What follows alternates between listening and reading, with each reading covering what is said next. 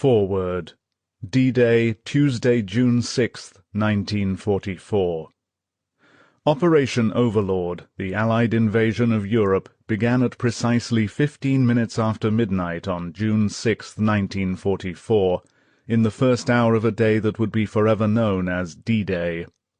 At that moment a few specially chosen men of the American 101st and 82nd Airborne Divisions stepped out of their planes into the moonlit night over Normandy.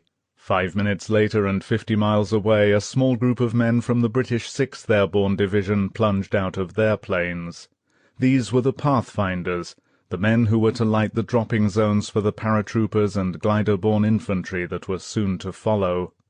The Allied airborne armies clearly marked the extreme limits of the Normandy battlefield.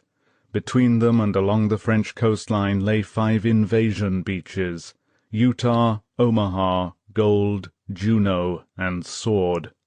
Through the pre-dawn hours, as paratroopers fought in the dark hedgerows of Normandy, the greatest armada the world had ever known began to assemble off those beaches, almost 5,000 ships, carrying more than 200,000 soldiers, sailors, and Coast Guard men.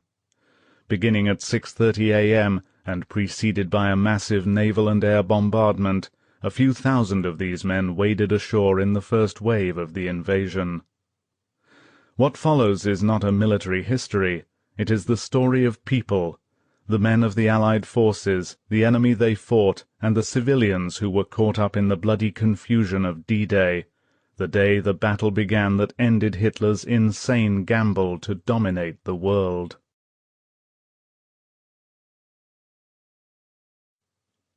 Part 1. The Wait. Believe me, Lang, the first 24 hours of the invasion will be decisive. The fate of Germany depends on the outcome. For the Allies as well as Germany, it will be the longest day. Field Marshal Erwin Rommel to his aide, April 22, 1944. 1. The village was silent in the damp June morning. Its name was La Roche-Guyon, and it had sat undisturbed for nearly 12 centuries in a great lazy loop of the Seine, roughly midway between Paris and Normandy. For years it had been just a place that people passed through on their way to somewhere else. Its only distinction was its castle, the seat of the Dukes de la Rochefoucauld. It was this castle, jutting out from the backdrop of hills behind the village, that had brought an end to the peace of La Roche-Guyon. On this grey morning the castle loomed up over everything, its massive stones glistening with dampness. It was almost 6 a.m., but nothing stirred in the 2 great cobbled courtyards. Outside the gates the main road stretched broad and empty, and in the village the windows of the red-roofed houses were still shuttered. La Roche-Guyon was very quiet, so quiet that it appeared to be deserted. But the silence was deceptive. Behind the shuttered windows people waited for a bell to ring. At 6 a.m. the bell in the 15th-century church of Saint-Sanson next to the castle would sound the Angelus. In more peaceful days it had had a simple meaning. In La Roche-Guyon the villagers would cross themselves and pause for a moment of prayer. But now the Angelus meant much more than a moment of meditation. This morning when the bell rang, it would mark the end of the night's curfew and the beginning of the 1451st day of German occupation. Everywhere in La Roche-Guyon there were sentries. Huddled in their camouflage capes, they stood inside both gates of the castle, at road-blocks at each end of the village, in pill-boxes built flush into the chalk outcroppings of the foothills, and in the crumbling ruins of an old tower on the highest hill above the castle. From up there machine-gunners could see everything that moved in this, the most occupied village in all of occupied France. Behind its pastoral front, La Roche-Guyon was really a prison. For every one of the 543 villagers in and around the area there were more than 3 German soldiers. One of these soldiers was Field Marshal Erwin Rommel, Commander-in-Chief of Army Group B, the most powerful force in the German West. His headquarters was in the castle of La Roche-Guyon.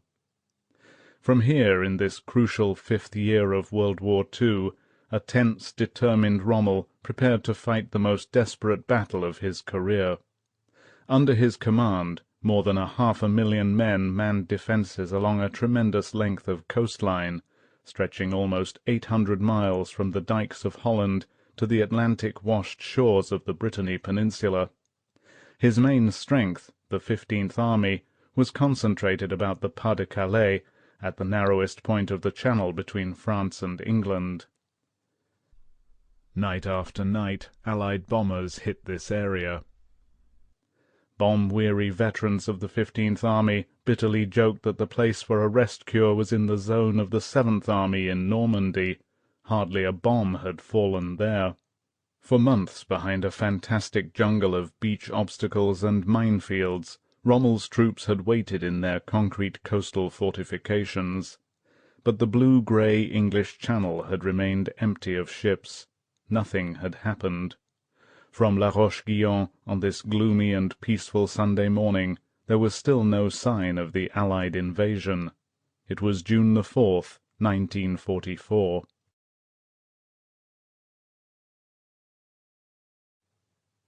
II.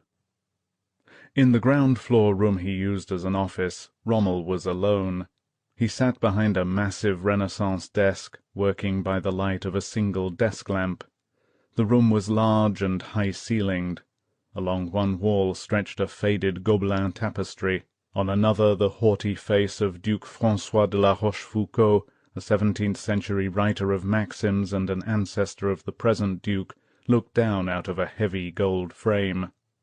There were a few chairs casually placed on the highly polished parquet floor, and thick draperies at the windows, but little else.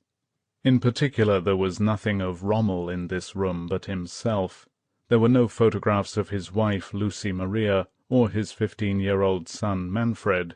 There were no mementos of his great victories in the North African deserts in the early days of the war, not even the garish field marshal's baton which Hitler had so exuberantly bestowed upon him in 1942. Only once had Rommel carried the 18-inch, 3-pound gold baton with its red velvet covering studded with gold eagles and black swastikas.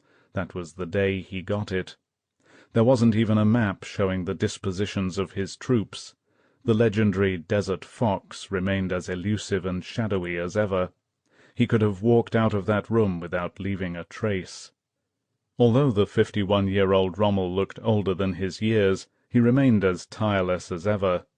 Nobody at Army Group B could remember a single night when he had slept longer than 5 hours. This morning, as usual, he had been up since before 4. Now he, too, waited impatiently for 6 o'clock. At that time he would breakfast with his staff, and then depart for Germany. This would be Rommel's first leave at home in months. He would go by car. Hitler had made it almost impossible for senior officers to fly by insisting that they use 3-engined aircraft and always with a fighter escort. Rommel disliked flying anyway. He would make the 8-hour journey home to Herrlingen-Ulm in his big black convertible Horch. He was looking forward to the trip, but the decision to go had not been an easy one to make. On Rommel's shoulders lay the enormous responsibility of repulsing the Allied assault the moment it began. Hitler's Third Reich was reeling from one disaster after another. Day and night thousands of Allied bombers pounded Germany. Russia's massive forces had driven into Poland. Allied troops were at the gates of Rome. Everywhere the great armies of the Wehrmacht were being driven back and destroyed. Germany was still far from beaten, but the Allied invasion would be the decisive battle. Nothing less than the future of Germany was at stake, and no one knew it better than Rommel. Yet this morning Rommel was going home. For months he had hoped to spend a few days in Germany the first part of June. There were many reasons why he now believed he could leave, and although he would never have admitted it, he desperately needed rest. Just a few days earlier he had telephoned his superior, the aged Field Marshal Gerd von Rundstedt, Commander-in-Chief West, requesting permission to make the trip. The request had been immediately granted. Next he had made a courtesy call to von Rundstedt's headquarters at Saint-Germain-en-Laye, outside of Paris, to take his leave formally. Both von Rundstedt and his chief of staff, Major General Günther Blumentritt, had been shocked by Rommel's haggard appearance. Blumentritt would always remember that Rommel looked tired and tense, a man who needed to be home for a few days with his family. Rommel was tense and edgy. From the very day he arrived in France toward the end of 1943, the problems of where and how to meet the Allied attack had imposed on him an almost intolerable burden. Like everybody else along the invasion front, he had been living through a nightmare of suspense. Hanging over him always was the need to outthink the Allies as to their probable intentions, how they would launch the attack, where they would attempt to land, and above all, when. Only one person really knew the strain that Rommel was under.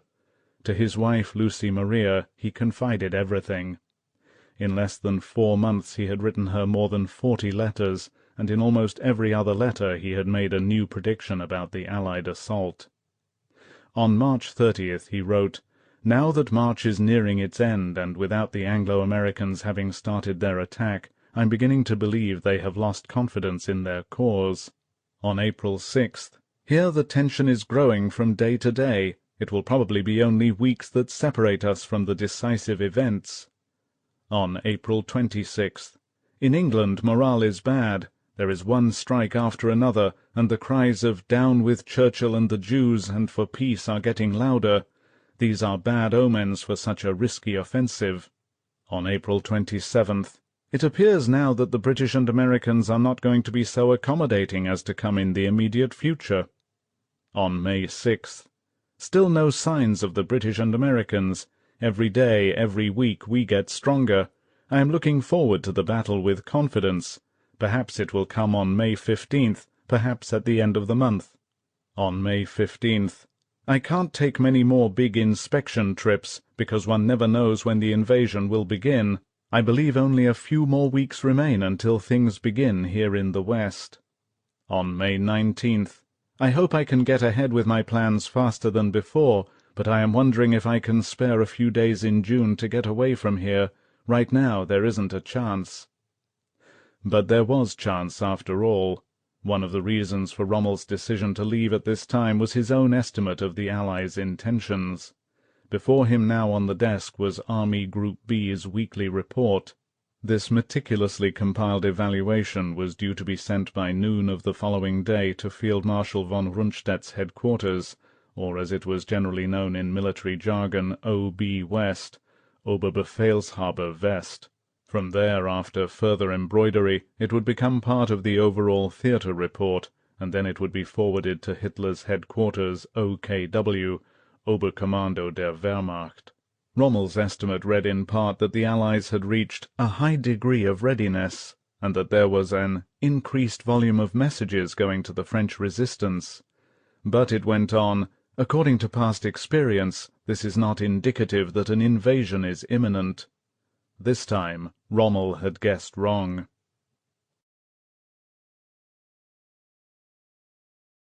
3. In the office of the Chief of Staff, down the corridor from the Field Marshal's study, Captain Helmut Lang, Rommel's 36-year-old aide, picked up the morning report. It was always his first chore for the Commander-in-Chief. Rommel liked to get the report early so that he could discuss it with his staff at breakfast. But there was nothing much in it this morning. The invasion front remained quiet except for the continuing nightly bombing of the Pas-de-Calais.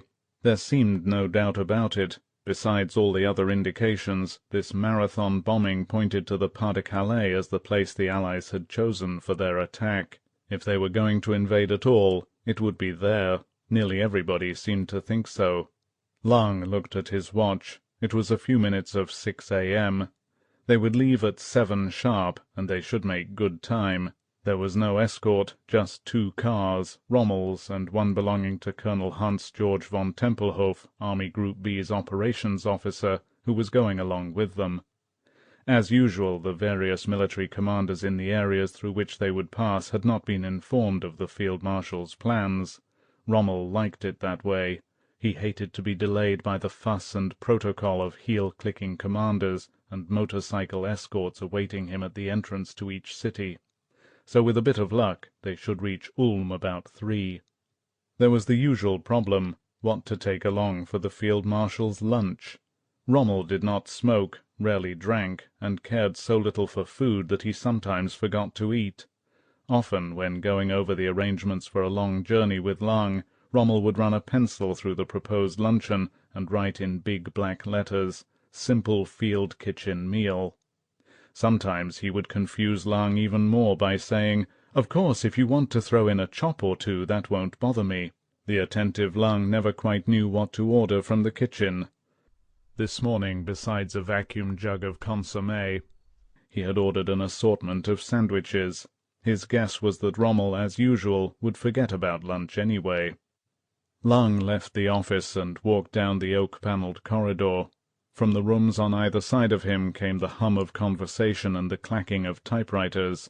Army Group B headquarters was an extremely busy place now.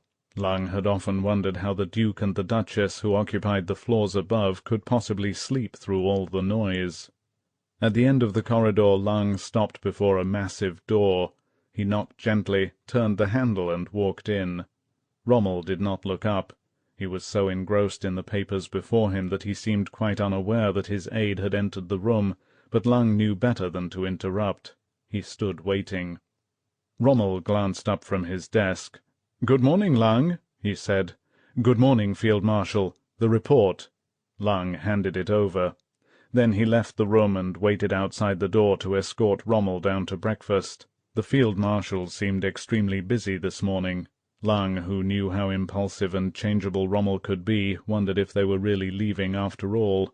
Rommel had no intention of cancelling the trip. Although no definite appointment had yet been made, he hoped to see Hitler. All field marshals had access to the Führer, and Rommel had telephoned his old friend, Major General Rudolf Schmundt, Hitler's adjutant, requesting an appointment. Schmundt thought the meeting could be arranged sometime between the 6th and the 9th. It was typical of Rommel that nobody outside of his own staff knew that he intended to see Hitler. In the official diaries at Rundstedt's headquarters, it was simply noted that Rommel was spending a few days' leave at home. Rommel was quite confident that he could leave his headquarters at this time. Now that May had passed, and it had been a month of perfect weather for the Allied attack, he had reached the conclusion that the invasion would not come for several more weeks. He was so confident of this that he had even set a deadline for the completion of all anti-invasion obstacle programs. On his desk was an order to the 7th and 15th Armies. "Every possible effort," it read, "must be made to complete obstacles so as to make a low-tide landing possible only at extreme cost to the enemy. Work must be pushed forward. Completion is to be reported to my headquarters by June 20th. He now reasoned, as did Hitler and the German High Command, that the invasion would take place either simultaneously with the Red Army's summer offensive or shortly after. The Russian attack, they knew, could not begin until the late thaw in Poland, and therefore they did not think the offensive could be mounted until the latter part of June. In the west the weather had been bad for several days, and it promised to be even worse. The 5 a.m. report, prepared by Colonel Professor Walter Stoeber, the Luftwaffe's chief meteorologist in Paris, predicted increasing cloudiness, high winds and rain. Even now a 20 to 30-mile-an-hour wind was blowing in the Channel. To Rommel it seemed hardly likely that the Allies would dare launch their attack during the next few days. Even at La Roche-Guyon during the night the weather had changed. Almost opposite Rommel's desk 2 small French windows opened out onto a terraced rose garden. It was not much of a rose garden this morning. Rose petals, broken branches and twigs were strewn all over. Shortly before dawn a brief summer storm had come out of the English Channel, swept along part of the French coast, and then passed on. Rommel opened the door of his office and stepped out. "Good morning, Lang," he said, as though he had not seen his aide until that moment. "Are we ready to go?" Together they went down to breakfast. Outside, in the village of La Roche-Guyon, the bell in the church of Saint-Saëns sounded the Angelus.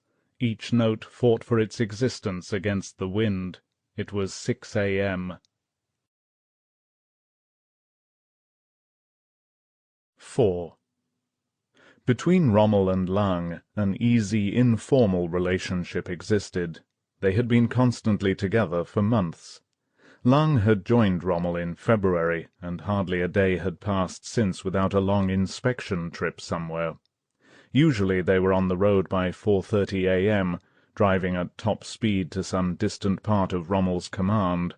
One day it would be Holland, another day Belgium, the next day Normandy or Brittany. The determined field marshal had taken advantage of every moment.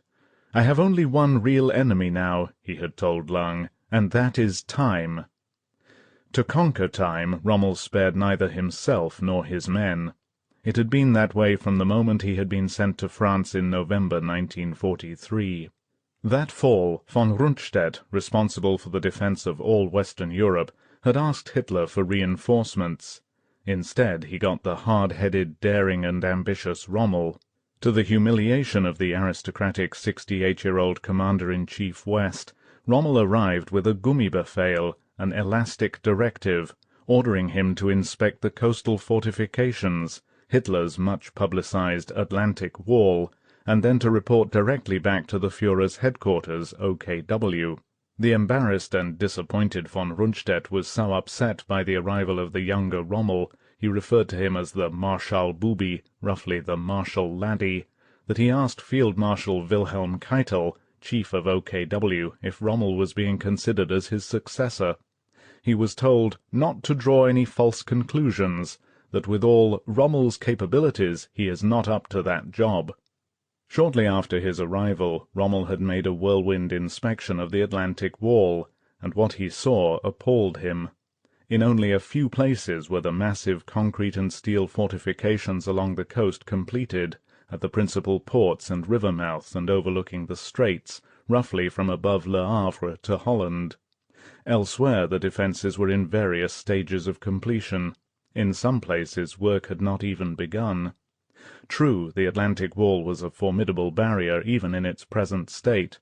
Where it was finished it fairly bristled with heavy guns. But there were not enough of them to suit Rommel. There was not enough of anything to stop the sort of onslaught that Rommel, always remembering his crushing defeat at the hands of Montgomery in North Africa the year before, knew must surely come.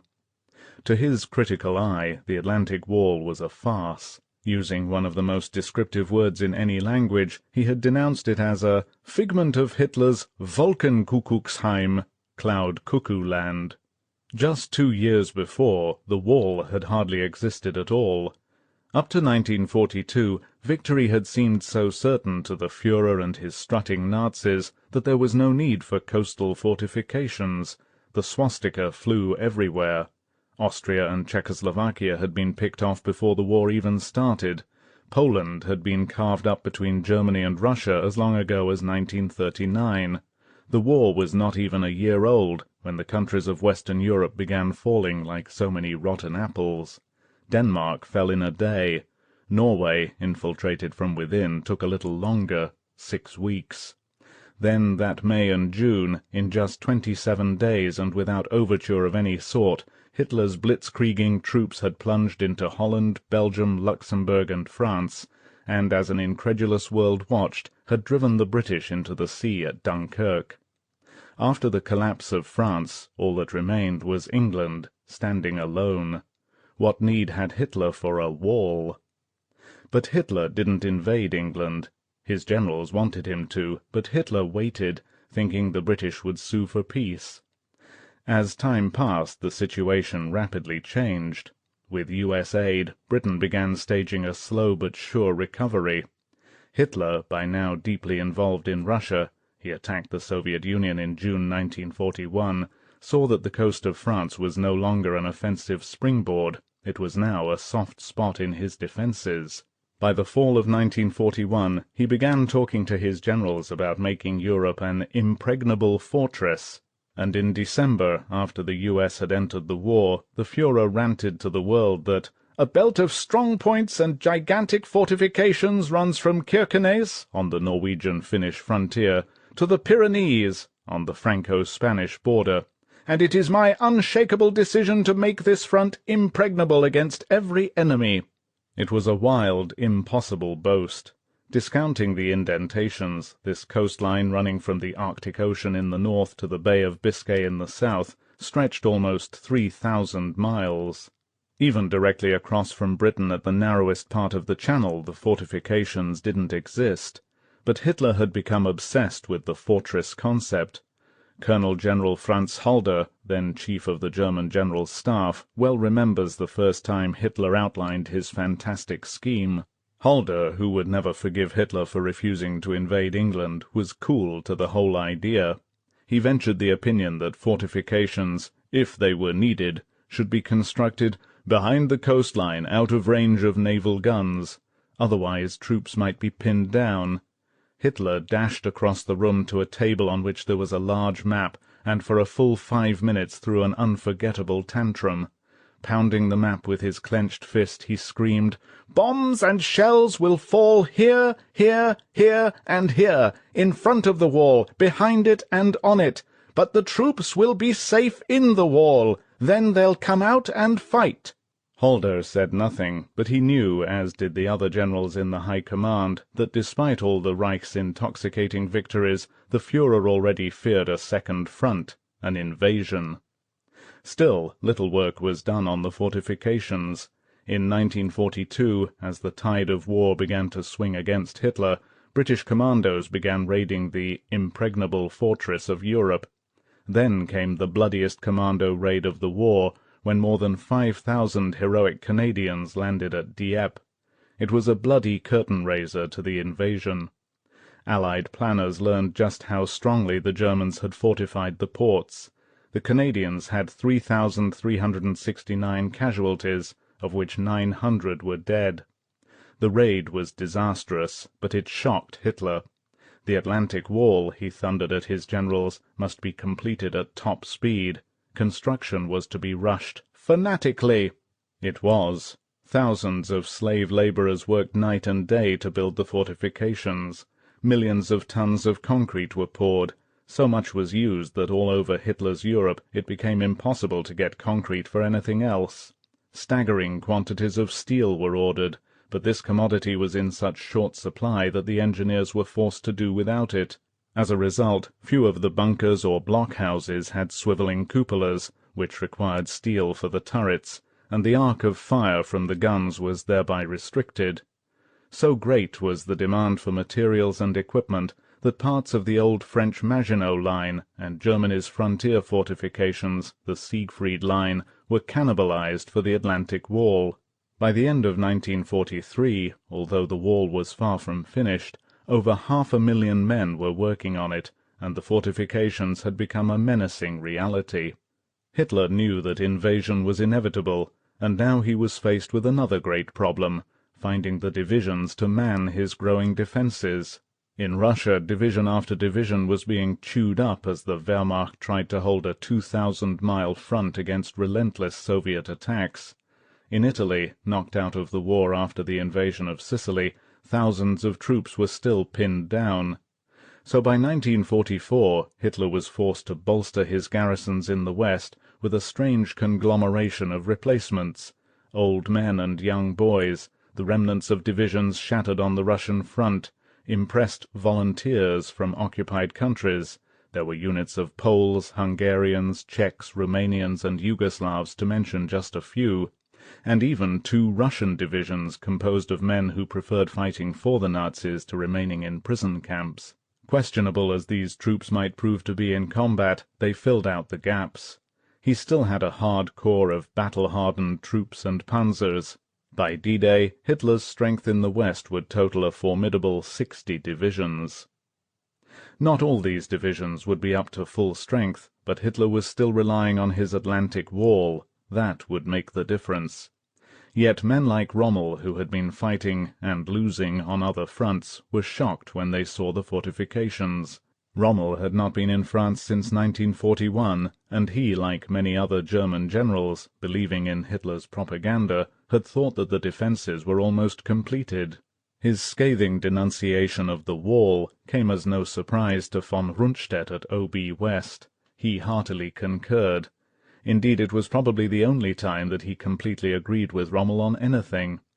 The wise old von Rundstedt had never believed in fixed defences. He had masterminded the successful outflanking of the Maginot Line in 1940 that had led to the collapse of France. To him, Hitler's Atlantic Wall was nothing more than an enormous bluff, more for the German people than for the enemy, and the enemy through his agents knows more about it than we do. It would temporarily obstruct the Allied attack, but it would not stop it. Nothing, von Rundstedt was convinced, could prevent the initial landings from being successful. His plan to defeat the invasion was to hold the great mass of his troops back from the coast and to attack after the Allied troops had landed.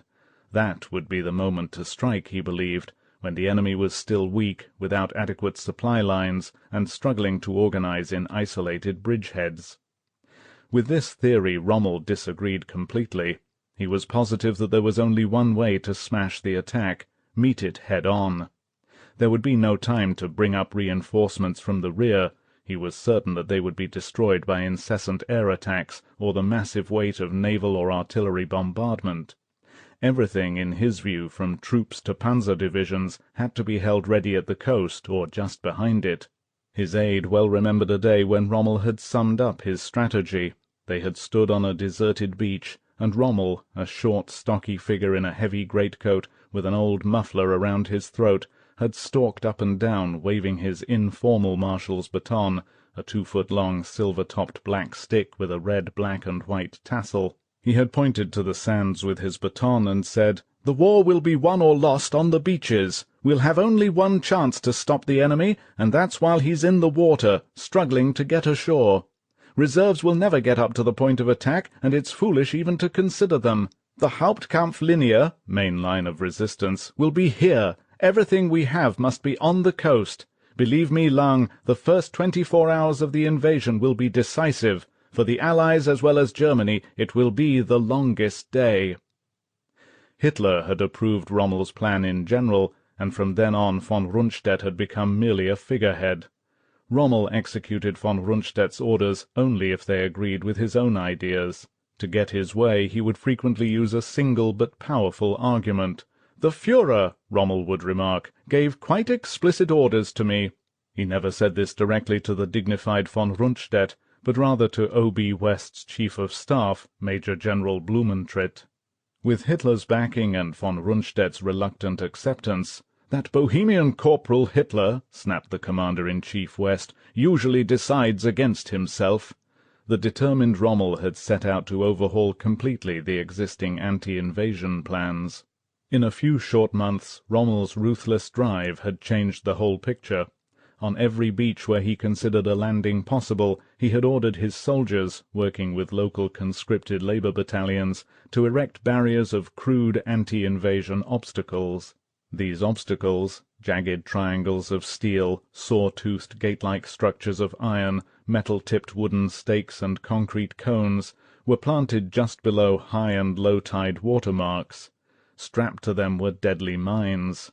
Where there were not enough mines, shells had been used, their noses pointed ominously out to sea. A touch would cause them to explode instantly. Rommel's strange inventions, he had designed most of them himself, were both simple and deadly. Their object was to impale and destroy troop-filled landing craft, or to obstruct them long enough for shore batteries to zero in. Either way, he reasoned, the enemy soldiers would be decimated long before they reached the beaches. More than 500,000 of these lethal underwater obstacles now stretched along the coastline. Still, Rommel, the perfectionist, was not satisfied.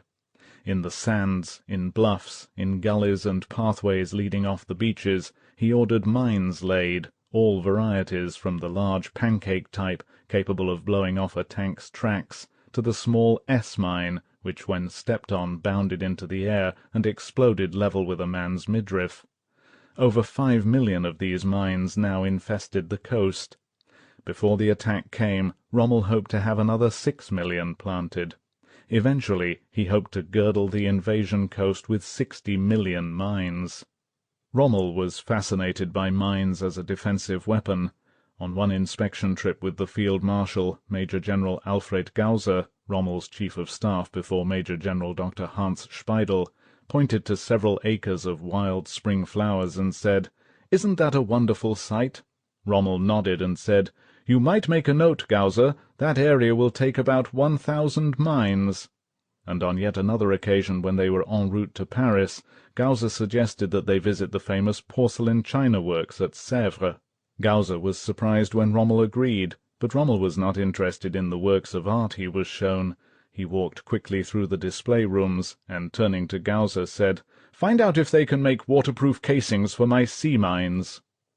Overlooking the coastline, back of this jungle of mines and obstacles, Rommel's troops waited in pillboxes, concrete bunkers, and communication trenches, all surrounded by layers of barbed wire. From these positions, every piece of artillery that the field marshal had been able to lay hands on looked down on sands and sea, already sighted in to give overlapping fields of fire. Some guns were actually in positions on the seashore itself. These were hidden in concrete emplacements beneath innocent-looking seaside homes, their barrels aimed not towards the sea, but directly down the beaches, so as to fire at point-blank range along the waves of assaulting troops.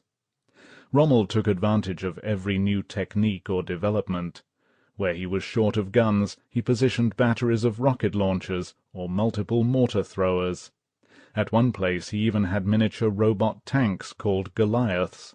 These devices, capable of carrying more than half a ton of explosives, could be guided by remote control from the fortifications down onto the beaches and detonated among troops or landing craft. About all that was missing from Rommel's medieval arsenal of weapons were crucibles of molten lead to pour down on the attackers, and in a way he had the modern equivalent, automatic flame-throwers. At some places along the front, webs of piping ran out from concealed kerosene tanks to the grassy approaches leading off the beaches. At the press of a button, advancing troops would be instantly swallowed by flame. Nor had Rommel forgotten the threat of parachutists or glider-borne infantry. Behind the fortifications, low-lying areas had been flooded, and into every open field within 7 or 8 miles of the coast heavy stakes had been driven and booby-trapped. Trip-wires were strung between these posts. When touched, they would immediately set off mines or shells. Rommel had organized a bloody welcome for the Allied troops. Never in the history of modern warfare had a more powerful or deadly array of defences been prepared for an invading force. Yet Rommel was not content. He wanted more pillboxes, more beach obstacles, more mines, more guns and troops. Most of all, he wanted the massive panzer divisions which were lying in reserve far from the coast. He had won memorable battles with panzers in the North African deserts. Now, at this crucial moment, neither he nor Rundstedt could move these armoured formations without Hitler's consent. The Führer insisted on holding them under his personal authority. Rommel needed at least 5 panzer divisions at the coast, ready to counter-attack within the first few hours of the Allied assault. There was only one way to get them. He would see Hitler. Rommel had often told Lang, "The last man who sees Hitler wins the game." On this leaden morning in La Roche-Guyon, as he prepared to leave for Germany and the long drive home, Rommel was more determined than ever to win the game.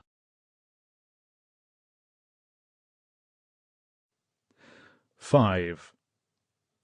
At 15th Army headquarters near the Belgian border 125 miles away, one man was glad to see the morning of June the 4th arrive. Lieutenant Colonel Helmut Meyer sat in his office, haggard and bleary-eyed. He had not really had a good night's sleep since June the 1st, but the night that had just passed had been the worst yet. He would never forget it. Meyer had a frustrating, nerve-wracking job. Besides being the 15th Army's intelligence officer, he also headed up the only counter-intelligence team on the invasion front. The heart of his setup was a 30-man radio interception crew who worked in shifts around the clock in a concrete bunker crammed full of the most delicate radio equipment. Their job was to listen, nothing more. But each man was an expert who spoke 3 languages fluently, and there was hardly a word, hardly a single stutter of Morse code whispering through the ether from Allied sources that they did not hear. Meyer's men were so experienced, and their equipment was so sensitive, that they were even able to pick up calls from radio transmitters in military police jeeps in England more than 100 miles away. This had been a great help to Meyer. American and British MPs chatting with one another by radio as they directed troop convoys had helped him no end in compiling a list of the various divisions stationed in England. But for some time now Meyer's operators had been unable to pick up any more of these calls. This was also significant to Meyer. It meant that a strict radio silence had been imposed. It was just one more clue to add to the many he already had that the invasion was close at hand. With all the other intelligence reports available to him, items like this helped Meyer develop a picture of Allied planning, and he was good at his job. Several times a day he sifted through sheaves of monitored reports, always searching for the suspicious, the unusual, and even the unbelievable. During the night his men had picked up the unbelievable. The message, a high-speed press cable, had been monitored just after dark. It read, "Urgent Press-Associated NYK Flash. Eisenhower's HQ announces Allied landings in France." Meyer was dumbfounded. His first impulse was to alert the headquarters staff, but he had paused and calmed down, because Meyer knew the message had to be wrong. There were two reasons why. First, there was the complete absence of any activity along the invasion front. He would have known immediately if there had been an attack. Second, in January, Admiral Wilhelm Canaris, then Chief of German Intelligence, had given Meyer the details of a fantastic two-part signal which he said the Allies would use to alert the underground prior to the invasion. Canaris had warned that the Allies would broadcast hundreds of messages to the underground in the months preceding the attack. Only a few of these would actually relate to D-Day. The remainder would be fake, deliberately designed to mislead and confuse. Canaris had been explicit. Meyer was to monitor all these messages in order not to miss the all-important one. At first Meyer had been skeptical. It had seemed madness to him to depend entirely on only one message. Besides, he knew from past experience that Berlin's sources of information were inaccurate 90% of the time. He had a whole file of false reports to prove his point. The Allies seemed to have fed every German agent from Stockholm to Ankara with the exact place and date of the invasion, and no two of the reports agreed. But this time Meyer knew Berlin was right. On the night of June the 1st, Meyer's men, after months of monitoring, had intercepted the first part of the Allied message, exactly as described by Canaris. It was not unlike the hundreds of other coded sentences that Meyer's men had picked up during the previous months. Daily, after the regular BBC news broadcasts, coded instructions in French, Dutch, Danish, and Norwegian were read out to the underground. Most of the messages were meaningless to Meyer, and it was exasperating not to be able to decode such cryptic fragments as, "The Trojan War will not be held," "Molasses tomorrow will spurt forth cognac," "John has a long moustache," or "Sabine has just had mumps and jaundice." But the message that followed the 9 p.m. BBC News on the night of June the 1st was one that Meyer understood only too well. "Kindly listen now to a few personal messages," said the voice in French. Instantly Sergeant Walter Reichling switched on a wire recorder. There was a pause, and then, "Les sanglots longs des violons de l'automne," the long sobs of the violins of autumn. Reichling suddenly clapped his hands over his earphones. Then he tore them off and rushed out of the bunker for Meyer's quarters. The sergeant burst into Meyer's office and excitedly said, "Sir, the first part of the message, it's here." Together they returned to the radio bunker, where Meyer listened to the recording. There it was, the message that Canaris had warned them to expect. It was the first line of Chanson d'automne, Song of Autumn, by the 19th-century French poet Paul Verlaine. According to Canaris's information, this line from Verlaine was to be transmitted on the 1st or 15th of a month, and will represent the first half of a message announcing the Anglo-American invasion. The last half of the message would be the second line of the Verlaine poem, Blesse mon cœur d'une langueur monotone, wound my heart with a monotonous languor. When this was broadcast, it would mean, according to Canaris, that the invasion will begin within 48 hours, the count starting at 0000 hours of the day following the transmission. Immediately on hearing the recording of the first line from Verlaine, Meyer informed the 15th Army's Chief of Staff, Major General Rudolf Hoffmann. "The first message has come," he told Hoffmann. "Now something is going to happen." "Are you absolutely sure?" Hoffmann asked. "We recorded it," Meyer replied. Hoffmann immediately gave the alarm to alert the whole of the 15th Army. Meyer, meanwhile, sent the message by teletype to OKW. Next he telephoned Rundstedt's headquarters, OB West, and Rommel's headquarters, Army Group B. At OKW the message was delivered to Colonel General Alfred Jodl, Chief of Operations. The message remained on Jodel's desk. He did not order an alert. He assumed Rundstedt had done so, but Rundstedt thought Rommel's headquarters had issued the order.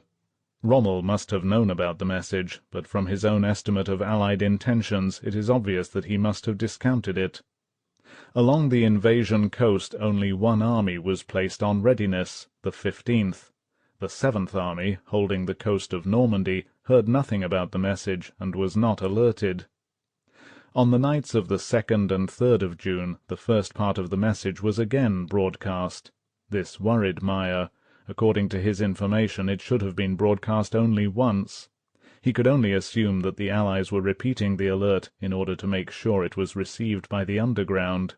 Within the hour after the message was repeated on the night of June the 3rd, the AP flash regarding the Allied landings in France had been picked up.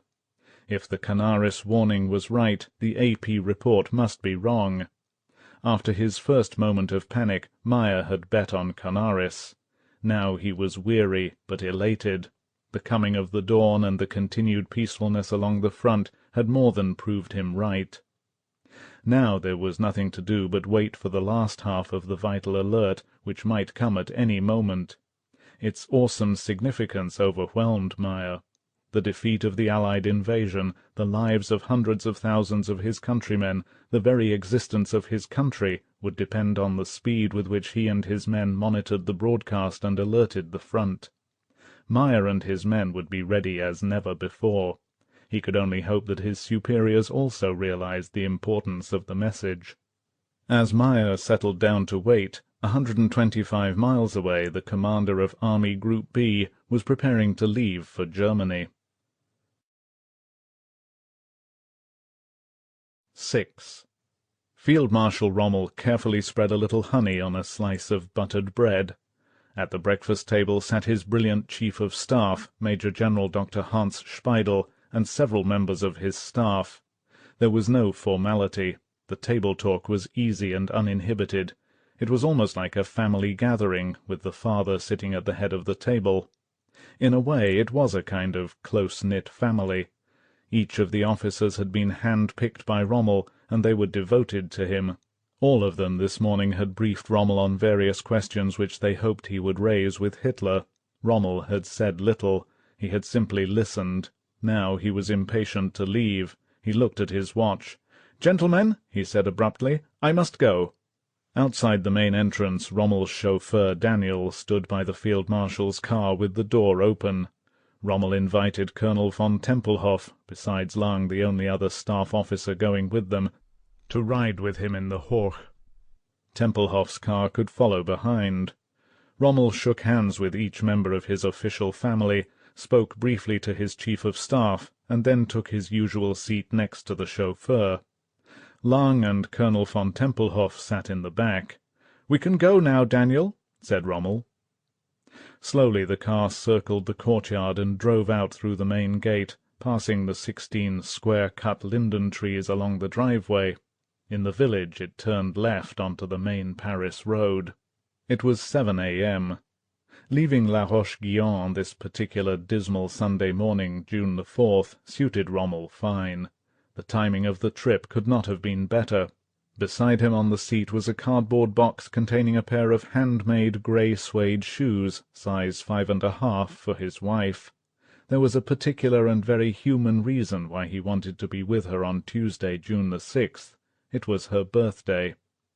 Since World War II, many of Rommel's senior officers have stood shoulder to shoulder in an effort to alibi the circumstances surrounding Rommel's absence from the front on June the 4th and 5th, and for the best part of D-Day itself. In books, articles, and interviews they have stated that Rommel left for Germany on June the 5th. This is not true.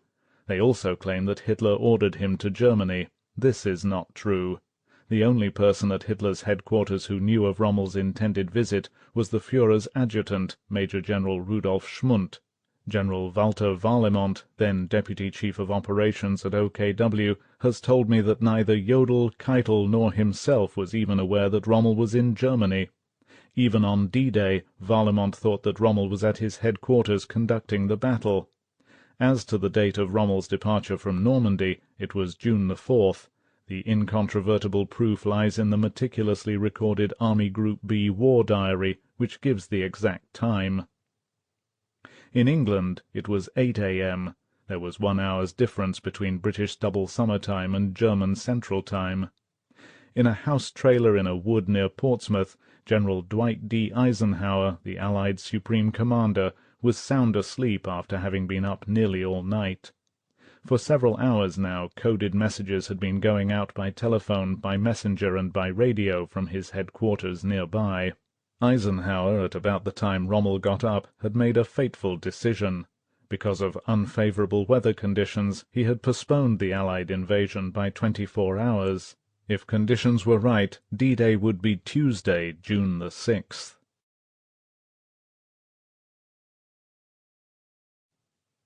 7. Lieutenant Commander George D. Hoffman, 33-year-old skipper of the destroyer USS Corrie, looked through his binoculars at the long column of ships ploughing steadily across the English Channel behind him. It seemed incredible to him that they had got this far without an attack of some sort. They were on course and exactly on time. The crawling convoy, following a circuitous route and moving less than 4 miles an hour, had sailed more than 80 miles since leaving Plymouth the night before. But at any moment now Hoffman expected to meet trouble, U-boat or aircraft attack, or both. At the very least he expected to encounter minefields, for as every minute passed they were sailing farther into enemy waters. France lay ahead, now only 40 miles away. The young commander, he had fleeted up on the Corrie from a lieutenant to skipper in less than 3 years, was immensely proud to be leading this magnificent convoy. But as he looked at it through his glasses, he knew that it was a sitting duck for the enemy. Ahead were the minesweepers, 6 small ships spread out in a diagonal formation, like one side of an inverted V, each one trailing in the water off to its right, a long, saw-toothed wire sweep to cut through the moorings and detonate floating mines. Behind the minesweepers came the lean, sleek shapes of the shepherds, the escorting destroyers, and behind them, stretching back as far as the eye could see, came the convoy, a great procession of lumbering, unwieldy landing ships carrying thousands of troops, tanks, guns, vehicles, and ammunition. Each of the heavily laden ships flew an anti-aircraft barrage balloon at the end of a stout cable, and because these protective balloons, all flying at the same altitude, swung out in the face of the brisk wind, the entire convoy appeared to be listing drunkenly to one side. To Hoffman it was quite a sight. Estimating the distance separating one ship from the next, and knowing the total number of vessels, he figured that the tail end of this fantastic parade must still be back in England, in Plymouth Harbour. And this was only one convoy.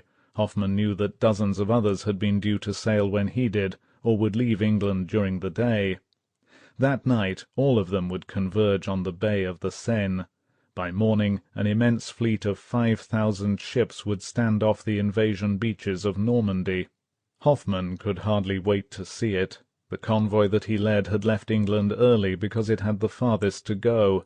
It was part of a massive American force, the 4th Division, destined for a place that Hoffman, like millions of other Americans, had never heard of before, a stretch of wind-blown sand on the eastern side of the Cherbourg Peninsula that had been given the code name Utah. 12 miles to the southeast, in front of the seaside villages of Vierville and Colville, lay the other American beach, Omaha, a crescent-shaped strip of silvery strand where the men of the 1st and 29th Divisions would land. The Corrie's captain had expected to see other convoys near him this morning, but he seemed to have the channel all to himself. He wasn't disturbed. Somewhere in the vicinity he knew other convoys attached to either Force U or Force O were sailing for Normandy. Hoffmann did not know that because of the uncertain weather conditions, a worried Eisenhower had permitted fewer than a score of slow-moving convoys to set sail during the night.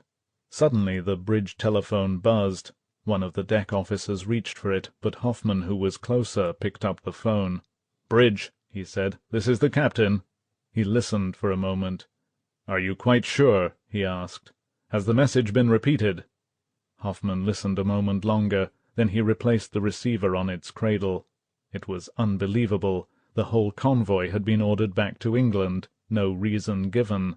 What could have happened? Had the invasion been postponed? Hoffmann looked through his glasses at the minesweepers ahead. They hadn't changed course. Neither had the destroyers behind them. Had they received the message? Before doing anything else, he decided to see the turnabout message for himself. He had to be sure. Quickly he climbed down to the radio shack one deck below. Radioman Third Class Benny Glisson had made no mistake. Showing his skipper the radio logbook, he said, "I checked it twice just to be certain." Hoffmann hurried back to the bridge. His job and that of the other destroyers now was to wheel this monstrous convoy around, and quickly. Because he was in the lead, his immediate concern was the flotilla of minesweepers several miles ahead. He could not contact them by radio because a strict radio silence had been imposed. "All engines ahead, full speed," Hoffmann ordered. "Close up on the minesweepers. Signalman on the light." As the Corrie raced forward, Hoffmann looked back and saw the destroyers behind him wheel and swing around the flanks of the convoy. Now, with signal lights blinking, they began the huge job of turning the convoy around. A worried Hoffmann realized that they were dangerously close to France, just 38 miles. Had they been spotted yet? It would be a miracle if they got away with the turnabout undetected. Down in the radio shack, Benny Glisson continued to pick up the coded postponement message every 15 minutes. To him it was the worst news he had received in a long time, for it seemed to confirm a nagging suspicion that the Germans knew all about the invasion. Had D-Day been called off because the Germans had found out? Like thousands of other men, Benny did not see how the invasion preparations, the convoys, the ships, men and supplies that filled every port, inlet and harbor from Land's End to Portsmouth, could possibly have gone unnoticed by Luftwaffe reconnaissance planes. And if the message simply meant that the invasion had been postponed for some other reason, then it followed that the Germans had still more time to spot the Allied armada. The 23-year-old radio operator turned the dial of another set and tuned in Radio Paris, the German propaganda station. He wanted to hear sexy-voiced Axis Sally. Her taunting broadcasts were amusing because they were so inaccurate, but you never could tell. There was another reason. The Berlin Bitch, as she was often irreverently called, seemed to have an inexhaustible supply of the latest hit tunes.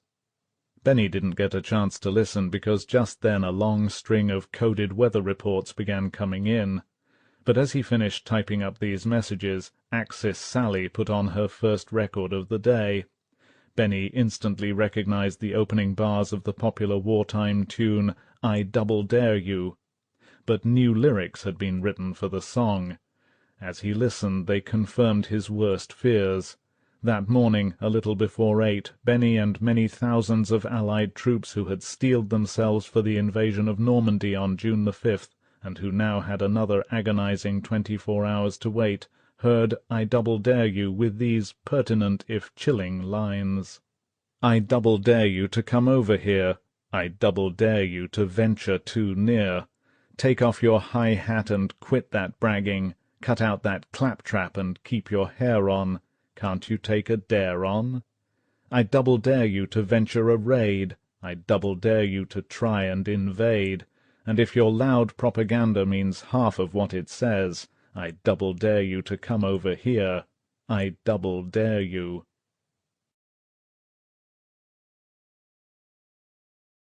8. In the huge operations centre at Allied Naval Headquarters in Southwick House outside Portsmouth, they waited for the ships to come back. The long, high room with its white and gold wallpaper was the scene of intense activity. One entire wall was covered by a gigantic chart of the English Channel. Every few minutes 2 wrens, working from a travelling step-ladder, moved coloured markers over the face of the chart as they plotted the new positions of each returning convoy. Clustered in groups of 2 and 3, staff officers from the various Allied services watched in silence as each new report came in. Outwardly they appeared calm, but there was no disguising the strain that everybody felt. Not only must the convoys wheel about, almost under the very noses of the enemy, and return to England along specific mine-swept tracks, they were now faced with the threat of another enemy, a storm at sea. For the slow-moving landing craft heavily loaded with troops and supplies, a storm could be disastrous. Already the wind in the Channel was blowing up to 30 miles an hour, with waves up to 5 feet, and the weather was due to get worse. As the minutes passed, the face of the chart reflected the orderly pattern of the recall. There were streams of markers backtracking up the Irish Sea, clustered in the vicinity of the Isle of Wight, and huddled together in various ports and anchorages along the southwest coast of England. It would take some of the convoys nearly all day to put back to port. The location of each convoy and that of nearly every other ship of the Allied fleet could be seen at a glance on the board. But 2 vessels were not shown, a pair of midget submarines. They seemed to have disappeared completely off the chart. In an office nearby, a pretty 24-year-old Wren lieutenant wondered how soon her husband would make it back to his home port.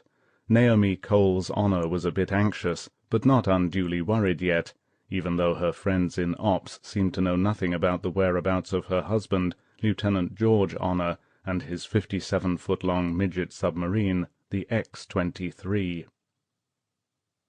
1 mile off the coast of France, a periscope broke the surface of the water. 30 feet below, crouching in the cramped control room of the X-23, Lieutenant George Honor pushed his cap back.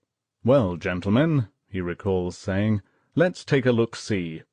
Cushioning one eye against the rubber-cupped eyepiece, he slowly pivoted the periscope around, and as the distorting shimmer of water disappeared from the lens, the blurred image before him straightened out, and became the sleepy resort town of Ouistreham, near the mouth of the Orne.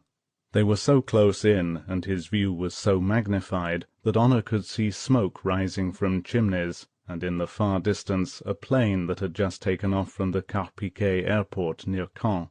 He could also see the enemy.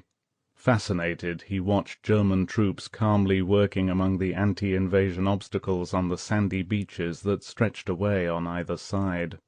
It was a great moment for the 26-year-old Royal Navy Reserve lieutenant. Standing back from the periscope, he said to Lieutenant Lionel G. Lyne, the navigational expert in charge of the operation, "Take a look, Thin. We're almost bang on the target." In a way, the invasion had already begun. The first craft and the first men of the Allied forces were in position off the beaches of Normandy. Directly ahead of the X-23 lay the British-Canadian assault sector. Lieutenant Honor and his crew were not unaware of the significance of this particular date. On another June 4th, 4 years earlier, at a place less than 200 miles away, the last of 338,000 British troops had been evacuated from a blazing port called Dunkirk. On the X-23 it was a tense, proud moment for the 5 specially chosen Englishmen. They were the British vanguard. The men of the X-23 were leading the way back to France for the thousands of their countrymen who would soon follow. These 5 men, crouching in the tiny all-purpose cabin of the X-23, wore rubber frogmen's suits, and they carried ingeniously falsified papers that would have passed the scrutiny of the most suspicious German sentry. Each had a false French identity card, complete with photograph, plus work permits and ration cards bearing official-looking German rubber-stamped impressions, and other letters and documents. In case anything went wrong, and the X-23 was sunk or had to be abandoned, Her crew members were to swim ashore and, armed with new identities, try to escape capture and make contact with the French underground. The X-23's mission was a particularly hazardous one. 20 minutes before H hour, the midget sub and her sister ship, the X-20, some 20 miles farther down the coast, opposite the little village of Le Hamel, would boldly come to the surface to act as navigational markers, clearly defining the extreme limits of the British-Canadian assault zone, 3 beaches that had been given the code names Sword, Juno, and Gold. The plan they were to follow was involved and elaborate. An automatic radio beacon capable of sending out a continuous signal was to be switched on the moment they surfaced. At the same time, sonar apparatus would automatically broadcast sound waves through the water, which could be picked up by underwater listening devices. The fleet carrying British and Canadian troops would home in on either one or both of the signals. Each midget also carried an 18-foot telescopic mast, to which was attached a small but powerful searchlight that could send out a flashing beam capable of being seen more than 5 miles away. If the light showed green, it would mean that the subs were on target. If not, the light would be red. As additional navigation aids, the plan called for each midget to launch a moored rubber dinghy with a man in it and allow it to drift a certain distance toward shore. The dinghies had been outfitted with searchlights which would be operated by their crewmen. By taking bearings on the lights of the midgets and their drifting dinghies, approaching ships would be able to pinpoint the exact positions of the 3 assault beaches. Nothing had been forgotten, not even the danger that the little sub might be run over by some lumbering landing craft. As protection, the X-23 would be clearly marked by a large yellow flag. The point had not escaped Honor that the flag would also make them a fine target for the Germans. Notwithstanding, he planned to fly a second flag, a large white Navy battle-duster.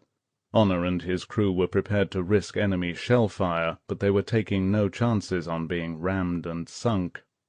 All this paraphernalia and more had been packed into the already cramped innards of the X-23. 2 extra crewmen, both navigation experts, had also been added to the sub's normal complement of 3 men. There was scarcely room now to stand up or sit down in the X-23's single all-purpose cabin, which was only 5 feet 8 inches high, 5 feet wide, and barely 8 feet long. Already it was hot and stuffy, and the atmosphere would get much worse before they dared surface, which would not be until after dark.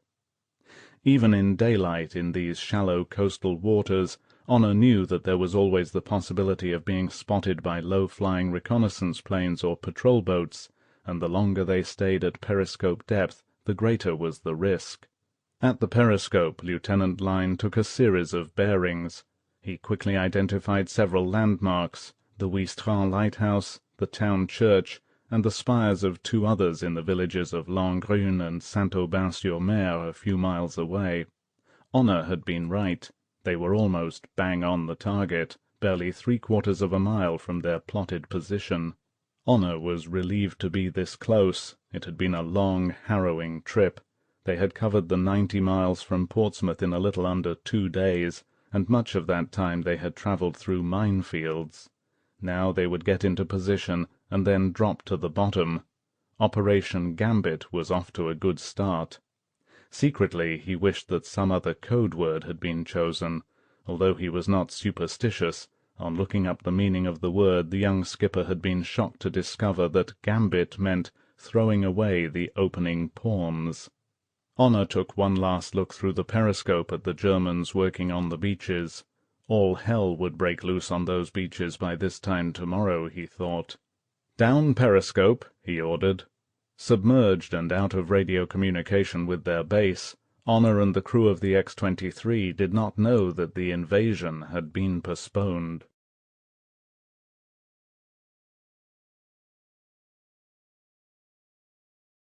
(9) By 11 a.m. the gale in the Channel was blowing hard.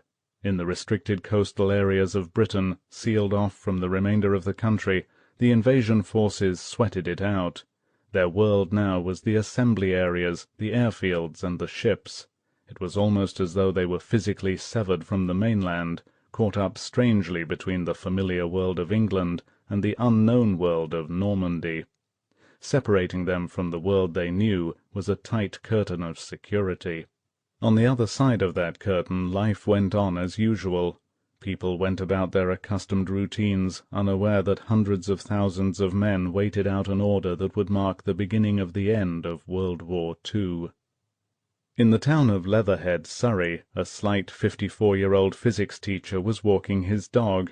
Leonard Sidney Daw was a quiet, unassuming sort of man, and outside of a small circle of friends he was unknown. Yet the retiring Daw enjoyed a public following far exceeding that of a film star.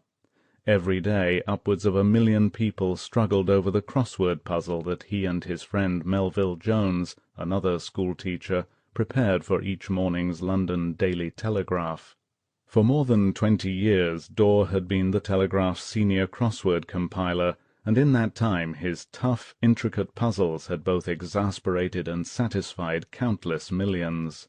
Some addicts claimed that the Times's puzzle was tougher, but Daw's fans were quick to point out that the Telegraph's crossword had never repeated the same clue twice. That was a matter of considerable pride to the reserved Daw. Daw would have been astonished to know that ever since May 2nd he had been the subject of a most discreet inquiry by a certain department in Scotland Yard charged with counter-espionage, MI5. For over a month his puzzles had thrown one scare after another into many sections of the Allied High Command. On this particular Sunday morning MI5 had decided to talk to Daw. When he returned home he found 2 men waiting for him. Daw, like everybody else, had heard of MI5, but what could they possibly want with him? "Mr. Daw," said one of the men as the questioning began, "during the last month a number of highly confidential code words concerning a certain Allied operation have appeared in the Telegraph crossword puzzles. Can you tell us what prompted you to use them, or where you got them?"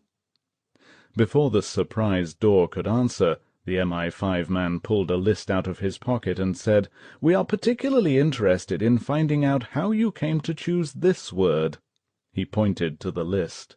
The prize competition crossword in the Telegraph for May 27th included the clue 11 across, but some bigwig like this has stolen some of it at times. This mystifying clue, through some strange alchemy, made sense to Daw's devoted followers. The answer, published just 2 days before on June 2nd, was the code name for the entire Allied invasion plan, Overlord. Daw did not know what Allied operation they were talking about, so he was not unduly startled or even indignant at these questions. He could not explain, he told them, just how or why he had chosen that particular word. It was quite a common word in history books, he pointed out.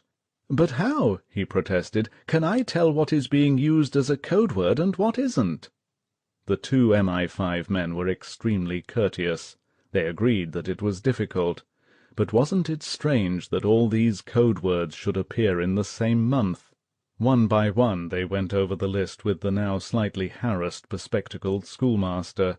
In the puzzle for May 2nd the clue, "one of the U.S., 17 across, had produced the solution Utah. The answer to 3 down, Red Indian on the Missouri, on May 22nd, turned out to be Omaha. In the May 30th crossword, 11 across, "This bush is a centre of nursery revolutions," required the word Mulberry, the code name for the 2 artificial harbours that were to be placed in position off the beaches.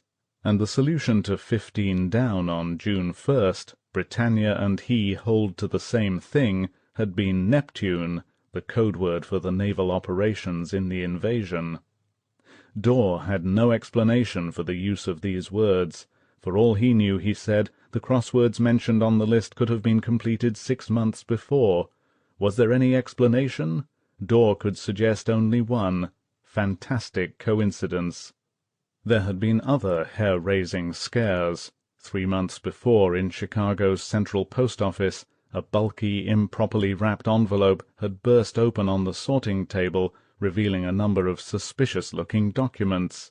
At least a dozen sorters saw the contents, something about an operation called Overlord. Intelligence officers were soon swarming all over the scene. The sorters were questioned and told to forget everything they might have seen. Next, the completely innocent addressee was interrogated, a girl. She could not explain why these papers were en route to her, but she did recognize the handwriting on the envelope. Through her the papers were traced back to their point of origin, an equally innocent sergeant at American headquarters in London. He had wrongly addressed the envelope. By mistake he had sent it to his sister in Chicago. Minor as this incident was, it might have assumed even greater proportions had Supreme Headquarters known that the German intelligence service, the Abwehr, had already discovered the meaning of the code word Overlord. One of their agents, an Albanian named Diello, but better known to the Abwehr as Cicero, had sent Berlin the information in January.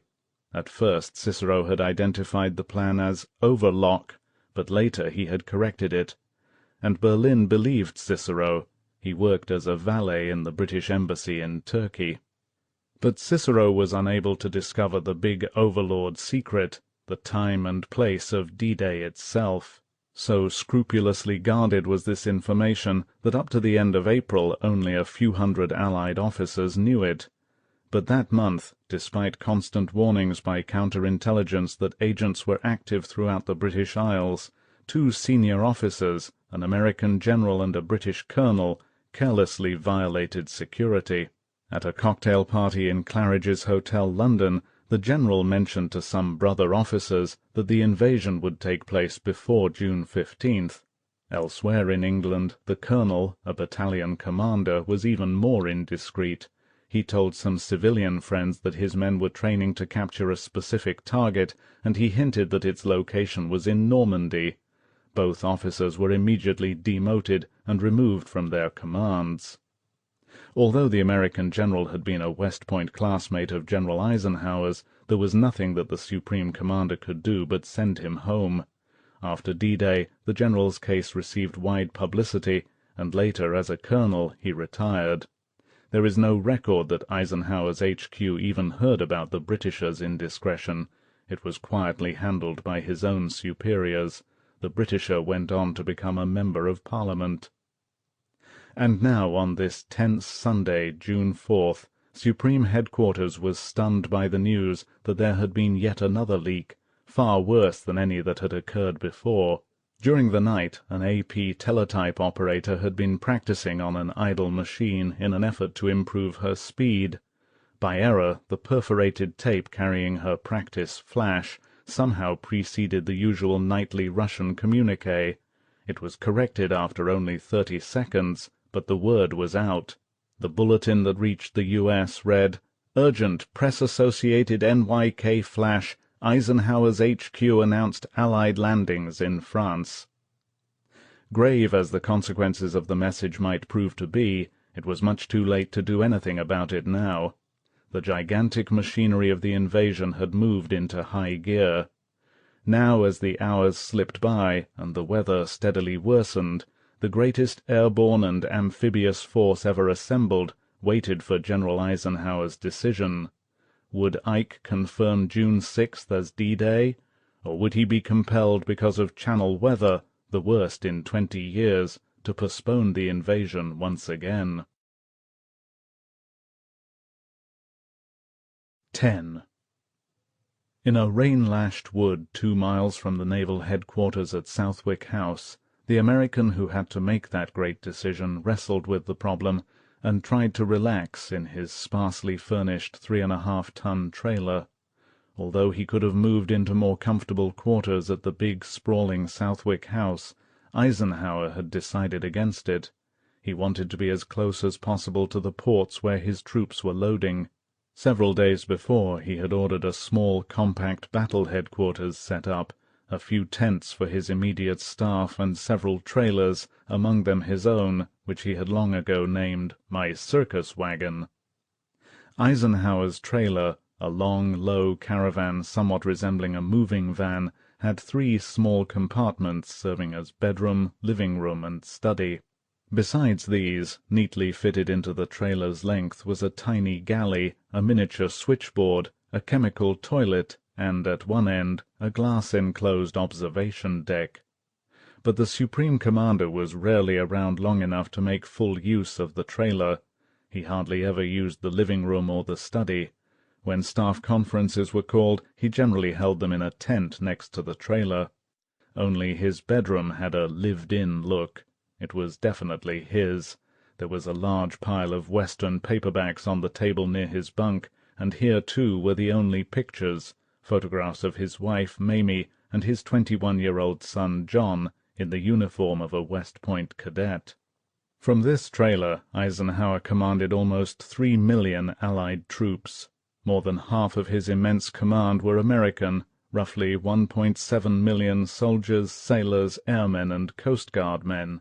British and Canadian forces together totaled around 1 million, and in addition there were fighting French, Polish, Czech, Belgian, Norwegian, and Dutch contingents.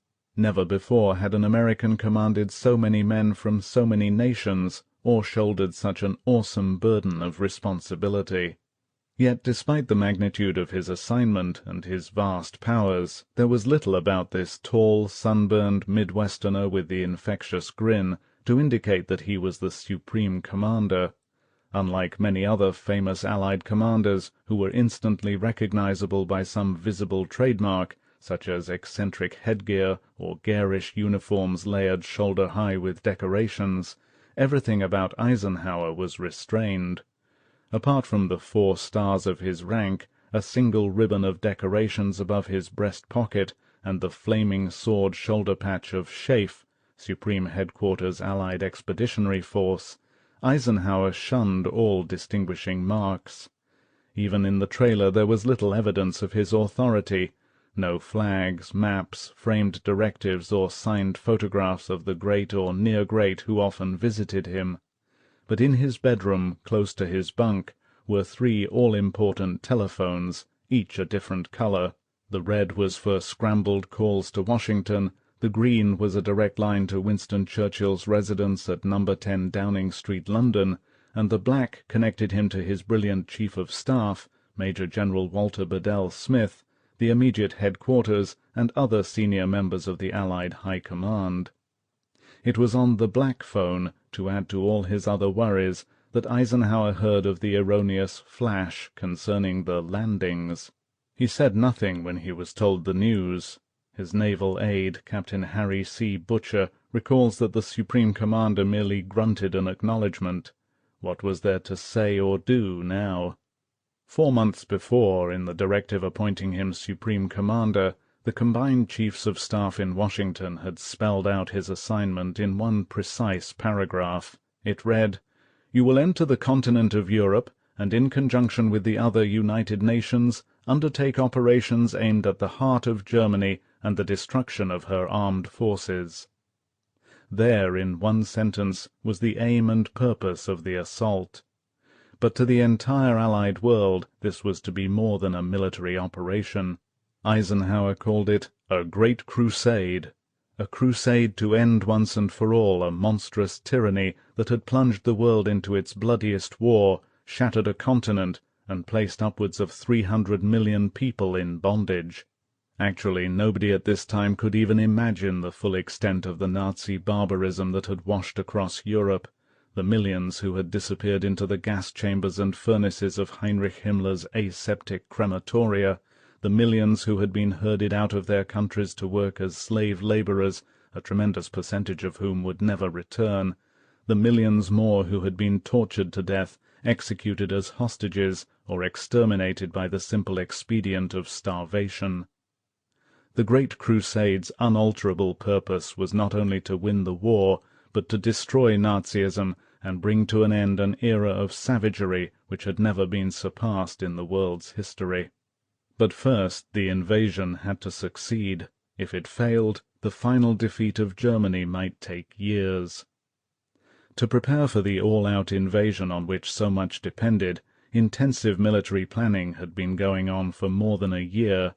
Long before anyone knew that Eisenhower would be named Supreme Commander, a small group of Anglo-American officers, under Britain's Lieutenant General Sir Frederick Morgan, had been laying the groundwork for the assault.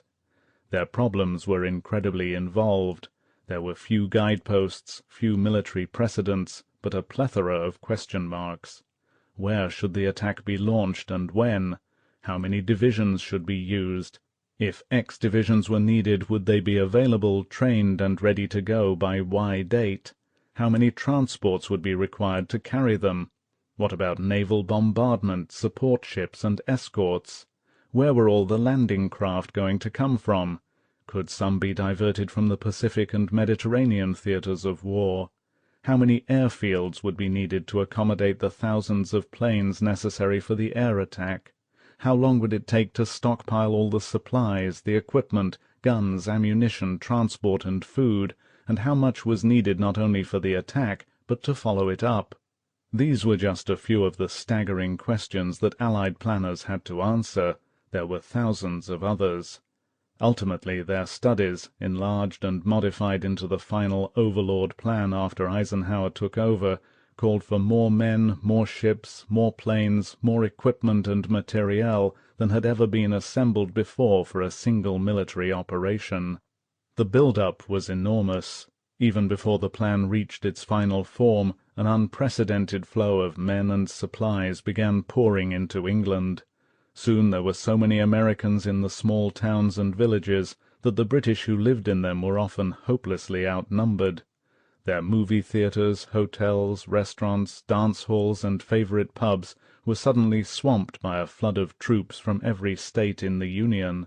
Airfields blossomed everywhere. For the great air offensive, 163 bases were constructed, in addition to the scores already in existence, until at last there were so many that a standard gag among 8th and 9th Air Force crewmen was that they could taxi the length and breadth of the island without scratching a wing. Ports were jammed. A great supporting naval fleet of almost 900 ships, from battleships to PT boats, began to assemble. Convoys arrived in such great numbers that by spring they had delivered almost 2 million tons of goods and supplies, so much that 170 miles of new railroad lines had to be laid down to move it. By May, southern England looked like a huge arsenal. Hidden in the forests were mountainous piles of ammunition. Stretching across the moors, bumper to bumper, were tanks, half-tracks, armoured cars, trucks, jeeps and ambulances, more than 50,000 of them. In the fields were long lines of howitzers and anti-aircraft guns, great quantities of prefabricated materials from Nissen huts to airstrips, and huge stocks of earth-moving equipment from bulldozers to excavators. At central depots there were immense quantities of food, clothing and medical supplies, from pills for combating seasickness to 124,000 hospital beds. But the most staggering sight of all were the valleys filled with long lines of railroad rolling stock, almost 1,000 brand-new locomotives and nearly 20,000 tanker cars and freight cars, which would be used to replace the shattered French equipment after the beachhead had been established. There were also strange new devices of war. There were tanks that could swim, others that carried great rolls of lath to be used in anti-tank ditches or as stepping stones over walls, and yet others equipped with great chain flails that beat the ground in front of them to explode mines. There were flat, block-long ships, each carrying a forest of pipes for the launching of warfare's newest weapon, rockets. Perhaps strangest of all were 2 man-made harbours that were to be towed across to the Normandy beaches. They were engineering miracles, and one of the big Overlord secrets. They assured the constant flow of men and supplies into the beachhead during the first critical weeks until a port could be captured. The harbours, called mulberries, consisted first of an outer breakwater made up of great steel floats.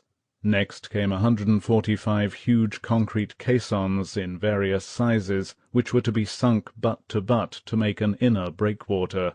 The largest of these caissons had crew quarters and anti-aircraft guns, and when it was being towed, looked like a 5-story apartment building lying on its side.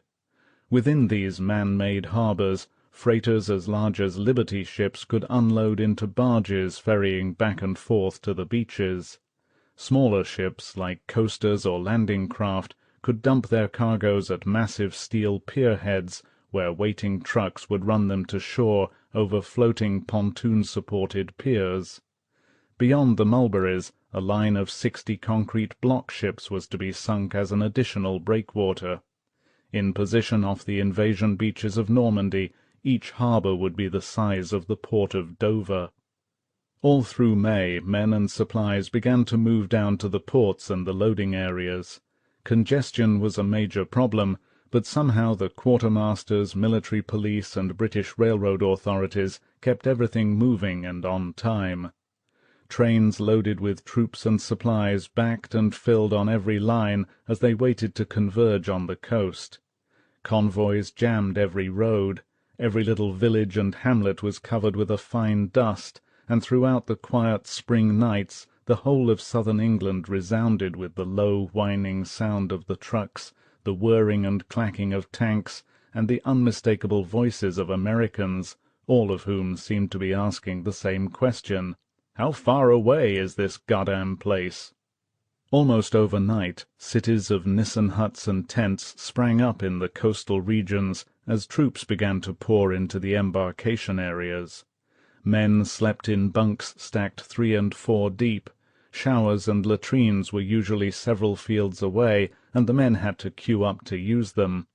Chow lines were sometimes a quarter of a mile long.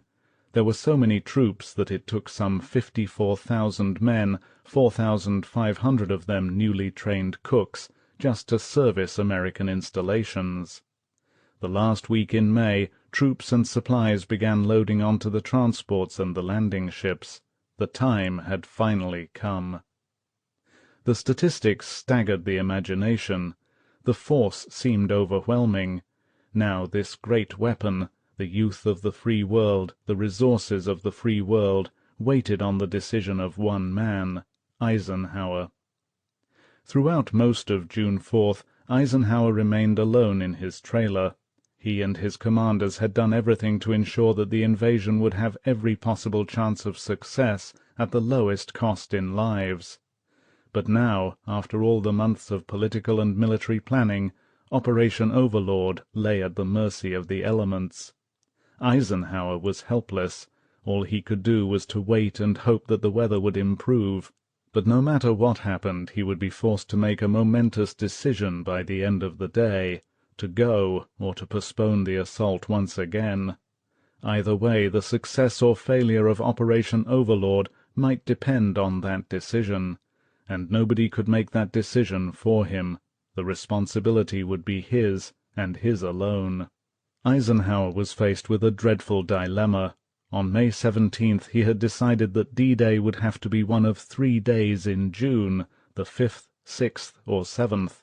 Meteorological studies had shown that 2 of the vital weather requirements for the invasion could be expected for Normandy on those days: a late rising moon, and shortly after dawn, a low tide. The paratroopers and glider-borne infantry who would launch the assault, some 18,000 men of the U.S. 101st and 82nd Divisions and the British 6th Division, needed the moonlight, but their surprise attack depended on darkness up to the time they arrived over the dropping zones. Thus their critical demand was for a late rising moon. The seaborne landings had to take place when the tide was low enough to expose Rommel's beach obstacles. On this tide the timing of the whole invasion would depend. And to complicate the meteorological calculations further, follow-up troops landing much later in the day would also need a low tide, and it had to come before darkness set in. These 2 critical factors of moonlight and tide shackled Eisenhower. Tide alone reduced the number of days for the attack in any one month to 6, and 3 of those were moonless. But that was not all. There were many other considerations he had to take into account. First, all the services wanted long hours of daylight and good visibility, to identify the beaches, for the naval and air forces to spot their targets, and to reduce the hazard of collision when 5,000 ships began maneuvering almost side by side in the Bay of the Seine. Second, a calm sea was required. Apart from the havoc a rough sea might cause to the fleet, seasickness could leave the troops helpless long before they even set foot on the beaches. Third, low winds blowing inshore were needed to clear the beaches of smoke so that targets would not be obscured. And finally, the Allies required 3 more quiet days after D-Day to facilitate the quick build-up of men and supplies. Nobody at Supreme Headquarters expected perfect conditions on D-Day, least of all Eisenhower. He had schooled himself in countless dry runs with his meteorological staff to recognize and weigh all the factors which would give him the bare minimum conditions acceptable for the attack. But according to his meteorologist, the chances were about 10 to 1 against Normandy having weather on any one day in June which would meet even the minimal requirements. On this stormy Sunday, as Eisenhower, alone in his trailer, considered every possibility, those odds appeared to have become astronomical. Of the 3 possible days for the invasion, he had chosen the 5th, so that if there were a postponement, he could launch the assault on the 6th. But if he ordered the landings for the 6th and then had to cancel them again, the problem of refueling the returning convoys might prevent him from attacking on the 7th. There would then be 2 alternatives. He could postpone D-Day until the next period when the tides were right, June 19th, but if he did that, the airborne armies would be forced to attack in darkness. June 19th was moonless. The other alternative was to wait until July, and that long a postponement, as he was later to recall, was too bitter to contemplate. So terrifying was the thought of postponement that many of Eisenhower's most cautious commanders were even prepared to risk attack instead on the 8th or 9th. They did not see how more than 200,000 men, most of them already briefed, could be kept isolated and bottled up for weeks on ships, in embarkation areas, and on airfields without the secret of the invasion leaking out. Even if security remained intact during the period, surely Luftwaffe reconnaissance aircraft would spot the massed fleet, if they hadn't done so already, or German agents would somehow learn of the plan. For everybody the prospect of a postponement was grim, but it was Eisenhower who would have to make the decision. In the fading light of the afternoon the Supreme Commander occasionally came to the door of his trailer and gazed up through the wind-swept treetops at the blanket of clouds that covered the sky. At other times he would pace up and down outside the trailer, chain-smoking, kicking at the cinders on the little pathway, a tall figure, shoulders slightly hunched, hands rammed deep into his pockets. On these solitary strolls Eisenhower scarcely seemed to notice anybody, but during the afternoon he spotted one of the 4 pool correspondents accredited to his advance headquarters, Merrill Red Mueller of NBC. "Let's take a walk, Red," said Ike abruptly, and without waiting for Mueller he strode off, hands in his pockets, at his usual brisk pace. The correspondent hurriedly caught up with him as he disappeared into the woods. It was a strange, silent walk. Eisenhower uttered hardly a word. Ike seemed completely preoccupied with his own thoughts, completely immersed in all his problems, Mueller remembers. It was almost as though he had forgotten I was with him. There were many questions that Mueller wanted to put to the Supreme Commander, but he didn't ask them. He felt that he couldn't intrude. When they returned to the encampment and Eisenhower had said good-bye, the correspondent watched him climb the little aluminum stairs leading to the trailer door. At that moment he appeared to Mueller to be bowed down with worry, as though each of the 4 stars on either shoulder weighed a ton. Shortly before 9:30 that night, Eisenhower's senior commanders and their chiefs of staff gathered in the library of Southwick House. It was a large, comfortable room, with a table covered by a green baize cloth, several easy chairs, and 2 sofas. Dark oak bookcases lined 3 of the walls, but there were few books on the shelves, and the room had a bare look. Heavy double blackout curtains hung at the windows, and on this night they muffled the drumming of the rain and the flat buckling sound of the wind. Standing about the room in little groups, the staff officers talked quietly. Near the fireplace, Eisenhower's Chief of Staff, Major General Walter Bedell Smith, conversed with the pipe-smoking Deputy Supreme Commander, Air Chief Marshal Tedder. Seated to one side was the fiery Allied Naval Commander Admiral Ramsay, and close by the Allied Air Commander, Air Chief Marshal Lee Mallory. Only one officer was dressed informally, General Smith recalls. The peppery Montgomery, who would be in charge of the D-Day assault, wore his usual corduroy slacks and roll-necked sweater. These were the men who would translate the order for the attack when Eisenhower gave the word to go. Now they and their staff officers, altogether there were 12 senior officers in the room, waited for the arrival of the Supreme Commander and the decisive conference that would begin at 9:30. At that time they would hear the latest forecasts of the meteorologists. At exactly 9:30 the door opened, and Eisenhower, neat in his dark green battle-dress, strode in. There was just the faintest flicker of the old Eisenhower grin as he greeted his old friends, but the mask of worry quickly returned to his face as he opened the conference. There was no need for a preamble. Everybody knew the seriousness of the decision that had to be made. So almost immediately the 3 senior Overlord meteorologists, led by their chief, Group Captain J.N. Stagg of the Royal Air Force, came into the room. There was a hushed silence as Stagg opened the briefing. Quickly he sketched the weather picture of the previous 24 hours, and then he quietly said, "Gentlemen, there have been some rapid and unexpected developments in the situation." All eyes were on Stagg now, as he presented the anxious-faced Eisenhower and his commanders with a slender ray of hope.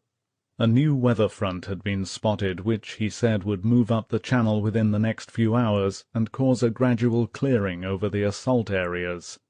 These improving conditions would last throughout the next day and continue up to the morning of June 6th. After that the weather would begin to deteriorate again. During this promised period of fair weather, the winds would drop appreciably and the skies would clear, enough at least for bombers to operate on the night of the 5th and throughout the morning of the 6th. By noon the cloud layer would thicken and the skies would become overcast again. In short, what Eisenhower was being told was that a barely tolerable period of fair conditions, far below the minimal requirements, would prevail for just a little more than 24 hours. The moment Stagg had finished, he and the other 2 meteorologists were subjected to a barrage of questions. Were all of them confident about the accuracy of their predictions? Could their forecasts be wrong? Had they checked their reports with every available source? Was there any chance of the weather continuing to improve in the few days immediately after the 6th? Some of the questions were impossible for the weathermen to answer. Their report had been checked and double-checked, and they were as optimistic as they could be about the forecast, but there was always the chance that the vagaries of the weather might prove them wrong. They answered as best they could, then they withdrew. For the next 15 minutes Eisenhower and his commanders deliberated. The urgency of making a decision was stressed by Admiral Ramsay. The American task force for Omaha and Utah beaches under the command of Rear Admiral A.G. Kirk would have to get the order within a half hour if Overlord was to take place on Tuesday. Ramsay's concern was prompted by the refueling problem. If those forces sailed later and were then recalled, it would be impossible to get them ready again for a possible attack on Wednesday the 7th. Eisenhower now polled his commanders one by one. General Smith thought the attack should go in on the 6th. It was a gamble, but one that should be taken. Tedder and Lee Mallory were both fearful that even the predicted cloud cover would prove too much for the air forces to operate effectively. It might mean that the assault would take place without adequate air support. They thought it was going to be chancy. Montgomery stuck to the decision that he had made the night before when the June 5th D-Day had been postponed. "I would say go," he said. It was now up to Ike. The moment had come when only he could make the decision. There was a long silence as Eisenhower weighed all the possibilities. General Smith, watching, was struck by the isolation and loneliness of the Supreme Commander as he sat, hands clasped before him, looking down at the table. The minutes ticked by. Some say 2 minutes passed, others as many as 5. Then Eisenhower, his face strained, looked up and announced his decision. Slowly he said, "I am quite positive we must give the order.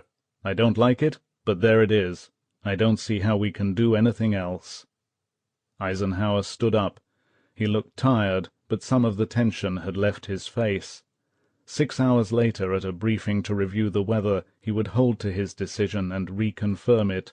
Tuesday, June 6th, would be D-Day. Eisenhower and his commanders left the room, hurrying now to set the great assault in motion.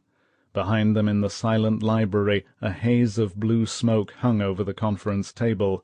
The fire reflected itself in the polished floor, and on the mantelpiece the hands of a clock pointed to 9:45.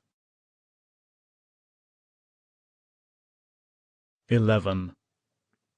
It was about 10 p.m. when Private Arthur B. Dutch Schultz of the 82nd Airborne Division decided to get out of the crap game.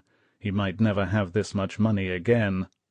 The game had been going on ever since the announcement that the airborne assault was off for at least 24 hours.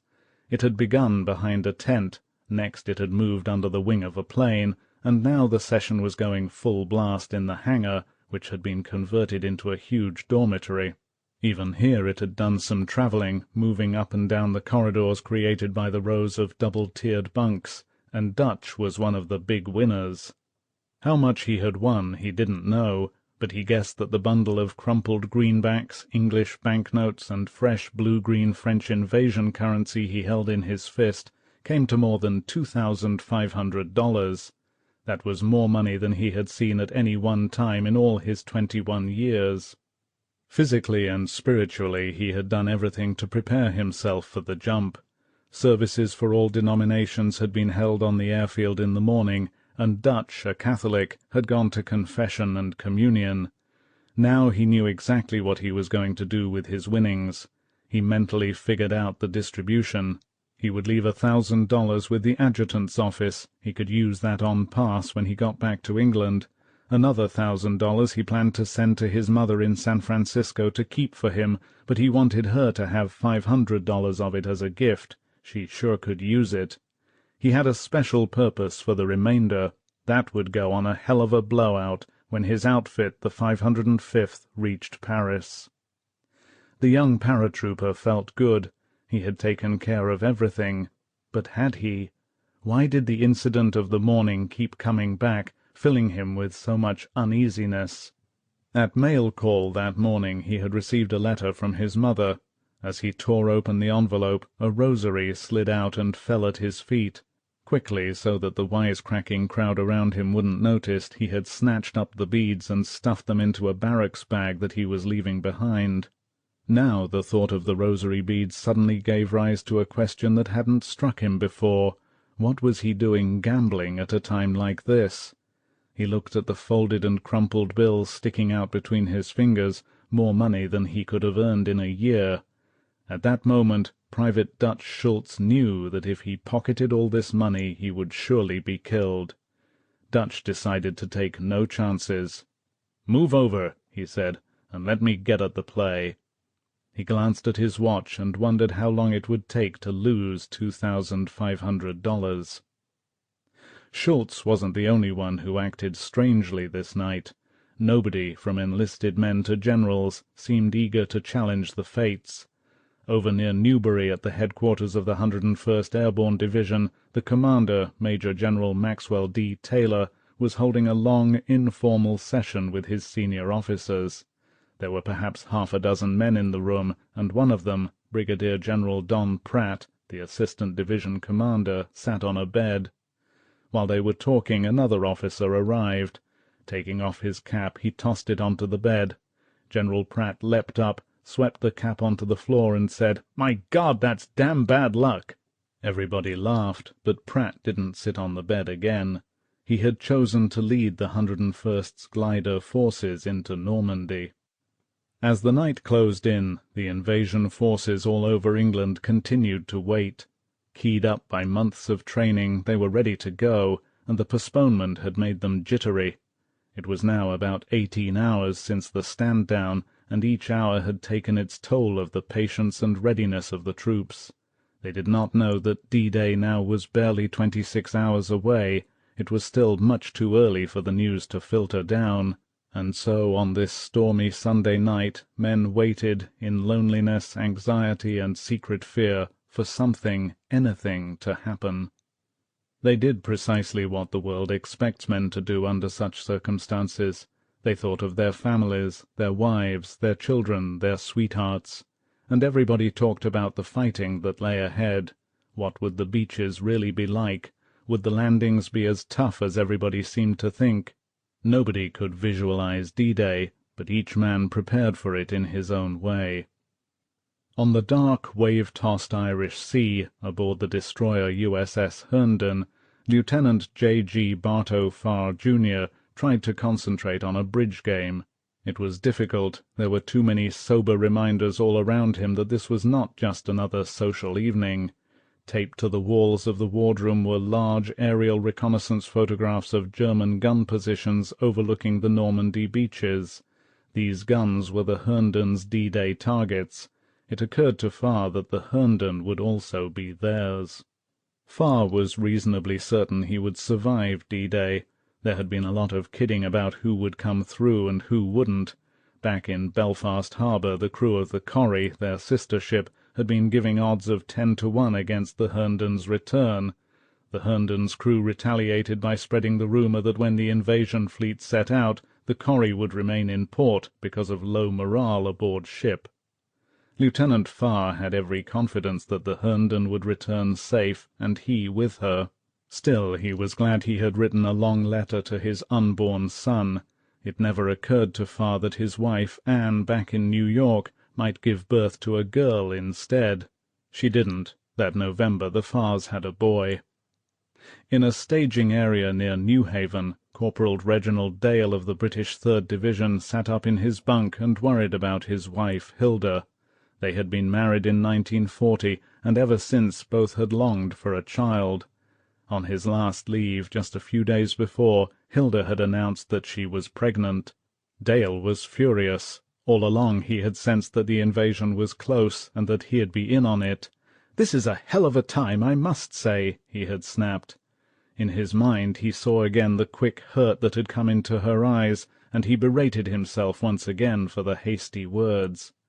But it was too late now. He could not even telephone her.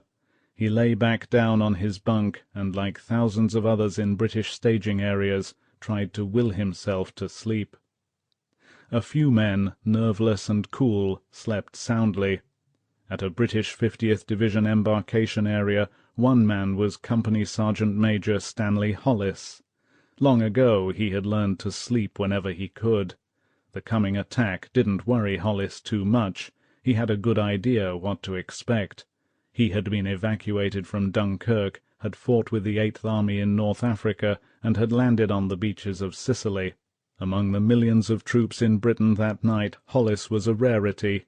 He was looking forward to the invasion. He wanted to get back to France to kill some more Germans. It was a personal matter with Hollis. He had been a dispatch rider at the time of Dunkirk, and in the town of Lille during the retreat he had seen a sight which he had never forgotten. Cut off from his unit, Hollis had taken a wrong turn in a part of the town that the Germans had apparently just passed through. He found himself in a cul-de-sac filled with the still warm bodies of over 100 French men, women, and children. They had been machine-gunned. Embedded in the wall behind the bodies and littering the ground were hundreds of spent bullets. From that moment, Stan Hollis had become a superb hunter of the enemy. His score was now over 90. At D-Day's end he would notch his Sten gun with his 102nd victory. There were others who were also anxious to set foot in France. The waiting seemed interminable to Commander Philippe Kieffer and his 171 tough French commandos. With the exception of the few friends they had made in England, there had been no one for them to say goodbye to. Their families were still in France. In their encampment near the mouth of the Hamble River, they spent the time checking weapons and studying the moulded foam-rubber terrain model of Sword Beach and their targets in the town of Ouistreham. One of the commandos, Count Guy de Montleur, who was extremely proud to be a sergeant, was delighted to hear this night that there had been a slight change of plan. His squad would be leading the attack on the resort's gambling casino, now believed to be a strongly defended German command post. "It will be a pleasure," he told Commander Kiefer. "I have lost several fortunes in that place." 150 miles away, in the U.S. 4th Infantry Division staging area near Plymouth, Sergeant Harry Brown came off duty and found a letter waiting for him. Many times he had seen the same sort of thing in war movies, but he never thought it would happen to him. The letter contained an advertisement for Adler elevator shoes. The ad particularly galled the sergeant. Everyone was so short in his section that they were called Brown's midgets. The sergeant was the tallest, 5 feet 5½ inches. While he was wondering who had given his name to the Adler Company, one of his squad showed up. Corporal John Gwiadoski had decided to repay a loan. Sergeant Brown couldn't get over it as Gwiadoski solemnly handed him the money. "Don't get any wrong ideas," explained Gwiadoski. "I just don't want you chasing me all over hell trying to collect." Across the bay, on the transport New Amsterdam, anchored near Weymouth, Second Lieutenant George Kirchner of the 2nd Ranger Battalion was occupied with a routine chore. He was censoring his platoon's mail. It was particularly heavy tonight. Everybody seemed to have written long letters home. The 2nd and 5th Rangers had been given one of the toughest D-Day assignments. They were to scale the almost sheer 100-foot cliffs at a place called Pointe du Hoc and silence a battery of 6 long-range guns so powerful that they could zero in on Omaha Beach or the transport area of Utah Beach. The Rangers would have just 30 minutes to do the job. Casualties were expected to be heavy, some thought as high as 60%, unless the air and naval bombardment could knock out the guns before the Rangers got there. Either way, nobody expected the attack to be a breeze. Nobody, that is, except Staff Sergeant Larry Johnson, one of Kirchner's section leaders. The lieutenant was dumbfounded when he read Johnson's letter. Although none of the mail would be sent out until after D-Day, whenever that would be, this letter couldn't even be delivered through ordinary channels. Kirchner sent for Johnson, and when the sergeant arrived, gave him back the letter. "Larry," said Kirchner dryly, "you better post this yourself, after you get to France." Johnson had written a girl asking for a date early in June. She lived in Paris. It struck the lieutenant as the sergeant left the cabin that as long as there were optimists like Johnson, nothing was impossible. Almost every man in the invasion forces wrote a letter to someone during the long hours of waiting. They had been penned up for a long time, and the letters seemed to give them emotional release. Many of them recorded their thoughts in a way that men seldom do. Captain John F. Dulligan of the 1st Infantry Division, slated to land on Omaha Beach, wrote his wife, "I love these men. They sleep all over the ship, on the decks, in, on top, and underneath the vehicles. They smoke, play cards, wrestle around, and indulge in general horseplay. They gather around in groups and talk mostly about girls, home, and experiences, with and without girls. They are good soldiers, the best in the world. Before the invasion of North Africa, I was nervous and a little scared. During the Sicilian invasion I was so busy that the fear passed while I was working. This time we will hit a beach in France, and from there on only God knows the answer. I want you to know that I love you with all my heart. I pray that God will see fit to spare me to you and Anne and Pat." The men on heavy naval vessels or large transports, on airfields or in embarkation areas were the lucky ones. They were restricted and overcrowded, but they were dry, warm, and well. It was a different story for the troops on the flat-bottomed landing ships heaving at anchor outside nearly every harbor. Some men had been on these vessels for more than a week. The ships were overcrowded and foul, the men unbelievably miserable. For them the battle began long before they ever left England. It was a battle against continuous nausea and seasickness. Most of the men still remember that the ships smelled of just 3 things: diesel oil, backed-up toilets, and vomit. Conditions varied from ship to ship.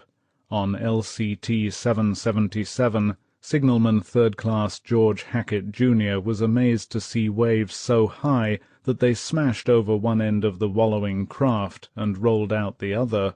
LCT 6, a British landing craft, was so overloaded that Lieutenant Colonel Clarence Hupfer of the U.S. 4th Division thought it would sink.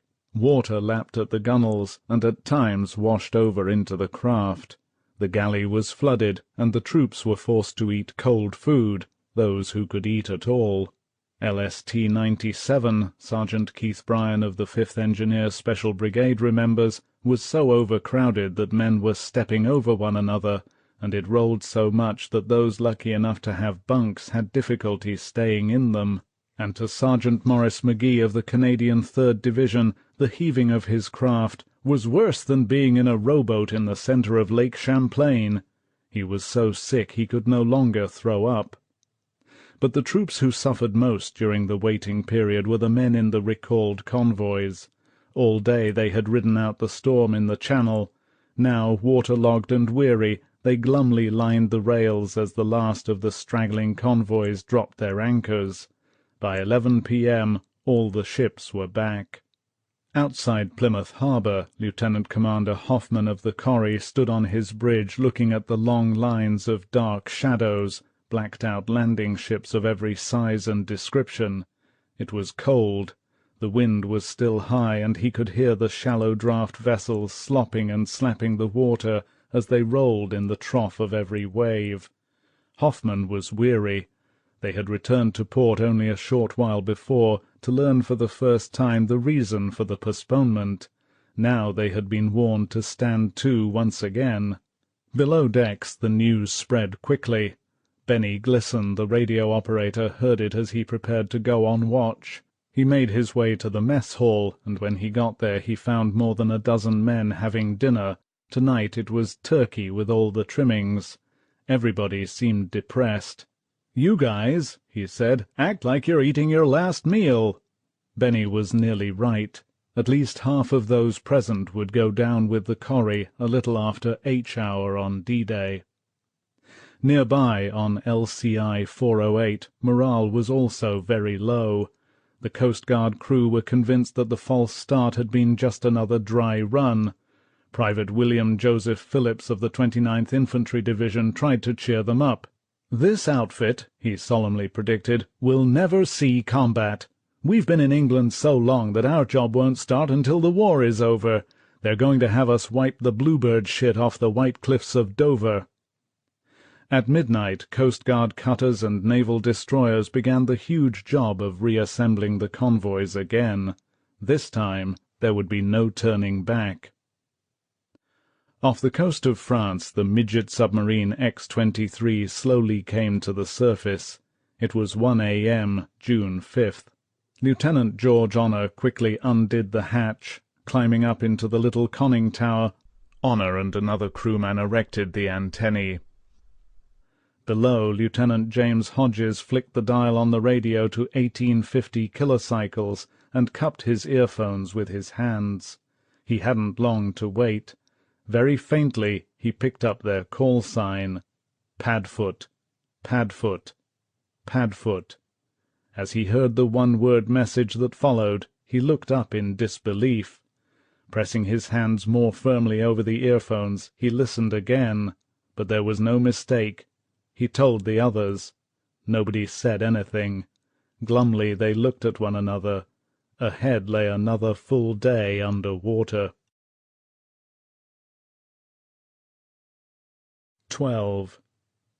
In the early morning light, the beaches of Normandy were shrouded in mist.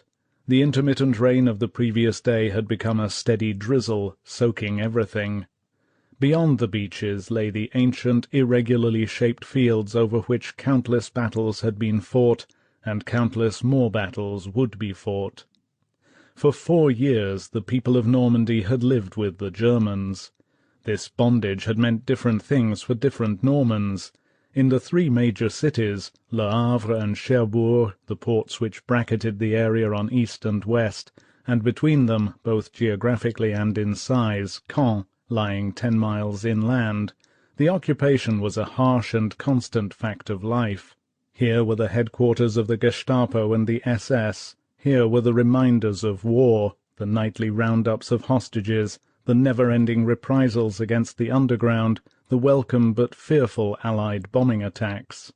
Beyond the cities, particularly between Caen and Cherbourg, lay the hedgerow country, the little fields bordered by great mounds of earth, each topped with thick bushes and saplings that had been used as natural fortifications by invaders and defenders alike since the days of the Romans. Dotting the countryside were the timbered farm buildings with their thatched or red-tiled roofs, and here and there stood the towns and villages like miniature citadels, nearly all with square-cut Norman churches surrounded by centuries-old grey stone houses.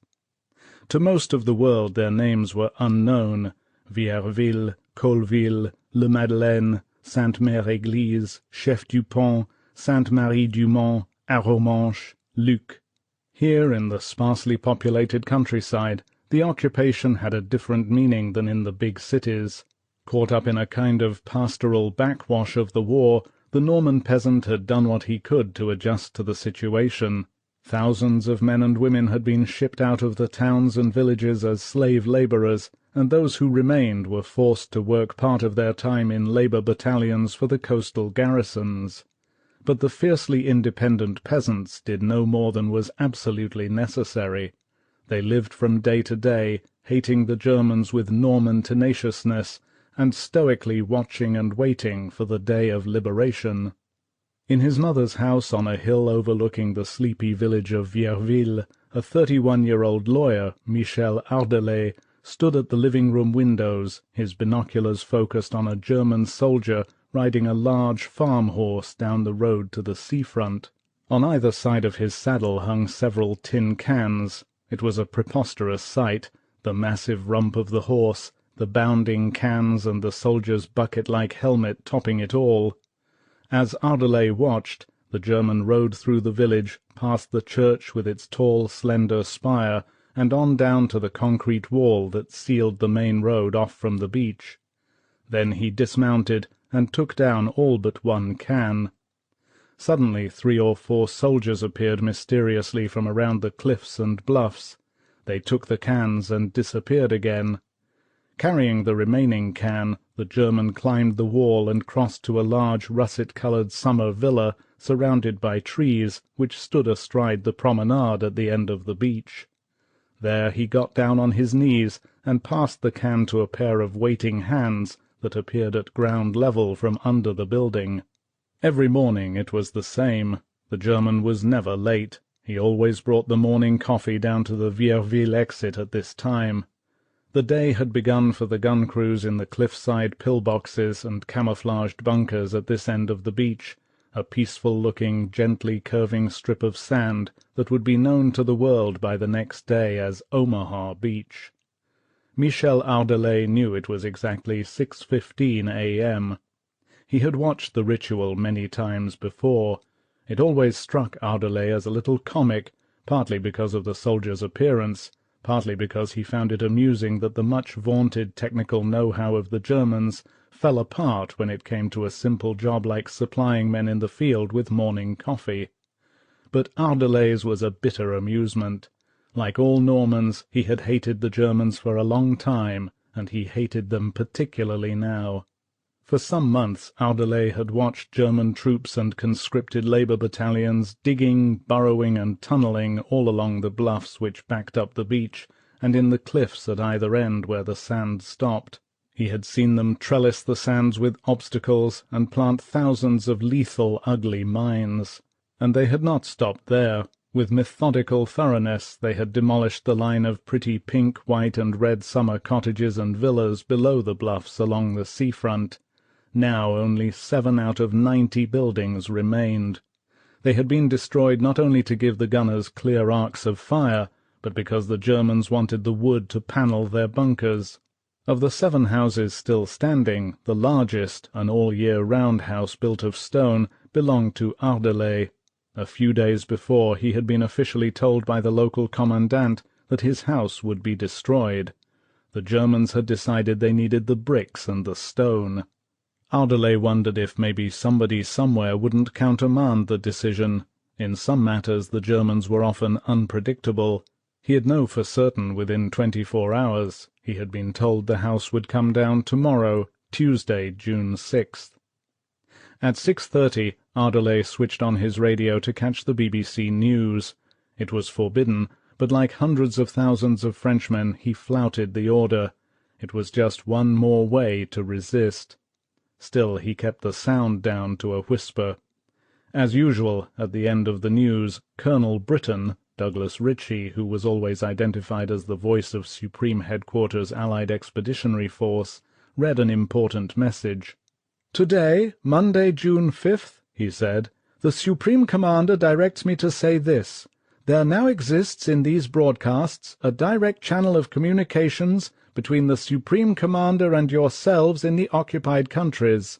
In due course, instructions of great importance will be given, but it will not be possible always to give them at a previously announced time.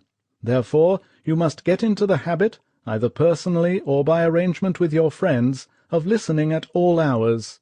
This is not as difficult as it sounds." Audible guessed that the instructions would have something to do with the invasion. Everyone knew it was coming. He thought the Allies would attack at the narrowest part of the English Channel, around Dunkirk or Calais, where there were ports, but certainly not here. The Dubois and Davaux families living in Vierville didn't hear the broadcast. They slept late this morning. They had held a big celebration the previous night that had gone on until the early hours. Similar family gatherings had taken place all over Normandy, for Sunday, June 4th, had been set aside by the ecclesiastical authorities as First Communion Day. It was always a great occasion, an annual reason for families and relatives to get together. Togged out in their best clothes, the Dubois and Davaux children had made their first communion in the little Vierville church before their proud parents and relatives. Some of these relatives, each armed with a special pass from the German authorities which had taken months to get, had come all the way from Paris. The trip had been exasperating and dangerous. Exasperating because the overcrowded trains no longer ran on time, dangerous because all locomotives were targets for Allied fighter-bombers. But it had been worth it. A trip to Normandy always was. The region was still rich in all those things that Parisians rarely saw now: fresh butter, cheese, eggs, meat, and, of course, Calvados, the heady cider and apple-pulp cognac of the Normans. Besides, in these difficult times, Normandy was a good place to be. It was quiet and peaceful, too far away from England to be invaded. The reunion of the two families had been a great success, and it wasn't over yet. This evening everyone would sit down to another great meal, with the best wines and cognacs that their hosts had been able to save. That would wind up the celebrations. The relatives would catch the train for Paris at dawn on Tuesday. Their 3-day Normandy vacation was due to last much longer. They would remain trapped in Vierville for the next 4 months. Farther down the beach, near the Colville exit, 40-year-old Fernand Brux was doing what he did every morning at 6:30. He sat in his dripping barn, spectacles askew, head tucked down by the udders of a cow, directing a thin stream of milk into a pail. His farm, lying alongside a narrow dirt road, topped a slight rise barely a half-mile from the sea. He hadn't been down that road or onto the beach in a long time, not since the Germans had closed it off. He had been farming in Normandy for 5 years. In World War I, Brux, a Belgian, had seen his home destroyed. He had never forgotten it. In 1939, when World War II began, he promptly gave up his job in an office and moved his wife and daughter to Normandy, where they would be safe. 10 miles away, in the cathedral town of Bayeux, his pretty 19-year-old daughter Anne-Marie prepared to set out for the school where she taught kindergarten. She was looking forward to the end of the day, for then summer vacations began. She would spend her holidays on the farm. She would cycle home tomorrow. Tomorrow also, a tall, lean American from Rhode Island, whom she had never met, would land on the beach almost in line with her father's farm. She would marry him. All along the Normandy coast people went about their usual daily chores. The farmers worked in the fields, tended their apple orchards, herded their white and liver-coloured cows. In the little villages and towns the shops opened. For everyone it was just another routine day of occupation. In the little hamlet of La Madeleine, back of the dunes and the wide expanse of sand that would soon be known as Utah Beach, Paul Gazangel opened up his tiny store and café as usual, although there was almost no business. There had been a time when Gazangel had made a fair living, not much, but sufficient for the needs of himself, his wife Marthe, and their 12-year-old daughter Janine. But now the entire coastal area was sealed off. The families living just behind the seashore, roughly from the mouth of the Vire, which emptied into the sea nearby, and all along this side of the Cherbourg Peninsula, had been moved out. Only those who owned farms had been permitted to remain. The café-keeper's livelihood now depended on 7 families that remained in La Madeleine, and a few German troops in the vicinity whom he was forced to serve. Gazangel would have liked to move away. As he sat in his café waiting for the first customer, he did not know that within 24 hours he would be making a trip. He and all the other men in the village would be rounded up and sent to England for questioning. One of Gazangel's friends, the baker Pierre Caldron, had more serious problems on his mind this morning. In Dr. Jean's clinic at Carentan, 10 miles from the coast, he sat by the bedside of his 5-year-old son Pierre, who had just had his tonsils removed. At midday Dr. Jean re-examined his son. "You've nothing to worry about," he told the anxious father. "He's all right. You'll be able to take him home tomorrow." But Caldron had been thinking. "No," he said, "I think his mother will be happier if I take little Pierre home today." Half an hour later, with the little boy in his arms, Caldron set out for his home in the village of Sainte-Marie-du-Mont, back of Utah Beach, where the paratroopers would link up with the men of the 4th Division on D-Day. The day was quiet and uneventful for the Germans, too. Nothing was happening, and nothing was expected to happen. The weather was much too bad. It was so bad, in fact, that in Paris, at the Luftwaffe's headquarters in the Luxembourg Palace, Colonel Professor Walter Stoeber, the chief meteorologist, told staff officers at the routine daily conference that they could relax. He doubted that Allied planes would even be operational this day. Anti-aircraft crews were promptly ordered to stand down. Next, Stoeber telephoned 20 Boulevard Victor Hugo in Saint-Germain-en-Laye, a suburb of Paris just 12 miles away. His call went to an immense 3-floored blockhouse, 100 yards long, 60 feet deep, and embedded in the side of a slope beneath a girls' high school, O.B. West, von Rundstedt's headquarters. Stoeber spoke to his liaison officer, weatherman Major Hermann Müller, who dutifully recorded the forecast and then sent it along to the Chief of Staff, Major General Blumentritt. Weather reports were taken very seriously at O.B. West, and Blumentritt was particularly anxious to see this one. He was putting the finishing touches to the itinerary of an inspection trip the Commander-in-Chief West planned to make. The report confirmed his belief that the trip could take place as scheduled. Von Rundstedt, accompanied by his son, a young lieutenant, planned to inspect the coastal defences in Normandy on Tuesday.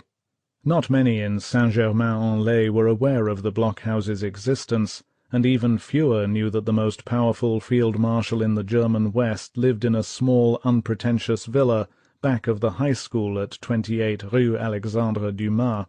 It was surrounded by a high wall, the iron gates permanently closed.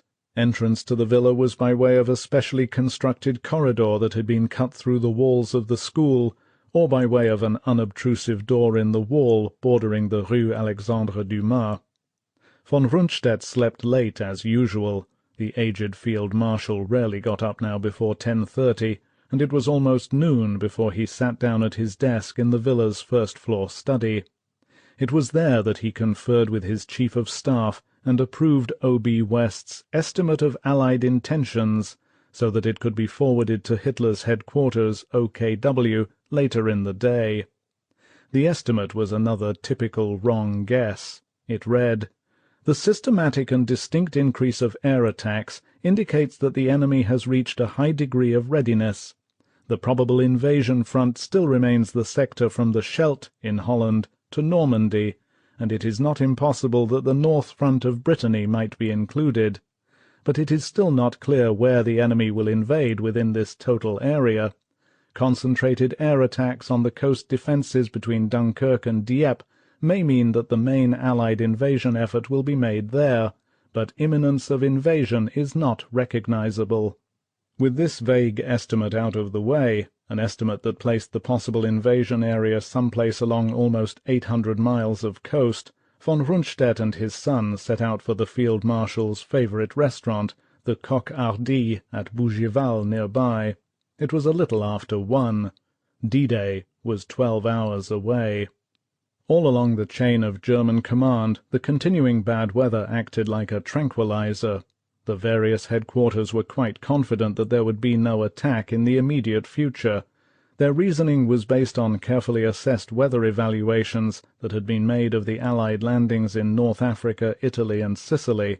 In each case conditions had varied, but meteorologists like Stoeber and his chief in Berlin, Dr. Karl Sonntag, had noted that the Allies had never attempted a landing unless the prospects of favourable weather were almost certain, particularly for covering air operations. To the methodical German mind, there was no deviation from this rule. The weather had to be just right, or the Allies wouldn't attack, and the weather wasn't just right. At Army Group B headquarters in La Roche-Guyon, the work went on as though Rommel were still there, but the Chief of Staff, Major General Speidel, thought it was quiet enough to plan a little dinner party. He had invited several guests, Dr. Horst, his brother-in-law, Ernst Junger, the philosopher and author, and an old friend, Major Wilhelm von Schramm, one of the official war reporters. The intellectual Speidel was looking forward to the dinner. He hoped they'd discuss his favourite subject, French literature. There was something else to be discussed, a 20-page manuscript that Junger had drafted and secretly passed on to Rommel and Speidel. Both of them fervently believed in the document. It outlined a plan for bringing about peace, after Hitler had either been tried by a German court or been assassinated. "We can really have a night discussing things," Speidel had told Schramm.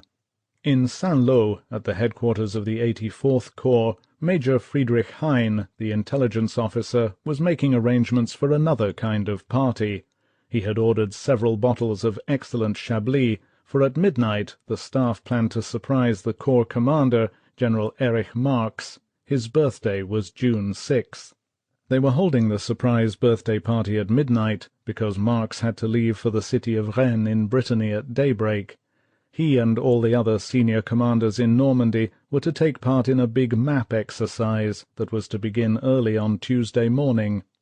Marx was slightly amused at the role he was supposed to play. He would represent the Allies. The war games had been arranged by General Eugen Meindl, and perhaps because he was a paratrooper, the big feature of the exercise was to be an invasion, beginning with a paratroop assault, followed by landing from the sea. Everyone thought the Kriegsspiel would be interesting. The theoretical invasion was supposed to take place in Normandy. The Kriegsspiel worried the Seventh Army's Chief of Staff, Major General Max Pemsel. All afternoon at the headquarters in Le Mans he had been thinking about it. It was bad enough that his senior commanders in Normandy and the Cherbourg Peninsula would be away from their commands all at the same time, but it might be extremely dangerous if they were away overnight. Rennes was a long way off for most of them, and Pemsel was afraid that some might be planning to leave the front before dawn. It was the dawn that always worried Pemsel. If an invasion ever came in Normandy, he believed, the attack would be launched at first light. He decided to warn all those due to participate in the games. The order he sent out by teletype read, "Commanding generals and others scheduled to attend the Kriegsspiel are reminded not to leave for Rennes before dawn on June 6th. But it was too late. Some had already gone. And so it was that, one by one, senior officers from Rommel down had left the front on the very eve of the battle. All of them had reasons, but it was almost as though a capricious fate had manipulated their departure.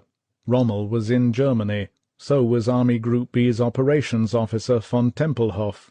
Admiral Theodor Kranke, the naval commander in the west, after informing Rundstedt that patrol boats were unable to leave harbour because of rough seas, set out for Bordeaux. Lieutenant General Heinz Helmich, commanding the 243rd Division, which was holding one side of the Cherbourg Peninsula, departed for Rennes. So did Lieutenant General Karl von Schlieben of the 709th Division. Major General Wilhelm Farley of the tough 91st Air Landing Division, which had just moved into Normandy, prepared to go. Colonel Wilhelm Meyer Dettring, Rundstedt's intelligence officer, was on leave, and the chief of staff of one division couldn't be reached at all. He was off hunting with his French mistress. After D-Day, the coincidences of these multiple departures from the invasion front struck Hitler so forcibly that there was actually talk of an investigation to see whether the British service could possibly have had anything to do with it. The fact is that Hitler himself was no better prepared for the great day than his generals. The Führer was at his Berchtesgaden retreat in Bavaria. His naval aide, Admiral Karl Jesko von Puttkammer, remembers that Hitler got up late, held his usual military conference at noon, and then had lunch at 4 p.m. Besides his mistress, Eva Braun, there were a number of Nazi dignitaries and their wives. The vegetarian Hitler apologized to the ladies for the meatless meal with his usual mealtime comment, "The elephant is the strongest animal. He also cannot stand meat." After lunch the group adjourned to the garden, where the Führer sipped lime-blossom tea. He napped between 6 and 7, held another military conference at 11 p.m., then a little before midnight the ladies were called back. To the best of Puttkammer's recollection, the group then had to listen to 4 hours of Wagner, Lehar, and Strauss. At this point, with the officers in charge of beachhead defences dispersed all over Europe, the German High Command decided to transfer the Luftwaffe's last remaining fighter squadrons in France far out of range of the Normandy beaches. The flyers were aghast. The principal reason for the withdrawal was that the squadrons were needed for the defence of the Reich, which for months had been coming under increasingly heavy round-the-clock Allied bombing attack. Under the circumstances it just did not seem reasonable to the High Command to leave these vital planes on exposed airfields in France, where they were being destroyed by Allied fighters and bombers. Hitler had promised his generals that 1,000 Luftwaffe planes would hit the beaches on the day of invasion. Now that was patently impossible. On June the 4th there were only 183 day fighter planes in the whole of France, of which about 160 were considered serviceable. Of the 160, one wing of 124, the 26th Fighter Wing, was being moved back from the coast that very afternoon. In researching this book I found no less than 5 different figures for the number of fighter planes in France. The figure of 183 given here I believe to be accurate. My source is a recent Luftwaffe history written by Colonel Josef Priller, whose work is now considered one of the most authoritative yet written on the Luftwaffe's activities. At the headquarters of the 26th at Lille, in the zone of the 15th Army, Colonel Josef Pips Priller, one of the Luftwaffe's top aces, he had shot down 96 planes, stood on the airfield and fumed. Overhead was one of his 3 squadrons, heading for Metz in northeast France. His second squadron was about to take off. It had been ordered to Reims, roughly halfway between Paris and the German border. The third squadron had already left for the south of France. There was nothing the wing commander could do but protest. Priller was a flamboyant, temperamental pilot, renowned in the Luftwaffe for his short temper. He had a reputation for telling off generals, and now he telephoned his group commander. "This is crazy," Priller shouted. "If we're expecting an invasion, the squadrons should be moved up, not back. And what happens if the attack comes during the transfer? My supplies can't reach the new bases until tomorrow, or maybe the day after. You're all crazy."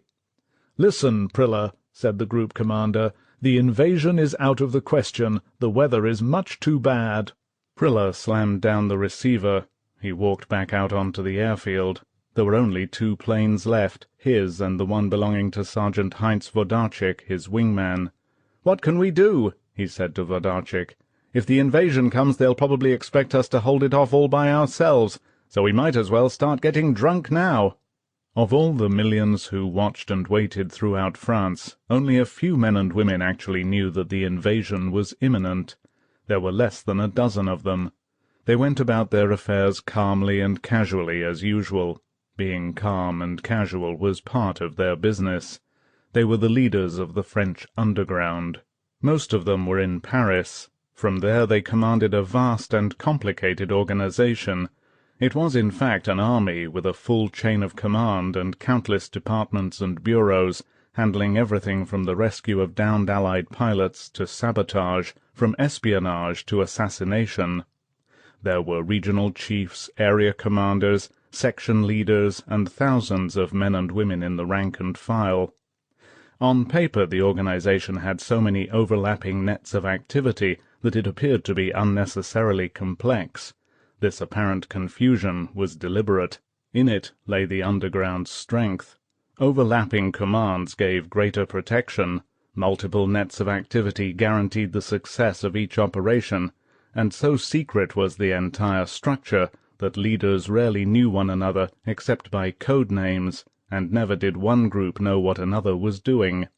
It had to be this way if the underground was to survive at all.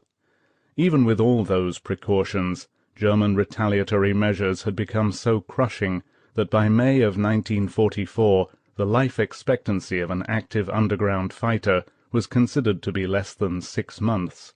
This great secret resistance army of men and women had been fighting a silent war for more than 4 years, a war that was often unspectacular but always hazardous. Thousands had been executed, thousands more had died in concentration camps.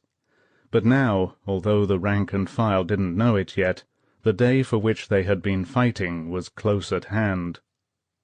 In the previous days, the underground's high command had picked up hundreds of coded messages from the BBC. A few of these had been alerts warning that the invasion might come at any moment. One of these messages had been the first line of the Verlaine poem Chanson d'automne, the same alert that Lieutenant Colonel Meyer's men at the German 15th Army headquarters had intercepted on June the 1st. Canaris had been right. Now, even more excited than Meyer, the underground leaders waited for the second line of this poem, and for other messages which would confirm the previously received information. None of these alerts was expected to be broadcast until the very last moment, in the hours preceding the actual day of invasion. Even then the underground leaders knew that they would not learn from the messages the exact area where the landings were due to take place. For the underground at large, the real tip-off would come when the Allies ordered the pre-arranged sabotage plans to go into effect. 2 messages would trigger off the attacks. One, "It is hot in Suez," would put into effect the Green Plan, the sabotaging of railroad tracks and equipment. The other, "The dice are on the table," would call for the Red Plan, the cutting of telephone lines and cables. All regional, area, and sector leaders had been warned to listen for these 2 messages. On this Monday evening, the eve of D-Day, the first message was broadcast by the BBC at 6:30 p.m. "It is hot in Suez. It is hot in Suez," said the voice of the announcer solemnly.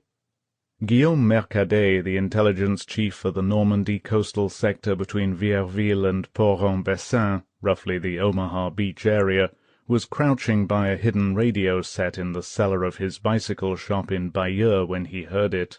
He was almost stunned by the impact of the words. It was a moment he would never forget. He didn't know where the invasion would take place or when, but it was coming at long last, after all these years. There was a pause. Then came the second message that Mercadet had been waiting for. "The dice are on the table," said the announcer. "The dice are on the table." This was immediately followed by a long string of messages, each one repeated. "Napoleon's hat is in the ring." "John loves Mary." The arrow will not pass. Mercadet switched off the radio. He had heard the only two messages that concerned him. The others were specific alerts for groups elsewhere in France. Hurrying upstairs, he said to his wife Madeleine, "I have to go out. I'll be back late tonight." Then he wheeled out a low racing bike from his bicycle shop and pedalled off to tell his section leaders. Mercadet was the former Normandy cycling champion, and he had represented the province several times in the famed Tour de France race. He knew the Germans wouldn't stop him. They had given him a special permit so that he could practice. Everywhere now resistance groups were quietly told the news by their immediate leaders. Each unit had its own plan and knew exactly what had to be done. Albert Auger, the station master at Caen, and his men were to destroy water pumps in the yards, smash the steam injectors on locomotives. André Farine, a café owner from Lierfontaine near Isigny, had the job of strangling Normandy's communications. His 40-man team would cut the massive telephone cable feeding out of Cherbourg. Yves Gresselin, a Cherbourg grocer, had one of the toughest jobs of all. His men were to dynamite a network of railway lines between Cherbourg, Saint-Lô, and Paris. And these were just a few of the teams. It was a large order for the underground. Time was short, and the attacks couldn't begin before dark. But everywhere along the invasion coast from Brittany to the Belgian border, men prepared, all hoping that the attack would come in their areas. For some men the messages posed quite different problems. In the seaside resort town of Grand Camp near the mouth of the Vire, and almost centered between Omaha and Utah beaches, Sector Chief Jean Marion had vital information to pass on to London. He wondered how he'd get it there, and if he still had time. Early in the afternoon his men had reported the arrival of a new anti-aircraft battery group barely a mile away. Just to be sure, Marion had casually cycled over to see the guns. Even if he was stopped, he knew he'd get through. Among the many fake identification cards he had for such occasions was one stating that he was a construction worker on the Atlantic Wall. Marion was shaken by the size of the unit and the area it covered. It was a motorized flak assault group with heavy, light, and mixed anti-aircraft guns. There were 5 batteries, 25 guns in all, and they were being moved into positions covering the area from the mouth of the Vire all the way to the outskirts of Grand Camp. Their crews, Marion noted, were toiling feverishly to emplace the guns, almost as though they were working against time. The frantic activity worried Marion. It could mean that the invasion would be here, and that somehow the Germans had learned of it. Although Marion did not know it, the guns covered the precise route the planes and gliders of the 82nd and 101st paratroopers would take within a few hours. Yet if anybody in the German High Command had any knowledge of the impending attack, they hadn't told Colonel Werner von Kistowski, the commander of Flak Assault Regiment 1. He was still wondering why his 2,500-man flak unit had been rushed up here. But Kistowski was used to sudden moves. His outfit had once been sent into the Caucasus all by itself. Nothing surprised him any more. Jean Marion, calmly cycling by the soldiers at work on the guns, began to wrestle with a big problem: how to get this vital information to the secret headquarters of Léonard Gilles, Normandy's deputy military intelligence chief, in Caen, 50 miles away. Marion couldn't leave his sector now, there was too much to do, so he decided to take a chance on sending the message by a chain of couriers to Mercadet in Bayeux. He knew it might take hours, but if there was still time, Marion was sure that Mercadet would somehow get it to Caen. There was one more thing Marion wanted London to know about. It wasn't as important as the anti-aircraft gun positions, simply a confirmation of the many messages he had sent in the previous days about the massive gun emplacements on the top of the 9-story high cliffs at Pointe du Hoc. Marion wanted to pass on once again the news that the guns had not yet been installed.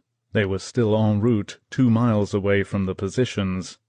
Despite Marion's frantic efforts to warn London, on D-Day U.S. Rangers would lose 135 men out of 225 in their heroic attack to silence guns that had never been there.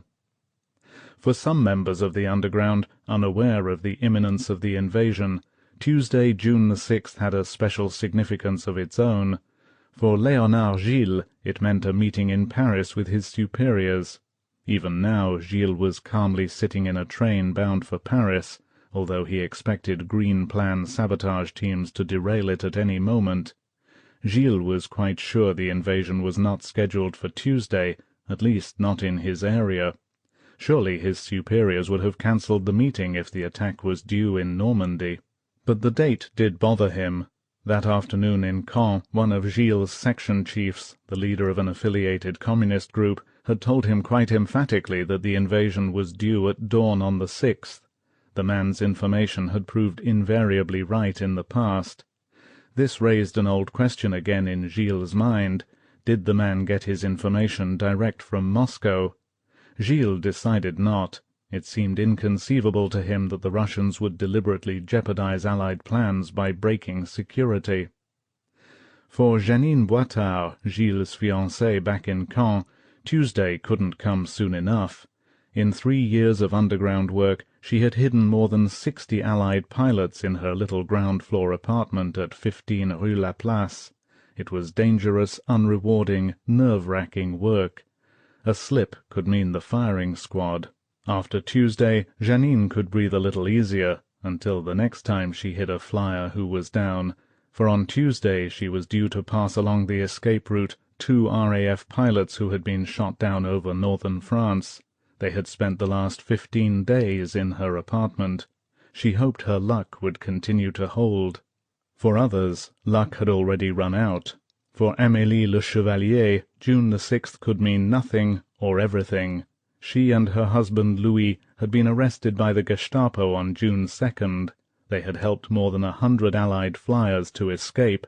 They had been turned in by one of their own farm boys. Now in her cell in the Caen prison, Amélie Le Chevalier sat on the bunk and wondered how soon she and her husband would be executed. 13. Off the French coast a little before 9 p.m. a dozen small ships appeared. They moved quietly along the horizon, so close that their crews could clearly see the houses of Normandy. The ships went unnoticed. They finished their job and then moved back. They were British minesweepers, the vanguard of the mightiest fleet ever assembled.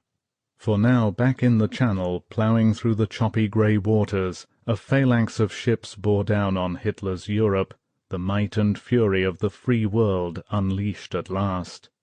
They came, rank after relentless rank, 10 lanes wide, 20 miles across, 5,000 ships of every description. There were fast new attack transports, slow rust-scarred freighters, small ocean liners, channel steamers, hospital ships, weather-beaten tankers, coasters and swarms of fussing tugs. There were endless columns of shallow-draft landing ships, great wallowing vessels, some of them almost 350 feet long.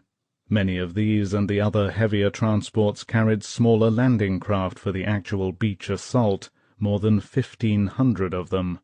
Ahead of the convoys were processions of minesweepers, Coast Guard cutters, buoy layers and motor launches. Barrage balloons flew above the ships. Squadrons of fighter planes weaved below the clouds. And surrounding this fantastic cavalcade of ships packed with men, guns, tanks, motor vehicles and supplies, and excluding small naval vessels, was a formidable array of 702 warships. There is considerable controversy as to the exact number of ships in the invasion fleet, but the most accurate military works on D-Day, Gordon Harrison's Cross-Channel Attack, the official U.S. Army military history, and Admiral Samuel Eliot Morrison's naval history, Invasion of France and Germany, both agree on a figure of about 5,000. This includes the landing craft which were carried on board. Operation Neptune, by the Royal Navy's commander Kenneth Edwards, gives a lower figure of around 4,500. There was the heavy cruiser USS Augusta, Rear Admiral Kirk's flagship, leading the American task force, 21 convoys bound for Omaha and Utah beaches. Just 4 months before Pearl Harbor, the Queenly Augusta had carried President Roosevelt to a quiet Newfoundland Bay for the first of his many historic meetings with Winston Churchill. Nearby, steaming majestically with all their battle flags flying, were the battleships, HMS Nelson, Ramillies, and Warspite, and USS Texas, Arkansas, and the proud Nevada, which the Japanese had sunk and written off at Pearl Harbor. Leading the 38 British and Canadian convoys bound for Sword, Juno, and Gold Beaches was the cruiser HMS Scylla, the flagship of Rear Admiral Sir Philip Vian, the man who tracked down the German battleship Bismarck. And close by was one of Britain's most famous light cruisers, HMS Ajax, one of a trio which had hounded the pride of Hitler's fleet, the Graf Spee, to her doom in Montevideo harbor, after the Battle of the River Plate in December 1939. There were other famous cruisers, the USS Tuscaloosa and Quincy, HMS Enterprise and Black Prince, Francis Georges Legge, 22 in all. Along the edges of the convoys sailed a variety of ships, graceful sloops, chunky corvettes, slim gunboats like the Dutch Sumba, anti-submarine patrol craft, fast PT boats, and everywhere sleek destroyers. Besides the scores of American and British destroyers, there were Canada's Capel, Saskatchewan, and Ristigouche, Norway's Svena, and even a contribution from the Polish forces, the Poiron. Slowly, ponderously, this great armada moved across the Channel. It followed a minute-by-minute traffic pattern of a kind never attempted before. Ships poured out of British ports, and moving down the coasts in 2 convoy lanes, converged on the assembly area south of the Isle of Wight. There they sorted themselves out, and each took a carefully predetermined position, with the force heading for the particular beach to which it had been assigned. Out of the assembly area, which was promptly nicknamed Piccadilly Circus, the convoys headed for France along 5 buoy-marked lanes, and as they approached Normandy, these 5 paths split up into 10 channels, 2 for each beach, one for fast traffic, the other for slow.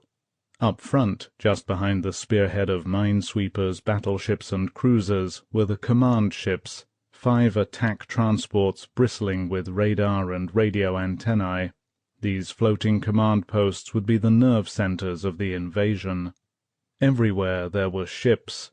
To the men aboard, this historic armada is still remembered as the most impressive, unforgettable sight they had ever seen. For the troops, it was good to be on the way at last, despite the discomforts and the dangers ahead.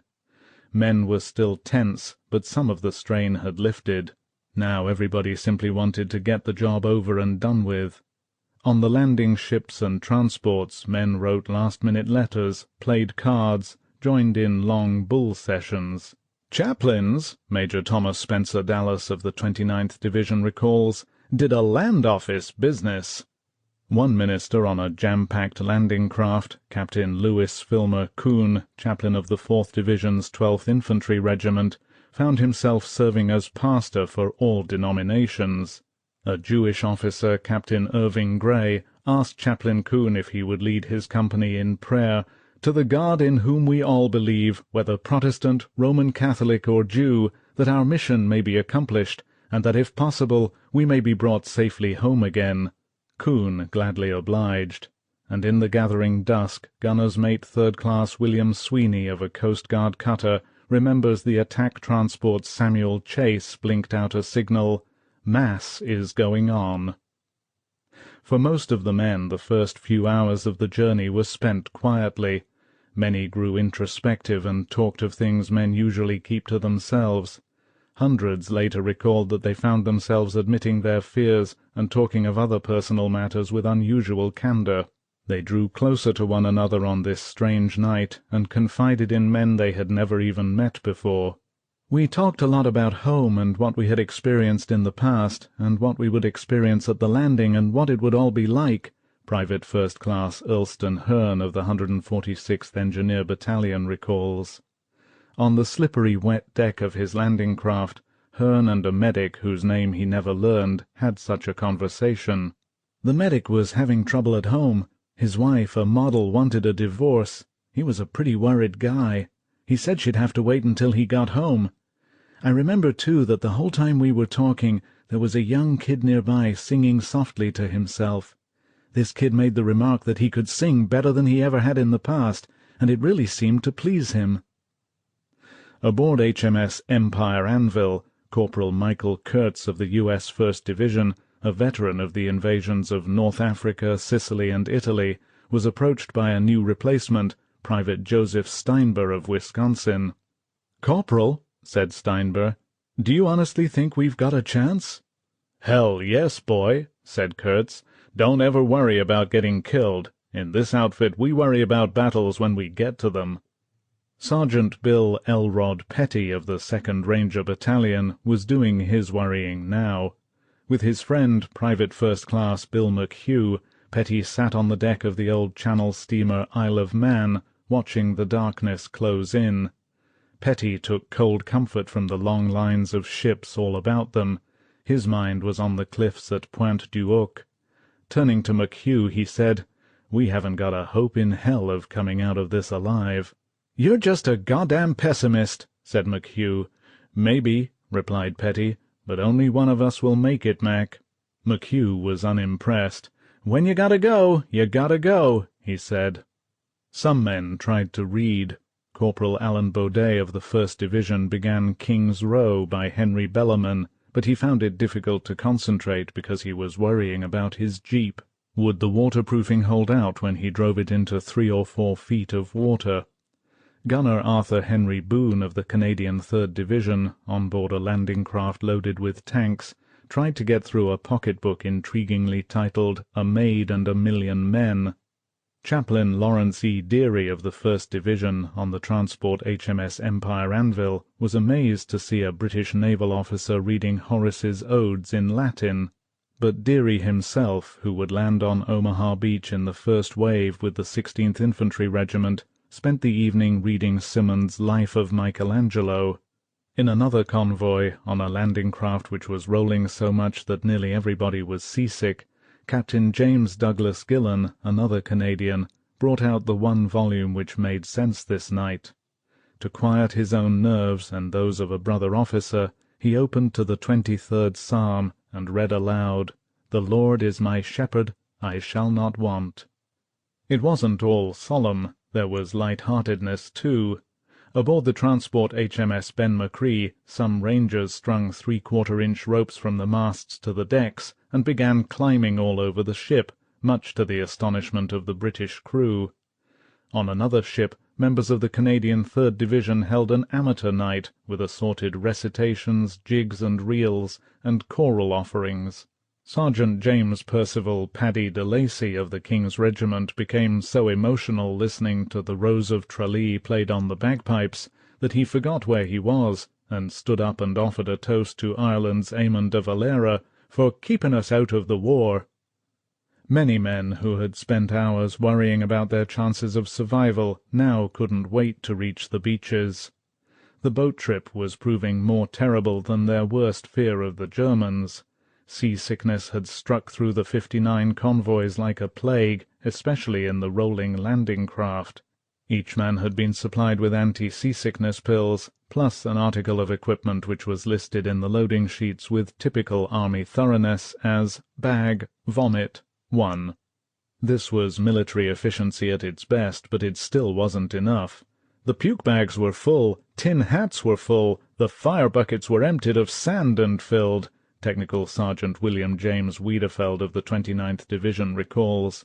The steel decks you couldn't stand on, and everywhere you heard men say, "If they're going to kill us, get us out of these damned tubs." On some landing ships men were so ill that they threatened, possibly more for effect than in earnest, to throw themselves overboard. Private Gordon Lang of the Canadian 3rd Division found himself hanging on to a friend who begged me to let go his belt. A Royal Marine Commando, Sergeant Russell John Wither, remembers that on his landing ship the spew-bags were soon used up, and in the end only one was left. It was passed from hand to hand. Because of the seasickness, thousands of men lost the best meals they would see for many months to come. Special arrangements had been made to give all ships the finest food possible. The special menus, which the troops dubbed the last meal, varied from ship to ship, and appetites varied from man to man. On board the attack transport Charles Carroll, Captain Carroll B. Smith of the 29th Division had a steak with eggs on top, sunny side up, and then topped it off with ice cream and loganberries. 2 hours later he was fighting for a position at the rail. Second Lieutenant Joseph Rosenblatt, Jr. of the 112th Engineer Battalion ate 7 helpings of chicken a la king and felt fine. So did Sergeant Keith Bryan of the 5th Engineer Special Brigade. He put away sandwiches and coffee and was still hungry. One of his buddies lifted a gallon of fruit cocktail from the galley, and 4 of them finished that. Aboard the HMS Prince Charles, Sergeant Avery J. Thornhill of the 5th Rangers avoided all discomforts. He took an overdose of seasick pills and slept through it all. Despite the common miseries and fears of the men who were there, some memories are etched with surprising clarity. Second Lieutenant Donald Anderson of the 29th Division remembers how the sun broke through about an hour before dark, silhouetting the entire fleet. In honor of Sergeant Tom Ryan of the 2nd Rangers, the men of F Company gathered around him and sang Happy Birthday. He was 22. And for homesick 19-year-old Private Robert Marion Allen of the 1st Division, it was a night ready-made for a boat ride on the Mississippi. All over, throughout the ships of the fleet, the men who would make history at dawn settled down to get what rest they could. As Commander Philippe Kiefer of the lone French commando unit rolled himself into his blankets aboard his landing ship, there came to his mind the prayer of Sir Jacob Astley at the Battle of Edge Hill in England in 1642. "O Lord," prayed Kiefer, "thou knowest how busy I must be this day. If I forget thee, do not thou forget me." He drew up the blankets, and was almost immediately asleep. It was a little after 10:15 p.m. when Lieutenant Colonel Meyer, counterintelligence chief of the German 15th Army, rushed out of his office. In his hand was probably the most important message the Germans had intercepted throughout the whole of World War II. Meyer now knew that the invasion would take place within 48 hours. With this information, the Allies could be thrown back into the sea. The message, picked up from a BBC broadcast to the French underground, was the second line of the Verlaine poem, "Blesse mon cœur d'une langueur monotone," wound my heart with a monotonous languor. Meyer burst into the dining-room where General Hans von Zalmuth, the 15th Army's commanding officer, was playing bridge with his chief of staff and 2 others. "General," Meyer said breathlessly, "the message, the second part, it's here." Von Zalmuth thought a moment, then gave the order to put the 15th Army on full alert. As Meyer hurried out of the room, von Zalmuth was again looking at his bridge hand. "I'm too old a bunny," von Zalmuth recalls saying, "to get too excited about this." Back in his office, Meyer and his staff immediately notified O.B. West, von Rundstedt's headquarters, by telephone. They in turn alerted OKW, Hitler's headquarters. Simultaneously all other commands were informed by teletype. Once again, for reasons that have never been explained satisfactorily, the 7th Army was not notified. It would take the Allied fleet a little more than 4 hours now to reach the transport areas off the 5 Normandy beaches. Within 3 hours, 18,000 paratroopers would drop over the darkening fields and hedgerows into the zone of the one German army never alerted to D-Day. All times in this book are given in British double summer time, which was 1 hour later than German Central Time. So to Meyer, the time his men intercepted the message was 9:15 p.m. Just for the record, the 15th Army War Diary carries the exact teletype message that was sent out to the various commands. It reads, "Teletype number 2117/26, urgent to 67th, 81st, 82nd, 89th Corps, Military Governor Belgium and Northern France, Army Group B, 16th Flak Division, Admiral Channel Coast, Luftwaffe Belgium and Northern France. Message of BBC 2115 June 5 has been processed. According to our available records, it means expect invasion within 48 hours, starting 0000 June 6. It will be noted that neither the 7th Army nor its 84th Corps is included in the above list. It was not Meyer's job to notify these. The responsibility lay with Rommel's headquarters, as these units came under Army Group B. However, the biggest mystery of all is why OB West, Rundstedt's headquarters, failed to alert the whole invasion front from Holland to the Spanish border. The mystery is further compounded by the fact that at war's end the Germans claimed that at least 15 messages pertaining to D-Day were intercepted and correctly interpreted. The Verlaine messages are the only ones I found entered in the German war diaries. Private Arthur B. Dutch Schultz of the 82nd Airborne Division was ready. Like everybody else on the airfield, he was in his jumpsuit, a parachute hanging over his right arm. His face was blackened with charcoal. His head, in the crazy style affected by paratroopers everywhere this night, was shaven Iroquois fashion, with a narrow tuft of hair running back the center of his scalp. All around him was his gear. He was ready in every respect. Of the $2,500 he had won a few hours before, he now had just $20 left. Now the men waited for the trucks to carry them to the plains.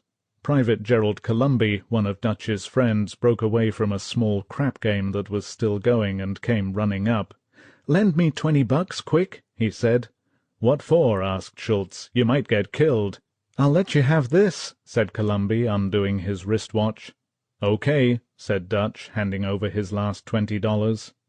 Columby ran back to the game. Dutch looked at the watch. It was a gold Bulliver graduation model, with Columby's name and an inscription from his parents on the back. Just then someone yelled, "Okay, here we go!" Dutch picked up his gear, and with the other paratroopers left the hangar. As he climbed aboard a truck, he passed Columby. "Here," he said as he gave him back the watch. "I don't need 2 of them." Now all Dutch had left were the rosary beads his mother had sent him. He had decided to take them after all. The trucks moved across the airfield toward the waiting planes. All over England the Allied airborne armies boarded their planes and gliders. The planes carrying the pathfinders, the men who would light the dropping zones for the airborne troops, had already left. At the 101st Airborne Division's headquarters at Newbury, the Supreme Commander, General Dwight D. Eisenhower, with a small group of officers and 4 correspondents, watched the first planes get into position for takeoff. He had spent more than an hour talking to the men. He was more worried about the airborne operation than about any other phase of the assault. Some of his commanders were convinced that the airborne assault might produce more than 80% casualties. Eisenhower had said goodbye to the 101st's commanding officer, Major General Maxwell D. Taylor, who was leading his men into battle. Taylor had walked away carrying himself very straight and stiff. He didn't want the Supreme Commander to know that he had torn a ligament in his right knee that afternoon playing squash. Eisenhower might have refused him permission to go. Now Eisenhower stood watching as the planes trundled down the runways and lifted slowly into the air. One by one they followed each other into the darkness. Above the field they circled as they assembled into formation. Eisenhower, his hands deep in his pockets, gazed up into the night sky. As the huge formation of planes roared one last time over the field and headed toward France, NBC's Red Mueller looked at the Supreme Commander. Eisenhower's eyes were filled with tears. Minutes later, in the Channel, the men of the invasion fleet heard the roar of the planes. It grew louder by the second, and then wave after wave passed overhead. The formation took a long time to pass. Then the thunder of their engines began to fade. On the bridge of the USS Herndon, Lieutenant Bartow Farr, the watch officers, and NEA's war correspondent Tom Wolfe gazed up into the darkness. Nobody could say a word. And then as the last formation flew over, an amber light blinked down through the clouds on the fleet below. Slowly it flashed out in Morse code 3 dots and a dash. V for victory. Part 2. The Night. 1. Moonlight flooded the bedroom. Madame Angèle Levrault, 60-year-old schoolmistress in Sainte-Mère-Église, slowly opened her eyes. On the wall opposite her bed, bunches of red and white lights were flickering silently. Madame Levrault sat bolt upright and stared. The winking lights seemed to be slowly dripping down the wall. As full consciousness came to her, the old lady realized she was looking at reflections in the large mirror on her dressing-table. At that moment, too, she heard off in the distance the low throbbing of planes, the muffled booming of explosions, and the sharp staccato of quick-firing flak batteries. Quickly she went to the window. Far up the coast, hanging eerily in the sky, were brilliant clusters of flares. A red glow tinged the clouds. In the distance there were bright pink explosions and streams of orange, green, yellow, and white tracer bullets.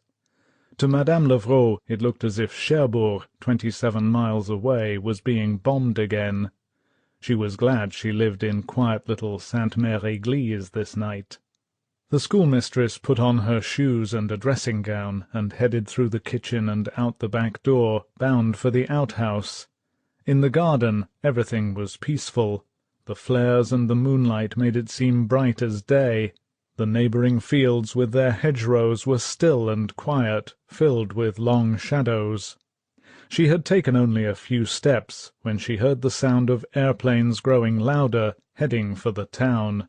Suddenly every flak battery in the district began firing. Madame Levrault, frightened, rushed wildly for the protection of a tree. The planes came in fast and low, accompanied by a thunderous barrage of anti-aircraft fire, and she was momentarily deafened by the din. Almost immediately the roar of the engines faded, the firing ceased, and as though nothing had happened, there was silence again. It was then that she heard a strange fluttering sound from somewhere above her. She looked up. Floating down, heading straight for the garden, was a parachute with something bulky swinging beneath it. For a second the light of the moon was cut off, and at that moment Private Robert M. Murphy of the 82nd Airborne's 505th Regiment, a pathfinder, fell with a thud 20 yards away and tumbled head over heels into the garden. Madame Levrault stood petrified. Quickly the 18-year-old trooper whipped out a knife, cut himself loose from his chute, grabbed a large bag, and stood up. Then he saw Madame Levrault. They stood looking at each other for a long moment. To the old Frenchwoman the paratrooper looked weirdly frightening. He was tall and thin. His face was streaked with war-paint, accentuating his cheekbones and nose. He seemed weighted down with weapons and equipment. Then, as the old lady watched in terror, unable to move, the strange apparition put her finger to his lips in a gesture of silence, and swiftly disappeared. At that moment Madame Levrault was galvanized to action. Grabbing up the skirts of her nightwear, she dashed madly for the house. What she had seen was one of the first Americans to land in Normandy. The time was 12:15 a.m., Tuesday, June 6th. D-Day had begun. All over the area the pathfinders had jumped, some from only 300 feet. The task of this advance guard of the invasion, a small, courageous group of volunteers, was to mark drop zones in a 50-mile square area of the Cherbourg Peninsula, back of Utah Beach, for the 82nd and 101st paratroopers and gliders. They had been trained in a special school set up by Brigadier General James M. Jumpin' Jim Gavin. "When you land in Normandy," he had told them, "you will have only one friend, God." At all costs they were to avoid trouble.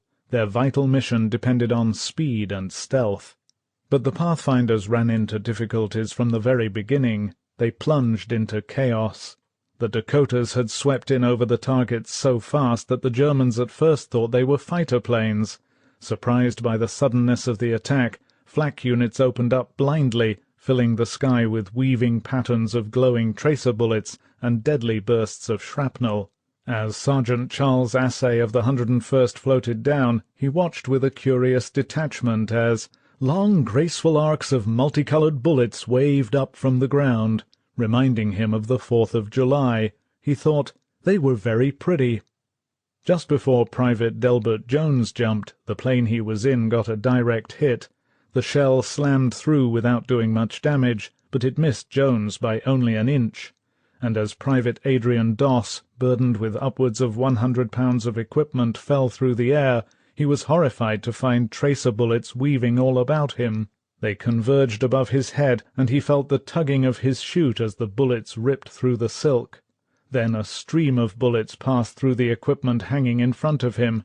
Miraculously he wasn't hit, but a hole was ripped in his musette bag, large enough for everything to fall out. So intense was the flak fire that many planes were forced off course. Only 38 of the 120 Pathfinders landed directly on their targets. The remainder came down miles away. They dropped into fields, gardens, streams, and swamps. They crashed into trees and hedgerows and onto rooftops. Most of these men were veteran paratroopers, but even so they were utterly confused when they tried to get their initial bearings. The fields were smaller, the hedgerows higher, and the roads narrower than those they had studied for so many months on terrain maps. In those first awful moments of disorientation, some men did foolhardy and even dangerous things. Private First Class Frederick Wilhelm was so dazed when he landed that he forgot he was behind enemy lines and switched on one of the large marker lights he was carrying. He wanted to see if it still worked. It did. Suddenly the field was flooded with light, scaring Wilhelm more than if the Germans had actually opened fire on him. And Captain Frank Lillyman, leader of the 101st Teams, almost gave his position away.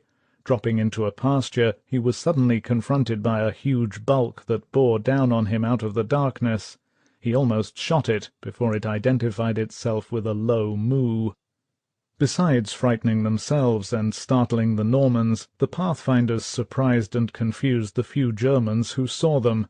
2 troopers actually landed outside the headquarters of Captain Ernst Düring of the German 352nd Division, more than 5 miles from the nearest drop zone. Düring, who commanded a heavy machine-gun company stationed at Brevant, had been awakened by the low-flying formations and the flak barrage. Leaping out of bed, he dressed so quickly that he put his boots on the wrong feet, something he didn't notice until the end of D-Day. In the street, Düring saw the shadowy figures of the 2 men some distance away. He challenged them, but got no answer. Immediately he sprayed the area with his Schmeisser submachine gun. There was no answering fire from the 2 well-trained Pathfinders. They simply vanished. Rushing back to his headquarters, Düring called his battalion commander. Breathlessly he said into the phone, "Fallschirmjäger, paratroopers, Fallschirmjäger." Other Pathfinders weren't as lucky, as Private Robert Murphy of the 82nd, lugging his bag, which contained a portable radar set, headed out of Madame Levrault's garden and started toward his drop zone north of Sainte-Mère-Église, he heard a short burst of firing off to his right. He was to learn later that his buddy, Private Leonard Dvorák, had been shot at that moment. Dvorák, who had sworn to "win a medal a day just to prove to myself that I can make it," may have been the first American to be killed on D-Day. All over the area, Pathfinders like Murphy tried to get their bearings. Silently moving from hedgerow to hedgerow, these fierce-looking paratroopers, bulky in their jump smocks and overloaded with guns, mines, lights, radar sets, and fluorescent panels, set out for rendezvous points. They had barely 1 hour to mark the drop zones for the full-scale American airborne assault that would begin at 1:15 a.m. 50 miles away, at the eastern end of the Normandy battlefield, 6 planeloads of British Pathfinders and 6 RAF bombers towing gliders swept in over the coast. Ahead of them the sky stormed with vicious flak fire, and ghostly chandeliers of flares hung everywhere. In the little village of Ranville, a few miles from Caen, 11-year-old Alain Doigt had seen the flares too. The firing had awakened him, and now he stared transfixed, as had Madame Levrault, utterly fascinated by the kaleidoscopic reflections, which he could see in the great brass knobs on the posts at the end of the bed. Shaking his grandmother, Madame Mathilde Doigt, who was sleeping with him, Alain said excitedly, "Wake up, grandmamma! I think something is happening." Just then Alain's father, René Doigt, rushed into the room. "Get dressed quickly," he urged them. "I think it's a heavy raid." From the window, father and son could see the planes coming in over the fields, but as he watched, René realized that these planes made no sound. Suddenly it dawned on him what they were. "My God!" he exclaimed. "These aren't planes, they're gliders." Like huge bats, the 6 gliders, each carrying approximately 30 men, swooped silently down. Immediately on crossing the coast, at a point some 5 miles from Ronville, they had been cast off by their tow planes from 5,000 to 6,000 feet up. Now they headed for 2 parallel waterways shimmering in the moonlight, the Caen Canal and the Orne River. 2 heavily guarded bridges, one leading to the other, crossed the twin channels just above and between Ronville and the village of Bénouville. These bridges were the objectives for this small band of British 6th Airborne Glider Infantry, volunteers from such proud units as the Oxfordshire and Buckinghamshire Light Infantry and the Royal Engineers. Their hazardous mission was to seize the bridges and overwhelm the garrison. If their task could be achieved, a major artery between Caen and the sea would be severed, preventing the east-west movement of German reinforcements, particularly panzer units, from driving into the flank of the British and Canadian invasion area. Because the bridges were needed to expand the invasion bridgehead, they had to be captured intact before the Guards could set off demolitions. A swift surprise assault was called for. The British had come up with a bold and dangerous solution. The men who now linked arms and held their breath as their gliders rustled softly down through the moonlit night were about to crash land on the very approaches to the bridges. Private Bill Gray, a Bren gunner in one of 3 gliders heading for the Caen Canal Bridge, closed his eyes and braced himself for the crash. It was eerily silent. There was no firing from the ground. The only sound came from the big machine, sighing gently through the air. Near the door, ready to push it open the moment they touched down, was Major John Howard, in charge of the assault. Gray remembers his platoon leader, Lieutenant H.D. Danny Brotheridge, saying, "Here we go, chaps." Then there was a splintering, rending crash. The undercarriage ripped off, splinters showered back from the smashed cockpit canopy, and swaying from side to side like a truck out of control, the glider screeched across the ground, throwing up a hail of sparks. With a sickening half-swing, the wrecked machine smashed to a halt, as Gray recalls, with the nose buried in barbed wire and almost on the bridge. Someone yelled, "Come on, lads!" and men came scrambling out, some piling through the door, others tumbling down from the stove-in nose. Almost at the same time and only yards away, the other 2 gliders skidded to a crashing halt, and out of them poured the remainder of the assault force. Now everybody stormed the bridge. There was bedlam. The Germans were shocked and disorganized. Grenades came hurtling into their dugouts and communications trenches. Some Germans who were actually asleep in gun pits woke to the blinding crash of explosions and found themselves gazing into the business ends of Sten guns.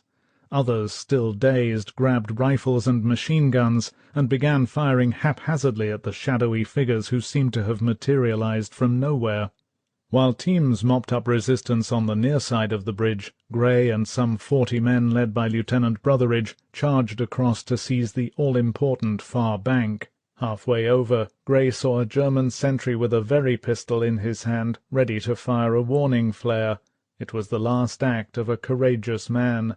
Gray fired from the hip with his Bren gun, and, he thinks, so did everyone else. The sentry fell dead, even as the flare burst over the bridge and arched into the night sky. His warning, presumably intended for the Germans on the Orne Bridge a few hundred yards ahead, was fired much too late. The garrison there had already been overrun, even though in that attack only 2 of the assaulting gliders found the target. The third came down 7 miles away on the wrong bridge, a crossing over the Dives River. Both target bridges fell almost simultaneously. Stunned by the swiftness of the assault, the Germans were overwhelmed. Ironically, the Wehrmacht garrisons couldn't have destroyed the crossings even if they had had the time. Swarming over the bridges, the British sappers found that although demolition preparations had been completed, explosive charges had never been placed in position. They were found in a nearby hut. Now there was that strange silence that seems always to follow a battle, when men partly dazed by the speed of events try to figure out how they lived through it, and everybody wonders who else survived. The 19-year-old Gray, elated by his part in the assault, eagerly sought out his platoon leader, Danny Brotheridge, whom he had last seen leading the attack across the bridge. But there had been casualties, and one of them was the 28-year-old lieutenant. Gray found Brotheridge's body lying in front of a small café near the canal bridge. He had been shot in the throat, Gray recalls, and apparently hit by a phosphorus smoke grenade. His airborne smock was still burning. Close by, in a captured pillbox, Lance Corporal Edward Tappenden sent out the success signal. Over and over he called into his walkie-talkie-like radio the code message, "Ham and jam! Ham and jam!" D-Day's first battle was over. It had lasted barely 15 minutes. Now Major Howard and his 150-odd men, deep in enemy territory and cut off for the moment from reinforcements, prepared to hold the vital bridges. At least they knew where they were. The same couldn't be said for the majority of the 60 British paratroop pathfinders who jumped from 6 light bombers at 12:20 a.m., the same time that Howard's gliders touched down. These men took on one of the toughest of all D-Day jobs. The vanguard of the British 6th Airborne Assault, they had volunteered to jump into the unknown and to mark 3 drop zones west of the Orne River with flashing lights, radar beacons, and other guidance apparatus. These areas, all lying in a rectangle of roughly 20 square miles, were close to 3 small villages: Varaville, less than 3 miles from the coast, Ranville, near the bridges which Howard's men now held, and Touffreville, barely 5 miles from the eastern outskirts of Caen. At 12:50 British paratroopers would begin dropping on these zones. The pathfinders had just 30 minutes to set them up. Even in England, in daylight, it would have been tricky to find and mark drop zones in 30 minutes, but at night, in enemy territory, and in a country where few of them had ever been, their task was awesome. Like their comrades 50 miles away, the British pathfinders dropped headlong into trouble. They, too, were scattered widely, and their drop was even more chaotic. Their difficulties began with the weather. An unaccountable wind had sprung up, which the American pathfinders did not experience, and some areas were obscured by light patches of fog. The planes carrying the British pathfinder teams ran into curtains of flak fire. Their pilots instinctively took evasive action, with the result that targets were overshot or couldn't be found at all. Some pilots made 2 and 3 runs over the designated areas before all the pathfinders were dropped. One plane, flying very low, swept doggedly back and forth through intense anti-aircraft fire for 14 hair-raising minutes before unloading its pathfinders. The result of all this was that many pathfinders or their equipment plummeted down in the wrong places. The troopers bound for Varaville landed accurately enough, but they soon discovered that most of their equipment had been smashed in the fall or had been dropped elsewhere. None of the Ranville pathfinders landed even close to their area in the initial drop. They were scattered miles away. But most unfortunate of all were the Touffreville teams. 2 10-man groups were to mark that area with lights, each one flashing up into the night sky the code letter K. One of these teams dropped on the Ranville zone. They assembled easily enough, found what they thought was their right area, and a few minutes later flashed out the wrong signal. The second Touffreville team did not reach the right area either. Of the 10 men in this stick, only 4 reached the ground safely. One of them, Private James Morrissey, watched with horror as the other 6, suddenly caught by a heavy wind, sailed far off to the east. Helplessly, Morrissey watched the men being swept away toward the flooded Dives Valley, gleaming in the moonlight off in the distance, the area the Germans had inundated as part of their defences. Morrissey never saw any of the men again. Morrissey and the remaining 3 men landed quite close to Touffreville. They assembled, and Lance Corporal Patrick O'Sullivan set out to reconnoitre the drop zone. Within minutes he was hit by fire which came from the very edge of the area they were supposed to mark, so Morrissey and the other 2 men positioned the Touffreville lights in the cornfield where they had landed. Actually, in these first confusing minutes, few of the pathfinders encountered the enemy.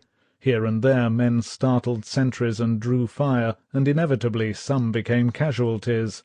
But it was the ominous silence of their surroundings which created the greatest terror. Men had expected to meet heavy German opposition the moment they landed.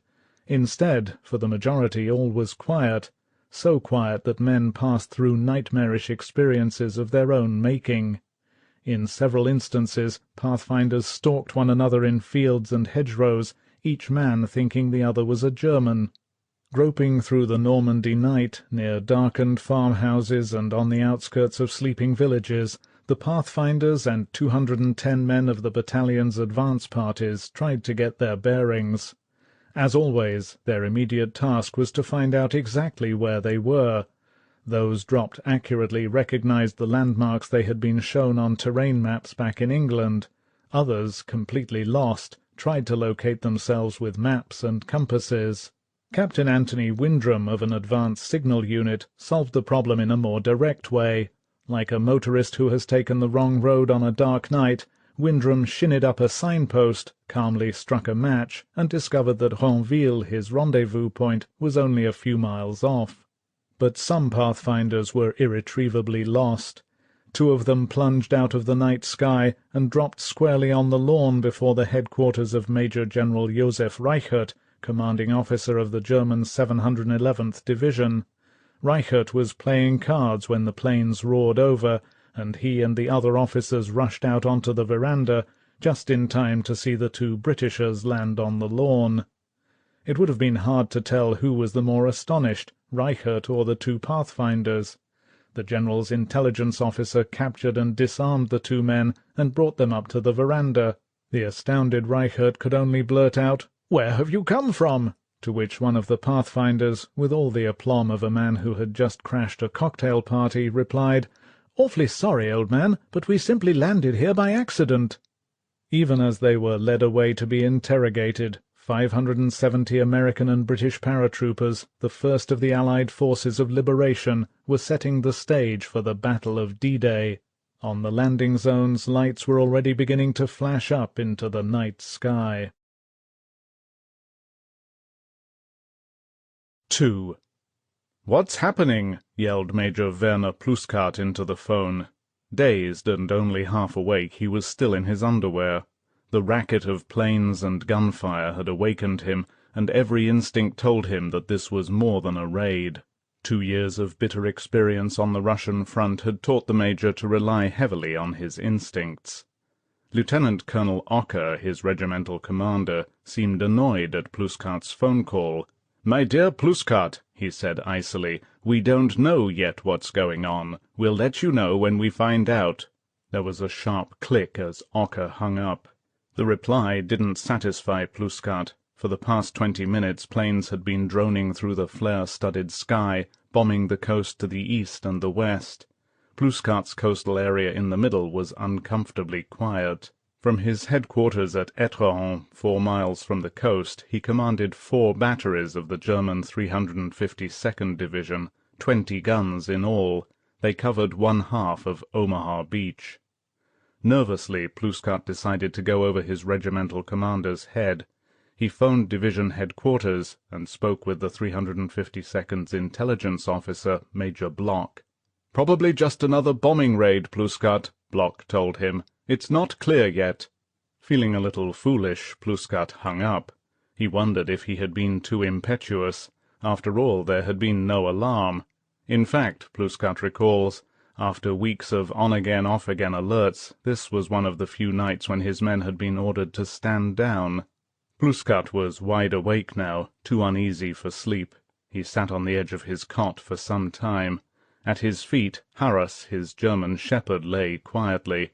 In the chateau all was still, but off in the distance Pluskat could still hear the droning of planes. Suddenly the field telephone rang. Pluskat grabbed it. "Paratroopers are reported on the peninsula," said the calm voice of Colonel Ocker. "Alert your men and get down to the coast right away. This could be the invasion." Minutes later, Pluskat, Captain Lutz Wilkening, the commander of his second battery, and Lieutenant Fritz Taine, his gunnery officer, started out for their advance headquarters, an observation bunker built into the cliffs near the village of Saint-Honorine. Harris went with them. It was crowded in the jeep-like Volkswagen, and Pluskat recalls that in the few minutes it took them to reach the coast, nobody talked. He had one big worry. His batteries had only enough ammunition for 24 hours. A few days before, General Marks of the 84th Corps had inspected the guns, and Pluskat had raised the question. "If an invasion ever does come in your area," Marks had assured him, "you'll get more ammunition than you can fire."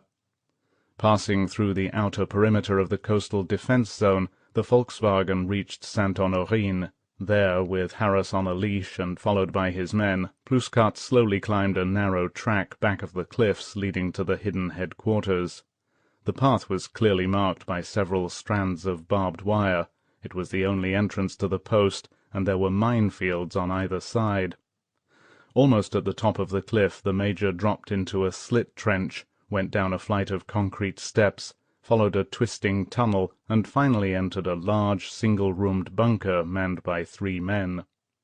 Quickly, Pluskat positioned himself before the high-powered artillery glasses which stood on a pedestal opposite one of the bunker's 2 narrow apertures.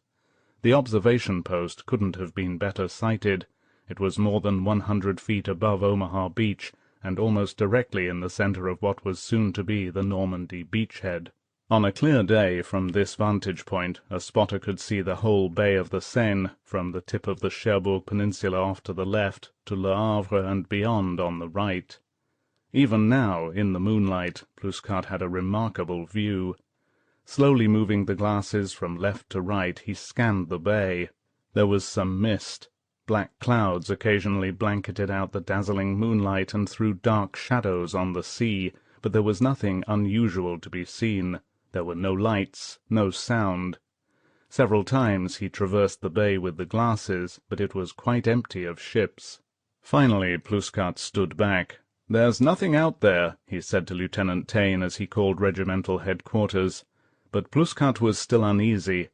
"I'm going to stay here," he told Ocker. "Maybe it's just a false alarm, but something still could happen." By now, vague and contradictory reports were filtering into Seventh Army command posts all over Normandy, and everywhere officers were trying to assess them.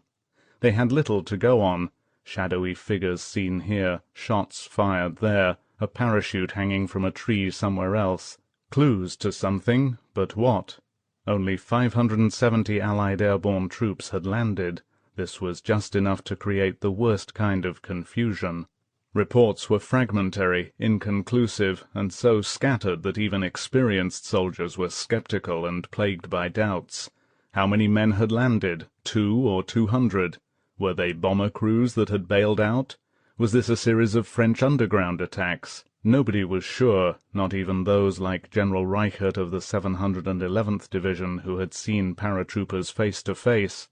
Reichert thought it was an airborne raid on his headquarters, and that was the report he passed on to his corps commander. Much later the news reached 15th Army headquarters, where it was duly recorded in the war diary with the cryptic note, "No details given." There had been so many false alarms in the past that everyone was painfully cautious. Company commanders thought twice before passing reports on to battalion. They sent out patrols to check and recheck. Battalion commanders were even more careful before informing regimental officers. As to what actually transpired at the various headquarters in these first minutes of D-Day, there are as many accounts as there were participants. But one fact seems clear. On the basis of such spotty reports, nobody at this time was willing to raise the alarm, an alarm that later might be proved wrong. And so the minutes ticked by. On the Cherbourg Peninsula 2 generals had already departed for the map exercise in Rennes. Now a third, Major General Wilhelm Farley of the 91st Air Landing Division, chose this time to set out. Despite the order issued from 7th Army headquarters forbidding commanding officers to leave before dawn, Farley did not see how he could make the Kriegsspiel unless he departed earlier. His decision was to cost him his life. At 7th Army headquarters in Le Mans, the commanding officer, Colonel General Friedrich Dollmann, was asleep. Presumably because of the weather, he had actually cancelled a practice alert scheduled for this very night. Tired out, he had gone to bed early. His chief of staff, the very able and conscientious Major General Max Pemsel, was preparing for bed. In Saint-Lô, at the headquarters of the 84th Corps, the next level of command below Army headquarters, all was set for General Erich Marx's surprise birthday party.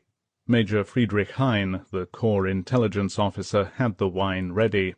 The plan was for Hein, Lieutenant Colonel Friedrich von Kriegern, the Chief of Staff, and several other senior officers, to walk into the General's room as the clock in Saint-Lô Cathedral struck midnight, 1 a.m. British double summer time.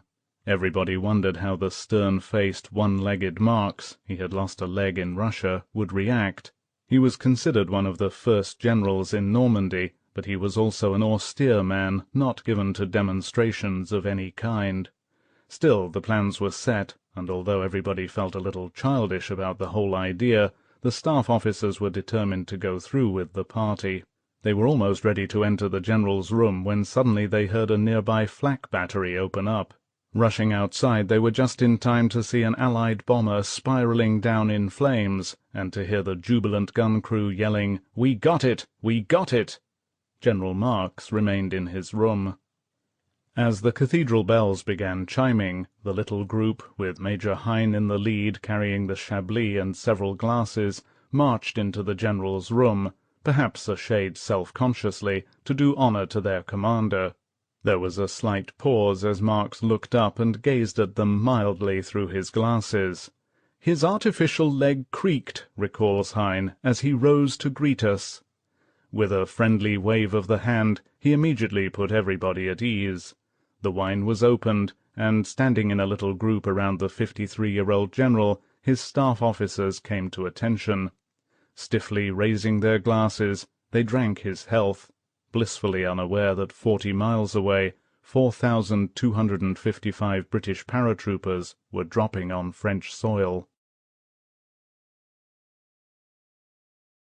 3.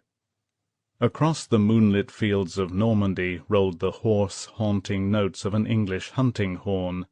The sound hung in the air, lonely, incongruous. Again and again the horn sounded. Scores of shadowy helmeted figures in green, brown, and yellow camouflage jump smocks festooned with equipment struggled across fields, along ditches, by the sides of hedgerows, all heading in the direction of the call. Other horns took up the chorus. Suddenly a bugle began trumpeting. For hundreds of men of the British 6th Airborne Division, this was the overture to battle. The strange cacophony came from the Ranville area.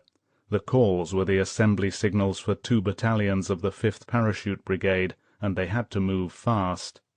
One was to rush to the assistance of Major Howard's tiny glider-borne force holding the bridges. The other was to seize and hold Ranville at the eastern approaches to this vital crossing. Never before had paratroop commanders assembled men in this manner, but speed this night was essential. The 6th Airborne was racing against time. The first waves of American and British troops would land on Normandy's 5 invasion beaches between 6:30 and 7:30 a.m. The Red Devils had 5.5 hours to secure the initial foothold and anchor the left flank of the entire invasion area. The division had a variety of complex tasks, each one demanding almost minute-by-minute synchronization. The plan called for paratroopers to dominate the heights northeast of Caen, hold the bridges over the Orne and the Caen Canal, demolish 5 more on the Dives River, and thus block enemy forces, particularly panzers, from driving into the side of the invasion bridgehead. But the lightly armed paratroopers didn't have enough firepower to stop a concentrated armored attack, so the success of the holding action depended on the speedy and safe arrival of anti-tank guns and special armor-piercing ammunition. Because of the weight and size of the guns, there was only one way of getting them safely into Normandy, by glider train. At 3:20 a.m. a fleet of 69 gliders was due to sweep down out of the Normandy skies, carrying men, vehicles, heavy equipment, and the precious guns. Their arrival posed a mammoth problem all by itself. The gliders were immense, each one larger than a DC-3. 4 of them, the Hamilcars, were so big that they could even carry light tanks. To get the 69 gliders in, the paratroopers had first to secure the chosen landing zones from enemy attack. Next, they had to create a huge landing field out of the obstacle-studded meadows.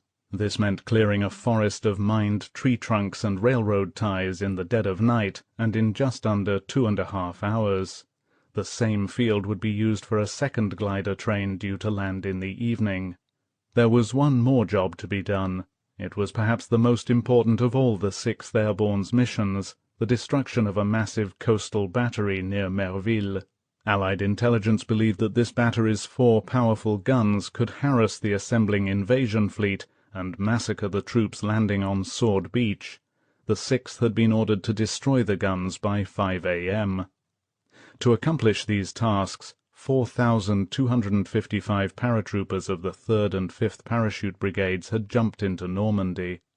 They dropped over a huge area, victims of navigational errors, bucketing planes forced off course by flak fire, badly marked drop zones and gusty winds. Some were fortunate, but thousands fell anywhere from 5 to 35 miles from the drop zones. Of the 2 brigades, the 5th fared best. Most of its soldiers were dropped close to their objectives near Ranville. Even so, it would take company commanders the better part of 2 hours to assemble even half their men. Scores of troopers, however, were already en route, guided in by the wavering notes of the horns. Private Raymond Batten of the 13th Battalion heard the horns, but although he was almost at the edge of his drop zone, he was momentarily unable to do anything about it. Batten had crashed through the thick leafy roof of a small woods.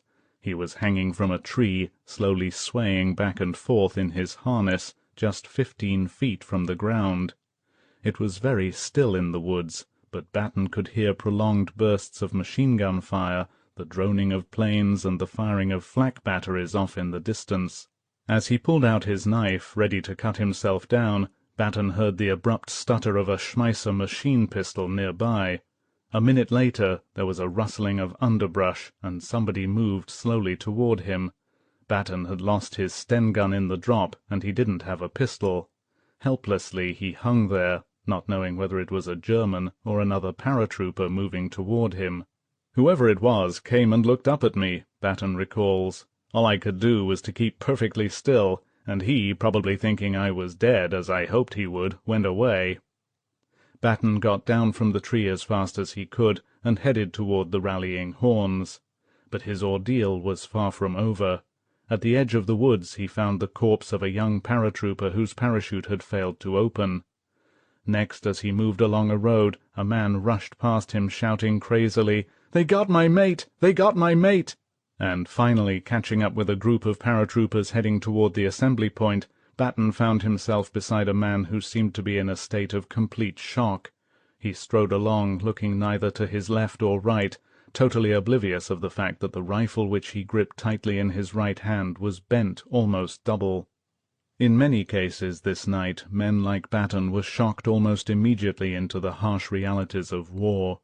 As he was struggling to get out of his harness, Lance Corporal Harold Tate of the 8th Battalion saw one of the Dakota transports hit by flak. The plane careened over his head like a searing comet and exploded with a tremendous noise about a mile away. Tate wondered if the stick of troopers it carried had already jumped. Private Percival Liggins of the Canadian 1st Battalion saw another flaming plane. It was at full power, with pieces falling off it, blazing from end to end, and seemed to be heading for him. He was so fascinated by the sight that he was unable to move. It swept overhead and crashed in a field behind him. He and others tried to get to the plane in an effort to rescue anybody still in it, but the ammo started to go and we couldn't get near it. To 20-year-old Private Colin Powell of the 12th Battalion, miles from his drop zone, the first sound of war was a moaning in the night. He knelt down beside a badly wounded trooper, an Irishman, who softly pleaded with Powell to "Finish me off, lad, please." Powell could not do it. He made the trooper as comfortable as he could and hurried off, promising to send back help. In these first few minutes their own resourcefulness became the measure of survival for many men.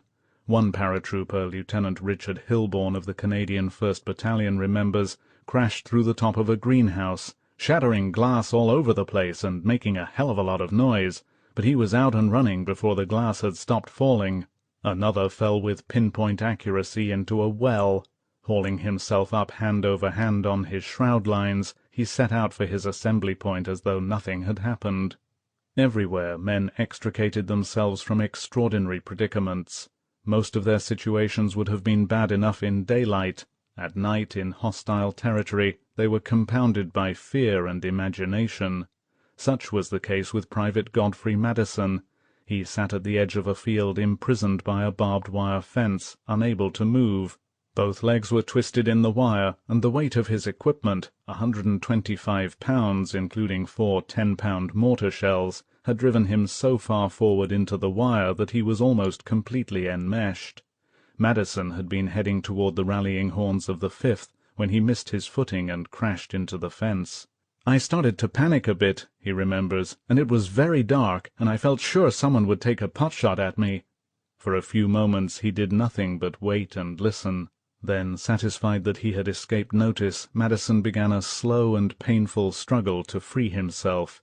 It seemed hours before he finally worked one arm free enough to get a pair of wire cutters from the back of his belt. In a few minutes he was out and heading in the direction of the horns again.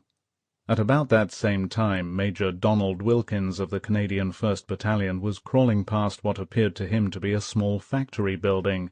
Suddenly he saw a group of figures on the lawn. He instantly threw himself to the ground. The shadowy figures did not move.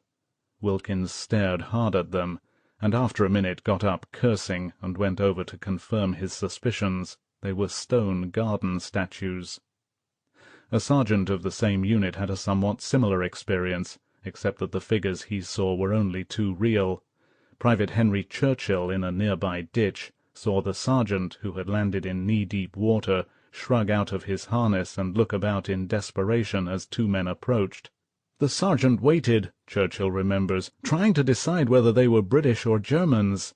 The men came closer, and their voices were unmistakably German. The sergeant's Sten gun barked, and he brought them down with a single fast burst. The most sinister enemy in these opening minutes of D-Day was not man, but nature. Rommel's anti-paratroop precautions had paid off well. The waters and swamps of the flooded Dives Valley were death traps. Many of the men of the 3rd Brigade came down in this area like so much confetti shaken haphazardly out of a bag. For these paratroopers, mishap followed tragic mishap. Some pilots, caught in heavy cloud, mistook the mouth of the Dives for that of the Orne, and let men out over a maze of marshes and swamps. One entire battalion of 700, whose drop was to be concentrated in an area roughly a mile square, was scattered instead over 50 miles of countryside, most of it swampland. And this battalion, the highly trained 9th, had been given the toughest, most urgent job of the night, the assault on the Merville battery. It would take some of these men days to rejoin their unit. Many would never return at all. The number of troopers who died in the wastes of the Dives will never be known. Survivors say that the marshes were intersected by a maze of ditches about 7 feet deep, 4 feet wide, and bottomed with sticky slime. A man alone, weighed down with guns, ammunition, and heavy equipment, could not negotiate these ditches. Wet kit bags nearly doubled in weight, and men had to discard them in order to survive. Many men who somehow struggled through the marshes drowned in the river with dry land only a few yards away. Private Henry Humberstone of the 224th Parachute Field Ambulance narrowly missed such a death. Humberstone landed waist-deep in the marshes, with no idea of where he was. He had expected to come down in the orchard area west of Varaville. Instead, he had landed on the east side of the drop zone. Between him and Varaville were not only the marshes, but the Dives River itself. A low mist covered the area like a dirty white blanket, and all around Humberstone could hear the croaking of frogs. Then ahead came the unmistakable sound of rushing water. Humberstone stumbled on through the flooded fields and came upon the Dives. While he looked for some way to cross the river, he spotted 2 men on the opposite bank. They were members of the Canadian 1st Battalion. "How do I get across?" yelled Humberstone. "It's quite safe," one of them called back. The Canadian waded into the river, apparently to show him. "I was watching him 1 minute, and the next minute he was gone," Humberstone remembers. "He didn't yell or scream or anything. He just drowned before either me or his buddy on the other bank could do anything." Captain John Gwinnett, the chaplain of the 9th Battalion, was completely lost. He, too, had landed in the marshes. He was all alone, and the silence around him was unnerving. Gwinnett had to get out of the swamps. He was certain the Merville assault would be a bloody one, and he wanted to be with his men. Fear, he had told them at the airfield just before take-off, knocked at the door. Faith opened it, and there was nothing there. Gwinnett did not know it now, but it would be a full 17 hours before he found his way out of the swamps. At this moment the 9th's commander, Lieutenant Colonel Terence Otway, was in a towering rage. He had been dropped miles from the rendezvous point, and he knew that his battalion must have been thoroughly scattered. As Otway marched quickly through the night, small groups of his men appeared everywhere, confirming his worst suspicions. He wondered just how bad the drop had been. Had his special glider train been scattered too? Otway badly needed the glider-borne guns and other equipment if his plan of assault was to succeed, for Merville was no ordinary battery. Around it ranged a formidable series of defences in depth. To get to the heart of the battery, 4 heavy guns in massive concrete emplacements, the 9th would have to pass through minefields and over anti-tank ditches, penetrate a 15-foot thick hedge of barbed wire, cross more minefields, and then fight through a maze of machine-gun-filled trenches. The Germans considered this deadly fortification with its garrison of 200 men almost impregnable. Otway didn't think it was, and his plan to destroy it was elaborate and incredibly detailed. He wanted to leave nothing to chance. 100 Lancaster bombers were to saturate the battery first with 4,000-pound bombs. The glider trains were to bring in jeeps, anti-tank guns, flamethrowers, Bangalore torpedoes, lengths of explosive-filled pipe to destroy the wire, mine detectors, mortars, and even lightweight aluminum scaling ladders. After collecting this special equipment from the gliders, Otway's men were to set out for the battery in 11 teams to begin the assault. This called for dovetailed timing. Reconnaissance teams would lead off and scout the area. Taping parties would remove the mines and mark the approaches through the cleared areas. Breaching teams with the Bangalore torpedoes would destroy the barbed wire. Snipers, mortarmen, and machine-gunners were to take up positions to cover the main charge. Otway's plan had one final surprise. At the same time that his assault troops rushed the battery from the ground, 3 gliders filled with more troopers were to crash-land on top of the battery in a combined massive rush on the defences from ground and air. Parts of the plan seemed suicidal, but the risks were worth taking, for the Merville guns could kill thousands of British troops as they touched down on Sword Beach. Even if everything went according to schedule in the next few hours, by the time Otway and his men assembled, moved out, and reached the battery, they would have barely an hour to destroy the guns. He had been told plainly that if the 9th could not complete the task on time, naval gunfire would try to do it. That meant that Otway and his men had to be away from the battery, no matter what the outcome, by 5:30 a.m. At that time, if the signal of success had not come from Otway, the bombardment would begin. That was the strategy, but as Otway hurried anxiously toward the assembly point, the first part of the plan had already misfired. The air attack which had taken place at 12:30 had been a complete failure. Not one bomb had hit the battery, and the errors were multiplying. The gliders with the vital supplies had failed to arrive. In the center of the Normandy beachhead, in the German observation bunker overlooking Omaha Beach, Major Werner Pluskat still watched. He saw the white tops of the waves, nothing more. His uneasiness had not lessened. If anything, Pluskat felt more certain than ever that something was happening. Soon after he reached the bunker, formation after formation of planes had thundered over the coast far off to the right. Plouskat thought there must have been hundreds. From the first moment he heard them, he had expected a sudden call from regiment confirming his suspicions that the invasion was in fact beginning. But the phone had remained silent. There had been nothing from Ocker since the first call. Now Plouskat heard something else, the slowly swelling roar of a great number of planes off to his left. This time the sound was coming from behind him. The planes seemed to be approaching the Cherbourg Peninsula from the west. Plouskat was more bewildered than ever. Instinctively he looked out through his glasses once again. The bay was completely empty. There was nothing to be seen. 4. In Sainte-Mère-Église the sound of bombing was very close. Alexandre Renaud, the mayor and town pharmacist, could feel the very ground shaking. It seemed to him that planes were attacking the batteries at Saint-Marcouf and Saint-Martin-de-Varville, and both places were only a few miles away. He was quite worried about the town and its people. About all the habitants could do was take shelter in garden trenches or cellars, for they could not leave their homes because of the curfew. Renaud herded his wife Simone and their 3 children to the passageway leading off the living-room. Its heavy timbers afforded good protection. It was about 1:10 a.m. when the family collected in the makeshift air raid shelter. Renaud remembers the time. It was 12:10 a.m. to him, because just then there was a persistent, urgent knocking at the street door. Renaud left his family in their living quarters and walked through his darkened pharmacist's shop, which fronted on the Place de l'Église. Even before he reached the door, he could see what the trouble was. Through the windows of his shop, the square, with its edging of chestnut trees and its great Norman church, appeared brilliantly lit up.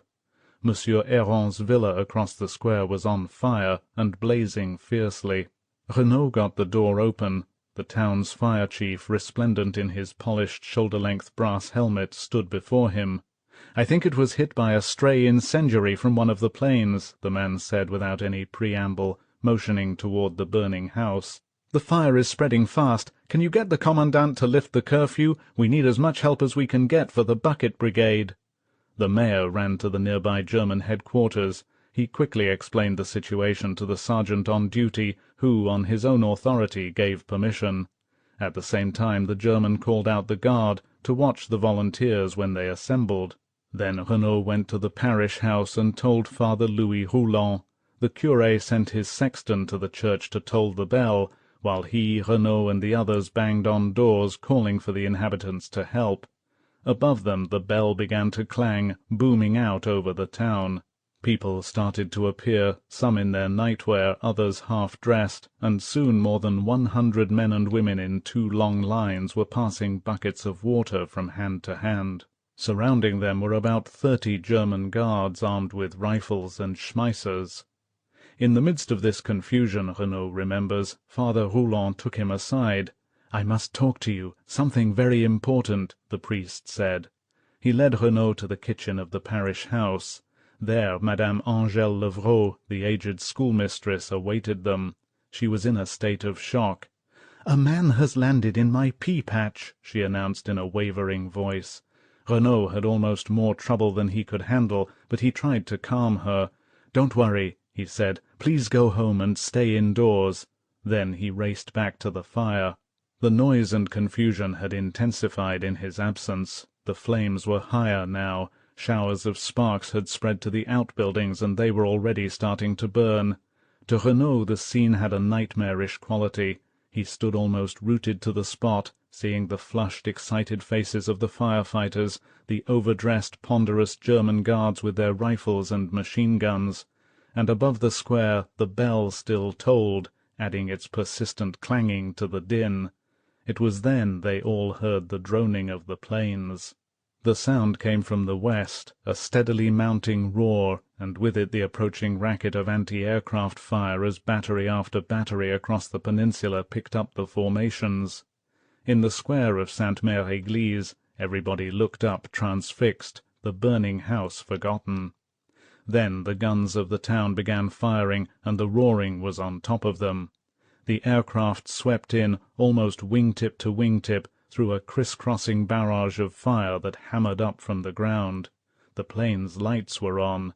They came in so low that people in the square instinctively ducked, and Renaud remembers that the airplanes cast great shadows on the ground, and red lights seemed to be glowing inside them.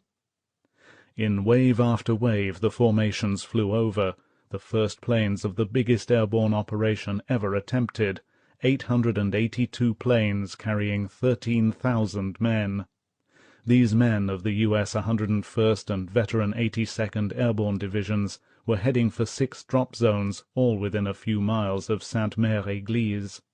The troopers tumbled out of their planes, stick after stick, and as those destined for the zone outside the town drifted down, scores of them heard an incongruous sound over the clatter of battle, a church bell tolling in the night. For many it was the last sound they ever heard. Caught by a heavy wind, a number of soldiers floated down toward the inferno of the Place de l'Église, and the guns of the German guards that a twist of fate had placed there. Lieutenant Charles Santarciero of the 101st's 506th Regiment was standing in the door of his plane as it passed over Sainte-Mère-Église. "We were about 400 feet up," he remembers, "and I could see fires burning and krauts running about. There seemed to be total confusion on the ground. All hell had broken loose. Flak and small arms fire was coming up, and those poor guys were caught right in the middle of it." Almost as soon as he left his plane, Private John Steele of the 82nd's 505th Regiment saw that instead of landing in a lighted drop zone, he was heading for the center of a town that seemed to be on fire.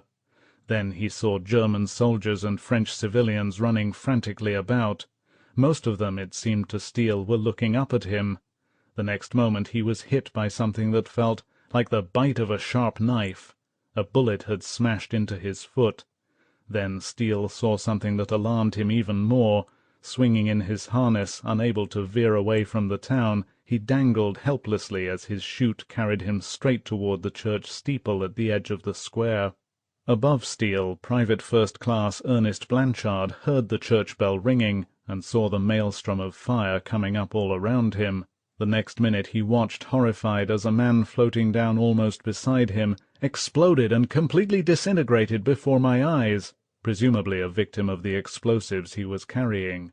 Blanchard began desperately to swing on his risers, trying to veer away from the mob in the square below, but it was too late. He landed with a crash in one of the trees.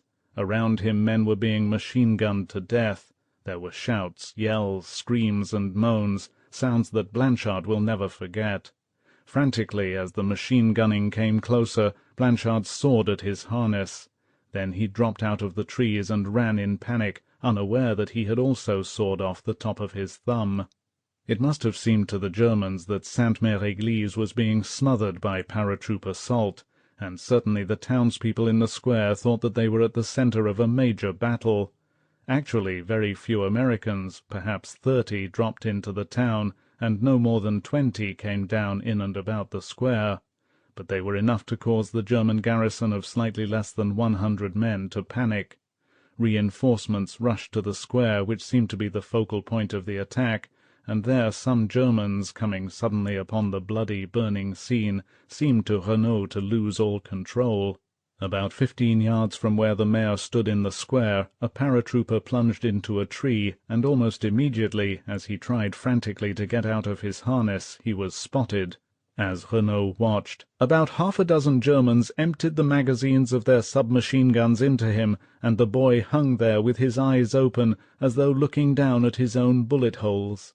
Caught up in the slaughter all around them, the people in the square were now oblivious to the mighty airborne armada that was still droning ceaselessly overhead. Thousands of men were jumping for the 82nd's drop zones northwest of the town, and the 101st zones east and slightly west, between Sainte-Mère-Église and the Utah invasion area.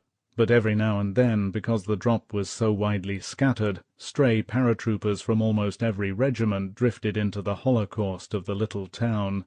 One or two of these men, loaded down with ammunition, grenades, and plastic explosives, actually fell into the burning house. There were brief screams and then a fusillade of shots and explosions as the ammunition went up. In all this horror and confusion, one man tenaciously and precariously clung to life. Private Steele, his parachute draped over the steeple of the church, hung just under the eaves. He heard the shouts and the screams. He saw Germans and Americans firing at each other in the square and the streets, and almost paralyzed by terror, he saw winking red flashes of machine guns as streams of stray bullets shot past and over him. Steele had tried to cut himself down, but his knife had somehow slipped out of his hand and dropped to the square below. Steele then decided that his only hope lay in playing dead. On the roof, only a few yards away from him, German machine-gunners fired at everything in sight, but not at Steele. He hung so realistically dead in his harness that Lieutenant Willard Young of the 82nd, who passed by during the height of the fighting, still remembers the dead man hanging from the steeple. In all, Steele dangled there for more than 2 hours before being cut down and taken captive by the Germans. Shocked and in pain from his shattered foot, he has absolutely no recollection of the tolling of the bell, only a few feet from his head.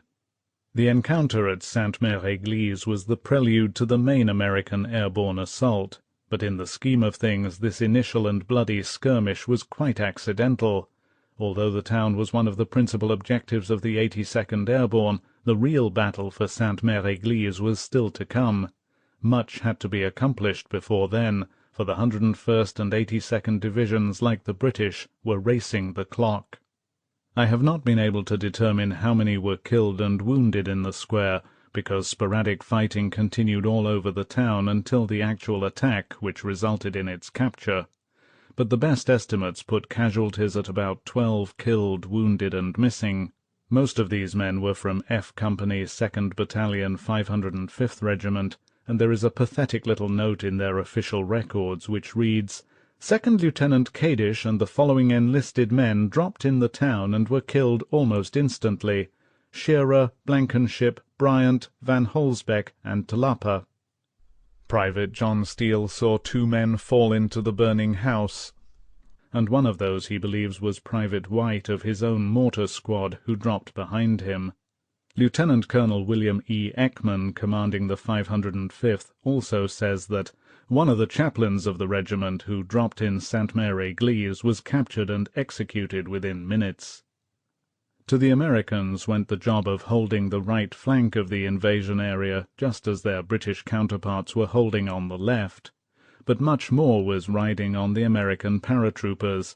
On them hung the fate of the whole Utah Beach operation. The main obstacle to the success of the Utah landing was a body of water known as the Douve River. As part of their anti-invasion measures, Rommel's engineers had taken brilliant advantage of the Douve and its principal tributary, the Mer de Ré.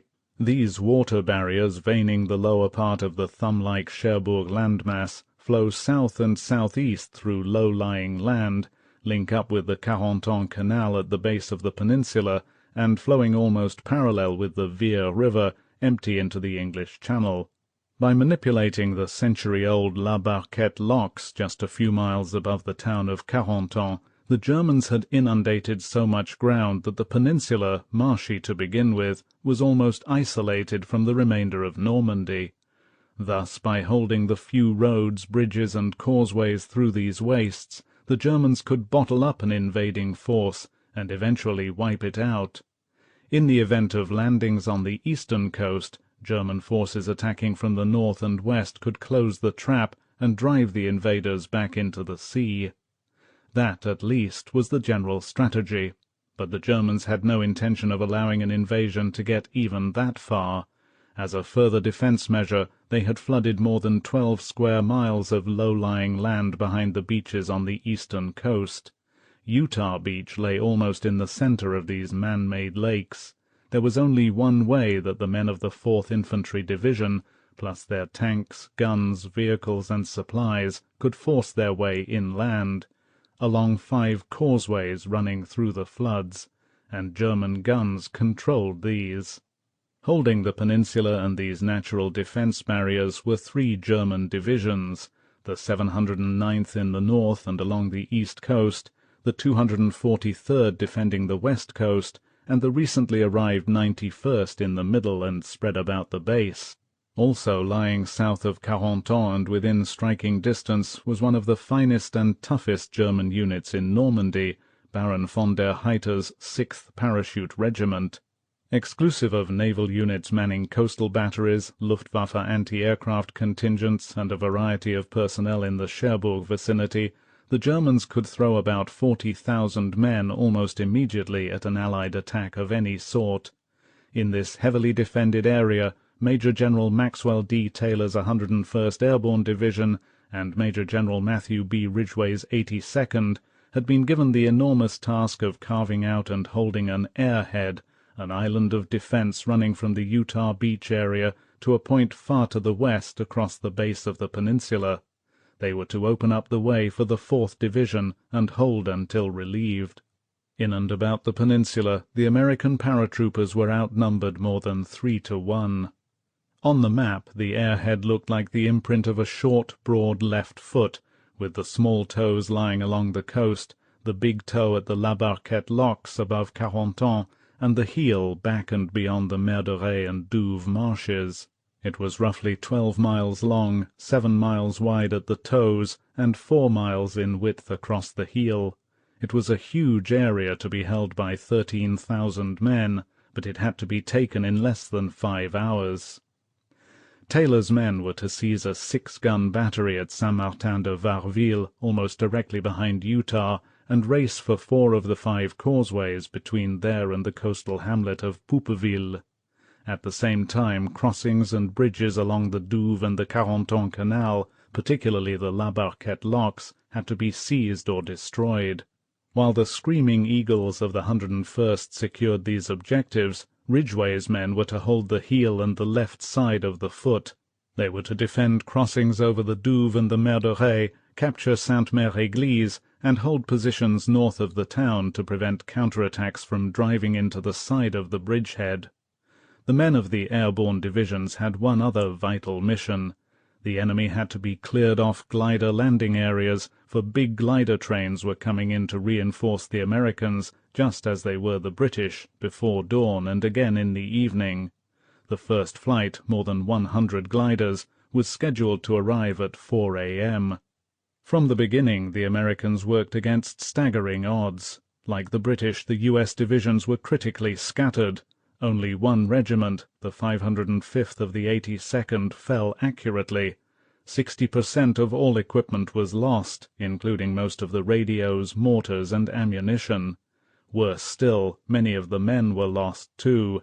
They came down miles from any recognizable landmarks, confused and alone.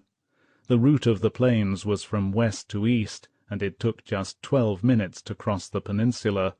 Jumping too late meant landing in the English Channel. Too early meant coming down somewhere between the west coast and the flooded areas.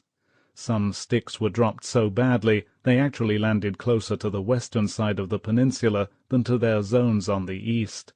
Hundreds of men, heavily weighted with equipment, fell into the treacherous swamps of the Mer de Ré and the Douve. Many drowned, some in less than 2 feet of water. Others, jumping too late, fell into the darkness over what they thought was Normandy, and were lost in the Channel. One entire stick of 101st paratroopers, some 15 or 18 soldiers, met such a death. In the next plane, Corporal Louis Merlano fell on a sandy beach in front of a sign reading, "Achtung, Meinen." He had been the second man in his stick to jump. Off in the darkness, Merlano could hear the quiet slapping sound of waves. He was lying in sand dunes surrounded by Rommel's anti-invasion obstacles, just a few yards above Utah Beach. As he lay there trying to get his breath, he heard screams far off in the distance. Merlano was not to find out until later that the screams were coming from the Channel, where the last 11 men from his plane were at that moment drowning. Merlano got off the beach fast, ignoring the possibility that it was mined. He climbed over a barbed wire fence and ran for a hedgerow. Someone else was already there. Merlano didn't stop. He ran across a road and started to climb a stone wall. Just then he heard an agonized cry behind him. He whirled around. A flamethrower was hosing the hedgerow he had just passed, and outlined in the flame was the figure of a fellow paratrooper. Stunned, Merleno crouched down by the wall. From the other side came the shouts of German voices and the firing of machine guns. Merleno was caught in a heavily fortified area with Germans on all sides of him. He prepared to fight for his life. There was one thing he had to do first. Merleno, who was attached to a signal unit, pulled from his pocket a 2x2-inch communications log containing codes and passwords for 3 days. Carefully he tore up the log, and page by page ate it all. On the other side of the airhead men were floundering in the dark swamps. The Merderet and the Douve were dotted with parachutes of all colours, and the little lights on equipment bundles gleamed eerily from out of the marshes and the water. Men plummeted down from the sky, barely missing one another as they splashed beneath the surface of the water. Some never appeared again. Others came up gasping, fighting for air, and sawing desperately at chutes and equipment that could drag them under again. Like Chaplain John Gwinnett of the British 6th Airborne 50 miles away, the 101st Chaplain, Captain Francis Sampson, landed in the wastes. The water was over his head. The priest was pinned by his equipment, and his parachute, caught by a strong wind, remained open above him. Frantically he cut away the equipment hanging from him, including his mass kit. Then, with his parachute acting like a great sail, he was blown along for about 100 yards, until he finally came to rest in shallow water. Exhausted, he lay there for about 20 minutes.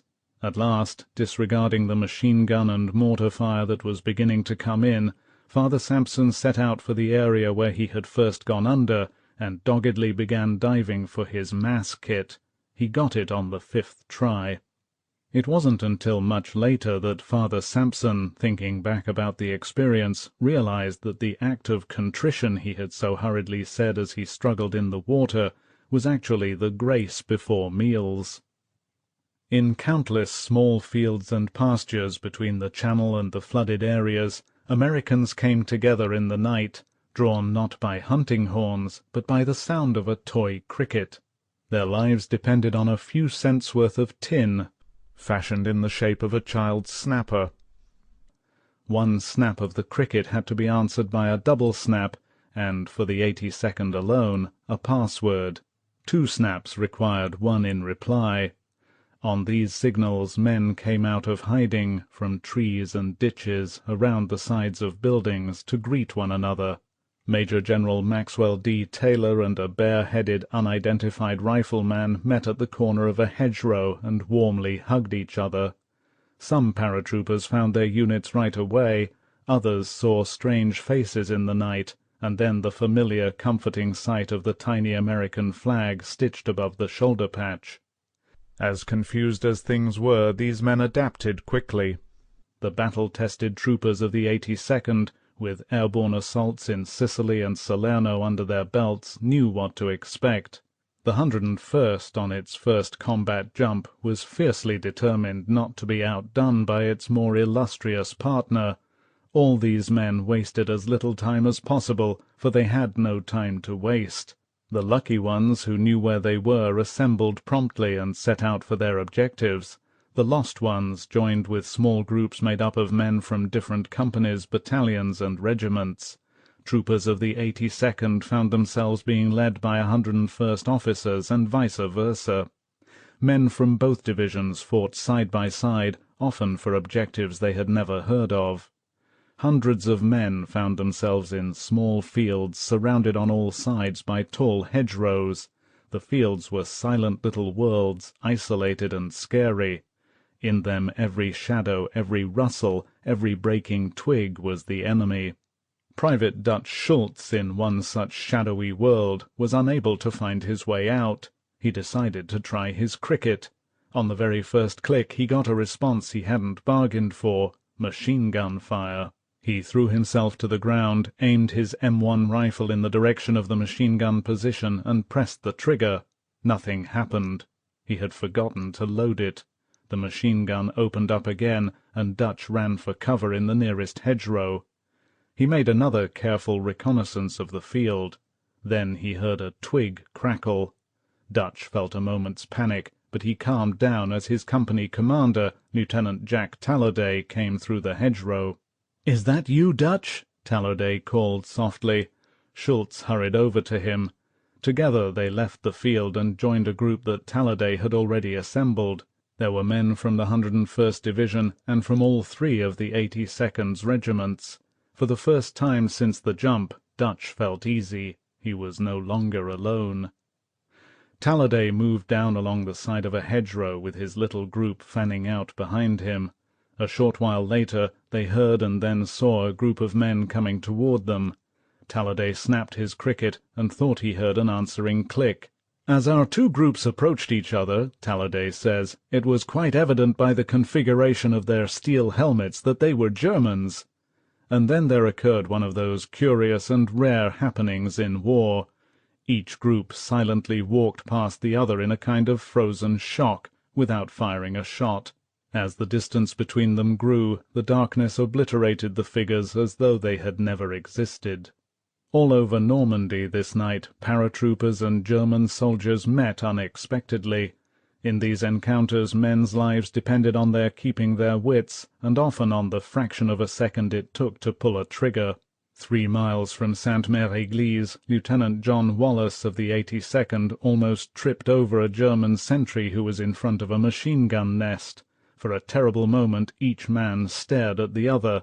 Then the German reacted. He fired a shot at Wallace at point-blank range. The bullet struck the bolt mechanism of the lieutenant's rifle, which was directly in front of his stomach, nicked his hand and ricocheted off. Both men turned and fled. One man, Major Lawrence Leger of the 101st, talked his way out of trouble.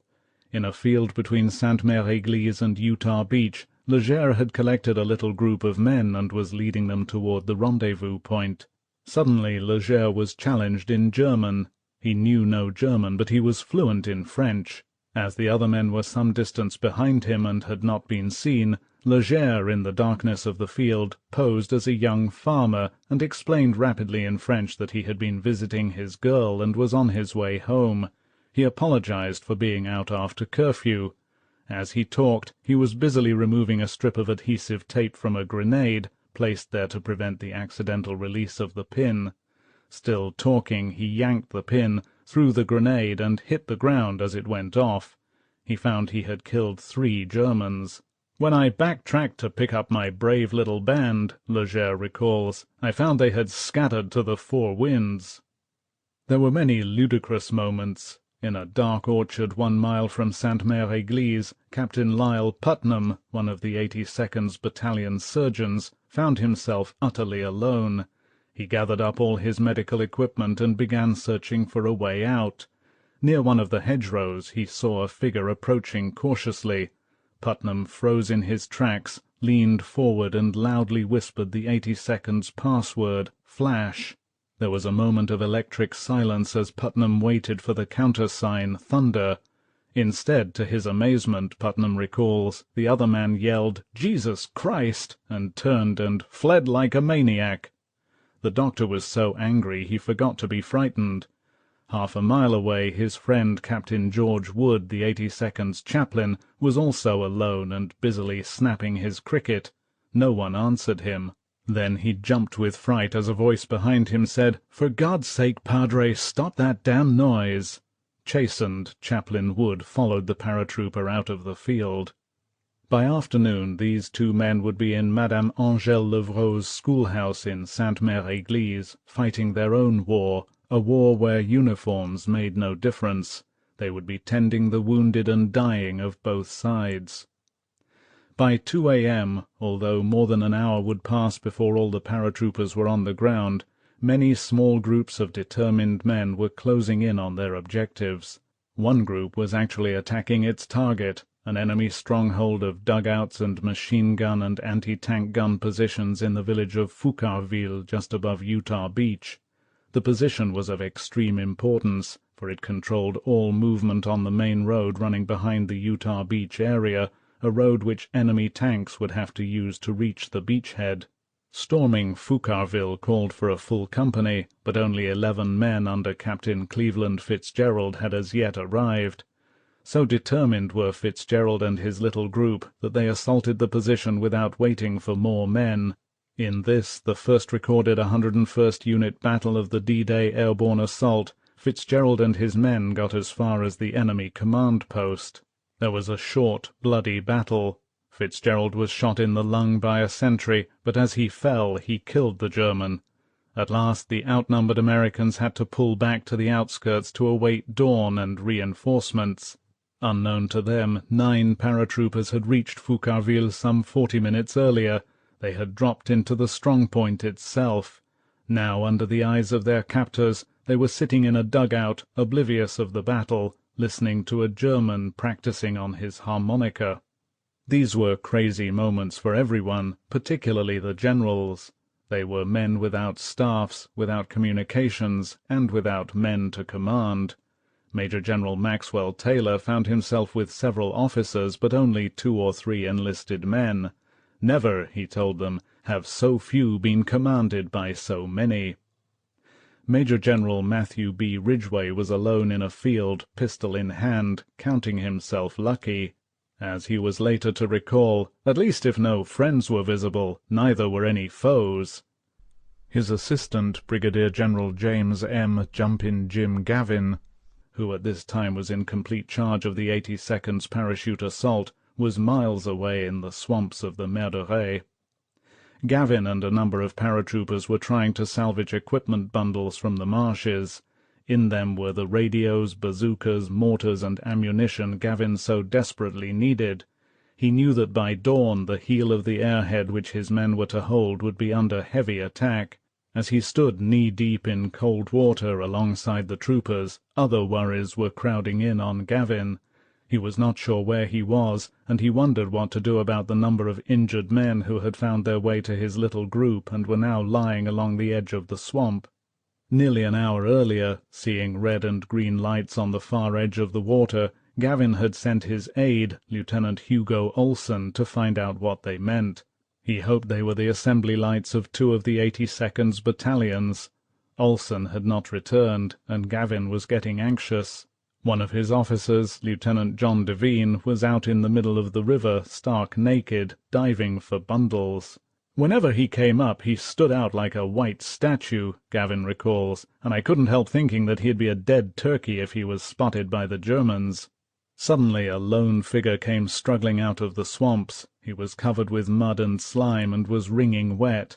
It was Olsen coming to report that there was a railroad directly across from Gavin and his men, on a high embankment which snaked through the marshes. It was the first good news of the night.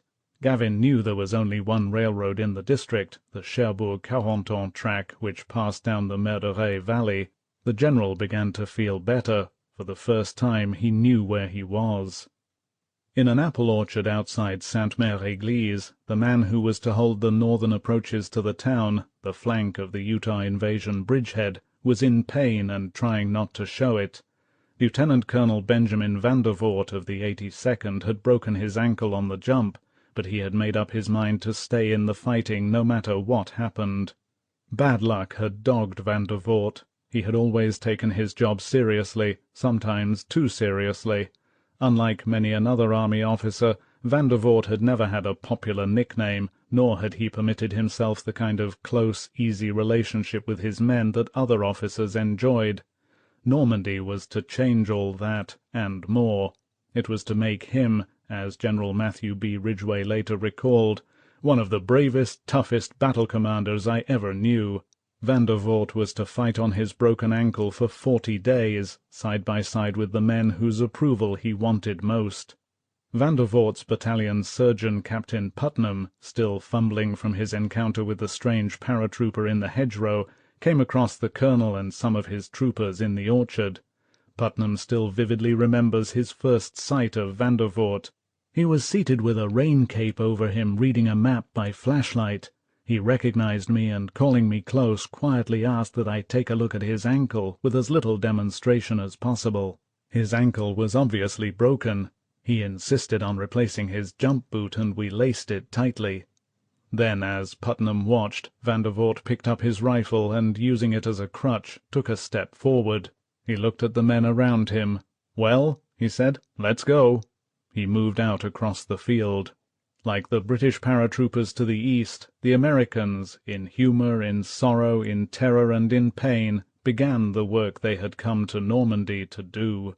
This, then, was the beginning. The first invaders of D-Day, almost 18,000 Americans, British, and Canadians, were on the flanks of the Normandy battlefield. In between lay the 5 invasion beaches, and beyond the horizon, steadily approaching, the mighty 5,000-ship invasion fleet. The first of the vessels, the USS Bayfield, carrying the commander of the Navy's Force U, Rear Admiral D.P. Moon, was now within 12 miles of Utah Beach and preparing to drop anchor. Slowly the great invasion plan was beginning to unfold, and still the Germans remained blind. There were many reasons. The weather, their lack of reconnaissance, only a few planes had been sent over the embarkation areas in the preceding weeks, and all had been shot down, their stubborn belief that the invasion must come at the Pas-de-Calais, the confusion and overlapping of their own commands, and their failure to take the decoded underground messages seriously, all played a part. Even their radar stations failed them this night. Those that had not been bombed had been confused by Allied planes flying along the coast, dropping bundles of window, strips of tin foil which snowed the screens. Only one station had made a report. It was only normal channel traffic. More than 2 hours had elapsed since the first paratroopers had landed. Only now were the German commanders in Normandy beginning to realize that something important might be happening.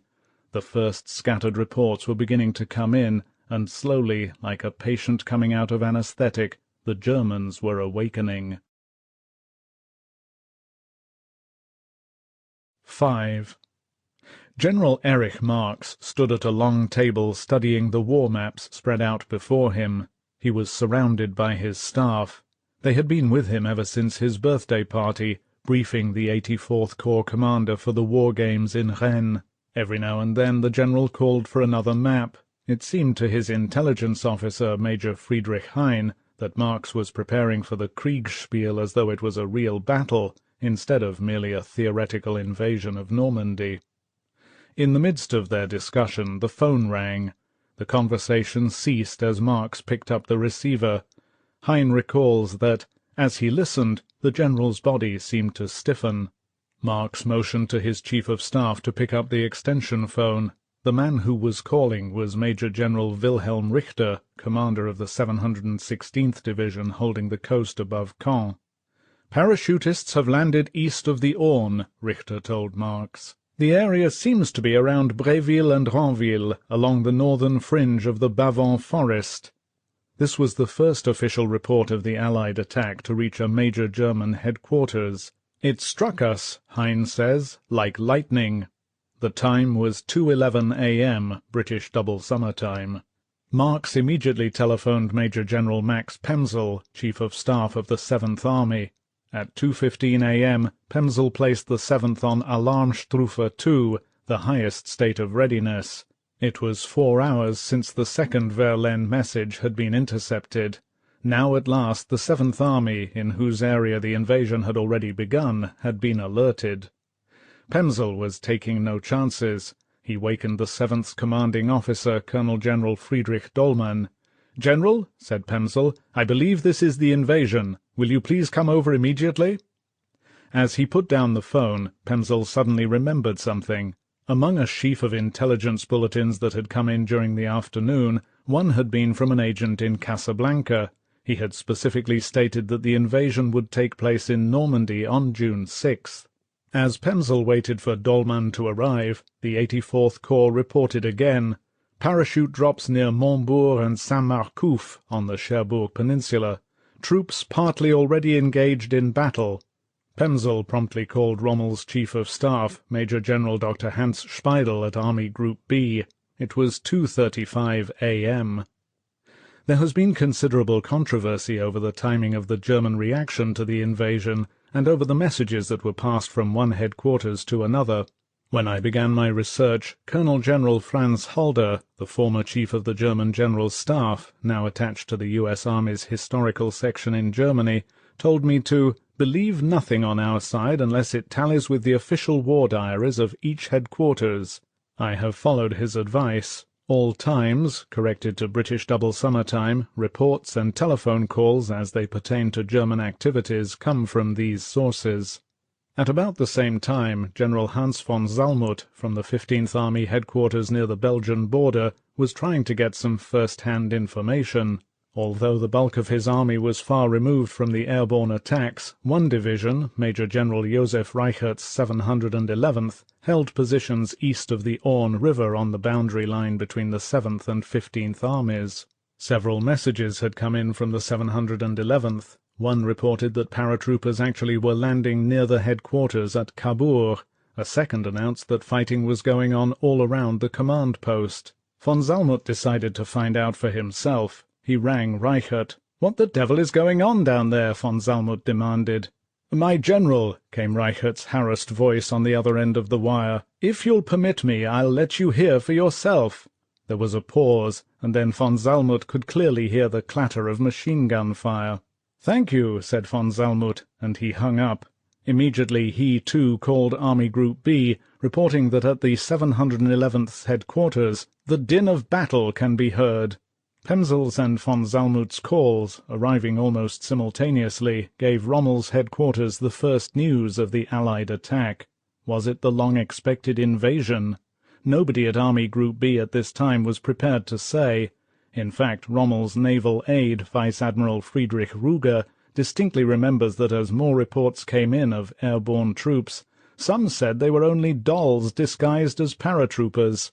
Whoever made the observation was partly right. To add to the German confusion, the Allies had dropped hundreds of lifelike rubber dummies, dressed as paratroopers, south of the Normandy invasion area. Attached to each were strings of firecrackers which exploded on landing, giving the impression of a small arms fight. For more than 3 hours, a few of these dummies were to deceive General Marx into believing that paratroopers had landed at Lessay, some 25 miles southwest of his headquarters.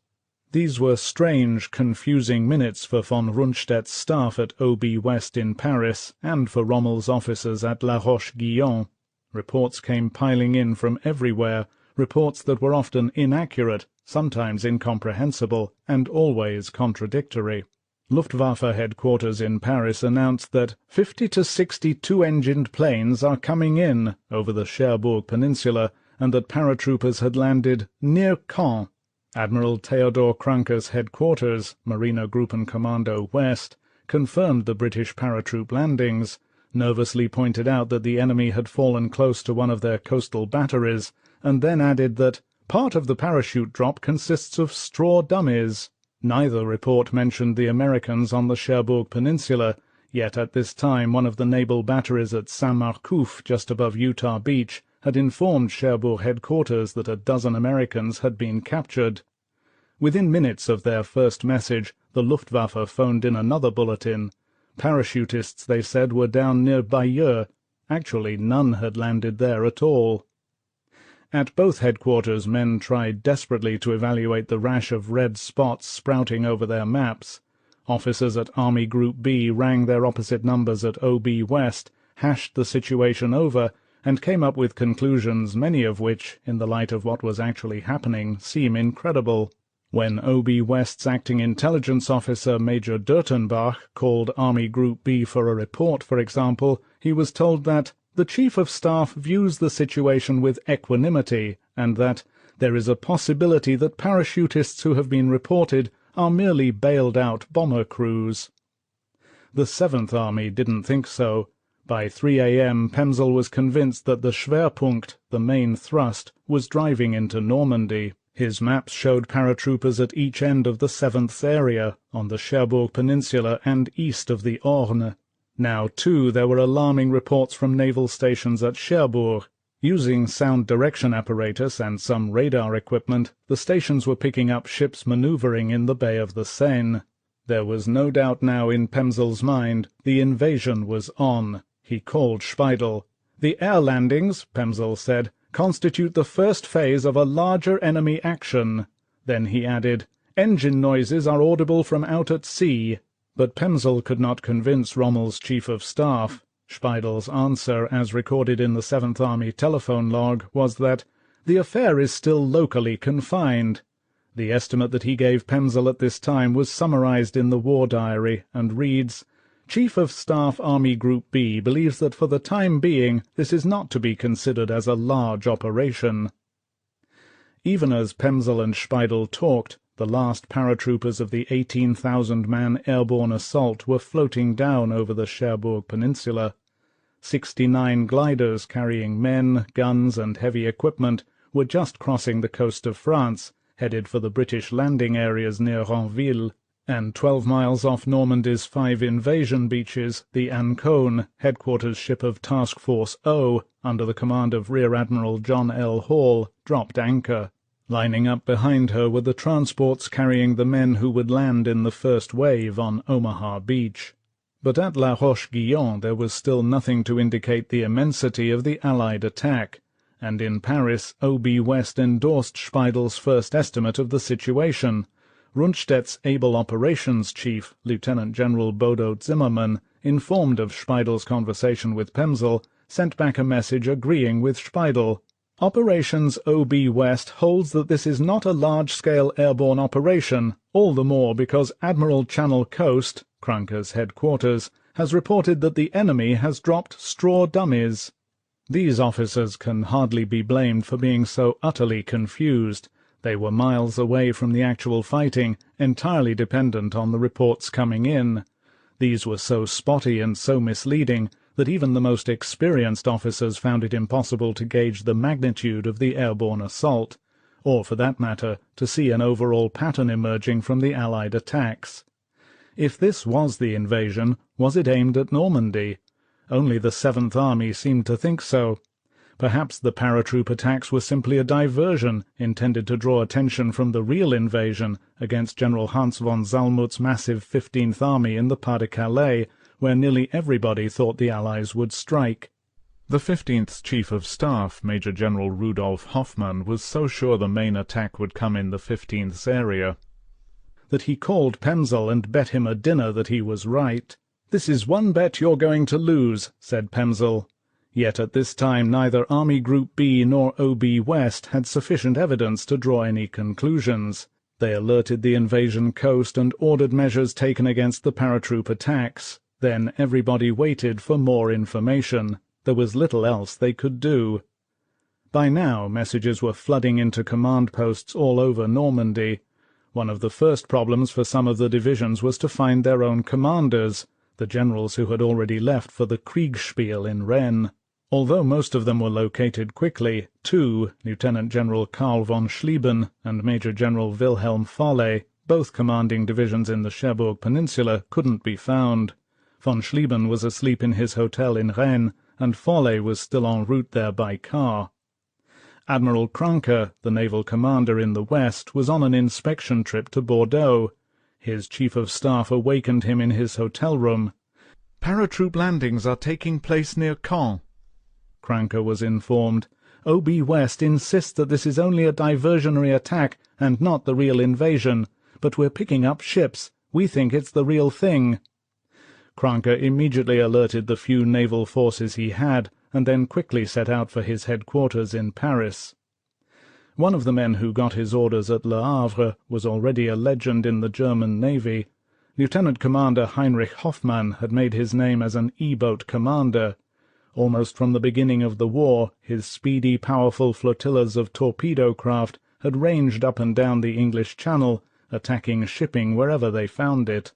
Hoffmann also had been in action during the Dieppe raid, and had boldly escorted the German battleships Scharnhorst, Gneisenau, and Prince Eugen in their dramatic dash from Brest to Norway in 1942. When the message from headquarters came in, Hoffmann was in the cabin of T-28, the lead E-boat of his 5th Flotilla, preparing to go out on a mine-laying operation. Immediately he called together the commanders of the other boats. They were all young men, and although Hoffmann told them that this must be the invasion, it did not surprise them. They had expected it. Only 3 of his 6 boats were ready, but Hoffmann could not wait for the others to be loaded with torpedoes. A few minutes later the 3 small boats left Le Havre. On the bridge of T-28, his white sailor's cap pushed back on his head as usual, the 34-year-old Hoffmann peered out into the darkness. Behind him, the two little boats bounced along in Indian file, following the lead boat's every maneuver. They raced through the night at more than 23 knots, blindly heading straight toward the mightiest fleet ever assembled.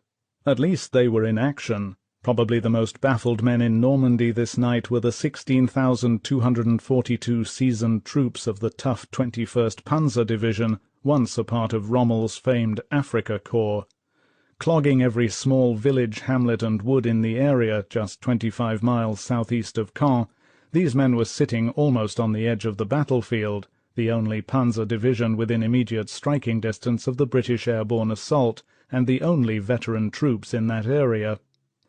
Ever since the alert, officers and men had been standing alongside their tanks and vehicles, engines running, waiting for the order to move out. Colonel Hermann von Oppeln-Bronikowski, in command of the division's regiment of tanks, couldn't understand the delay. He had been awakened shortly after 2 a.m. by the 21st's commander, Lieutenant General Edgar Feuchtinger. "Oppeln," Feuchtinger had said breathlessly, "imagine, they have landed." He had briefed Bronikowski on the situation, and told him that as soon as the division got its orders, it would "clean out the area between Caen and the coast immediately." But no further word had come. With growing anger and impatience, Bronikowski continued to wait.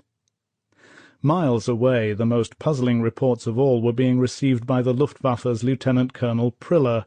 He and his wingman, Sergeant Vodarchik, had stumbled into their beds about 1 a.m. at the 26th Fighter Wing's now deserted airfield near Lille. They had succeeded in drowning their anger at the Luftwaffe High Command with several bottles of excellent cognac.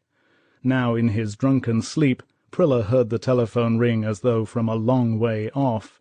He came to slowly, his left hand groping over the bedside table for the phone.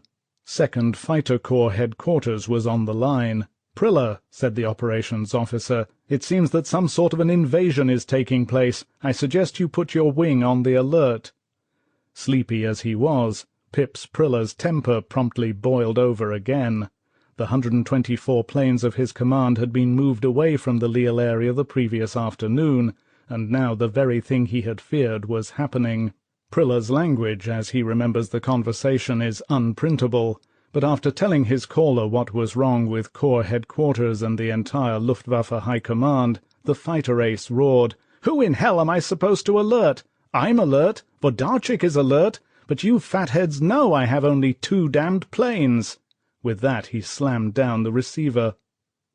A few minutes later the phone rang again. "Now what?" yelled Priller. It was the same officer. "My dear Priller," he said, "I'm awfully sorry. It was all a mistake. We somehow got a wrong report. Everything is fine. There's no invasion." Priller was so furious he couldn't answer. Worse than that, he couldn't get back to sleep. Despite the confusion, hesitancy, and indecision in the higher levels of command, the German soldiers in actual contact with the enemy were reacting swiftly. Thousands of troops were already on the move, and unlike the generals at Army Group B and OB West, these soldiers had no doubts that the invasion was upon them.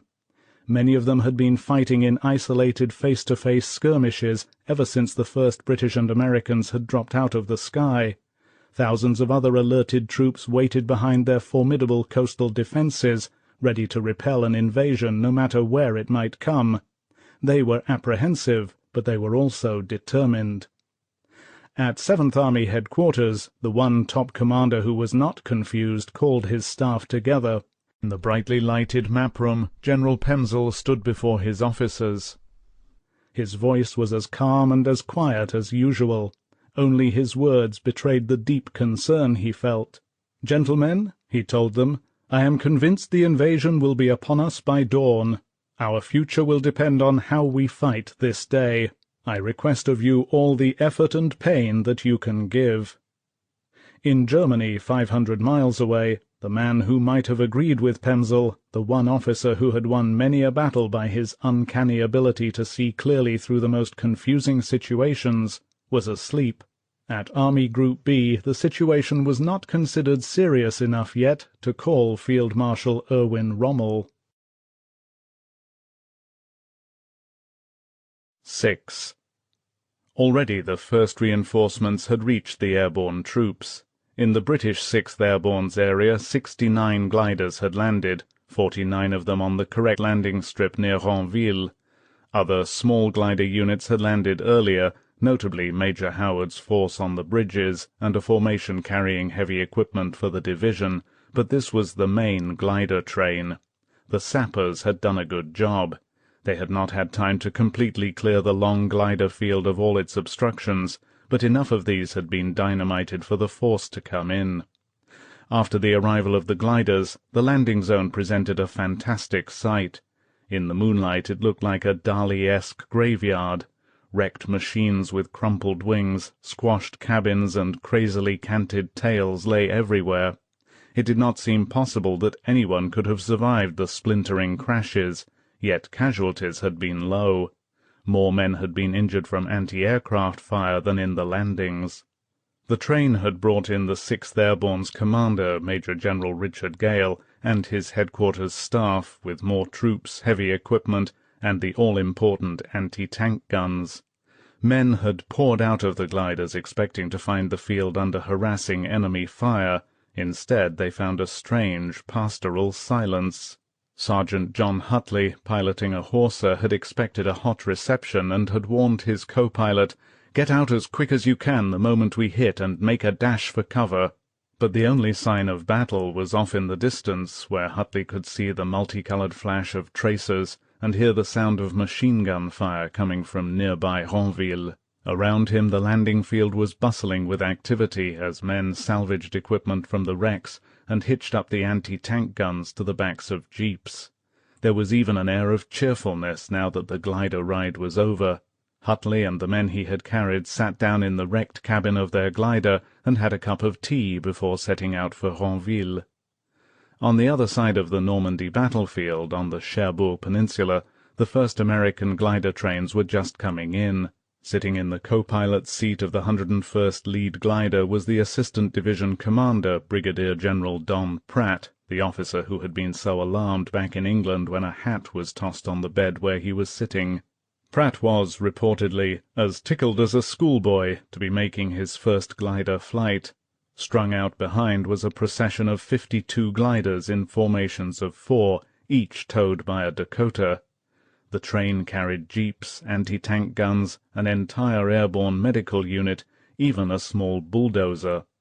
High on the nose of Pratt's glider a big No. 1 was painted. A huge screaming eagle, insignia of the 101st, and a U.S. flag adorned the canvas on either side of the pilot's compartment.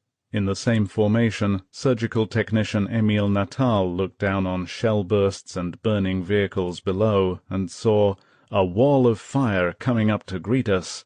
Still hitched to their planes, the gliders lurched from side to side, scudding through flak thick enough to land on. Unlike the paratroopers' planes, the gliders came in from the Channel and approached the peninsula from the east. They were only seconds past the coast when they saw the lights of the landing zone at Yaville, 4 miles from Sainte-Mère-Église. One by one the 300-yard-long nylon tow ropes parted, and the gliders came soughing down.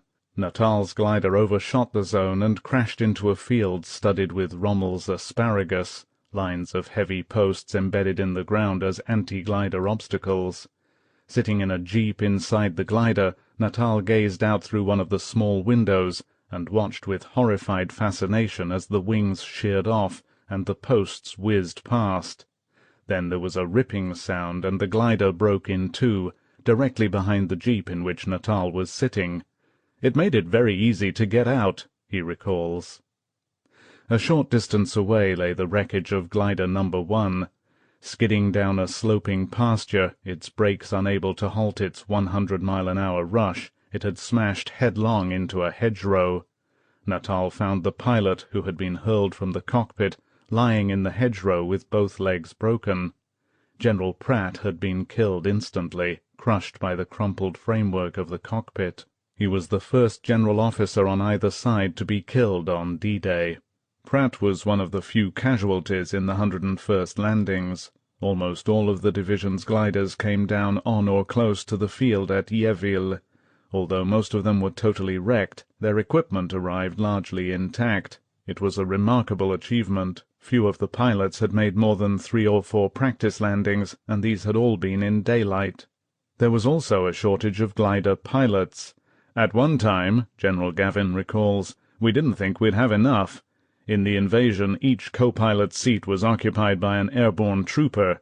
Incredible as it may seem, these troopers had been given no training in either flying or landing gliders.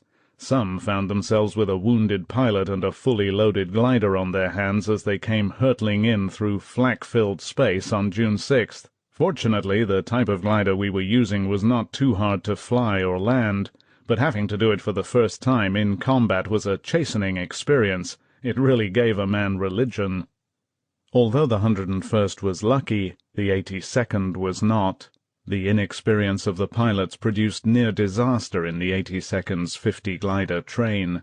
Fewer than half their formations found the right landing zone northwest of Sainte-Mère-Église. The remainder ploughed into hedgerows and buildings, dove into rivers, or came down in the marshes of the Mer de Ré. Equipment and vehicles so urgently needed were strewn everywhere, and casualties were high. 18 pilots alone were killed within the first few minutes. One glider loaded with troops sailed directly over the head of Captain Robert Piper, the 505th Regiment's adjutant, and, to his horror, careened off the chimney of a house, dropped into the backyard, cartwheeled across the ground, and smashed into a thick stone wall. There was not even a moan from the wreckage. For the hard-pressed 82nd, the wide dispersion of the glider train was calamitous. It would take hours to salvage and collect the few guns and supplies that had arrived safely. In the meantime, troopers would have to fight on with the weapons they had carried with them. But this, after all, was standard operating procedure for paratroopers. They fought with what they had until relieved. Now the 82nd men holding the rear of the airhead, the bridges over the Douve and the Mer de Ré, were in position and already encountering the Germans' first probings. These paratroopers had no vehicles, no anti-tank guns, few bazookas, machine guns, or mortars. Worse, they had no communications. They did not know what was happening around them, what positions were being held, what objectives had been taken. It was the same with the men of the 101st, except that the fortunes of war had given them most of their equipment. The soldiers of both divisions were still scattered and isolated, but little groups were fighting toward the principal objectives, and strongholds were beginning to fall. In Sainte-Mère-Église, as the stunned townspeople watched from behind their shuttered windows, paratroopers of the 82nd's 505th Regiment slipped cautiously through the empty streets. The church bell was silent now. On the steeple, Private John Steele's empty parachute hung limp, and every now and then the glowing embers of Monsieur Héron's villa erupted, briefly outlining the trees in the square. Occasionally a sniper's bullet whined angrily into the night, but that was the only sound. Everywhere there was an uneasy silence. Lieutenant-Colonel Edward Krause, leading the attack, had expected to fight hard for Sainte-Mère-Église, but apart from a few snipers it appeared that the German garrison had pulled out. Krause's men swiftly took advantage of the situation. They occupied buildings, set up roadblocks and machine-gun posts, cut telephone cables and wires. Other squads continued the slow sweep through the town, moving like shadows from hedge to hedge and doorway to doorway, all converging on the town's centre, the Place de l'Église. Passing around the back of the church, Private First Class William Tucker reached the square and set up his machine-gun behind a tree. Then, as he looked out on the moonlit square, he saw a parachute, and lying next to him a dead German. On the far side were the crumpled, sprawled shapes of other bodies. As Tucker sat there in the semi-darkness trying to figure out what had happened, he began to feel that he was not alone, that somebody was standing behind him. Grabbing the cumbersome machine-gun, he whirled around. His eyes came level with a pair of boots, slowly swaying back and forth. Tucker hastily stepped back.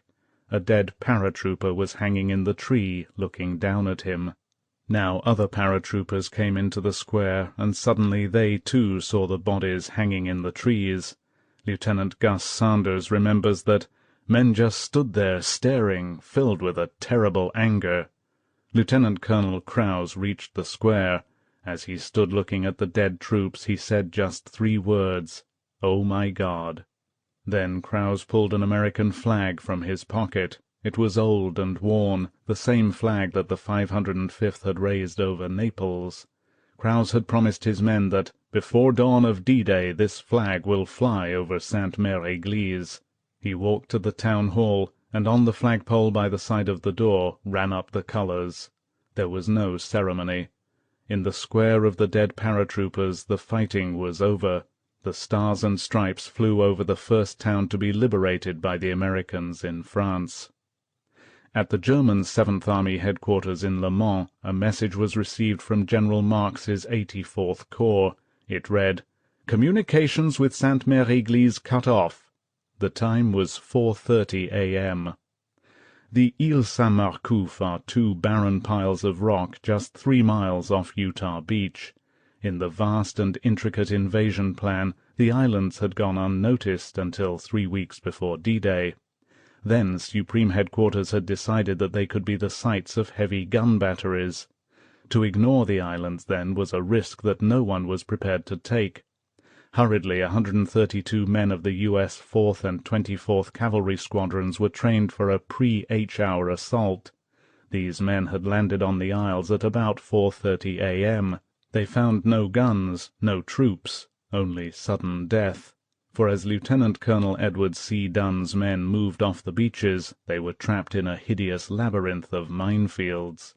S-mines, which bound into the air when stepped on and gut the attacker with bullet-like ball bearings, had been sown like grass seed. Within minutes the night was ripped by the flash of explosions, the screams of mangled men. 3 lieutenants were injured almost immediately, 2 enlisted men were killed, and Lieutenant Alfred Rubin, who was also a casualty, would never forget the sight of one man lying on the ground spitting up ball bearings. By the end of the day their losses would be 19 killed and wounded. Surrounded by the dead and the dying, Lieutenant Colonel Dunn sent out the success signal, "Mission accomplished." These were the first Allied troops to invade Hitler's Europe from the sea, but in the scheme of things their action was merely a D-Day footnote, a bitter and useless victory. In the British zone, almost on the coast and just 3 miles east of Sword Beach, Lieutenant Colonel Terence Otway and his men lay under heavy machine-gun fire at the edge of the barbed wire and the minefields protecting the massive Merville battery. Otway's situation was desperate. In all the months of training he had never expected every phase of his elaborate land and air assault of the coastal battery to work out exactly as planned, but neither had he been prepared for its total disintegration. Yet somehow it had happened. The bombing attack had failed, the special glider train had been lost, and with it artillery, flamethrowers, mortars, mine detectors, and scaling ladders. Of his 700-man battalion, Otway had found only 150 soldiers, and to take the battery with its garrison of 200, these soldiers had only their rifles, Sten guns, grenades, a few Bangalore torpedoes, and 1 heavy machine gun. Despite these handicaps, Otway's men had grappled with each problem, improvising brilliantly. With wire cutters they had already cut gaps through the outer barricade of wire and placed their few Bangalore torpedoes in position ready to blow the rest. One group of men had cleared a path through the minefields. It had been a hair-raising job. They had crawled on hands and knees across the moonlit approaches to the battery, feeling for tripwires and prodding the ground ahead of them with bayonets. Now Otway's 150 men crouched in ditches and bomb craters and along the sides of hedges, waiting for the order to attack. The 6th Airborne's commander, General Gale, had instructed Otway, "Your attitude of mind must be that you cannot contemplate failure in the direct assault." As he looked around at his men, Otway knew that his casualties would be high, but the guns of the battery had to be silenced. They could slaughter the troops crossing Sword Beach. The situation was, he thought, desperately unfair, but there was no alternative. He had to attack. He knew this, even as he knew that the last part of his carefully detailed plan was also doomed to failure. The 3 gliders due to crash-land on the battery as the ground attack went in would not come down unless they received a special signal, a star shell fired from a mortar. Otway had neither the shell nor the mortar. He did have flares for a very pistol, but they were to be used only to signal the success of the assault. His last chance for help was gone. The gliders were on time. The tow planes signaled with their landing lights and then cast off the machines. There were only 2 gliders, each carrying about 20 men. The third, parting from its tow rope over the channel, had glided safely back to England. Now the paratroopers heard the soft rustle of the machines as they came over the battery. Helplessly Otway watched as the gliders, silhouetted against the moon, gradually lost height and wheeled back and forth, their pilots searching desperately for the signal he could not send. As the gliders circled lower, the Germans opened up. The machine guns which had pinned down the troopers now turned on the gliders. Streams of 20mm tracers ripped into the unprotected canvas sides. Still the gliders circled, following the plan, doggedly looking for the signal, and Otway, agonized, almost in tears, could do nothing. Then the gliders gave it up.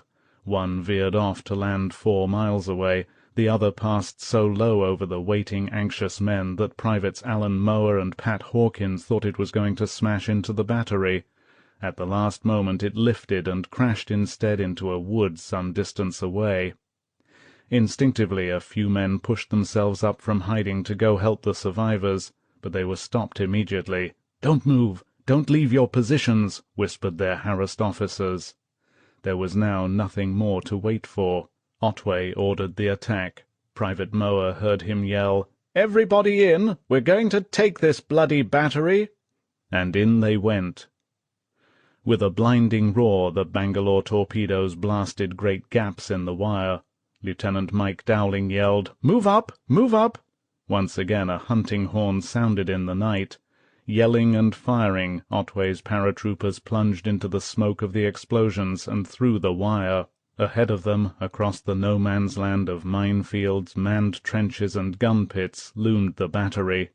Suddenly red flares burst over the heads of the advancing paratroopers, and immediately machine-gun, Schmeisser, and rifle fire poured out to meet them. Through the deadly barrage the paratroopers crouched and crawled, ran, dropped to the ground, got up and ran some more. They dived into shell craters, pulled themselves out and went forward again. Mines exploded. Private Mower heard a scream, and then someone yelled, "Stop! Stop! There's mines everywhere!" Over on his right, Mower saw a badly wounded corporal sitting on the ground, waving men away and shouting, "Don't come near me! Don't come near me!" Above the firing, the bursting of mines, and the yells of the men, Lieutenant Alan Jefferson, out ahead, continued to blow his hunting horn. Suddenly Private Sid Capon heard a mine explode and saw Jefferson go down. He ran toward the lieutenant, but Jefferson shouted at him, "Get in! Get in!" Then, lying on the ground, Jefferson raised the horn to his lips and began blowing it again. Now there were yells and screams and the flash of grenades as paratroopers piled into the trenches and fought hand-to-hand with the enemy. Private Capon, reaching one of the trenches, suddenly found himself facing 2 Germans. One of them hastily raised a Red Cross box high above his head in a token of surrender and said, "Ruski! Ruski!" They were Russian volunteers. For a moment Capon didn't know what to do. Then he saw the Germans surrendering and paratroopers leading them down the trench. He handed over his 2 captives and continued on toward the battery. There Otway, Lieutenant Dowling, and about 40 men were already fighting fiercely. Troopers who had cleaned out trenches and gun pits were running around the sides of the earth-banked concrete fortifications, emptying their Sten guns and tossing grenades into the apertures. The battle was gory and wild. Privates Mower, Hawkins, and a Bren gunner, racing through a torrent of mortar and machine-gun fire, reached one side of the battery, found a door open, and plunged inside. A dead German gunner was lying in the passageway. There seemed to be nobody else around. Mower left the other 2 men by the door and went along the passage. He came to a large room and saw a heavy field piece on a platform. Next to it great stacks of shells were piled. Moa rushed back to his friends and excitedly outlined his plan to blow the whole business up by detonating grenades among the shells. But they didn't get the chance. As the three men stood talking, there was the blast of an explosion. The Bren gunner died instantly. Hawkins was hit in the stomach. Moa thought his back had been ripped open by 1,000 red-hot needles. He couldn't control his legs. They twitched involuntarily, the way he had seen dead bodies twitch. He was sure he was going to die, and he didn't want to end this way, and he began to call out for help. He called for his mother. Elsewhere in the battery, Germans were surrendering. Private Capon caught up with Dowling's men just in time to see Germans pushing each other out of a doorway and almost begging to surrender. Dowling's party split the barrels of 2 guns by firing 2 shells simultaneously through each barrel and temporarily knocked out the other 2. Then Dowling found Otway. He stood before the colonel, his right hand holding the left side of his chest. He said, "Battery taken as ordered, sir. Guns destroyed." The battle was over. It had taken just 15 minutes. Otway fired a yellow flare, the success signal from the Very pistol.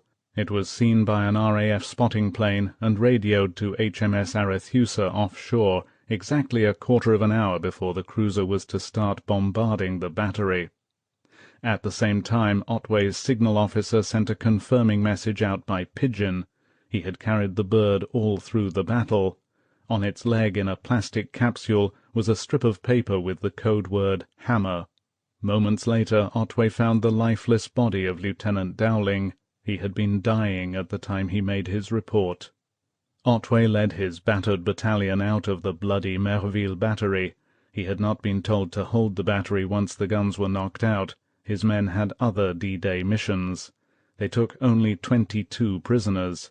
Of the 200 Germans, no fewer than 178 were dead or dying, and Otway had lost almost half of his own men, 70 killed or wounded.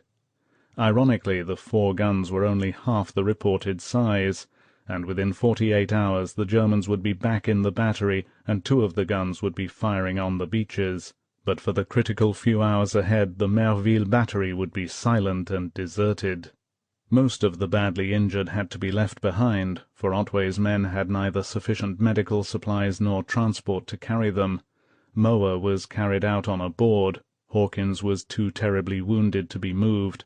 Both men would survive, even Moa with 57 pieces of shrapnel in his body.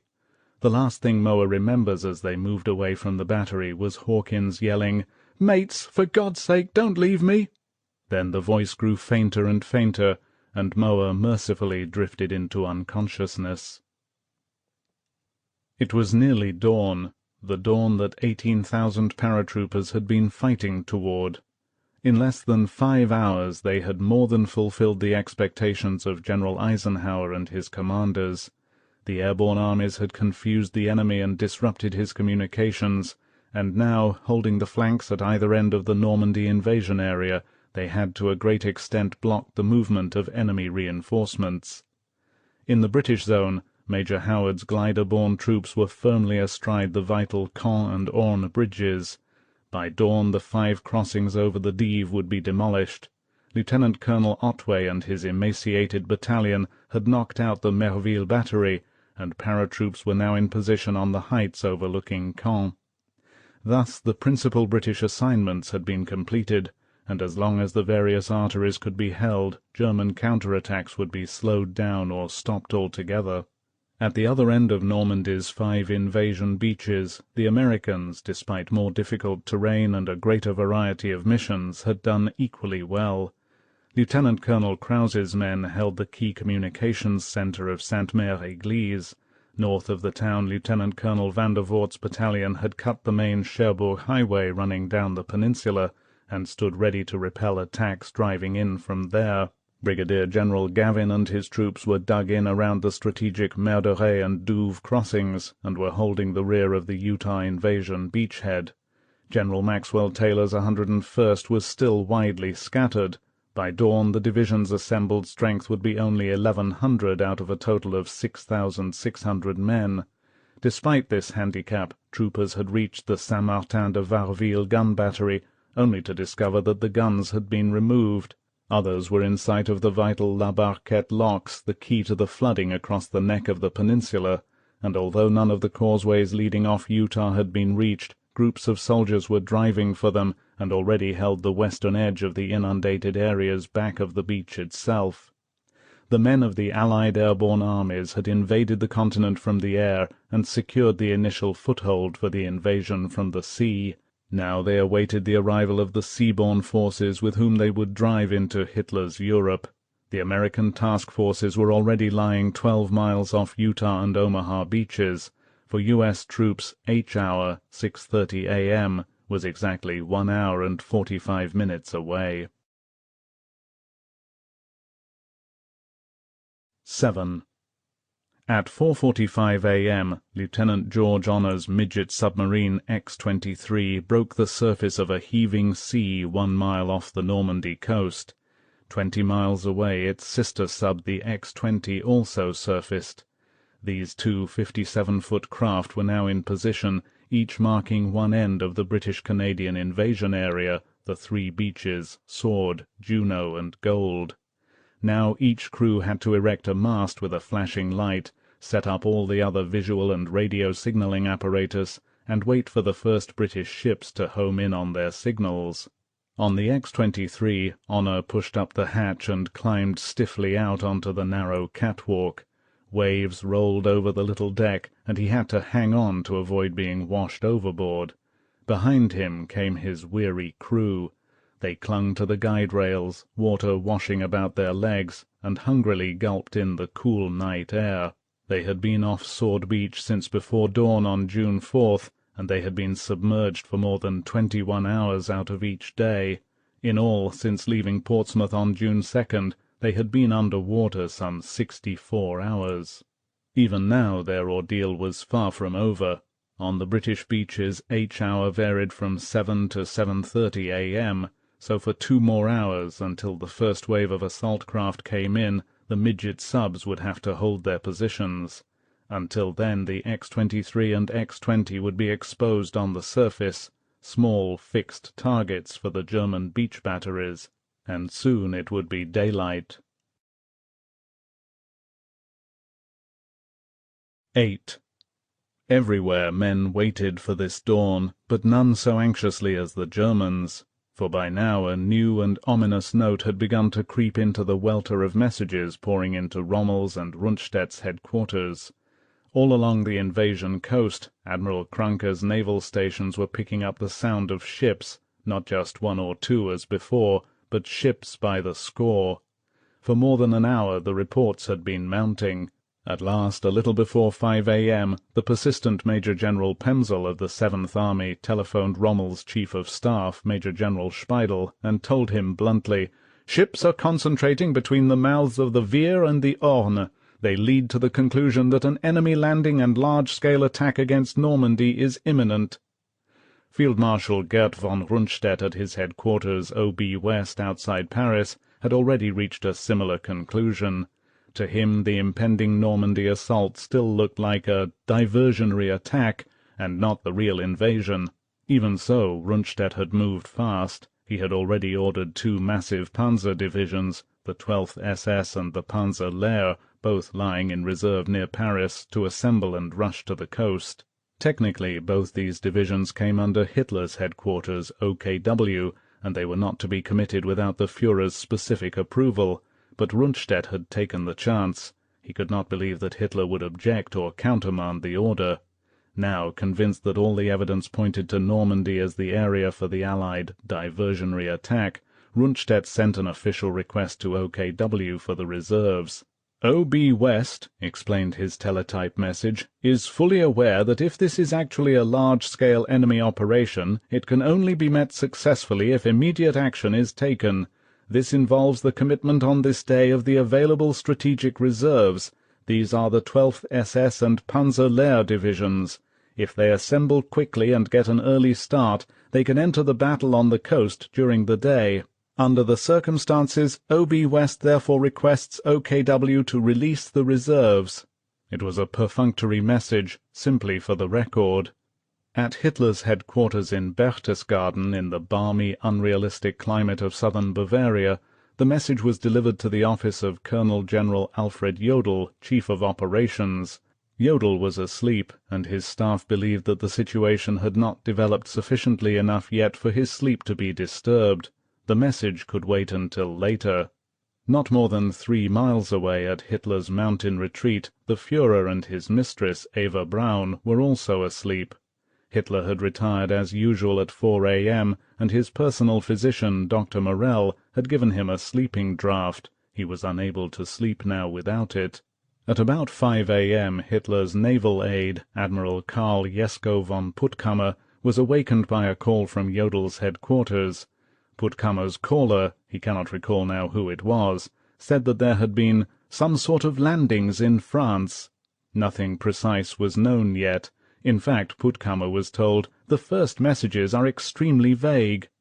Did Puttkammer think that the Führer should be informed?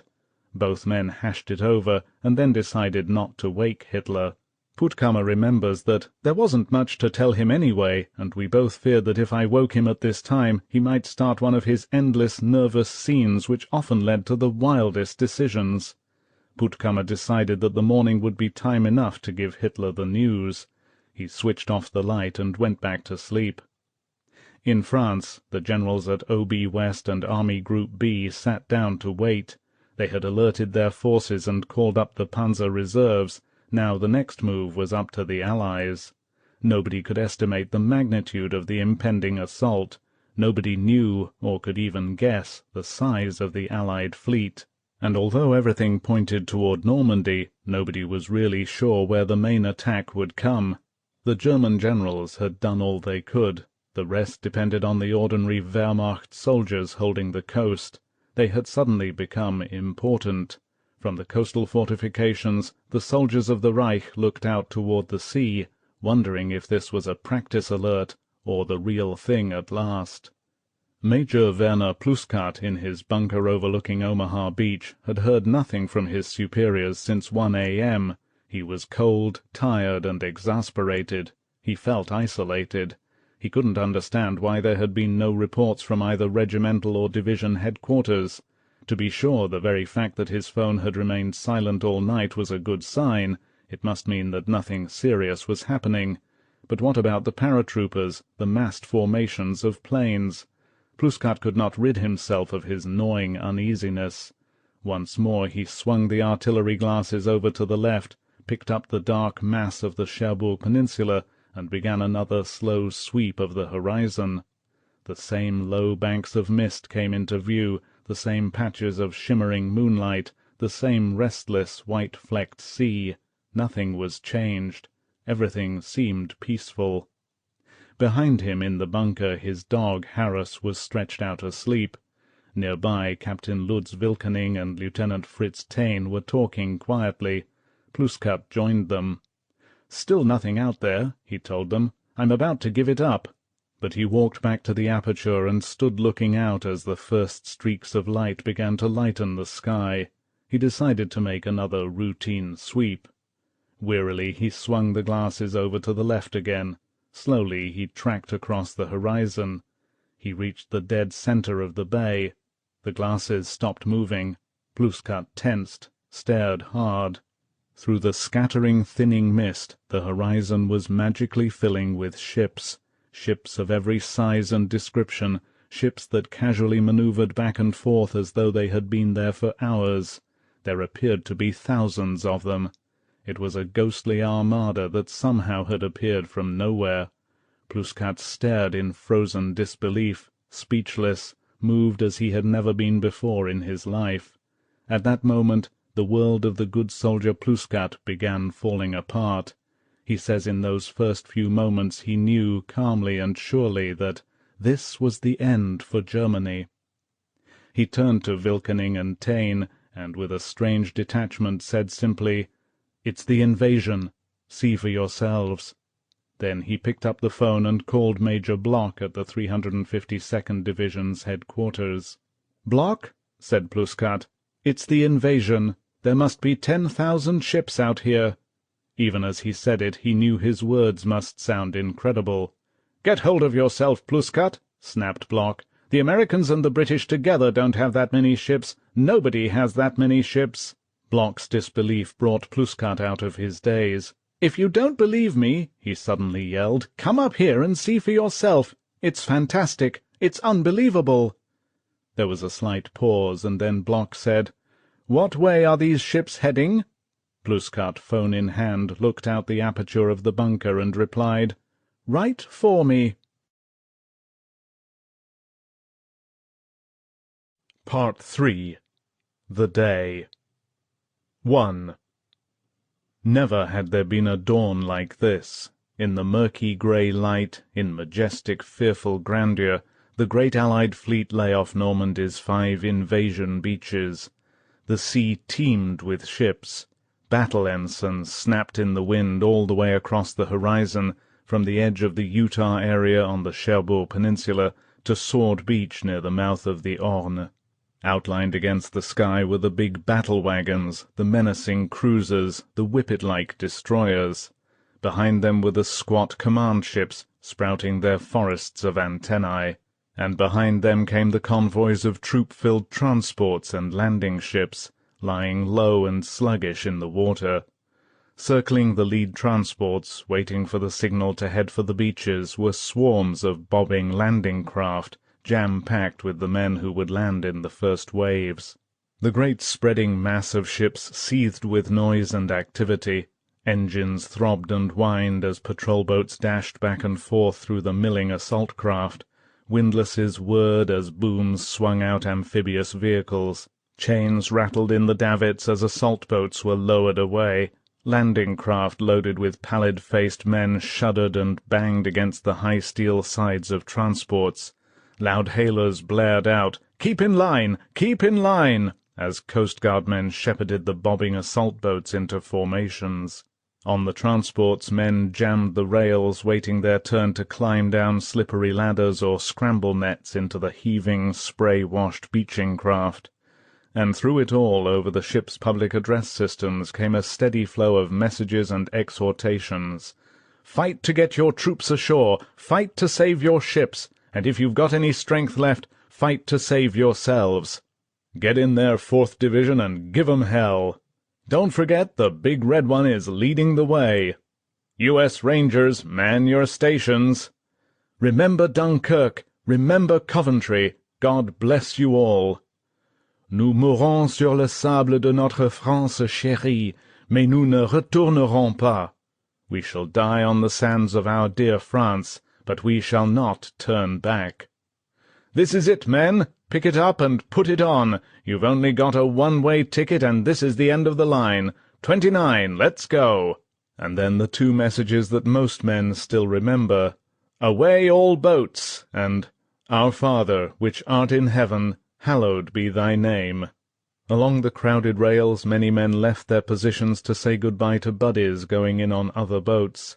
Soldiers and seamen who had become firm friends after the long hours spent aboard ships wished one another good luck, and hundreds of men took time to exchange home addresses, just in case. Technical Sergeant Roy Stevens of the 29th Division fought his way across a crowded deck in search of his twin brother. "I finally found him," he says. He smiled and extended his hand. I said, "No, we will shake hands at the crossroads in France like we planned." We said goodbye, and I never saw him again. On HMS Prince Leopold, Lieutenant Joseph Lacey, the chaplain of the 5th and 2nd Ranger Battalions, walked among the waiting men, and Private First Class Max Coleman heard him say, "I'll do your praying for you from here on in. What you're going to do today will be a prayer in itself." All over the ships, officers wound up their pep talks with the kind of colourful or memorable phrases that they felt best suited the occasion, sometimes with unexpected results. Lieutenant Colonel John O'Neill, whose special combat engineers were to land on Omaha and Utah beaches in the first wave and destroy the mined obstacles, thought he had the ideal conclusion to his debarking talk when he thundered, "Come hell or high water, get those damned obstacles out." From somewhere nearby a voice remarked, "I believe that SOB is scared too." Captain Sherman Burrows of the 29th Division told Captain Charles Cawthon that he planned to recite the shooting of Dan McGrew on the way into the beach. Lieutenant Colonel Elsie Moore, heading up an engineer brigade bound for Utah, was without a speech. He had wanted to recite a most appropriate excerpt from the story of another invasion of France, a battle scene from Shakespeare's Henry V, but all he could remember was the opening line, "Once more unto the breach, dear friends." He decided to give up the idea. Major C.K. Banger King of the British 3rd Division, going in on the first wave to Sword Beach, planned to read from the same play. He had gone to the trouble of writing down the lines he wanted. They closed with the passage, "He that outlives this day and comes safe home will stand a tiptoe when this day is named." The tempo was increasing. Off the American beaches more and more troop-filled boats were joining the churning assault craft endlessly circling the motherships. Sodden, seasick, and miserable, the men in these boats would lead the way into Normandy, across Omaha and Utah beaches. In the transport areas, debarking was now in full swing. It was a complex and hazardous operation. Soldiers carried so much equipment that they were barely able to move. Each had a rubber tube life-preserver, and besides weapons, musette bags, entrenching tools, gas masks, first-aid kits, canteens, knives, and rations, everybody had extra quantities of grenades, explosives, and ammunition, often as much as 250 rounds. In addition, many men were burdened with the special equipment that their particular jobs demanded. Some men estimate that they weighed at least 300 pounds as they waddled across decks and prepared to get into the boats. All this paraphernalia was necessary, but it seemed to Major Gurdon Johnson of the 4th Infantry Division that his men were slowed down to the pace of a turtle. Lieutenant Bill Williams of the 29th thought his men were so overburdened that they wouldn't be able to do much fighting, and Private Rudolph Moscow, looking down the side of his transport at the assault craft that smashed against the hull and rose sickeningly up and down on the swells, figured that if he and his equipment could just get into a boat, half the battle would be won. Many men, trying to balance themselves and their equipment as they climbed down the web-like scramble nets, became casualties long before they were even fired on. Corporal Harold Jansen of a mortar unit, loaded down with 2 reels of cable and several field phones, tried to time the rise and fall of the assault craft beneath him.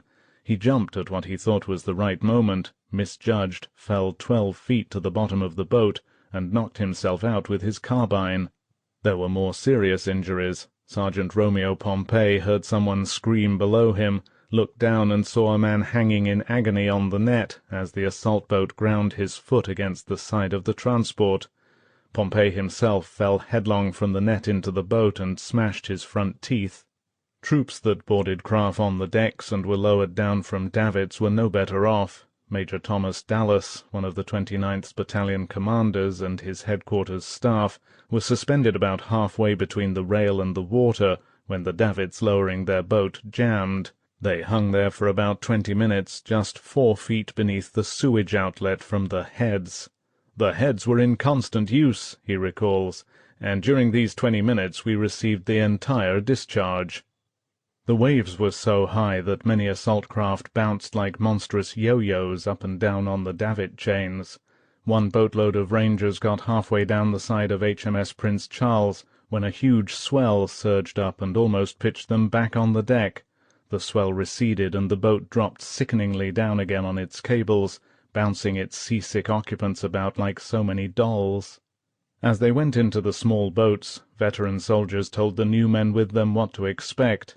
On HMS Empire Anvil, Corporal Michael Kurtz of the 1st Division gathered his squad about him.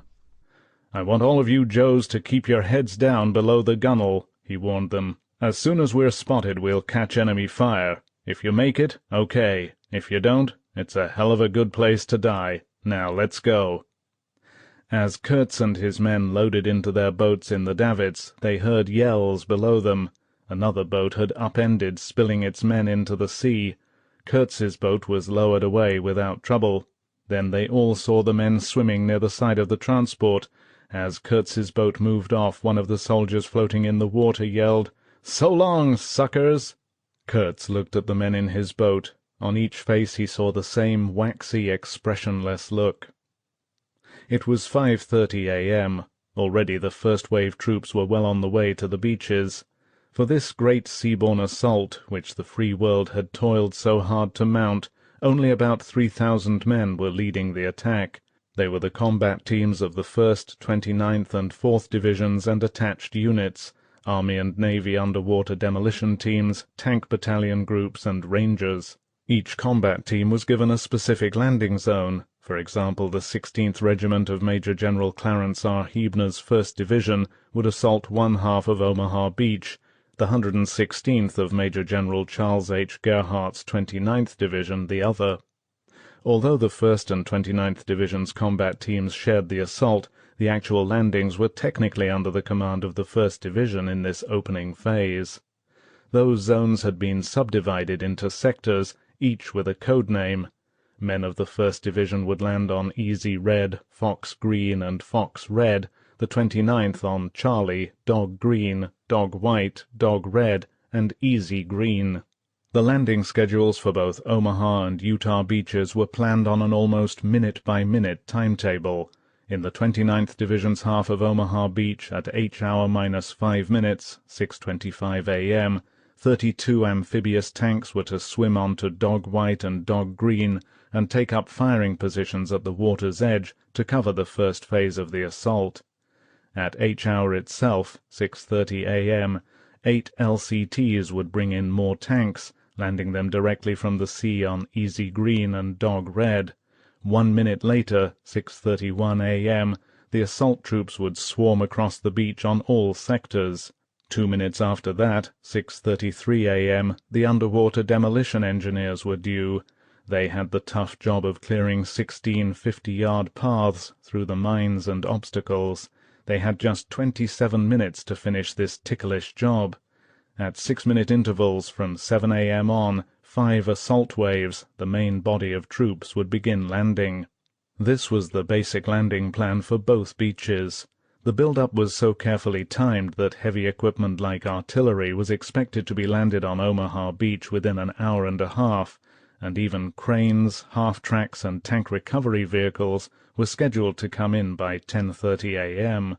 It was an involved, elaborate timetable which looked as if it could not possibly hold up, and in all probability the planners had taken this into consideration too.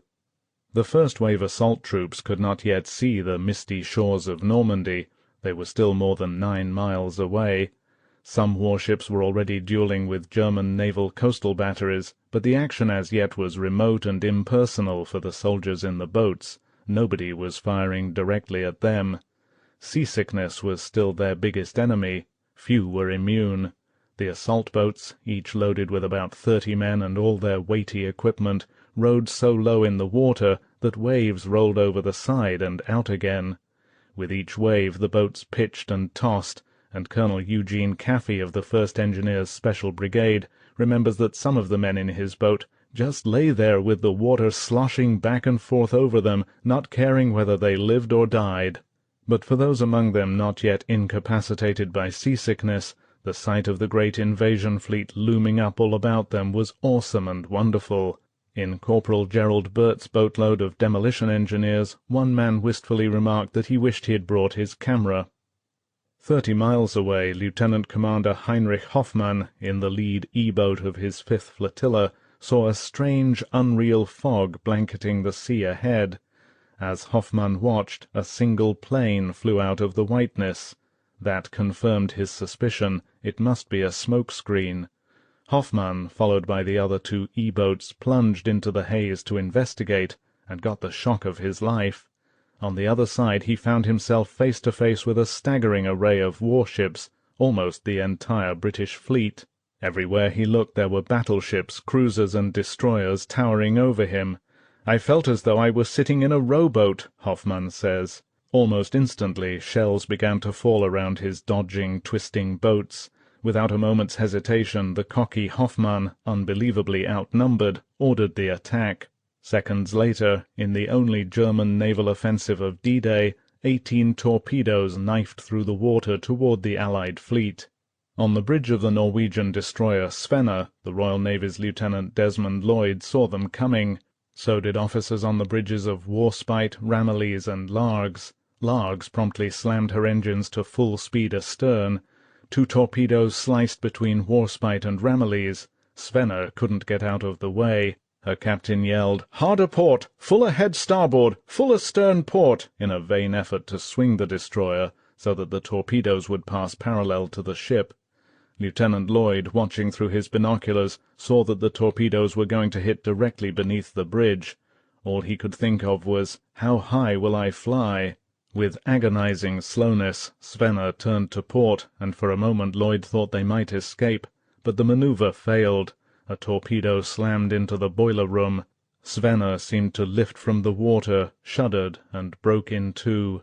Nearby, leading stoker Robert Dowie, on the minesweeper HMS Dunbar, was amazed to see the destroyer slide beneath the water with her bow and stern sticking up to form a perfect V. There were 30 casualties. Lieutenant Lloyd, unhurt, swam about for nearly 20 minutes, keeping a sailor with a broken leg afloat, until they were both picked up by the destroyer Swift. To Hoffmann, safely back again on the other side of the smoke-screen, the important thing now was to raise the alarm. He flashed the news to Le Havre, serenely unaware that his radio had been knocked out of commission in the brief battle that had just taken place.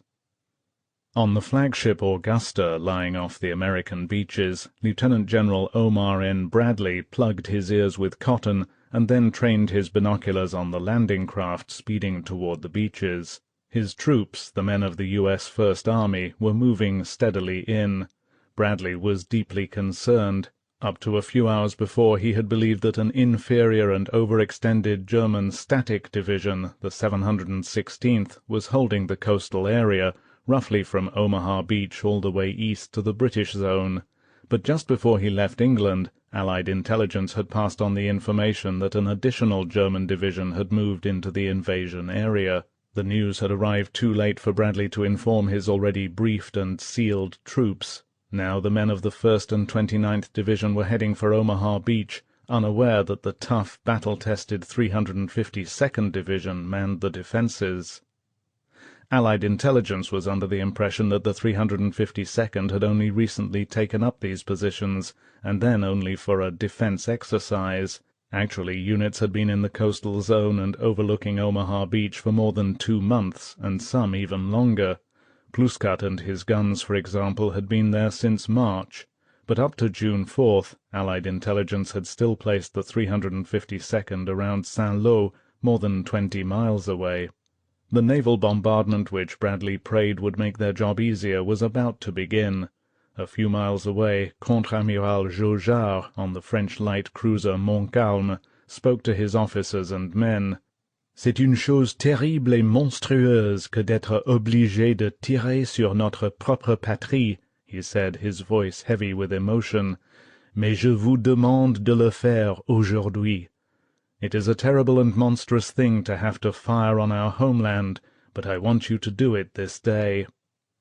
And 4 miles off Omaha Beach on the destroyer USS Carmick, Commander Robert O. Beer pressed a button on the ship's intercom and said, "Now hear this. This is probably going to be the biggest party you boys will ever go to, so let's all get out on the floor and dance."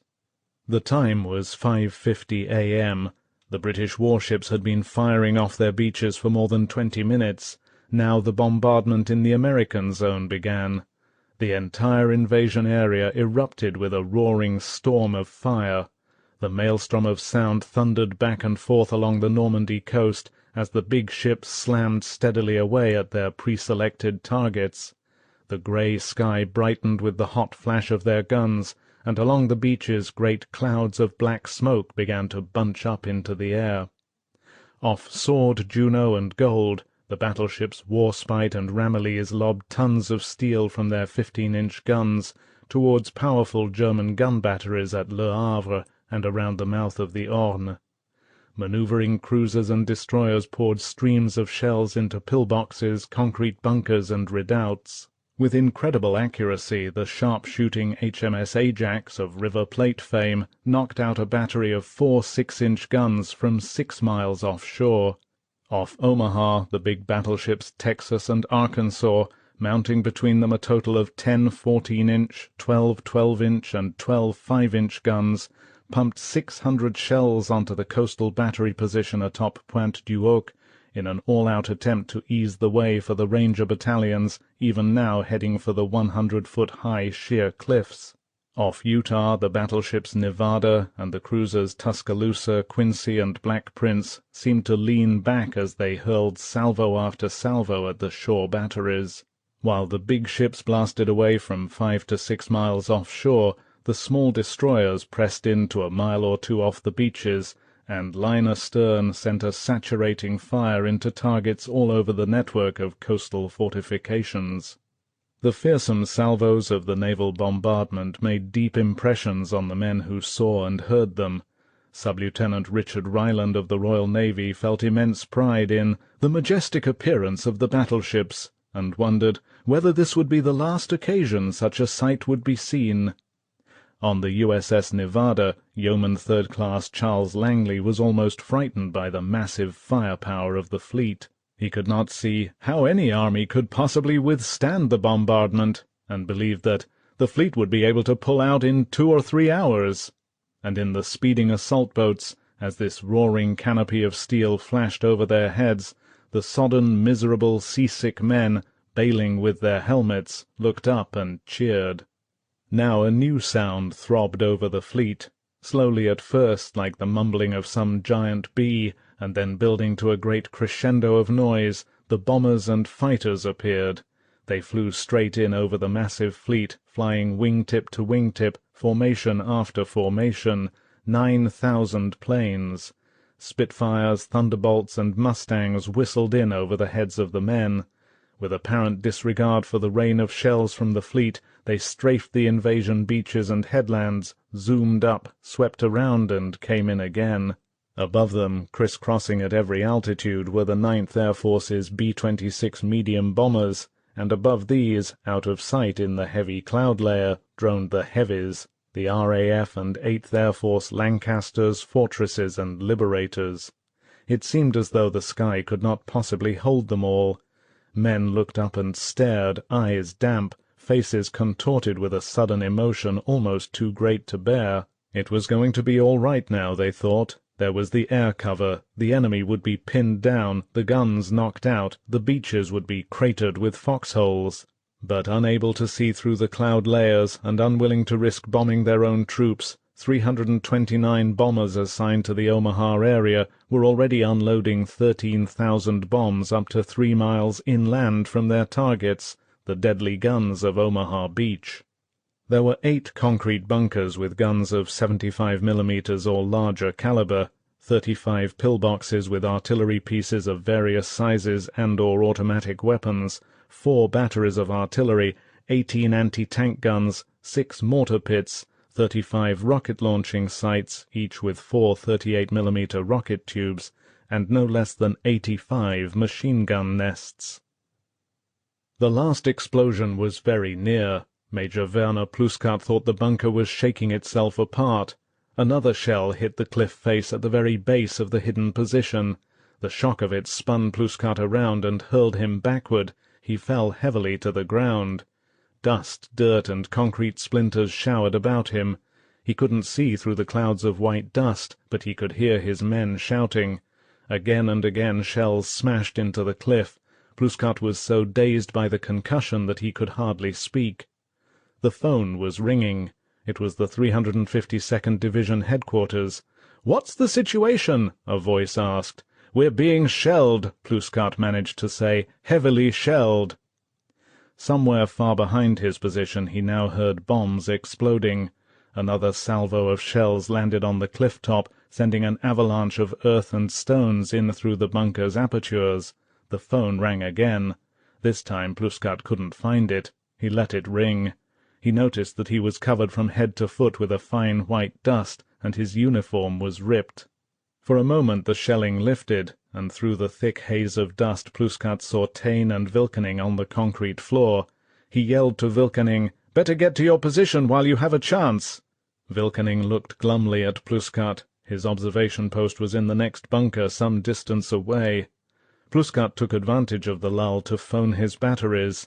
To his amazement, not one of his 20 guns, all brand-new Krupps of various calibers, had been hit. He could not see how the batteries, only half a mile or so from the coast, had escaped. There were not even any casualties among the crews. Pluskat began to wonder if observation posts along the coast were being mistaken for gun positions. The damage around his own post seemed to indicate it. The phone rang just as the shelling began again. The same voice he had heard earlier demanded to know the exact location of the shelling. "For God's sake," Pluskat yelled, "they're falling all over. What do you want me to do, go out and measure the holes with a ruler?" He banged down the phone and looked around him. Nobody in the bunker seemed to be hurt. Vilkening had already left for his own bunker. Taine was at one of the apertures. Then Pluskat noticed that Harris was gone, but he had little time to bother about the big dog now. He picked up the phone again, walked over to the second aperture and looked out. There seemed to be even more assault boats in the water than when he had last looked, and they were closer now. Soon they would be in range. He called Colonel Ocker at regimental headquarters. "All my guns are intact," he reported. "Good," said Ocker. "Now you'd better get back to your headquarters immediately." Pluskat rang his gunnery officers. "I'm going back," he told them. "Remember, no guns must fire until the enemy reaches the water's edge." The landing craft carrying U.S. 1st Division troops to their sector on Omaha Beach had not far to go now. Behind the bluffs overlooking Easy Red, Fox Green, and Fox Red, the gun crews in Pluskat's 4 batteries waited for the boats to get just a little nearer. "This is London calling. I bring you an urgent instruction from the Supreme Commander. The lives of many of you depend upon the speed and thoroughness with which you obey it. It is particularly addressed to all who live within 35 kilometers of any part of the coast." Michel Ardelais stood at the window of his mother's house in Vierville at the western end of Omaha Beach, and watched the invasion fleet maneuver. The guns were still firing, and Ardelais could feel the concussion through the soles of his shoes. The whole family, Ardelais's mother, his brother, his niece, and the maid, had gathered in the living-room. There seemed no doubt about it now, they all agreed. The invasion was going to take place right at Vierville. Ardelais was philosophical about his own seaside villa. Now it would most certainly come down. In the background the BBC message, which had been repeated over and over for more than an hour, continued. "Leave your towns at once, informing as you go any neighbours who may not be aware of the warning. Stay off frequented roads. Go on foot, and take nothing with you which you cannot easily carry.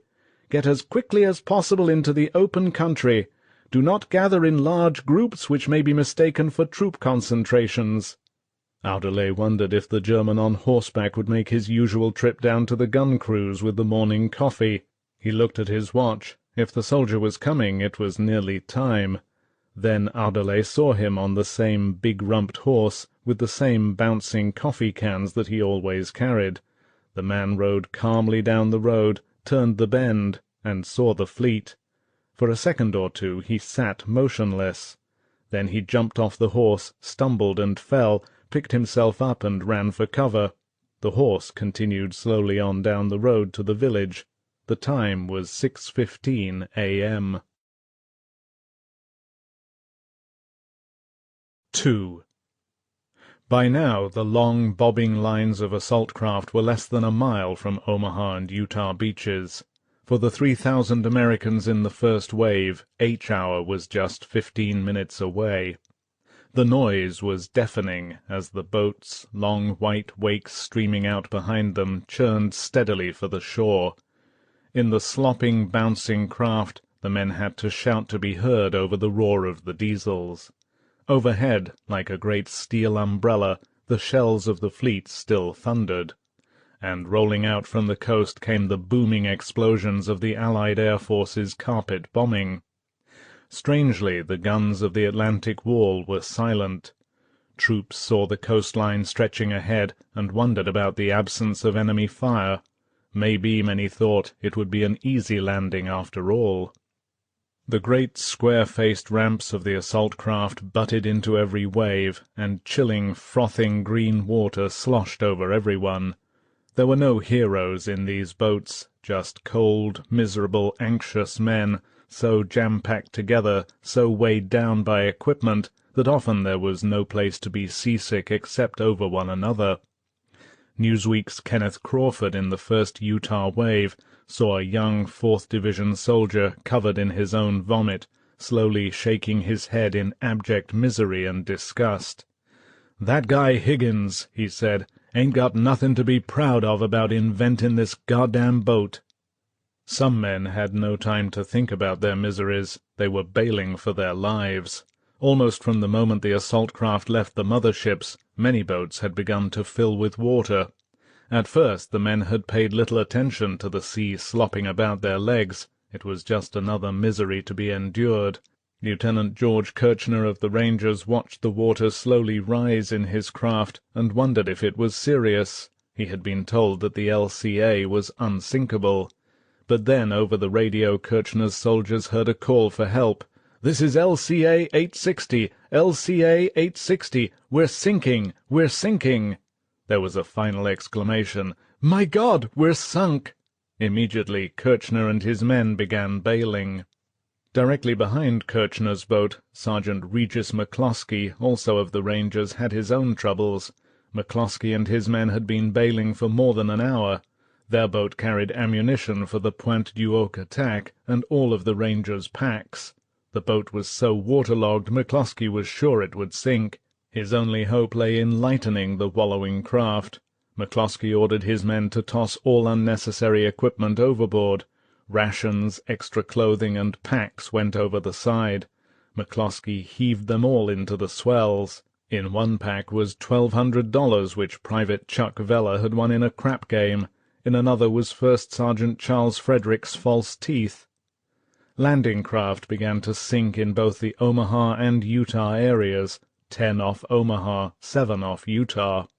Some men were picked up by rescue boats coming up behind, others would float around for hours before being rescued, and some soldiers, their yells and screams unheard, were dragged down by their equipment and ammunition.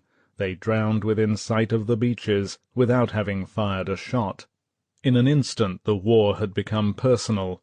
Troops heading for Utah Beach saw a control boat leading one of the waves suddenly rear up out of the water and explode. Seconds later heads bobbed up and survivors tried to save themselves by clinging to the wreckage. Another explosion followed almost immediately.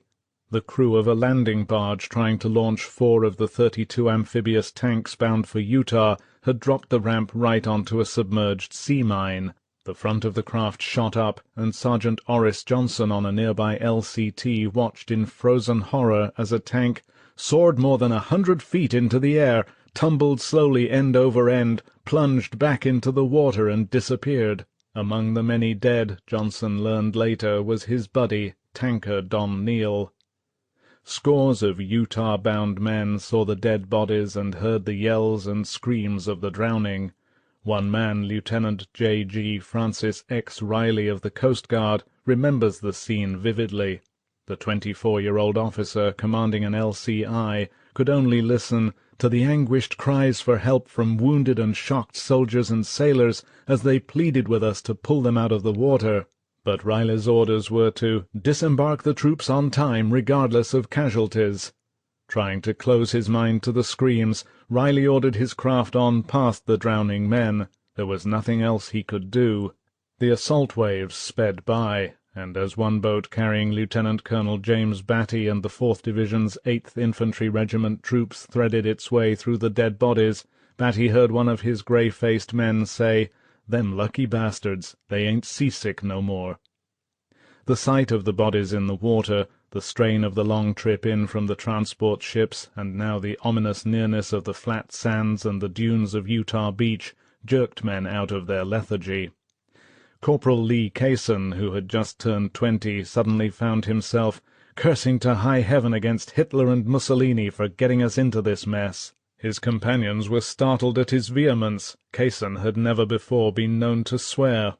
In many boats now, soldiers nervously checked and rechecked their weapons. Men became so possessive of their ammunition that Colonel Eugene Caffey could not get a single man in his boat to give him a clip of bullets for his rifle. Caffey, who was not supposed to land until 9 a.m., had smuggled himself aboard an 8th Infantry craft in an effort to catch up with his veteran 1st Engineer Brigade. He had no equipment, and although all the men in the boat were overloaded with ammunition, they were hanging on to it for dear life. Caffey was finally able to load the rifle by taking up a collection of 1 bullet from each of 8 men. In the waters off Omaha Beach there had been a disaster. Nearly half of the amphibious tank force scheduled to support the assault troops had foundered. The plan was for 64 of these tanks to be launched 2 to 3 miles offshore. From there they were to swim in to the beach. 32 of them had been allotted to the 1st Division's area, Easy Red, Fox Green, and Fox Red. The landing barges carrying them reached their positions, the ramps were dropped, and 29 tanks were launched into the heaving swells.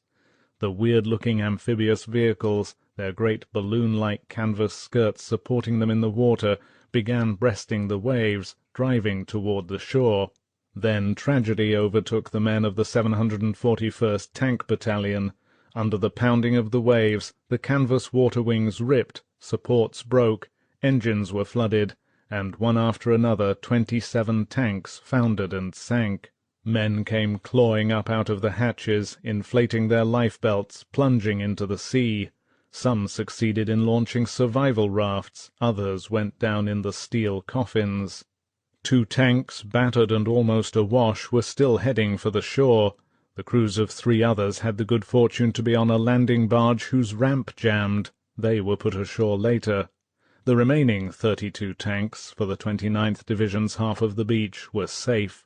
Officers in charge of the craft carrying them, overwhelmed by the disaster they had seen, wisely decided to take their force directly onto the beach.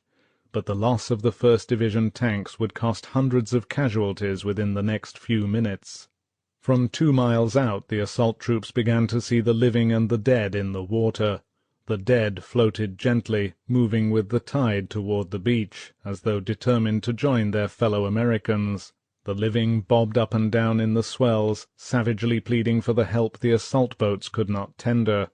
Sergeant Regis McCloskey, his ammunition boat again safely under way, saw the screaming men in the water, yelling for help, begging us to stop, and we couldn't, not for anything or anyone. Gritting his teeth, McCloskey looked away as his boat sped past, and then, seconds later, he vomited over the side. Captain Robert Cunningham and his men saw survivors struggling too. Instinctively their Navy crew swung the boat toward the men in the water. A fast launch cut them off. Over its loudspeaker came the grim words, "You are not a rescue ship. Get on shore." In another boat nearby, Sergeant Noel Doob of an engineer battalion said the act of contrition. Now the deadly martial music of the bombardment seemed to grow and swell as the thin wavy lines of assault craft closed in on Omaha Beach. Landing ships lying about 1,000 yards offshore joined in the shelling, and then thousands of flashing rockets whooshed over the heads of the men. To the troops it seemed inconceivable that anything could survive the massive weight of firepower that flayed the German defences.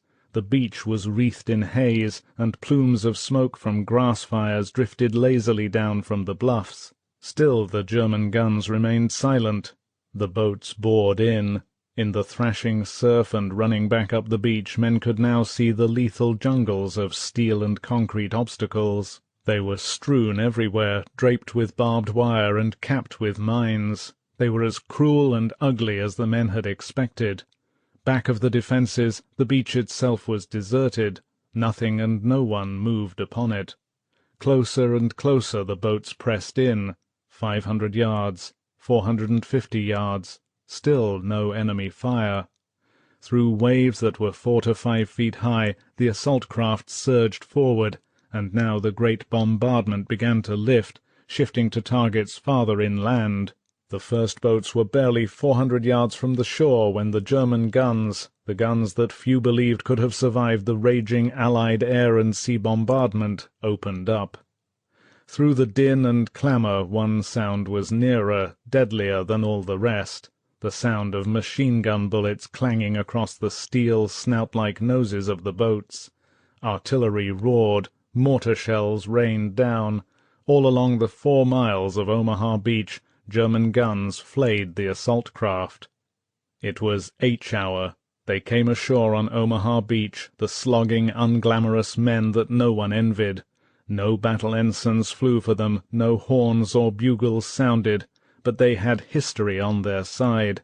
They came from regiments that had bivouacked at places like Valley Forge, Stony Creek, Antietam, Gettysburg, that had fought in the Argonne. They had crossed the beaches of North Africa, Sicily, and Salerno. Now they had one more beach to cross. They would call this one Bloody Omaha. The most intense fire came from the cliffs and high bluffs at either end of the crescent-shaped beach, in the 29th Division's Dog Green area to the west, and the 1st Division's Fox Green sector to the east. Here the Germans had concentrated their heaviest defences to hold two of the principal exits leading off the beach at Vierville and toward Colville. Everywhere along the beach men encountered heavy fire as their boats came in, but the troops landing at Dog Green and Fox Green hadn't a chance. German gunners on the cliffs looked almost directly down on the waterlogged assault craft that heaved and pitched toward these sectors of the beach. Awkward and slow, the assault boats were nearly stationary in the water. They were sitting ducks. Coxswains at the tillers, trying desperately to maneuver their unwieldy craft through the forest of mined obstacles, now had to run the gauntlet of fire from the cliffs. Some boats, unable to find a way through the maze of obstacles and the withering cliff fire, were driven off and wandered aimlessly along the beach, seeking a less heavily defended spot to land. Others, doggedly trying to come in at their assigned sectors, were shelled so badly that men plunged over the sides into deep water, where they were immediately picked off by machine-gun fire.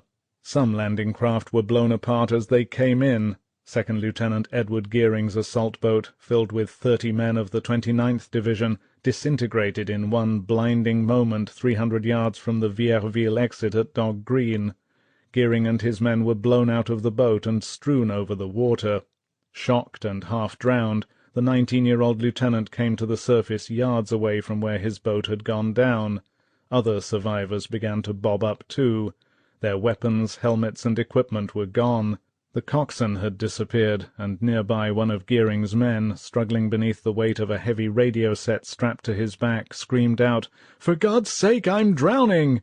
Nobody could get to the radio man before he went under. For Gearing and the remnants of his section, the ordeal was just beginning. It would be 3 hours before they got on the beach. Then Gearing would learn that he was the only surviving officer of his company. The others were dead or seriously wounded. All along Omaha Beach, the dropping of the ramps seemed to be the signal for renewed, more concentrated machine-gun fire, and again the most murderous fire was in the Dog Green and Fox Green sectors. Boats of the 29th Division coming into Dog Green grounded on the sandbars. The ramps came down, and men stepped out into water 3 to 6 feet deep. They had but one object in mind, to get through the water, cross 200 yards of the obstacle-strewn sand, climb the gradually rising shingle, and then take cover in the doubtful shelter of a sea-wall. But weighed down by their equipment, unable to run in the deep water and without cover of any kind, men were caught in criss-crossing machine-gun and small-arms fire. Seasick men, already exhausted by the long hours spent on the transports and the assault boats, found themselves fighting for their lives in water which was often over their heads. Private David Silver saw the men in front of him being mowed down as they stepped off the ramp. When his turn came, he jumped into chest-high water, and, bogged down by his equipment, watched spellbound as bullets flicked the surface all around him. Within seconds machine-gun fire had riddled his pack, his clothing, and his canteen. Silver felt like a pigeon at a trap-shoot. He thought he spotted the German machine-gunner who was firing at him, but he could not fire back. His rifle was clogged with sand. Silver waded on, determined to make the sands ahead. He finally pulled himself up on the beach and dashed for the shelter of the sea wall, completely unaware that he had been wounded twice, once in the back and once in the right leg. Men fell all along the water's edge. Some were killed instantly, others called pitifully for the medics as the incoming tide slowly engulfed them. Among the dead was Captain Sherman Burrows. His friend Captain Charles Cawthon saw the body washing back and forth in the surf. Cawthon wondered if Burrows had recited the shooting of Dan McGrew to his men on the run-in as he had planned, and when Captain Carroll Smith passed by, he could not help but think that Burrows would no longer suffer from his constant migraine headaches. Burrows had been shot through the head. Within the first few minutes of the carnage at Dog Green, one entire company was put out of action. Less than a third of the men survived the bloody walk from the boats to the edge of the beach. Their officers were killed, severely wounded, or missing, and the men, weaponless and shocked, huddled at the base of the cliffs all day. Another company in the same sector suffered even higher casualties. Company C of the 2nd Ranger Battalion had been ordered to knock out enemy strongpoints at Pointe de la Percée, slightly west of Vierville. The Rangers landed in 2 assault craft with the first wave on Dog Green. They were decimated. The lead craft was sunk almost immediately by artillery fire, and 12 men were killed outright. The moment the raft of the 2nd craft dropped down, machine-gun fire sprayed the debarking Rangers, killing and wounding 15. The remainder set out for the cliffs. Men fell one after another. Private First-Class Nelson Noyes, staggering under the weight of a bazooka, made 100 yards before he was forced to hit the ground. A few moments later he got up and ran forward again. When he reached the shingle he was machine-gunned in the leg. As he lay there, Noyes saw the 2 Germans who had fired looking down on him from the cliff. Propping himself on his elbows, he opened up with his Tommy gun and brought both of them down. By the time Captain Ralph E. Goranson, the company commander, reached the base of the cliff, he had only 35 Rangers left out of his 70-man team. By nightfall these 35 would be cut down to 12. Misfortune piled upon misfortune for the men of Omaha Beach. Soldiers now discovered that they had been landed in the wrong sectors. Some came in almost 2 miles away from their original landing areas. Boat sections from the 29th Division found themselves intermingled with men of the 1st Division. For example, units scheduled to land on Easy Green and fight toward an exit at Les Moulins discovered themselves at the eastern end of the beach in the hell of Fox Green. Nearly all the landing craft came in slightly east of their touchdown points. A control boat drifting off station, a strong current running eastward along the beach, the haze and smoke from grass fires which obscured landmarks, all these contributed to the mislandings. Companies that had been trained to capture certain objectives never got near them. Small groups found themselves pinned down by German fire and isolated in unrecognizable terrain, often without officers or communications. The Special Army-Navy demolition engineers who had the job of blowing paths through the beach obstacles were not only widely scattered, they were brought in crucial minutes behind schedule. These frustrated men set to work wherever they found themselves, but they fought a losing battle. In the few minutes they had before the following waves of troops bore down on the beaches, the engineers cleared only 5½ paths instead of the 16 planned. Working with desperate haste, the demolition parties were impeded at every turn. Infantrymen waded in among them, soldiers took shelter behind the obstacles they were about to blow, and landing craft, buffeted by the swells, came in almost on top of them. Sergeant Barton A. Davis of the 299th Engineer Combat Battalion saw an assault boat bearing down on him. It was filled with 1st Division men and was coming straight in through the obstacles. There was a tremendous explosion, and the boat disintegrated.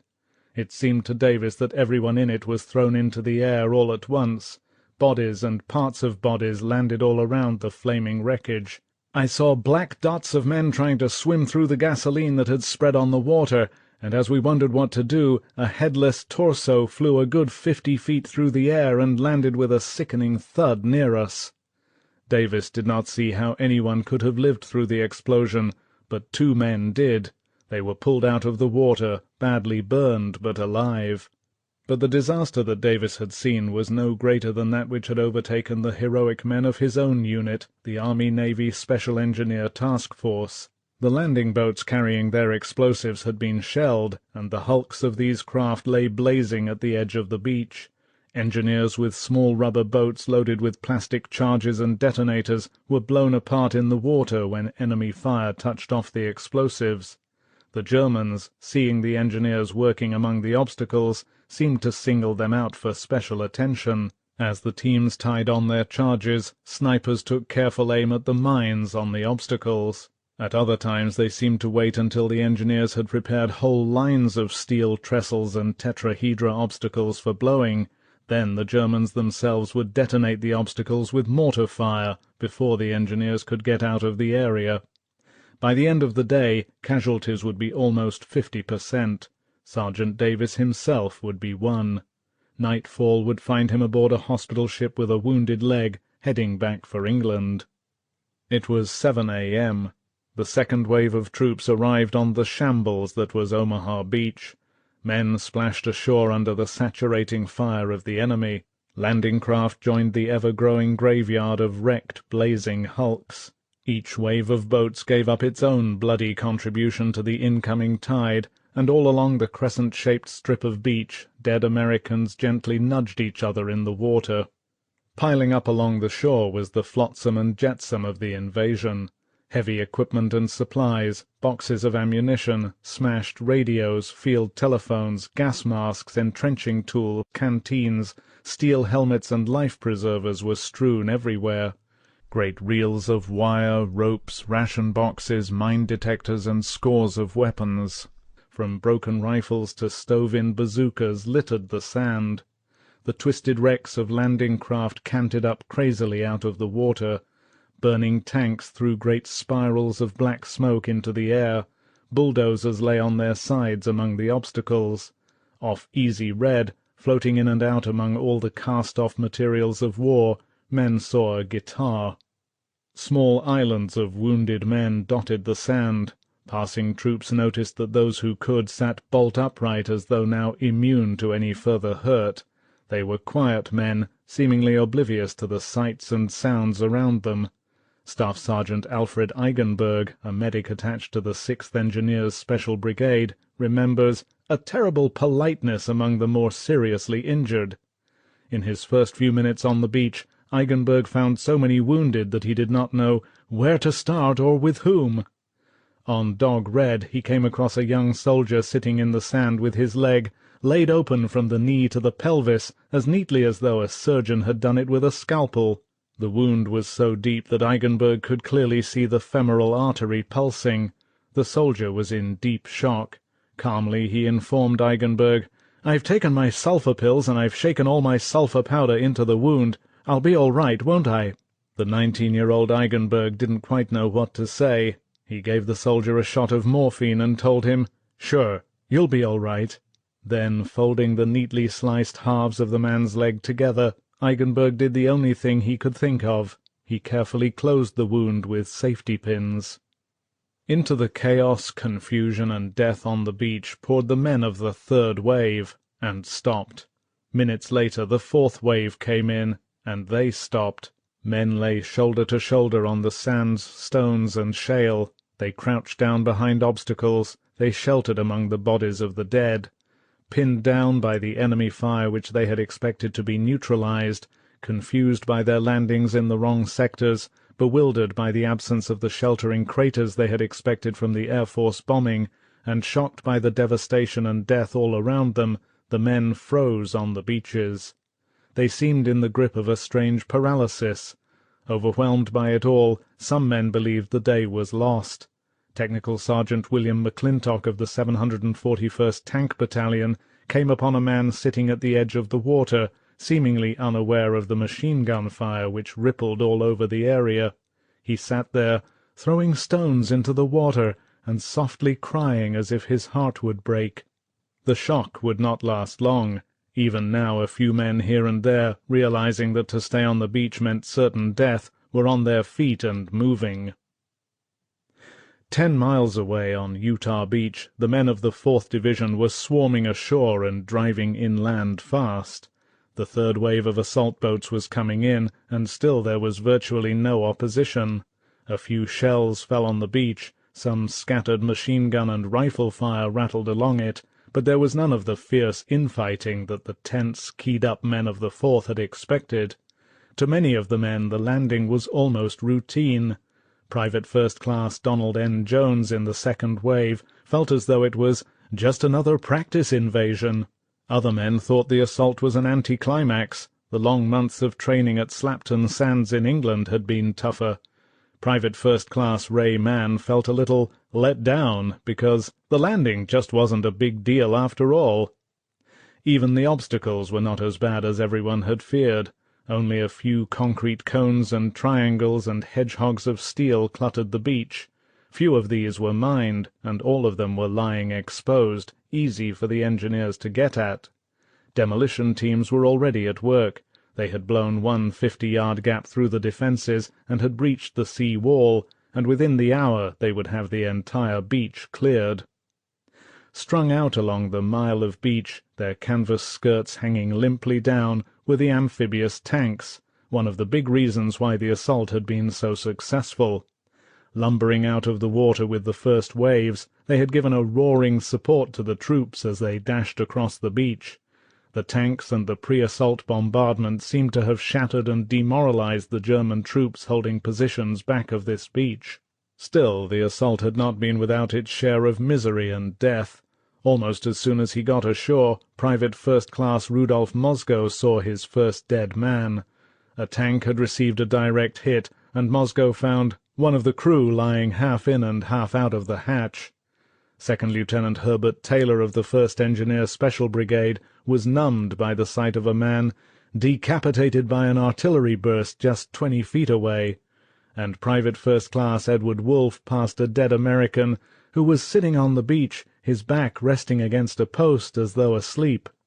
So natural and peaceful did he seem that Wolfe had an urge to reach over and shake him awake. Stomping up and down the sands, occasionally massaging his arthritic shoulder, was Brigadier General Theodore Roosevelt.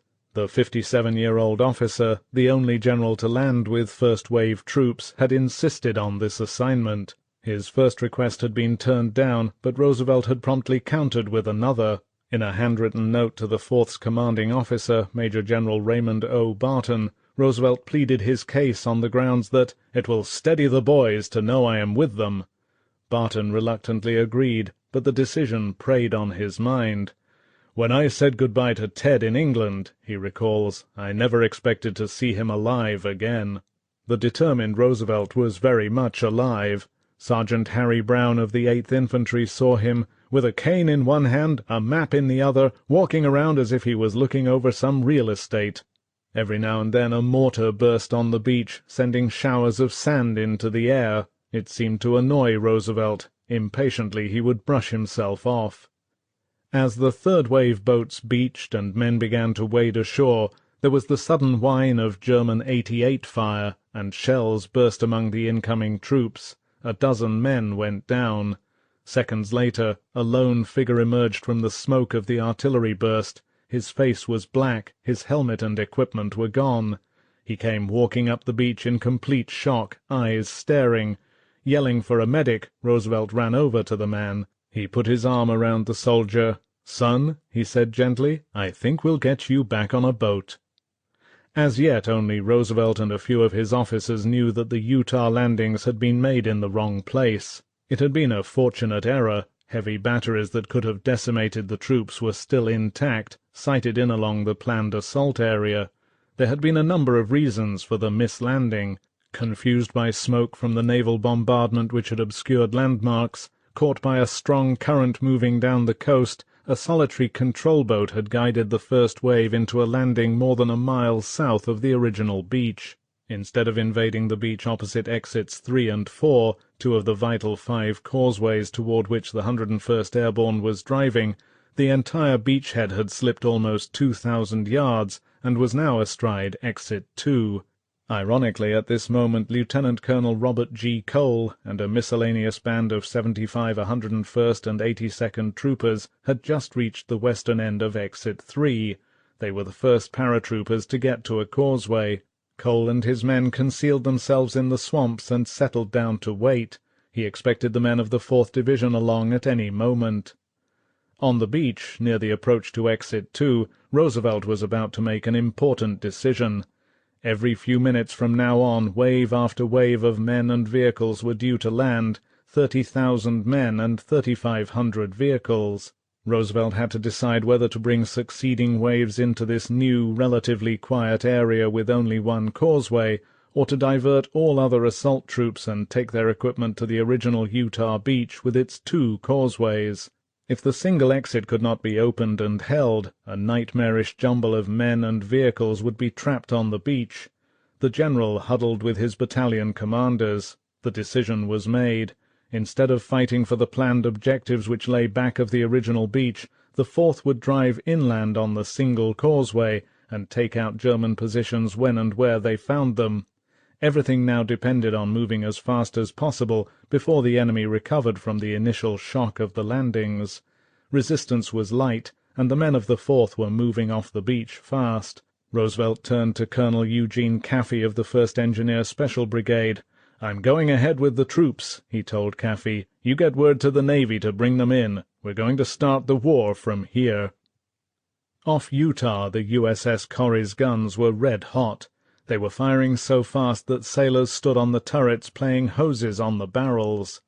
Almost from the moment Lieutenant Commander George Hoffman had maneuvered his destroyer into firing position and dropped anchor, the Corrie's guns had been slamming shells inland at the rate of 8 5-inches a minute.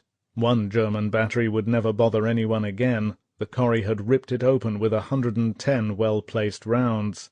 The Germans had been firing back, and hard. The Corrie was the one destroyer the enemy spotters could see. Smoke-laying planes had been assigned to protect the inshore close support bombarding group, but the Corrie's plane had been shot down. One battery in particular, on the bluffs overlooking the coast above Utah, the gun flashes located it near the village of Saint Marcouf, seemed to be concentrating all its fury on the exposed destroyer. Hoffman decided to move back before it was too late. "We swung around," recalls radioman 3rd Class Benny Glisson, "and showed them our fantail like an old maid to a marine." But the Corrie was in shallow water, close to a number of knife-edged reefs. Her skipper could not make the dash for safety until he was clear. For a few minutes he was forced to play a tense cat-and-mouse game with the German gunners. Trying to anticipate their salvos, Hoffman put the Corrie through a series of jolting maneuvers. He shot forward, went astern, swung to port, then to starboard, stopped dead, went forward again. All the while his guns engaged the battery. Nearby, the destroyer USS Fitch saw his predicament and began firing on the Saint Marcouf guns too, but there was no let-up from the sharp-shooting Germans. Almost bracketed by their shells, Hoffman inched the Corrie out. Finally, satisfied that he was away from the reefs, he ordered, "Hard right rudder, full speed ahead," and the Corrie leapt forward. Hoffman looked behind him. Salvos were smacking into their wake, throwing up great plumes of spray. He breathed easier. He had made it. It was at that instant that his luck ran out. Tearing through the water at more than 28 knots, the Corrie ran headlong onto a submerged mine. There was a great rending explosion that seemed to throw the destroyer sideways out of the water. The shock was so great that Hoffman was stunned. It seemed to him that the ship had been lifted by an earthquake. In his radio shack, Benny Glisson, who had been looking out a porthole, suddenly felt that he had been dropped into a concrete mixer. Jerked off his feet, he was hurled upward against the ceiling, and then he crashed down and smashed his knee. The mine had cut the Corrie almost in half. Running across the main deck was a rip more than a foot in width. The bow and the stern pointed crazily upward. About all that held the destroyer together was the deck superstructure. The fire room and engine room were flooded. There were few survivors in the No. 2 boiler room. The men there were almost instantly scalded to death when the boiler blew up. The rudder was jammed. There was no power, yet somehow in the steam and fire of her death agonies, the Corrie continued to charge crazily through the water. Hoffman became suddenly aware that some of his guns were still firing. His gunners, without power, continued to load and fire manually. The twisted pile of steel that had once been the Corrie thrashed through the sea for more than 1,000 yards before finally coming to a halt. Then the German batteries zeroed in. "Abandon ship," Hoffman ordered. Within the next few minutes at least 9 shells ploughed into the wreck. One blew up the 40mm ammunition, another set off the smoke generator on the fantail, almost asphyxiating the crew as they struggled into boats and rafts. The sea was 2 feet above the main deck when Hoffman, taking one last look around, dived overboard and swam toward a raft. Behind him the Corrie settled on the bottom, her masts and part of her superstructure remaining above the waves, the U.S. Navy's only major D-Day loss. Of Hoffman's 294-man crew, 13 were dead or missing, and 33 injured, more casualties than had been suffered in the Utah Beach landings up to this time. Hoffman thought he was the last to leave the Corrie, but he wasn't. Nobody knows now who the last man was, but as the boats and rafts pulled away, men on the other ships saw a sailor climb the Corrie's stern. He removed the ensign which had been shot down, and then, swimming and climbing over the wreckage, he reached the main mast. From the USS Butler, Coxswain Dick Scrimshaw watched in amazement and admiration as the sailor, shells still falling about him, calmly tied on the flag and ran it up the mast. Then he swam away. Above the wreck of the Corrie, Scrimshaw saw the flag hang limp for a moment. Then it stretched out and fluttered in the breeze. Rockets trailing ropes shot up toward the 100-foot-high cliff at Pointe du Hoc. Between Utah and Omaha beaches, the third American seaborne attack was going in. Small arms fire poured down on Lieutenant Colonel James E. Rudder's 3 Ranger companies as they began the assault to silence the massive coastal batteries which intelligence said menaced the American beaches on either side.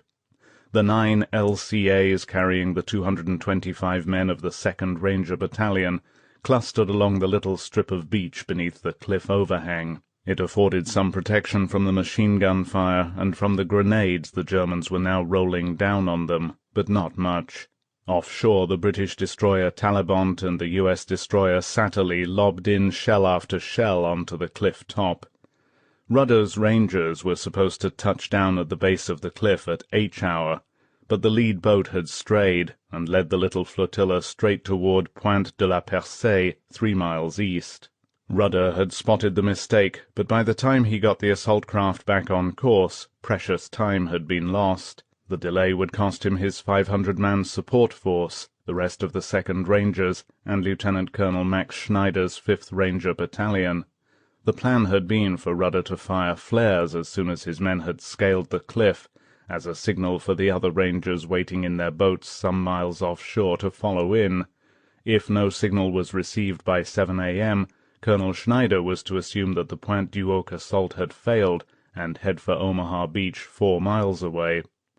There, following in behind the 29th Division, his Rangers would swing west and drive for the Pointe to take the guns from the rear. It was now 7:10 a.m. No signal had been given, so Schneider's force was already heading for Omaha.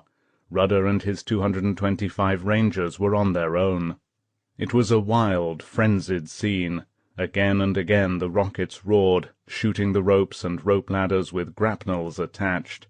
Shells and 40mm machine guns raked the cliff top, shaking down great chunks of earth on the Rangers. Men spurted across the narrow, cratered beach trailing scaling ladders, ropes, and hand rockets. Here and there at the cliff top Germans bobbed up, throwing down potato-masher hand grenades or firing schmeissers. Somehow the Rangers dodged from cover to cover, unloaded their boats and fired up the cliff, all at the same time. And off the Pointe 2 DUKWs, amphibious vehicles, with tall extended ladders borrowed for the occasion from the London Fire Brigade, tried to maneuver closer in. From the tops of the ladders, Rangers blasted the headlands with Browning automatic rifles and Tommy guns. The assault was furious. Some men didn't wait for the ropes to catch. Weapons slung over their shoulders, they cut handholds with their knives and started up the 9-story high cliff like flies. Some of the grapnels now began to catch, and men swarmed up the ropes. Then there were wild yells as the Germans cut the ropes, and Rangers hurtled back down the cliff. Private First Class Harry Roberts' rope was cut twice. On his 3rd try he finally got to a cratered niche just under the edge of the cliff. Sergeant Bill Elrod Petty tried going up hand over hand on a plain rope, but although he was an expert free climber, the rope was so wet and muddy he couldn't make it. Then Petty tried a ladder, got 30 feet up and slid back when it was cut. He started back up again. Sergeant Hermann Stein, climbing another ladder, was almost pushed off the cliff face when he accidentally inflated his Mae West. He struggled for an eternity with the life-preserver, but there were men ahead and behind him on the ladder. Somehow Stein kept on going. Now men were scrambling up a score of ropes that twisted and snaked down from the top of the cliff. Suddenly Sergeant Petty, on his way up for the 3rd time, was peppered by chunks of earth flying out all around him. The Germans were leaning out over the edge of the cliff, machine-gunning the Rangers as they climbed. The Germans fought desperately, despite the fire that was still raining on them from the Rangers on the fire ladders and from the destroyers offshore. Petty saw the climber next to him stiffen and swing out from the cliff. Stein saw him too. So did 20-year-old Private First Class Karl Bombardier. As they watched, horrified, the man slid down the rope and fell, bouncing from ledges and rock outcroppings, and it seemed to Petty a lifetime before his body hit the beach. Petty froze on the rope. He could not make his hand move up to the next rung. He remembers saying to himself, "This is just too hard to climb." But the German machine guns got him going again. As they began to spray the cliff dangerously near him, Petty unfroze real fast. Desperately he hauled himself up the last few yards. Everywhere men were throwing themselves over the top and into shell-holes. To Sergeant Regis McCloskey, who had successfully brought his half-sinking ammunition boat into the beach, the high plateau of Pointe du Hoc presented a weird, incredible sight. The ground was so pitted by the shells and bombs of the pre-H hour naval and air bombardment that it looked like the craters of the moon. There was an eerie silence now as men pulled themselves up and into the protective craters.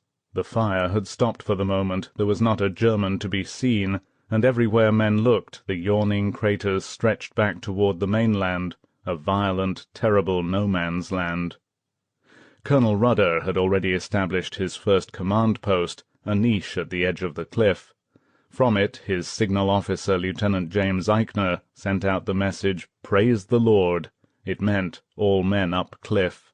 But it was not quite true. At the base of the cliff the Rangers' medical officer, a pediatrician in private practice, was tending the dead and the dying on the beach, perhaps 25 men.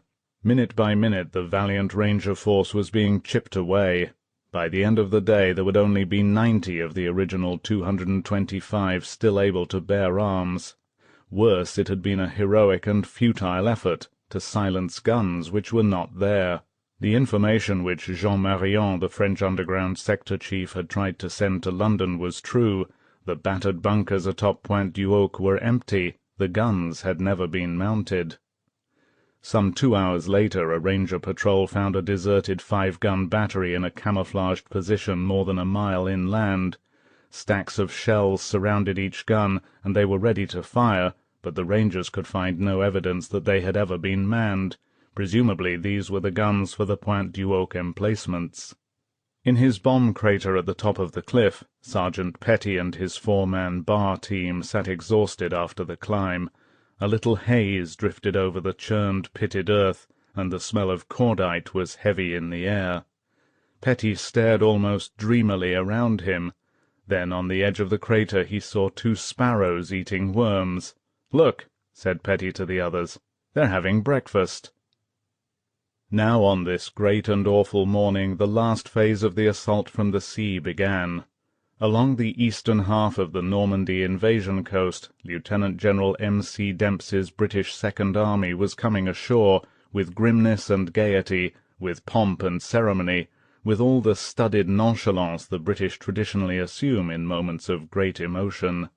They had waited 4 long years for this day. They were assaulting not just beaches but bitter memories, memories of Munich and Dunkirk, of one hateful and humiliating retreat after another, of countless devastating bombing raids, of dark days when they had stood alone.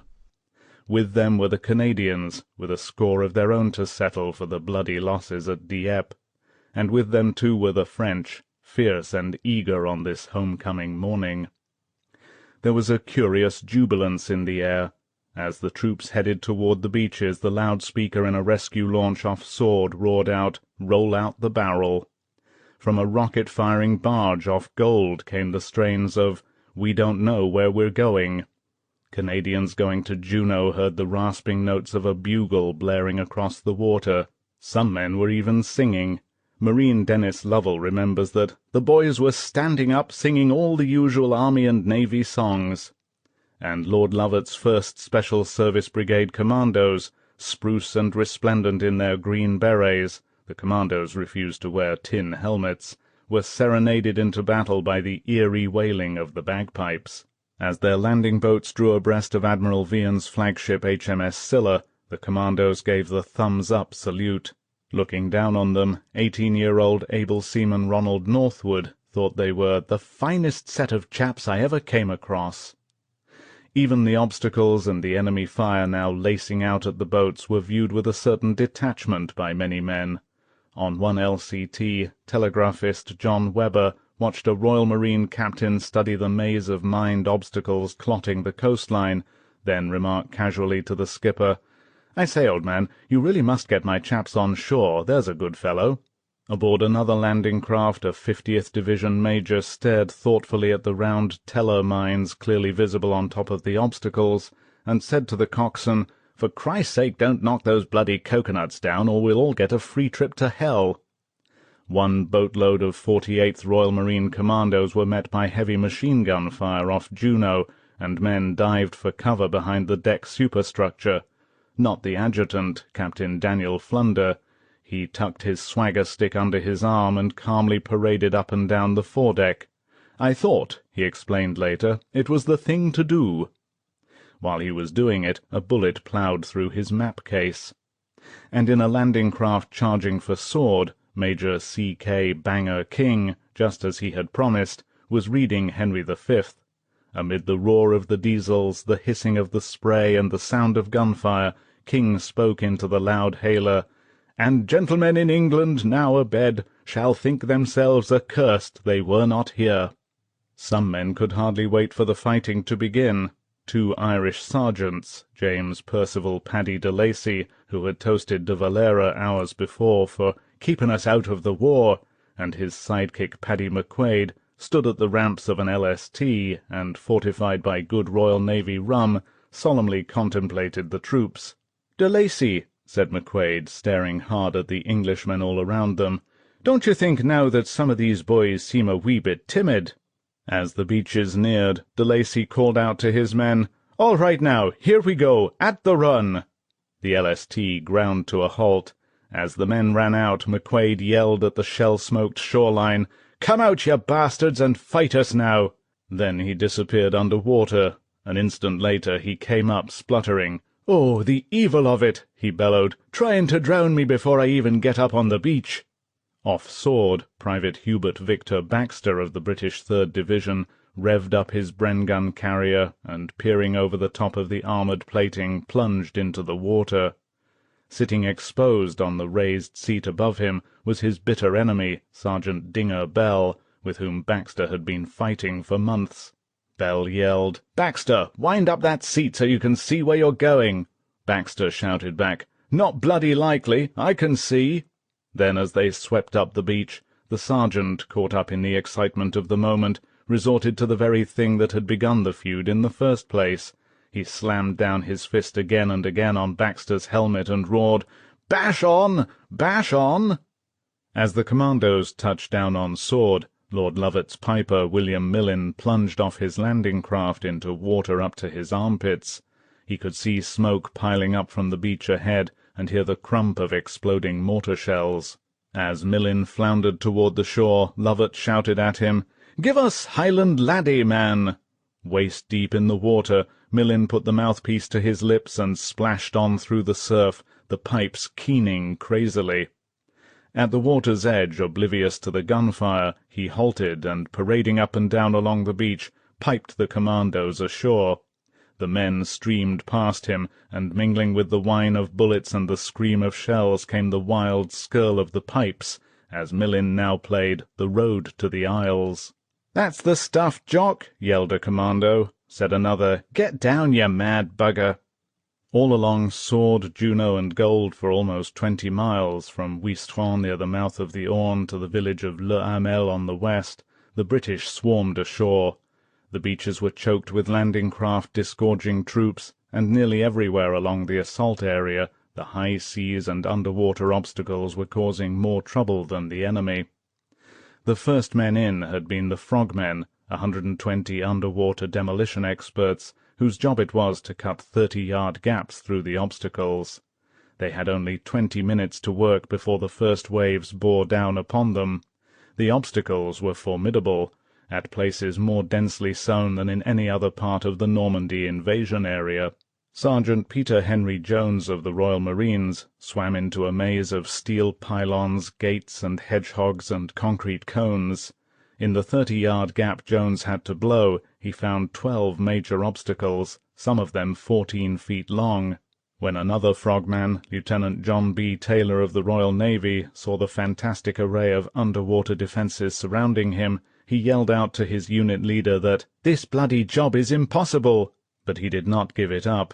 Working under fire, Taylor, like the other frogmen, methodically set to work. They blew the obstacles singly, because they were too large to blow in groups. Even as they worked, amphibious tanks came swimming in among them, followed almost immediately by first-wave troops. Frogmen rushing out of the water saw landing craft turned sideways by the heavy seas crash into the obstacles. Mines exploded, steel spikes and hedgehogs ripped along the hulls, and up and down the beaches landing craft began to flounder. The waters offshore became a junkyard as boats piled up almost on top of one another. Telegraphist Weber remembers thinking that the beaching is a tragedy. As his craft came in, Weber saw LCTs stranded and ablaze, twisted masses of metal on the shore, burning tanks and bulldozers. And as one LCT passed them, heading for the open sea, Weber was horrified to see its well deck engulfed in a terrifying fire. On Gold Beach, where Frogman Jones was now working with the Royal Engineers trying to clear the obstacles, he saw an LCI approach with troops standing on the deck ready to disembark.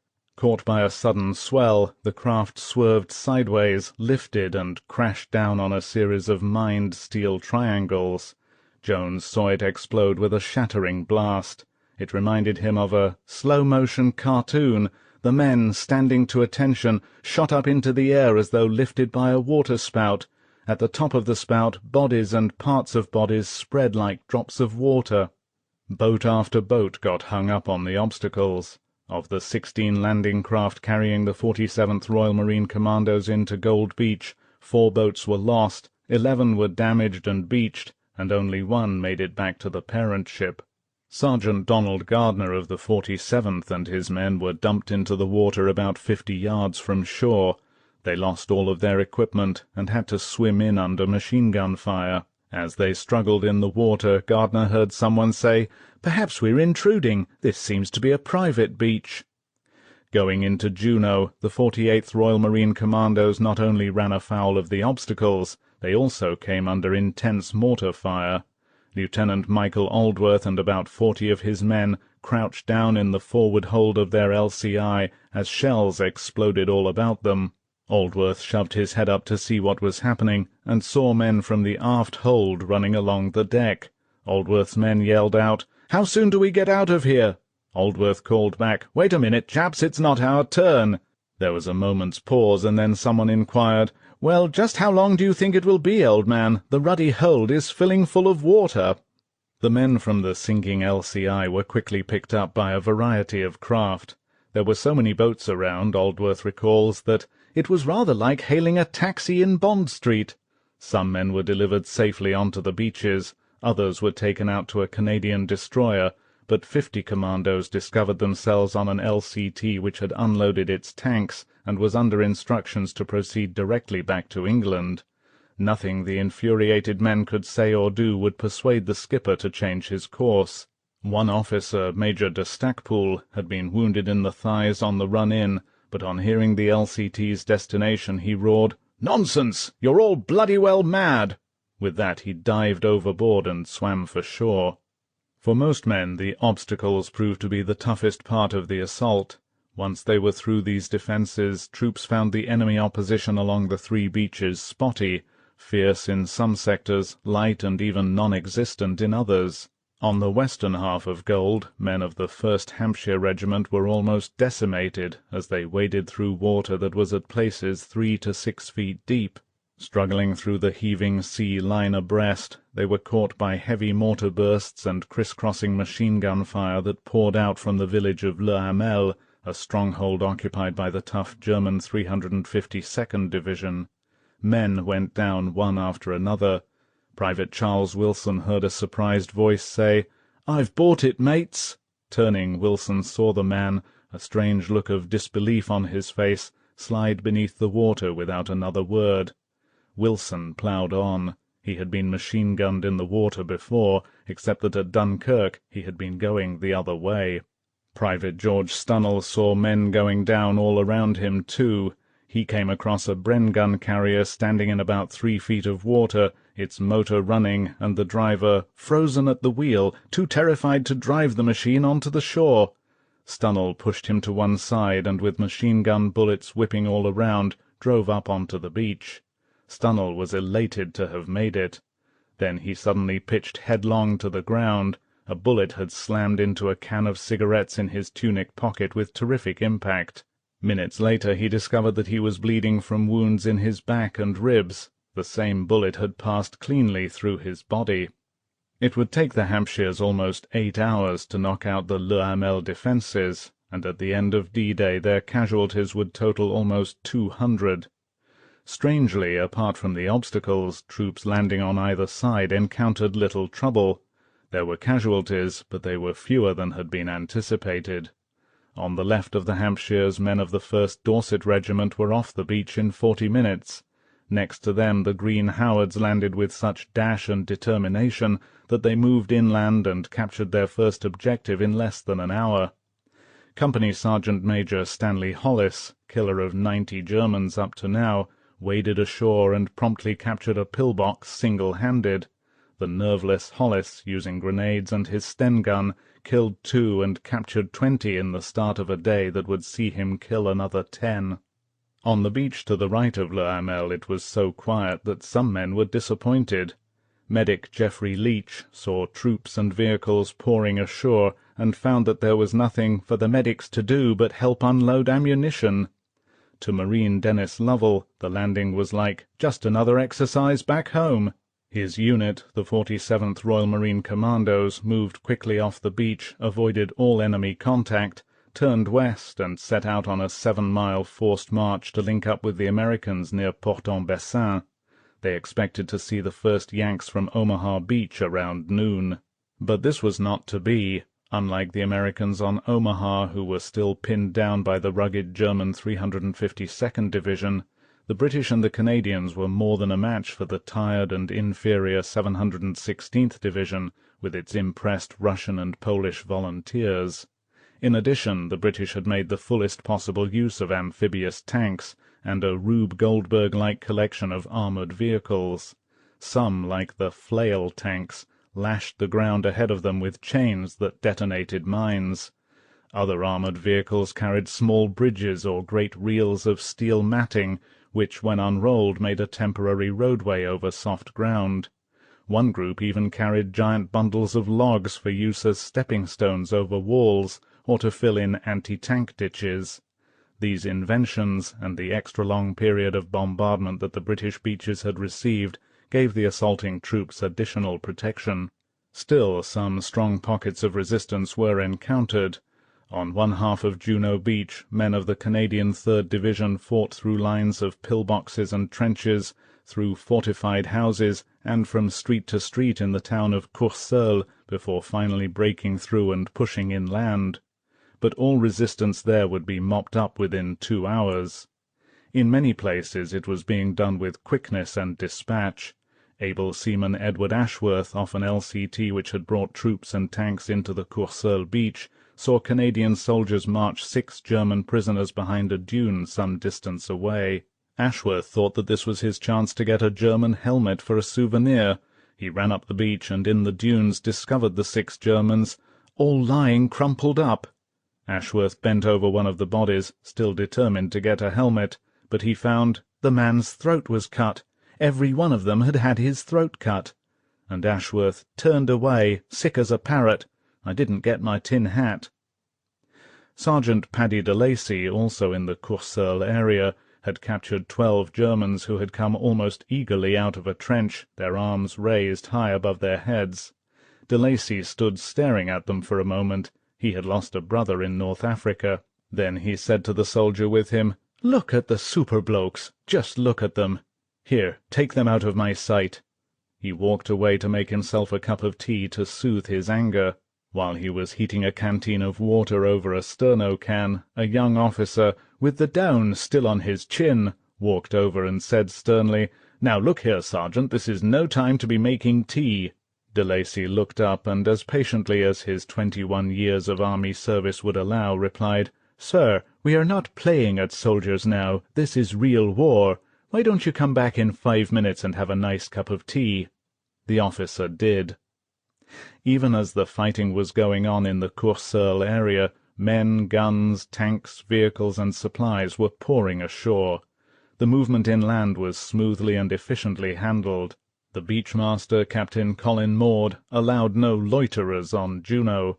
Most men, like Sub-Lieutenant John Beynon, were a little taken aback at the sight of the tall, bearded officer with the imposing bearing and the booming voice, who met each new contingent with the same greeting, "I'm chairman of the reception committee and of this party, so get a move on." Few men cared to argue with the custodian of Juno Beach. Beynon remembers he had a cudgel in one hand, and the other held tight to the leash of a fierce-looking Alsatian dog. The effect was all he could have hoped for.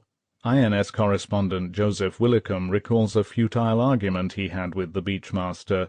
Willicombe, who had landed in the first wave of Canadians, had been assured that he would be allowed to send a 25-word message via the beachmaster's 2-way radio to the command ship for transmission to the U.S. Apparently no one had bothered to so inform Maud. Staring stonily at Willicombe, he growled, "My dear chap, there's a bit of a war going on here." Willicombe had to admit that the beachmaster had a point.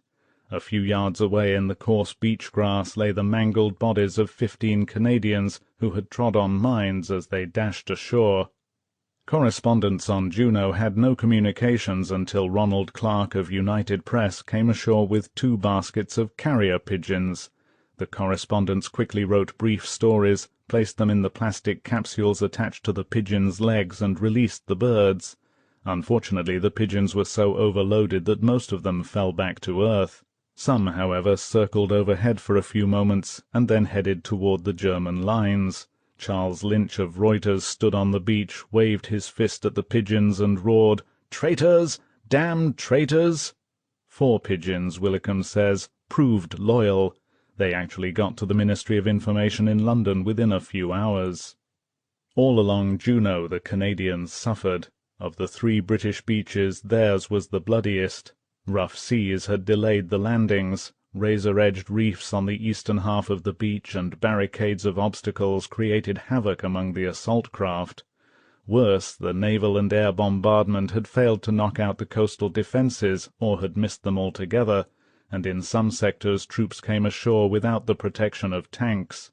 Opposite the towns of Bernières and Saint-Aubin-sur-Mer, men of the Canadian 8th Brigade and the 48th Marine Commandos came in under heavy fire.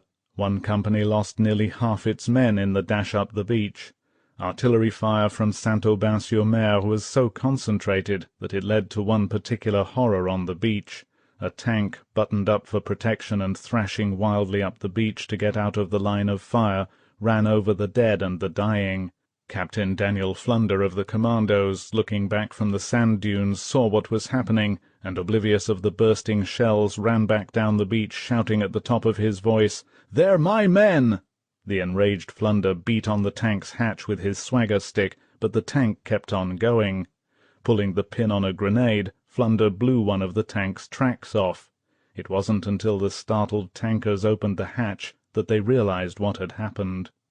Although the fighting was bitter while it lasted, the Canadians and the commandos got off the Bernières-Saint-Aubin beaches in less than 30 minutes and plunged inland. Follow-up waves experienced little difficulty, and within an hour it was so quiet on the beaches that leading aircraftsman John Murphy of a barrage balloon unit found that the worst enemy was the sand lice that drove us crazy as the tide came in. Back of the beaches, street fighting would occupy troops for nearly 2 hours, but this section of Juno, like the western half, was now secure. The 48th Commandos fought their way through Saint-Aubin-sur-Mer, and turning east headed along the coast. They had a particularly tough assignment. Juno lay 7 miles away from Sword Beach. To close this gap and link up the two beaches, the 48th was to make a forced march towards Sword. Another commando unit, the 41st, was to land at Lyons-sur-Mer on the edge of Sword Beach, swing right and head west. Both forces were expected to join up within a few hours at a point roughly halfway between the two beachheads. That was the plan, but almost simultaneously the commandos ran into trouble. At Langrune, about a mile east of Juno, men of the 48th found themselves in a fortified area of the town that defied penetration. Every house was a strong point. Mines, barbed wire, and concrete walls, some of them 6 feet high and 5 feet thick, sealed off the streets. From these positions heavy fire greeted the invaders. Without tanks or artillery, the 48th was stopped cold. On Sword, 6 miles away, the 41st, after a rough landing, turned west and headed through Lyons-sur-Mer. They were told by the French that the German garrison had pulled out. The information seemed correct, until the commandos reached the edge of the town. There artillery fire knocked out 3 supporting tanks. Sniper and machine-gun fire came from innocent-looking villas that had been converted into blockhouses, and a rain of mortar shells fell among the commandos. Like the 48th, the 41st came to a standstill. Now, although no one in the Allied High Command knew about it yet, a vital gap 6 miles wide existed in the beachhead, a gap through which Rommel's tanks, if they moved fast enough, could reach the coast, and by attacking left and right along the shore, roll up the British landings. Lyons-sur-Mer was one of the few real trouble spots on Sword. Of the 3 British beaches, Sword was expected to be the most heavily defended. Troops had been briefed that casualties would be very high. Private John Gale of the 1st South Lancashire Regiment was cold-bloodedly told that all of us in the first wave would probably be wiped out. The picture was painted in even blacker terms to the commandos. It was drilled into them that, no matter what happens, we must get on the beaches, for there will be no evacuation, no going back. The 4th Commandos expected to be written off on the beaches, as Corporal James Colley and Private Stanley Stewart remember, for they were told their casualties would run as high as 84%. And the men who were to land ahead of the infantry in amphibious tanks were warned that even those of you who reach the beach can expect 60% casualties. Private Christopher Smith, driver of an amphibious tank, thought his chances of survival were slim. Rumour had increased the casualty figure to 90%, and Smith was inclined to believe it, for as his unit left England, men saw canvas screens being set up on Gosport Beach, and it was said that these were being erected to sort out the returned dead. For a while it looked as though the worst of the predictions might come true. In some sectors first-wave troops were heavily machine-gunned and mortared. In the Ouistreham half of Sword, men of the 2nd East York Regiment lay dead and dying from the water's edge all the way up the beach. Although nobody would ever know how many men were lost in the bloody dash from the boats, it seems likely that the East York suffered most of their 200 D-Day casualties in these first few minutes. The shock of seeing these crumpled khaki forms seemed to confirm the most dreadful fears of follow-up troops.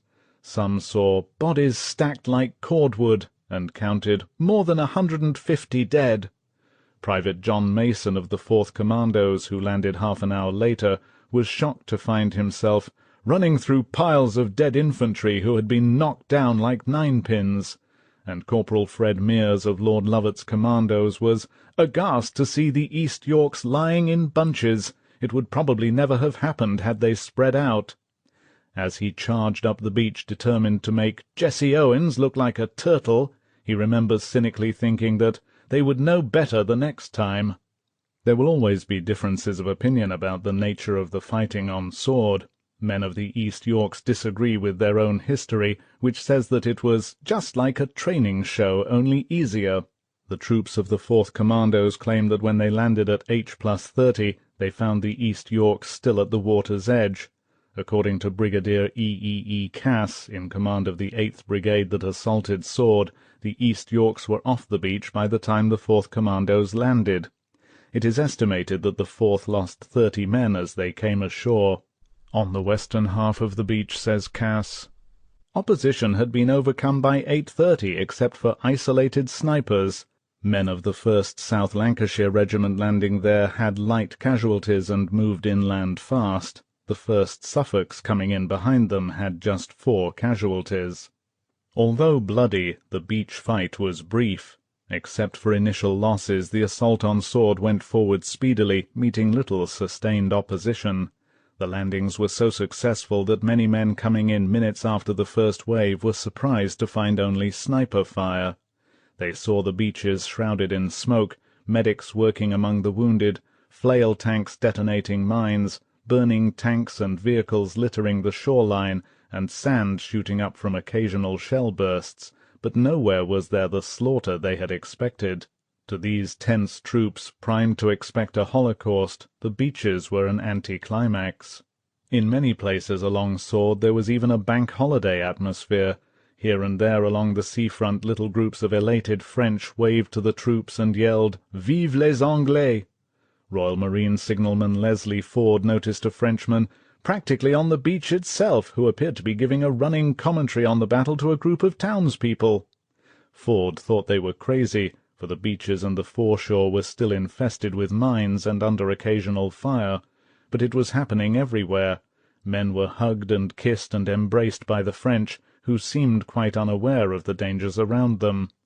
Corporal Harry Norfield and Gunner Ronald Allen were astonished to see a person all dressed up in splendid regalia and wearing a bright brass helmet making his way down to the beaches.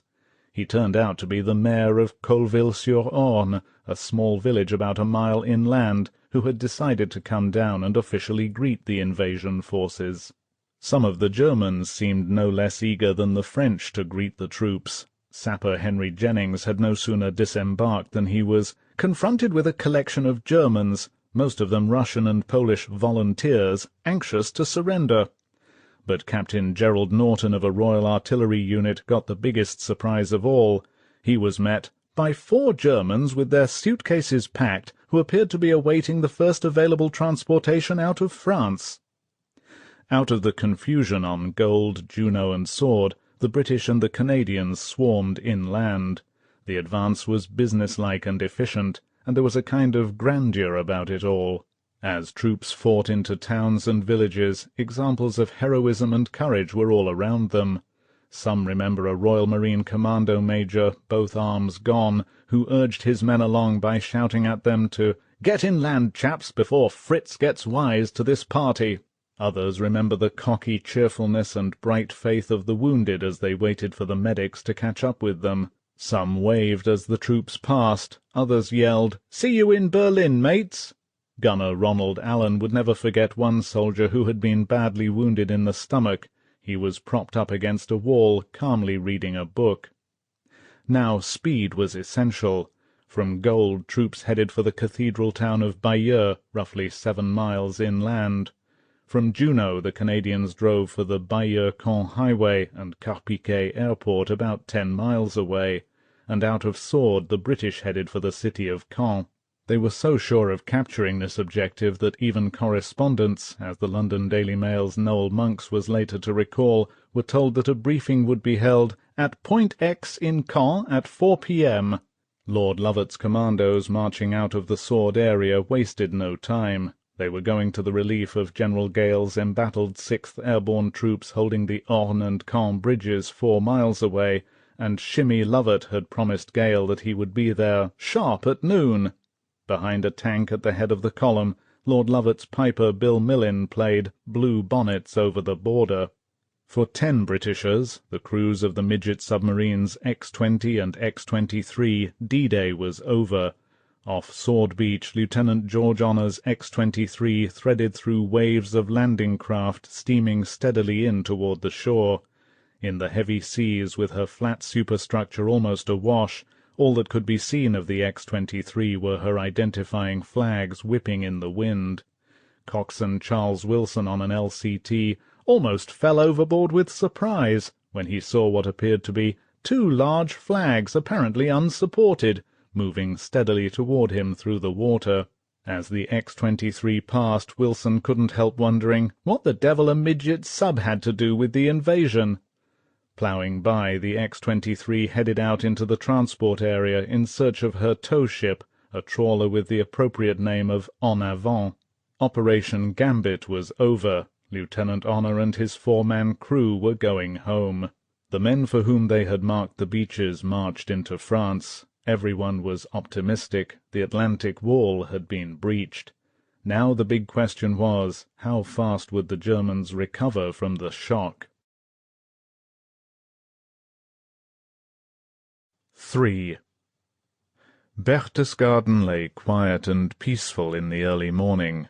The day was already warm and sultry, and the clouds hung low on the surrounding mountains.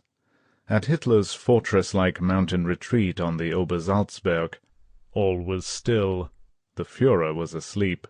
A few miles away at his headquarters, the Reichskanzlert, it was just another routine morning. Colonel General Alfred Jodl, OKW's chief of operations, had been up since 6. He had eaten his customary light breakfast, 1 cup of coffee, a small soft-boiled egg and thin slice of toast, and now in his small soundproofed office he was leisurely reading the night's reports. The news from Italy continued to be bad. Rome had fallen 24 hours before, and Field Marshal Albert Kesselring's troops were being hard-pressed as they pulled back. Jodl thought that there might be an Allied breakthrough even before Kesselring disengaged his troops and withdrew to new positions in the north.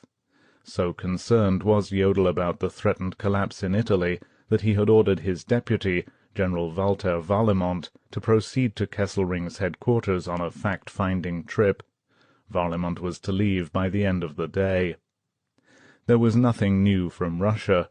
Although Jodl's sphere of authority did not officially include the Eastern Theatre, he had long ago manoeuvred himself into a position whereby he advised the Führer on the conduct of the Russian war.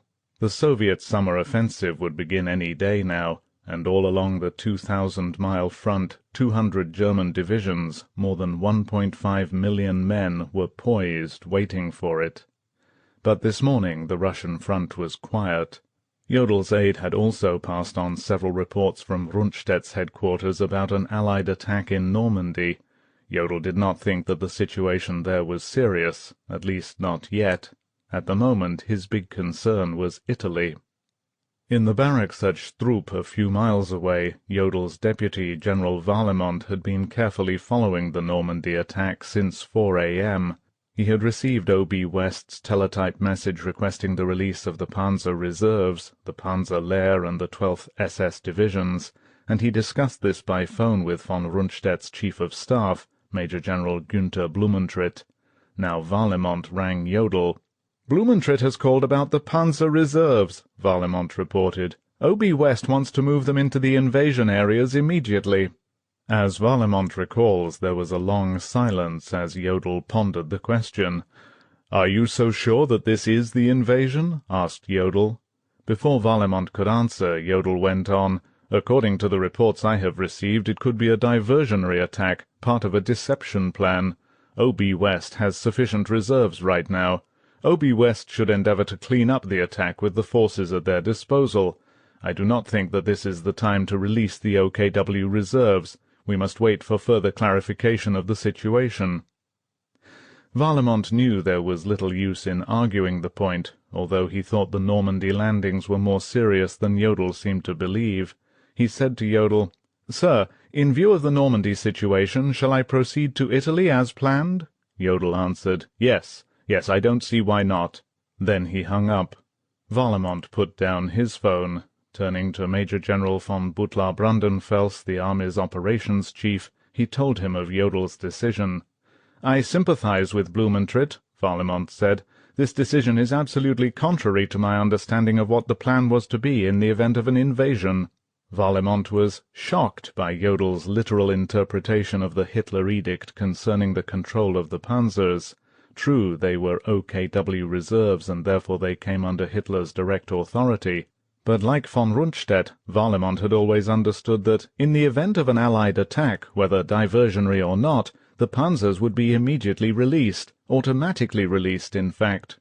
To Warlimont such a move seemed only logical. The man on the spot fighting off the invasion should have all the available forces to use as he saw fit, especially when the man happened to be the last of Germany's Black Knights, the venerable strategist von Rundstedt. Jodl could have released the force, but he was taking no chances. As Warlimont was later to recall, Jodel's decision was the one he thought Hitler would have made. Jodel's attitude, Warlimont felt, was just another example of the chaos of leadership in the leader state. But nobody argued with Jodl. Warlimont put through a call to Blumentritt at OB West. Now the decision to release the panzers would depend on the capricious whim of the man whom Jodl considered to be a military genius, Hitler. The officer who had anticipated just such a situation, and who had hoped to discuss it with Hitler, was less than a 2 hours' drive from Berchtesgaden. Field Marshal Erwin Rommel, at his home in Herrlingen-Ulm, seems somehow to have been completely forgotten in all the confusion. There is no record in the meticulously kept Army Group B war diary that Rommel had even heard as yet about the Normandy landings. At OB West outside Paris, Jodel's decision produced shock and incredulity. Lieutenant General Bodo Zimmermann, Chief of Operations, remembers that von Rundstedt was fuming with rage, red in the face, and his anger made his speech unintelligible.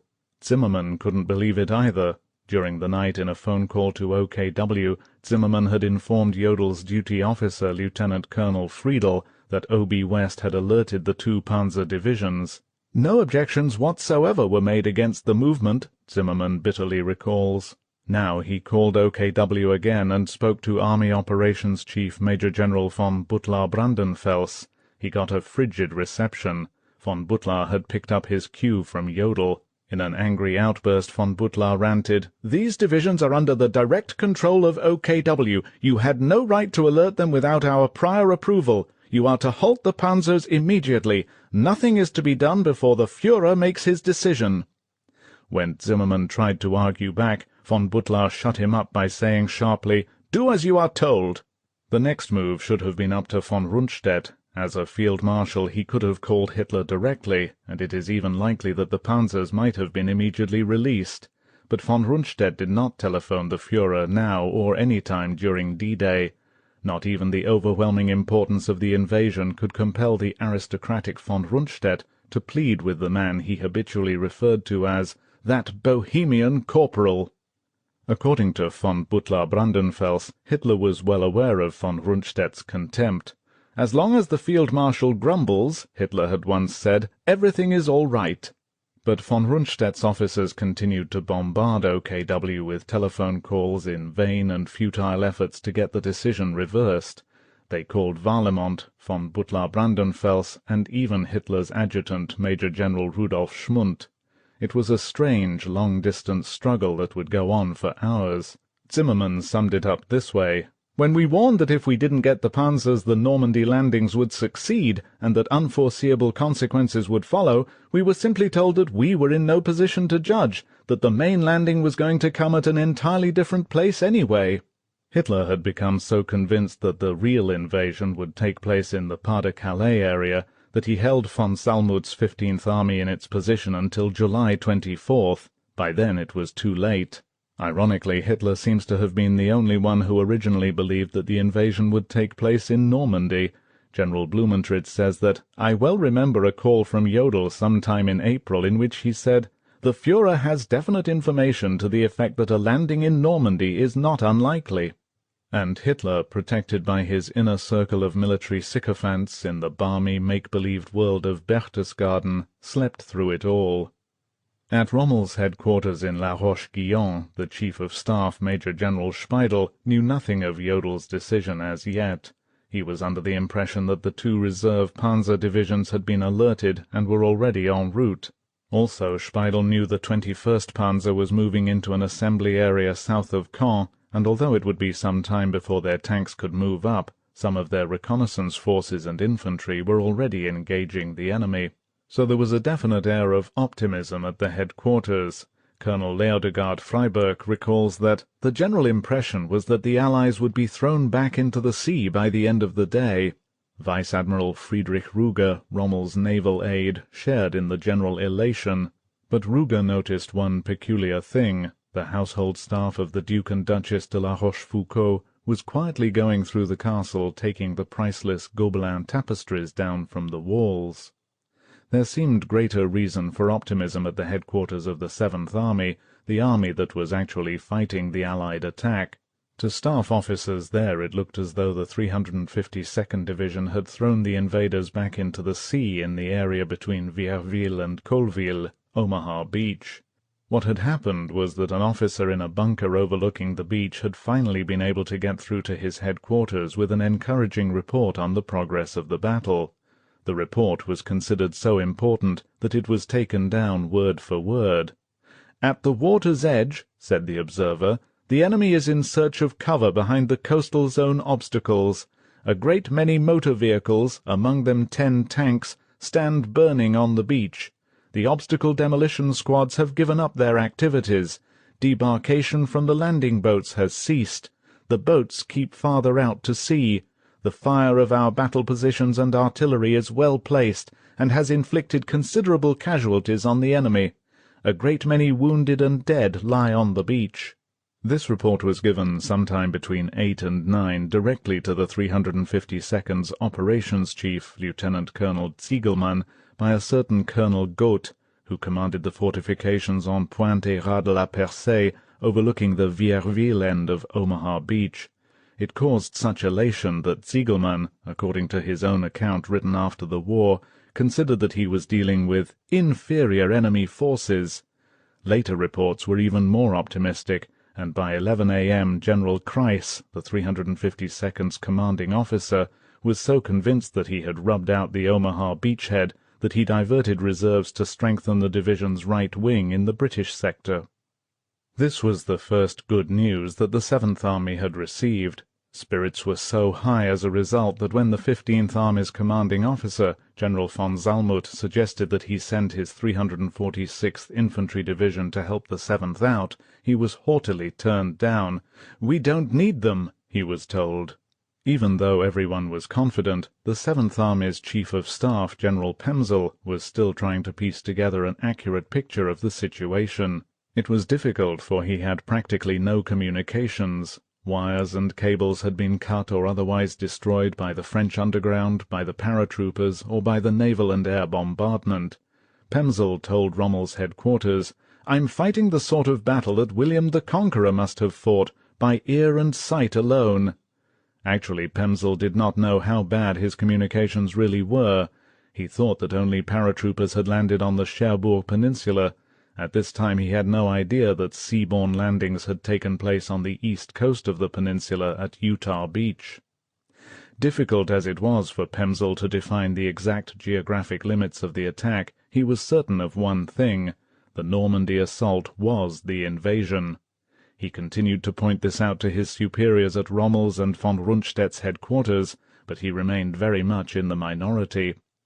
As both Army Group B and OB West stated in their morning reports, "At the present time it is still too early to say whether this is a large-scale diversionary attack or the main effort." The general continued to look for the Schwerpunkt. Along the Normandy coast any private could have told them where it was. Half a mile from Sword Beach, Lance Corporal Joseph Hager, dazed and trembling, somehow found the trigger of his machine-gun and began firing again. The earth seemed to be blowing up all about him. The noise was deafening. His head roared, and the 18-year-old machine-gunner was sick with fear. He had fought well, helping to cover the retreat of his company ever since the 716th Division's line broke back of Sword. How many Tommies he had hit, Hager did not know. Fascinated, he had watched them come off the beach and had chopped them down one after another. Often in the past he had wondered what it would be like to kill the enemy. Many times he had talked about it with his friends Huff, Zaxler, and Ferdi Klug. Now Hager had found out. It was terribly easy. Huff hadn't lived long enough to discover how easy it was. He had been killed as they ran back. Hager had left him lying in a hedgerow, his mouth open, a hole where his forehead had been. Hager didn't know where Zaxler was, but Ferdi was still beside him, half-blind, blood running down his face from a shrapnel burst. And now Hager knew that it was only a question of time before they were all killed. He and 19 men, all that remained of the company, were in a trench before a small bunker. They were being hit from all sides by machine-gun, mortar, and rifle fire. They were surrounded. It was either surrender or be killed. Everyone knew this, everyone except the captain firing the machine-gun behind them in the bunker. He wouldn't let them in. "We must hold! We must hold!" he kept yelling. This was the most terrible time of Hager's life. He no longer knew what he was firing at. Every time the shelling lifted, he automatically pulled the trigger and felt the machine-gun pound. It gave him courage. Then the shelling would begin again, and everyone would yell at the captain, "Let us in! Let us in!" Perhaps it was the tanks that made the captain change his mind. They all heard the whirring and clanking. There were 2 of them. One stopped a field away. The other ambled slowly on, crushing its way across a hedge, passing 3 cows that munched unconcernedly in a nearby meadow. Then the men in the trench saw its gun slowly lower, ready to fire at point-blank range. At the moment the tank suddenly, unbelievably, blew up.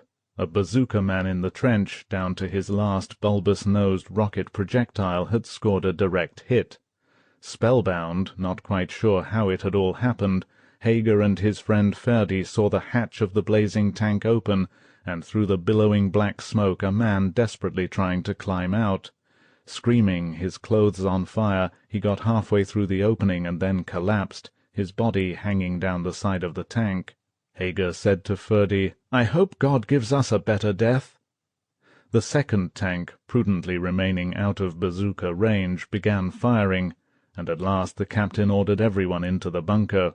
Hager and the other survivors stumbled inside, into a fresh nightmare. The bunker, barely the size of a living room, was filled with dead and dying soldiers. More than 30 other men in the bunker were so jammed together that they were unable to sit down or even turn about. It was hot and dark and hideously noisy. The wounded were moaning. Men were talking in several different languages, many of them were Poles or Russians. And all the time the captain, oblivious to the yells of the wounded to "Surrender! Surrender!" fired his machine-gun through the single aperture. For an instant there was a lull, and Hager and the suffocating men in the bunker heard someone outside shout, "All right, Herman, you better come out." The captain angrily began firing his machine-gun. A few minutes later they heard the same voice again, "You better give up, Fritz." Men were coughing now from the acrid gaseous discharge of the captain's machine-gun, which was fouling the already stifling atmosphere. Each time the captain stopped to reload, the voice demanded that they surrender. Finally somebody outside called to them in German, and Hager would always remember that one of the wounded, apparently using the only 2 words of English he knew, began chanting back, "Hello, boys! Hello, boys! Hello, boys!" The firing outside stopped, and it seemed to Hager that everyone realized almost at the same moment what was about to happen. There was a small peephole in a cupola over their heads. Hager and several others lifted a man up so that he could see what was happening. Suddenly he yelled, "Flamethrower! They're bringing up a flamethrower!" Hager knew that the flames could not reach them because the metal air shaft which entered the bunker from the back was built in staggered sections, but the heat could kill them. Suddenly they heard the woof of the flamethrower. Now the only way that air could get into the bunker was through the narrow aperture where the captain continued to blaze away with his machine-gun, and through the peephole in the roof. Gradually the temperature began to rise. Some men panicked. Clawing and pushing and yelling, "We've got to get out!" they tried to drop to the floor and burrow through the legs of the others toward the door. But pinioned by the press of men around them, they were unable even to reach the floor. Everyone was now begging the captain to surrender. The captain, still firing, didn't even turn from the aperture. The air was getting indescribably foul. "We'll all breathe in and out on my command," yelled a lieutenant. "In! Out! In! Out!" Hager watched the metal fairing of the air shaft go from pink to red and then to a glowing white. "In! Out! In! Out!" yelled the officer. "Hello, boys! Hello, boys!" cried the wounded man, and at a radio set in one corner, Hager could hear the operator saying over and over, "Come in, Spinach! Come in, Spinach!" "Sir," yelled the lieutenant, "the wounded are suffocating. We must surrender." "It's out of the question," roared the captain. "We're going to fight our way out. Count the men and their weapons." "No, no!" men yelled from every corner of the bunker. Verdi said to Hager, "You're the only one besides the captain with a machine-gun. That madman will send you out first, believe me." By now many of the men were defiantly pulling the bolts of their rifles and throwing them on the floor. "I won't go," Hager told Verdi. He pulled the locking pin on his machine-gun and threw it away. Men began to collapse from the heat. Knees buckling, heads lolling, they remained in a partly upright position. They could not fall to the floor. The young lieutenant continued to plead with the captain, but to no avail. No one could get to the door because the aperture was next to it and the captain was there with his machine-gun. Suddenly the captain stopped firing, and turning to the radio operator he said, "Have you made contact?" The operator said, "Nothing, sir." It was then that the captain looked about him as though seeing the jam-packed bunker for the first time. He seemed dazed and bewildered. Then he threw down his machine-gun and said resignedly, "Open the door." Hager saw somebody stick a rifle with a piece of torn white cloth on it through the aperture. From outside a voice said, "All right, Fritz, out you come, one at a time." Gasping for air, dazzled by the light, the men reeled out of the dark bunker. If they did not drop their weapons and helmets fast enough, British troops standing on either side of the trench fired into the ground behind them. As they reached the end of the trench, their captors cut their belts, laces, and tunics, and sliced the buttons off the flies of their pants. Then they were made to lie face downward in a field. Hager and Verdi ran down the trench, their hands in the air. As Verdi's belt was cut, a British officer said to him, "In 2 weeks we'll be seeing your pals in Berlin, Fritz." Verdi, his face bloody and puffed up from the shrapnel splinters, tried to joke. He said, "By that time we'll be in England." He meant that they would be in a prisoner-of-war camp, but the British misunderstood. "Take these men to the beaches," he roared. Holding up their pants, they marched away, passing the still-burning tank and the same cows munching quietly in the meadow. 15 minutes later, Hager and the others were working among the obstacles in the surf, removing mines. Verdi said to Hager, "I bet you never thought when you were putting these things in that one day you'd be taking them up again." I was not able to locate the fanatical captain who tried to hold the bunker, but Hager believes that his name was Gundlach, and that the junior officer was a Lieutenant Lütke. Later in the day Hager found his missing friend Zaxler. He, too, was working among the obstacles. That night they were taken to England, and 6 days later Hager and 150 other Germans landed in New York, en route to a Canadian prisoner-of-war camp. Private Aloysius Damski had no heart for the fight at all. Damski, a Pole who had been impressed into the 716th Division, had long ago decided that if the invasion ever came, he would run up the ramp of the nearest landing craft and surrender. But Damski didn't get the chance. The British landed under such a fierce protective bombardment of naval and tank fire that Damski's battery commander, in a position near the western edge of Gold Beach, promptly ordered a withdrawal. Damski realized that to run forward would mean certain death, either at the hands of the Germans behind or at those of the advancing British ahead. But in the confusion of the withdrawal he struck out for the village of Tracy, where he was billeted in the home of an old French lady. If he stayed there, Damski reasoned, he could surrender when the village was captured. As he was making his way across the fields, he ran into a hard-bitten Wehrmacht sergeant on horseback.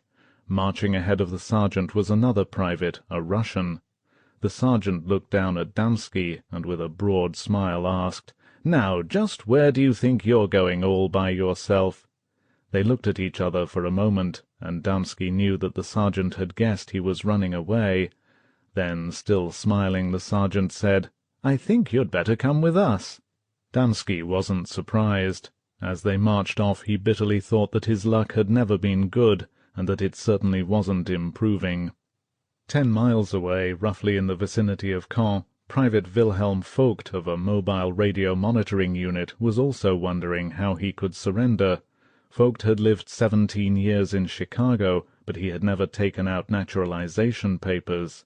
In 1939, his wife, visiting her home in Germany, had been forced to stay because of an ailing mother. In 1940, against the advice of friends, Vogt had set out to bring her home. Unable to reach wartime Germany by regular routes, he had made a tortuous journey across the Pacific to Japan, then to Vladivostok and via the Trans-Siberian Railway to Moscow. From there he had travelled to Poland and into Germany. The journey took nearly 4 months, and once across the border, Vogt could not get out. He and his wife were trapped. Now, for the first time in 4 years, he could hear American voices in his earphones. For hours he had been planning what he would say when he saw the first U.S. troops. He was going to run up to them yelling, "Hi, you guys, I'm from Chicago!" But his unit was being held too far back. He had made almost a complete circle of the world just to get back to Chicago, and now all he could do was sit in his truck and listen to the voices, only a few short miles away, that to him spelled home. Vogt never did make it back. He still lives in Germany, where he works for Pan American Airways. Behind Omaha Beach, Major Werner Pluskat lay gasping in a ditch. He was almost unrecognizable. He had lost his helmet. His clothes were ripped and torn. His face was scratched and bloody. For more than an hour and a half, ever since he had left his bunker at Sainte-Honorine to return to his headquarters, Pluskat had been crawling through a burning, erupting no-man's land. Scores of fighter planes flying back and forth just behind the bluffs were strafing everything that moved, and all the while naval gunfire was ploughing up the area. His Volkswagen was somewhere behind him, a burning, twisted wreck. Smoke billowed up from burning hedgerows and grass fires. Here and there he had come across trenches filled with dead troops, blasted either by artillery or by the merciless strafing. At first he had tried to run, but he had been pounced on by the planes. Again and again he had been strafed. Now Pluskat crawled.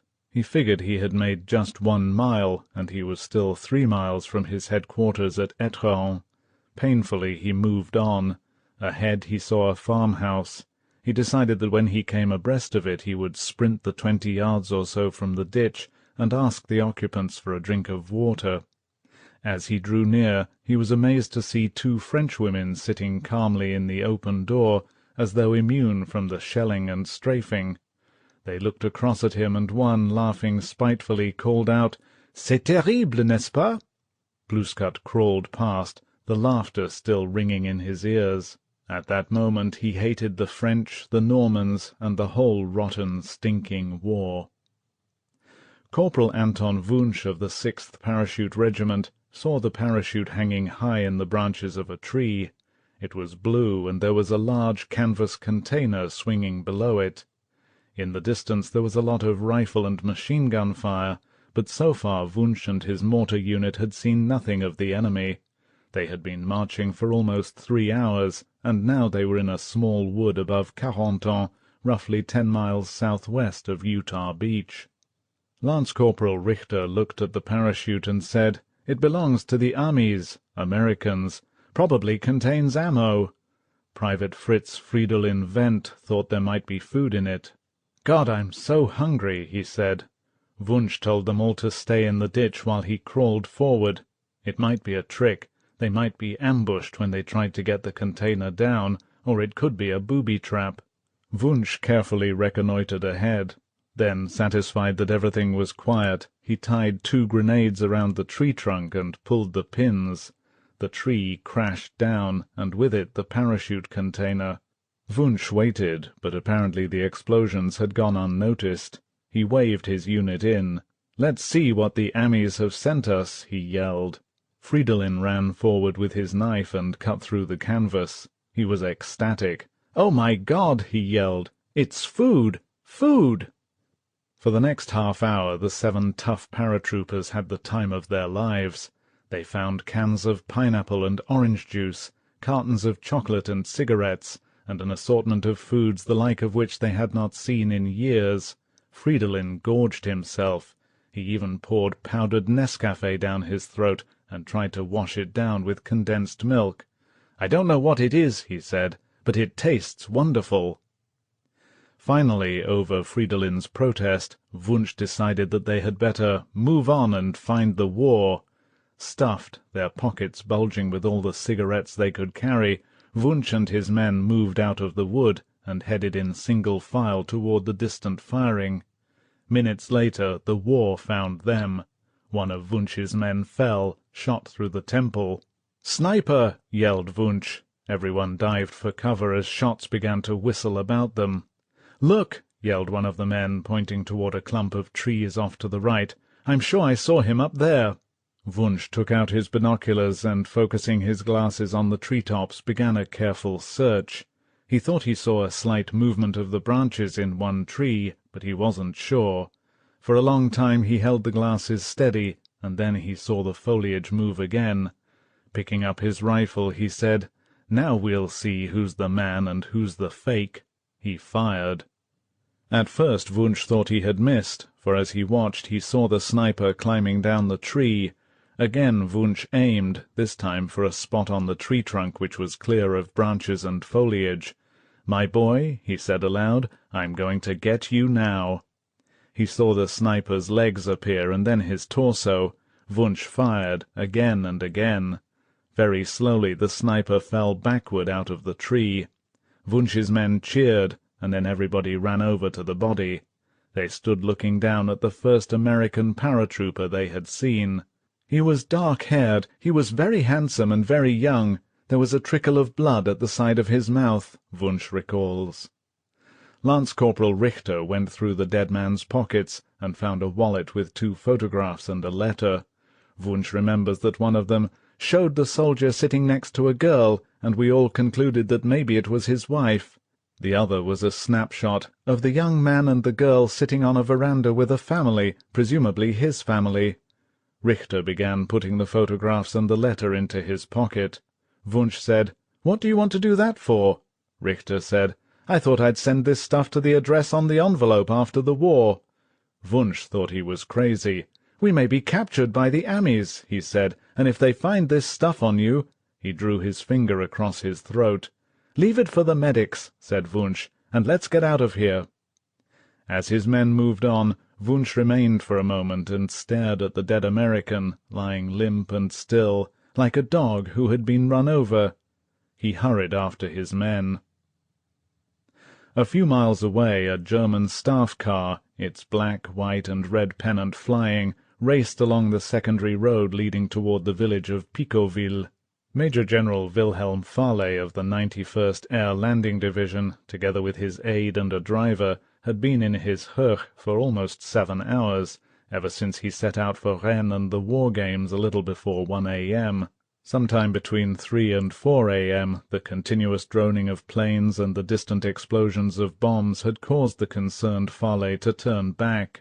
They were only a few miles from the headquarters north of Picoville when machine-gun bullets ripped across the front of the car. The windshield shattered, and Farley's aide, sitting beside the driver, slumped down in his seat. Swaying from side to side, tires screaming, the Höch swerved and smashed into a low wall. The doors flew open with the impact, and the driver and Farley were hurled out. Farley's gun slithered out in front of him. He crawled across the road toward it. The driver, shaken and dazed, saw several American soldiers rushing up to the car. Farley was shouting, "Don't kill! Don't kill!" but he continued to crawl toward the gun. There was a shot, and Farley collapsed in the road, one hand still stretched out toward the gun. Lieutenant Malcolm Brannan of the 82nd Airborne looked down at the dead man. Then he stooped and picked up the officer's cap. Stenciled on the sweatband was the name Farley. The German wore a greenish-grey uniform with red stripes down the seam of the trousers. There were narrow gold epaulettes at the shoulders of his tunic, and red tabs decorated with gold-braided oak leaves at the collar. An iron cross hung from a black ribbon around the man's neck. Brannan wasn't sure, but it looked to him as though he had killed a general. On the airfield near Lille, Wing Commander Josef Pips Priller and Sergeant Heinze Wodarczyk ran for their two solitary FW-190 fighter planes. The Luftwaffe's and Fighter Corps headquarters had telephoned. "Priller," the operations officer had said, "the invasion has started. You'd better get up there." Priller had exploded. "Now you've dropped it, you damned fools! What the hell do you expect me to do with just 2 planes? Where are my squadrons? Can you call them back?" The operations officer had remained perfectly cool. "Priller," he had said soothingly, "we don't know yet exactly where your squadrons have landed, but we're going to divert them back to the field at Piox. Move all your ground personnel there immediately. Meanwhile, you better get up to the invasion area. Good luck, Priller." As quietly as his anger would allow, Priller had said, "Would you mind telling me where the invasion is?" The officer, unruffled, had said, "Normandy, Pips, somewhere above Caen." It had taken Priller the best part of an hour to make the necessary arrangements for the movement of his ground personnel. Now he and Wodarczyk were ready to make the Luftwaffe's only daylight attack against the invasion. In some accounts it has been written that 8 Ju-88 bombers attacked the beaches during the initial landings. Bombers were over the beachhead on the night of June 6th to 7th, but there is no record that I could find of a D-Day morning raid other than Priller's fighter attack. Just before they got into their planes, Priller went over to his wingman. "Now listen," he said, "there's just the 2 of us. We can't afford to break up. For God's sake, do exactly as I do. Fly behind me and follow every move." They had been together a long time, and Priller felt he must make the situation quite clear. "We're going in alone," he said, "and I don't think we're coming back." It was 9 a.m. when they took off, 8 a.m. to Priller. They flew due west, hugging the ground. Just over Abbeville, high above them, they began to see Allied fighters. Priller noticed that they were not flying in tight formation as they should have been. He remembers thinking that, if I only had some planes, they'd be sitting ducks. As they approached Le Havre, Priller climbed for cover in the clouds. They flew for a few more minutes and then broke through. Below them was a fantastic fleet, hundreds of ships of every size and type, stretching endlessly, it seemed, all the way back across the Channel. There was a steady procession of landing craft carrying men toward shore, and Priller could see the white puffs of explosions on and behind the beaches. The sands were black with troops, and tanks and equipment of all sorts littered the shoreline. Priller swept back into the clouds to consider what to do.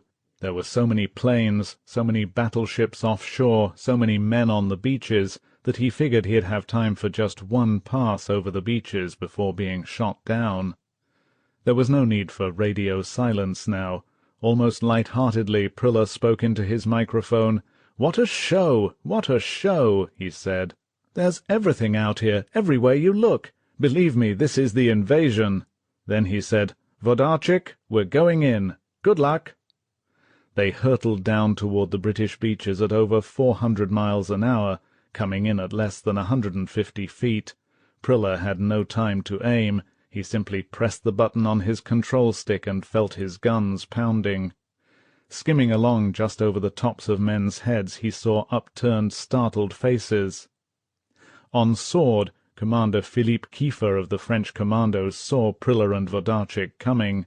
He dived for cover. 6 German prisoners took advantage of the confusion and tried to bolt. Kiefer's men promptly mowed them down. On Juno, Private Robert Rogge of the Canadian 8th Infantry Brigade heard the scream of the planes and saw them coming in so low that I could clearly see the pilots' faces. He threw himself flat like everyone else, but he was amazed to see one man calmly standing up, blazing away with a Sten gun. On the eastern edge of Omaha, Lieutenant J.G. William J. Eiserman of the U.S. Navy gasped as the two FW-190s, guns chattering, zoomed down at less than 50 feet and dodged through the barrage balloons. And on HMS Dunbar, leading stoker Robert Dowie watched every anti-aircraft gun in the fleet open up on Prilla and Vodarchik. The two fighters flew through it all unscathed, then turned inland and streaked up into the clouds.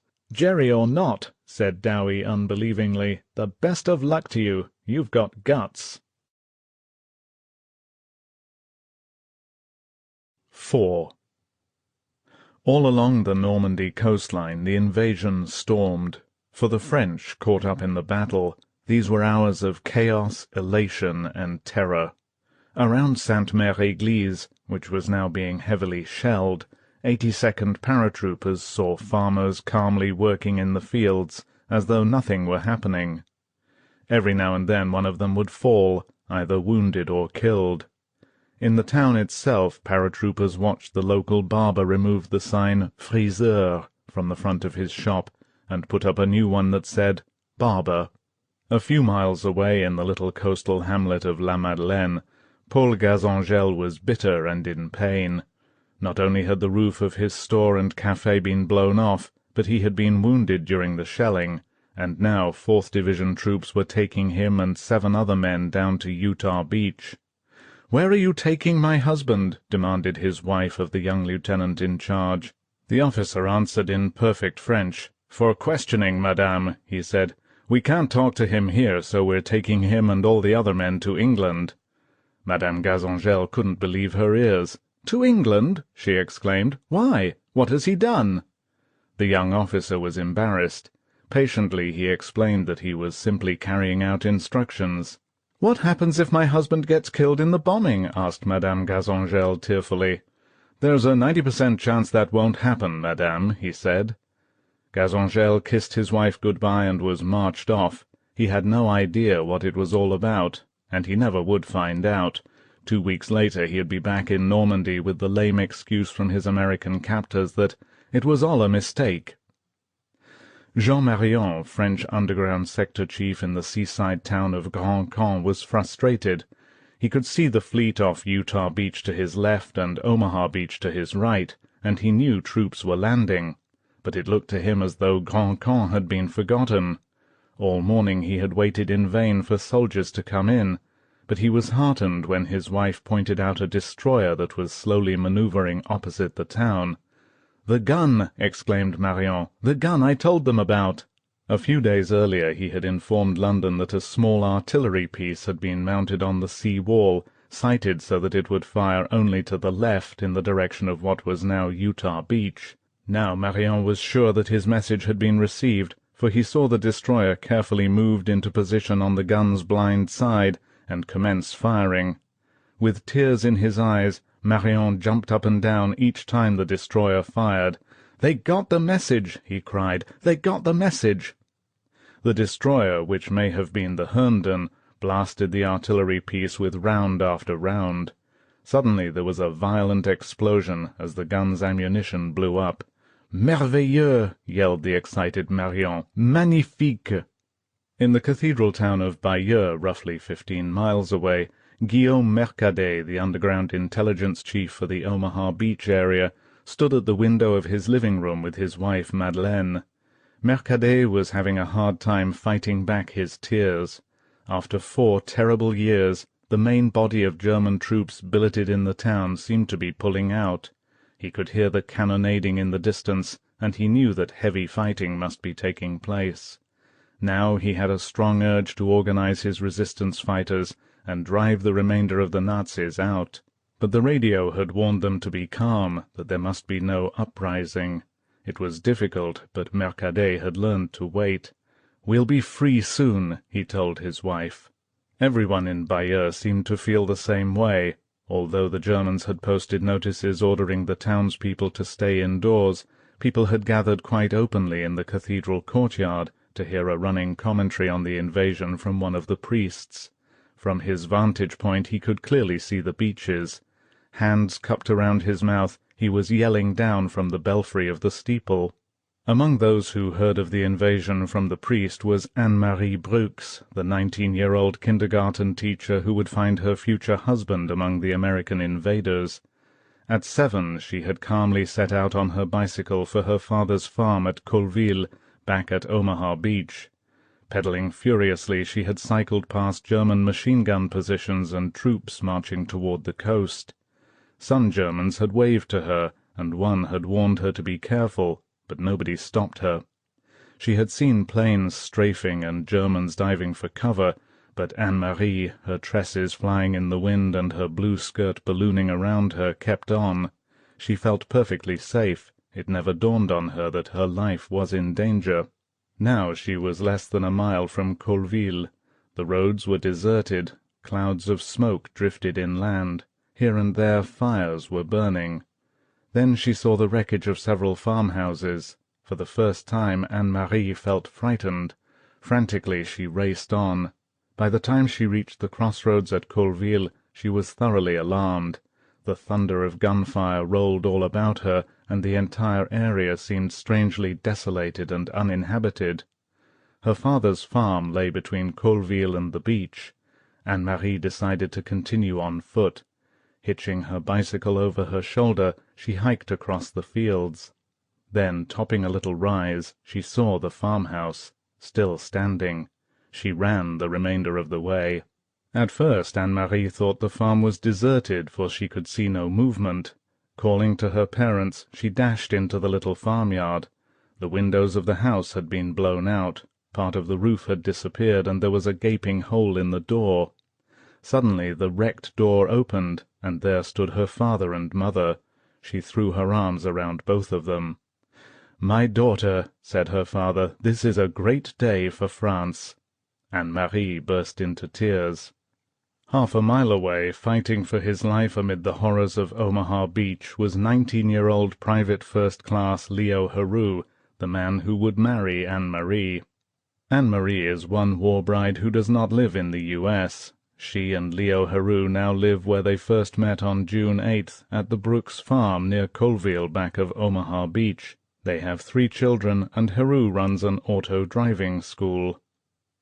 While the Allied attack raged in Normandy, one of the region's top underground officials was fuming on a train just outside Paris. Léonard Gilles, Normandy's deputy military intelligence chief, had been riding the Paris-bound train for more than 12 hours. The journey seemed interminable.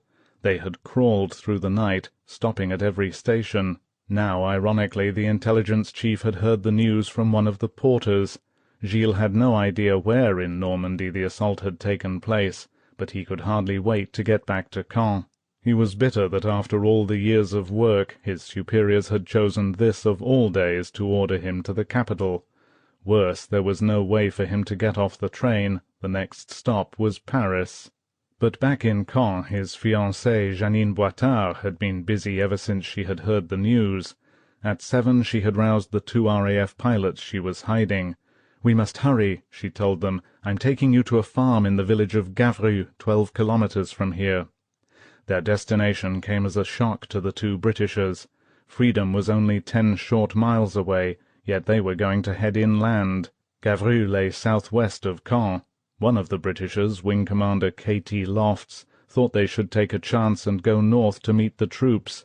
"Be patient," said Jeanine. "The area between here and the coast is swarming with Germans. It will be safer to wait." Shortly after 7 they set out on bicycles, the 2 Britishers dressed in rough farm clothes. The journey was uneventful. Although they were stopped several times by German patrols, their fake identity papers stood the test, and they were passed on. At Gavru, Jeanine's responsibility ended. 2 more flyers were a step closer to home. Jeanine would have liked to have gone farther with them, but she had to return to Caen to wait for the next downed pilots who would pass along the escape route, and the moment of liberation that she knew was close. Waving goodbye, she jumped on her bicycle and cycled off. In the prison at Caen, Madame Amélie Le Chevalier, expecting to be executed for her part in saving Allied pilots, heard a whisper as the tin plate with her breakfast was slid under the cell door. "Hope, hope," said the voice. The British have landed. Madame le Chevalier began to pray. She wondered if her husband Louis, in a cell nearby, had heard the news. All night there had been explosions, but she had thought that it was the usual Allied bombing. Now there was a chance. Maybe they would be saved before it was too late. Suddenly Madame le Chevalier heard a commotion in the corridor. She got down on her knees by the slit beneath the door and listened. She could hear shouting and the word "Raus! Raus!" "Out! Out!" repeated over and over.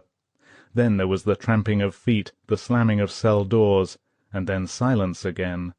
A few minutes later, somewhere outside the prison, she heard prolonged machine-gun fire.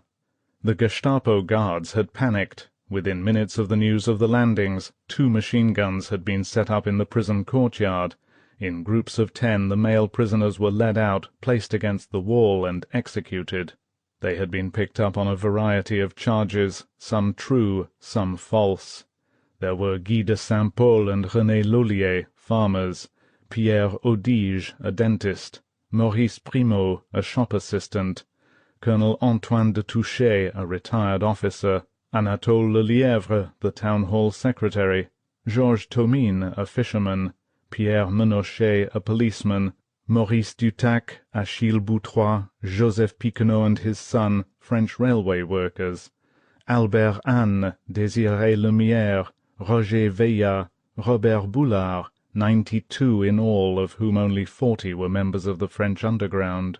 On this day, the day that began the Great Liberation, these men, without explanation, without a hearing, without a trial, were slaughtered. Among them was Madame le Chevalier's husband, Louis. The firing went on for an hour. In her cell, Madame le Chevalier wondered what was happening. 5. In England it was 9:30 a.m. All night General Eisenhower had paced the floor of his trailer, waiting for the reports to come in. He had tried to relax in his usual manner by reading westerns, but with little success. Then the first messages began to arrive. They were fragmentary, but the news was good. His air and naval commanders were more than satisfied with the progress of the attack, and troops were ashore on all 5 beaches. Overlord was going well. Although the foothold was slight, there would be no need now for him to release the communiqué he had quietly scribbled just 24 hours before. In case the attempt to land troops was defeated, he had written, "Our landings in the Cherbourg-Havre area have failed to gain a satisfactory foothold, and I have withdrawn the troops. My decision to attack at the time and place was based upon the best information available. The troops, the air and navy did all that bravery and devotion to duty could do. If there is any blame or fault attached to the attempt, it is mine alone." Certain that his troops were ashore on the invasion beaches, Eisenhower had authorized the release of a far different communiqué. At 9:33 a.m. his press aide, Colonel Ernest Dupuy, broadcast the news to the world. "Under the command of General Eisenhower," he said, "Allied naval forces, supported by strong air forces, began landing Allied armies this morning on the northern coast of France." This was the moment the free world had been waiting for, and now that it had come, people responded with a curious mixture of relief, exhilaration, and anxiety. "At last," said the London Times in a D-Day editorial, "the tension has broken." Most Britons heard the news at work. In some war plants the bulletin was read out over loudspeakers, and men and women stood back from their lathes and sang "God Save the King." Village churches threw open their doors. Total strangers talked to one another on commuter trains. On city streets, civilians walked up to American soldiers and shook hands. Small crowds gathered on corners to gaze upward at the heaviest air traffic Britons had ever seen. Wren Lieutenant Naomi Cole's Honor, wife of the skipper of the midget sub X-23, heard the news and immediately knew where her husband was. Some time later she got a call from one of the operations officers at naval headquarters. "George is all right, but you'll never guess what he's been up to." Naomi could hear all that later. The important thing now was that he was safe. The mother of 18-year-old able seaman Ronald Northwood of the flagship Scylla got so excited she ran across the street to tell her neighbour Mrs. Spurgeon that "my Ron must be there." Mrs. Spurgeon wasn't to be outdone. She had a relative on the Warspite, and she was certain he was there too. With minor variations, the same conversation was taking place all over England. Grace Gale, wife of Private John Gale, who had landed in the first wave on Sword Beach, was bathing the youngest of their 3 children when she heard the bulletin. She tried to hold back her tears, but couldn't. She was certain that her husband was in France. "Dear God," she whispered, "bring him back." Then she told her daughter Evelyn to turn off the radio. "We're not going to let your dad down by worrying," she said. In the cathedral-like atmosphere of the Westminster Bank at Bridgeport in Dorset, Audrey Duckworth was hard at work, and didn't hear about the assault until much later in the day. It was just as well. Her American husband, Captain Edmund Duckworth of the 1st Division, had been killed as he stepped onto Omaha Beach. They had been married just 5 days. En route to Eisenhower's headquarters at Portsmouth, Lieutenant General Sir Frederick Morgan heard the BBC warn listeners to stand by for a special announcement. Morgan told his driver to stop the car for a moment. He turned up the volume on his radio, and then the author of the original invasion plan heard the news of the attack. For most of the United States the report came in the middle of the night. On the East Coast it was 3:33 a.m., on the West Coast 12:33 a.m. Most people were asleep, but among the first to hear of D-Day were the thousands working on the swing shifts, the men and women who had toiled to produce most of the guns, tanks, ships and planes that were being used in the assault. Everywhere in the great pulsing war plants work stopped for a moment of solemn meditation. In a Brooklyn shipyard, under the harsh glare of arc lamps, hundreds of men and women knelt down on the decks of partially finished Liberty ships and began to say the Lord's Prayer. Across the nation, in sleeping towns and villages, lights flashed on. Quiet streets suddenly filled with sound as radios were turned up. People woke their neighbors to tell them the news, and so many phoned friends and relatives that telephone switchboards were jammed. In Coffeeville, Kansas, men and women in their night attire knelt on porches and prayed. On a train between Washington and New York, a clergyman was asked to hold an impromptu service. In Marietta, Georgia, people thronged into churches at 4 a.m. The Liberty Bell was rung in Philadelphia, and throughout historic Virginia, the home of the 29th Division, church bells tolled in the night just as they had during the Revolution. In little Bedford, Virginia, population 3,800, the news had a special significance. Nearly everyone had a son, brother, sweetheart or husband in the 29th. In Bedford they did not know it yet, but all of their men had landed on Omaha Beach. Out of 46 Bedford men in the 116th Regiment, only 23 would come home again. Wave Ensign Lois Hoffman, wife of the skipper of the Corrie, was on duty at the Norfolk, Virginia naval base when she heard about D-Day. From time to time she had kept track of her husband's destroyer through friends in the operations room. The news had no personal significance for her. She still believed her husband was escorting a munitions convoy in the North Atlantic. In San Francisco, Mrs. Lucille M. Schultz, a nurse at the Veterans Hospital at Fort Miley, was on night duty when the first announcement was made.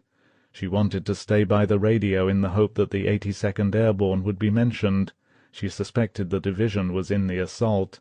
But she was also afraid the radio might excite her cardiac patient, a World War I veteran. He wanted to listen to the reports. "I wish I was there," he said. "You've had your war," said Nurse Schultz as she turned off the radio.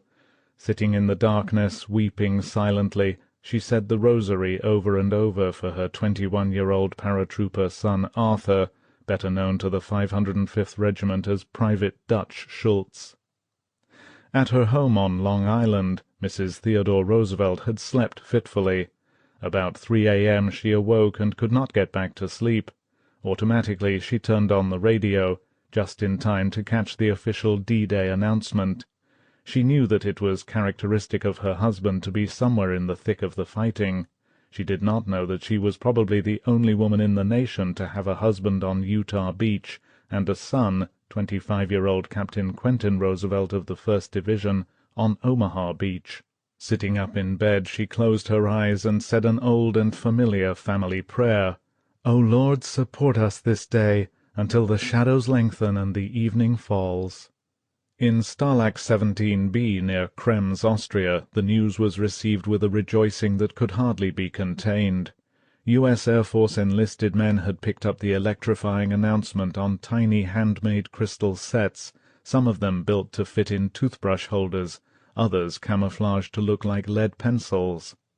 Staff Sergeant James Lang, who had been shot down over Germany more than a year before, was almost afraid to believe the report. The camp's News Monitoring Committee tried to warn the 4,000 POWs against over-optimism. "Don't get your hopes up," they cautioned. "Give us time to verify or deny." But in barracks after barracks men were already at work drawing secret maps of the Normandy coast on which they intended to plot the victorious advance of the Allied armies. At this time the prisoners of war knew more about the invasion than the German people. So far the man in the street had heard nothing officially. It was ironic because Radio Berlin, beating the Eisenhower communiqué by 3 hours, had been the first to announce the Allied landings. From 6:30 on, the Germans had showered a somewhat doubting world with a steady stream of newscasts. These shortwave broadcasts could not be heard by the German public. Still, thousands had learned of the landings from other sources. Although listening to foreign broadcasts was forbidden and punishable by a stiff prison term, some Germans had tuned in Swiss, Swedish, or Spanish stations. The news had spread swiftly. Many of those who did hear it were skeptical. But there were some, particularly women with husbands in Normandy, who got the report and were deeply concerned. One of these was Frau Werner Pluskat. She had planned to go to a movie in the afternoon with Frau Sauer, another officer's wife, but when she heard that the Allies were rumoured to have landed in Normandy, she became almost hysterical. Immediately she called Frau Sauer, who had also heard something about the attack, and cancelled the movie date. "I must know what has happened to Werner," she said. "I may never see him again." Frau Sauer was very abrupt and very Prussian. "You shouldn't act like this," snapped Frau Sauer. "You should believe in the Führer and act like a good officer's wife." Frau Pluskat shot back, "I'll never talk to you again." Then she slammed down the phone. In Berchtesgaden it almost seemed as though the men around Hitler had waited for the official Allied communiqué before daring to break the news to him. It was about 10 a.m., 9 a.m. German time, when Hitler's naval aide, Admiral Karl Jesko von Puttkamer, called Jodel's office for the latest report. He was told that there were definite indications that an important landing has taken place. Gathering all the information he could, Puttkamer and his staff quickly prepared a map. Then Major General Rudolf Schmundt, the Führer's adjutant, awakened Hitler. He was in a dressing gown when he came out of his bedroom. He listened calmly to the report of his aides, and then sent for OKW's chief, Field Marshal Wilhelm Keitel, and Jodl. By the time they arrived, Hitler was dressed and waiting, and excited. The conference that followed was, as Puttkamer recalls, extremely agitated. Information was scanty, but on the basis of what was known, Hitler was convinced that this was not the main invasion, and he kept repeating that over and over again. The conference lasted only a few minutes and ended abruptly, as Jodl was later to remember, when Hitler suddenly thundered at him and Keitel, "Well, is it or isn't it the invasion?" and then turned on his heel and left the room. The subject of the release of the OKW panzer divisions, which von Rundstedt so urgently needed, did not even come up. At 10:15 the phone rang in Field Marshal Erwin Rommel's home at Herrlingen. The caller was his Chief of Staff, Major General Hans Speidel. The purpose? The first complete briefing on the invasion. Rommel listened, shocked and shaken.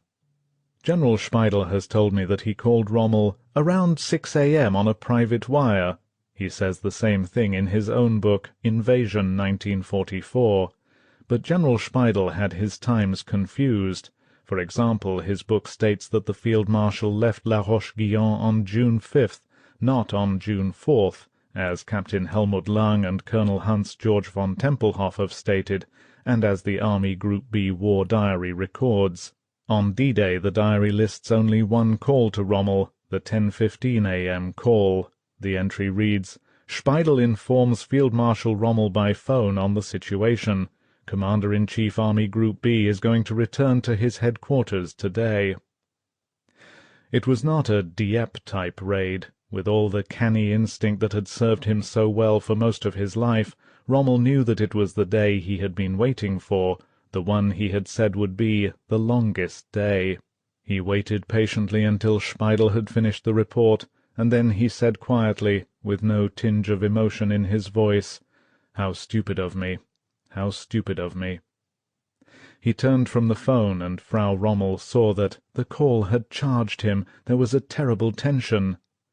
During the next 45 minutes Rommel twice called his aide, Captain Helmut Lang, at his home near Strasbourg. Each time he gave Lang a different hour for their return to La Roche-Guyon. That in itself worried Lang. It was unlike the Field Marshal to be so undecisive. He sounded terribly depressed on the phone, Lang recalls, and that was not like him either. The departure time was finally set. "We will leave at 1 o'clock sharp from Freudenstadt," Rommel told his aide.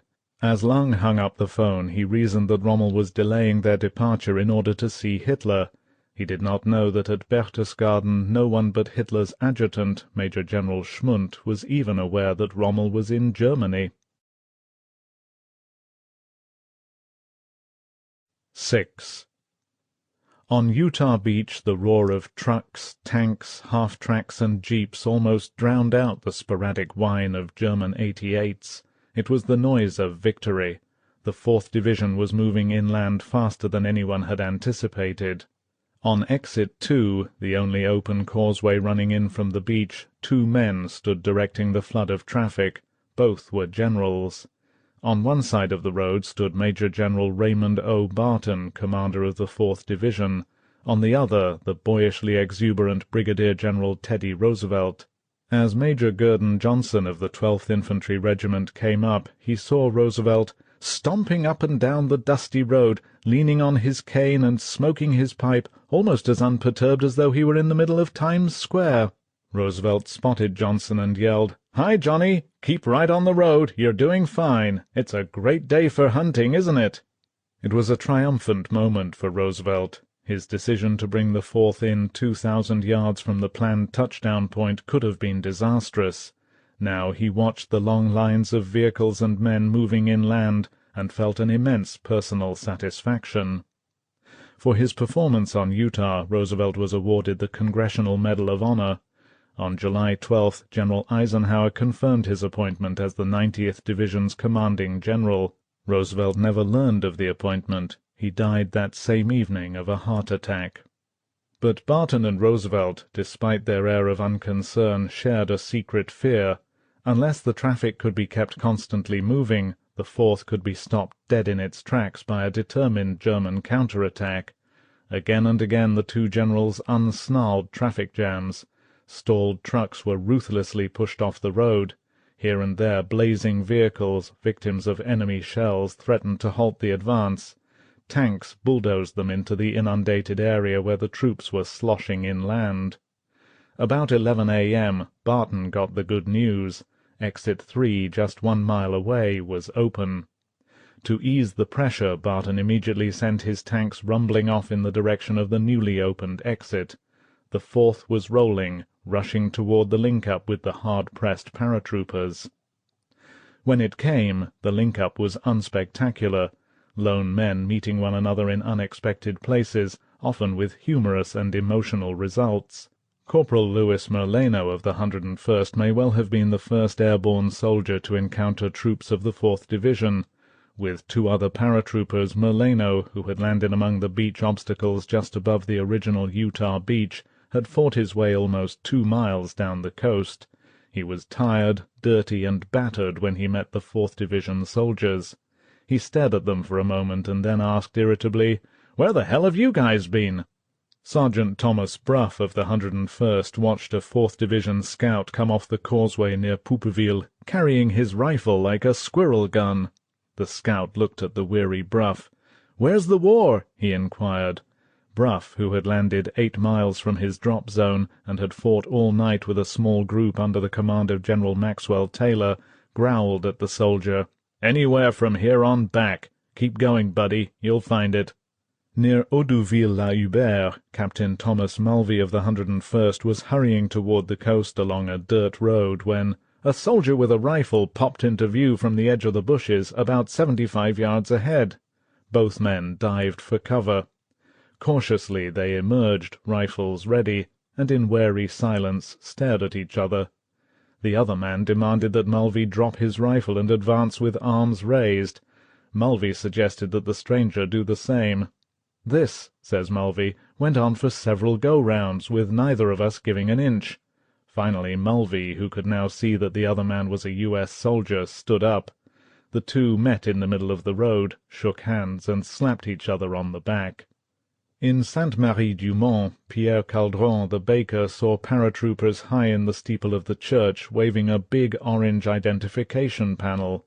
Within a few moments a long line of men, marching in single file, came down the road. As the 4th Division passed through, Caldron lifted his little son high on his shoulders. The boy was not fully recovered from his tonsillectomy of the day before, but this was a sight Caldron did not want his son to miss. Suddenly the baker found himself crying.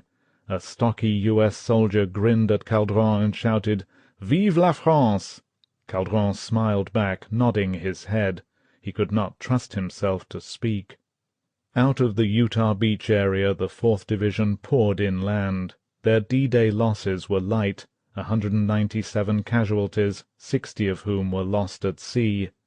Terrible fighting lay ahead for the 4th in the next weeks, but this was their day.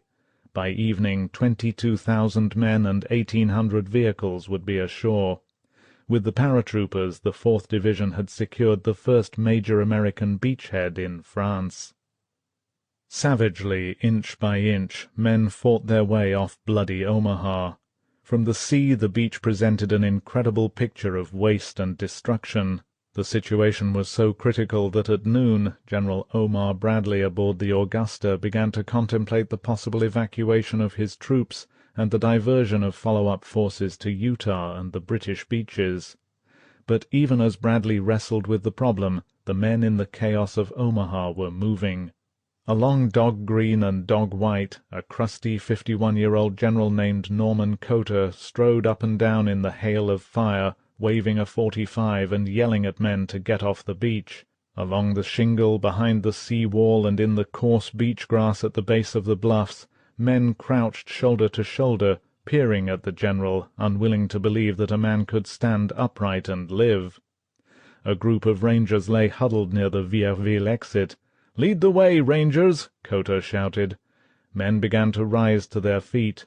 Farther down the beach was an abandoned bulldozer loaded with TNT. It was just what was needed to blow the anti-tank wall at the Vierville exit. "Who drives this thing?" he thundered. No one answered. Men seemed still paralyzed by the merciless gunfire that flayed the beach. Cotter began to lose his temper. "Hasn't anyone got guts enough to drive the damn thing?" he roared. A red-haired soldier got slowly up from the sand and with great deliberation walked over to Cotter. "I'll do it," he said. Cotter slapped him on the back. "That's the stuff," the general said. "Now let's get off the beach." He walked away without looking back. Behind him men began to stir. This was the pattern. Brigadier General Cotter, the 29th Division's assistant commander, had been setting an example almost from the moment he arrived on the beach. He had taken the right half of the 29th sector. Colonel Charles D. Canham, commanding the 116th, had taken the left. Canham, a bloody handkerchief tied around a wrist wound, moved through the dead, the dying, and the shocked, waving groups of men forward. "They're murdering us here," he said. "Let's move inland and get murdered." Private First Class Charles Ferguson looked up in amazement as the colonel went by. "Who the hell is that son of a bitch?" he asked, and then he and the other men with him got up and headed toward the bluffs. In the 1st Division's half of Omaha Beach, the veterans of Sicily and Salerno came out of the shock faster. Sergeant Raymond Stroyne rallied his men and led them up the bluffs through a minefield. On top he knocked out a pillbox with a bazooka. Stroyne had become just a little mad. 100 yards away, Sergeant Philip Stretchick had had his fill of being pinned down too. Some soldiers remember that Stretchick almost booted men off the beach and up the mined headlands, where he breached the enemy barbed wire. A short while later, Captain Edward Wozensky met Stretchick on a trail running down the bluffs. Horrified, Wozensky saw Stretchick step on a teller-mine. Stretchick said coolly, "It didn't go off when I stepped on it going up either, Captain."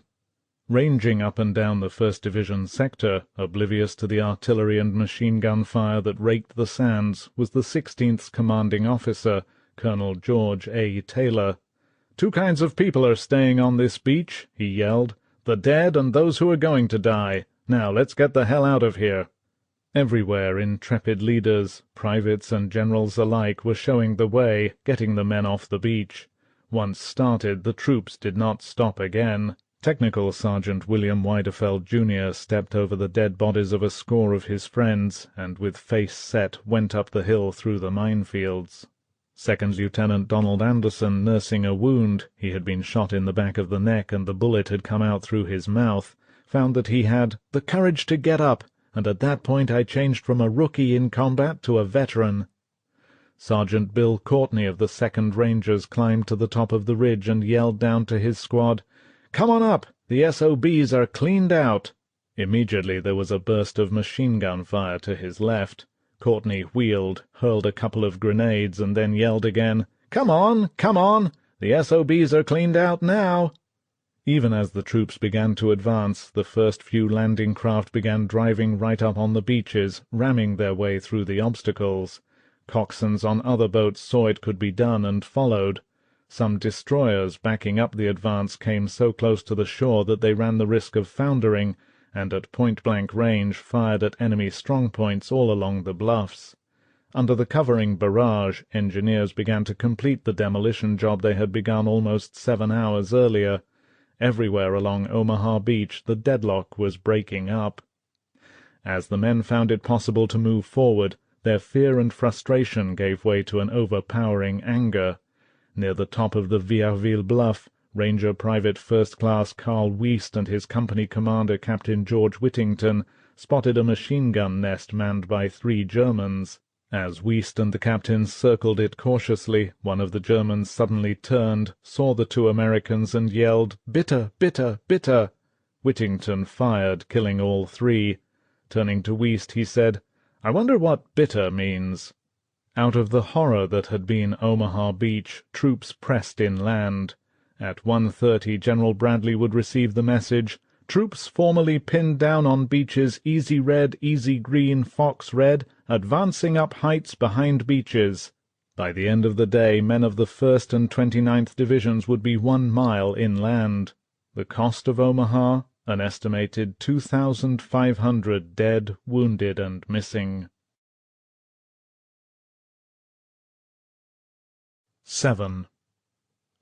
It was 1 p.m. when Major Werner Pluskat got back to his headquarters at Étretat.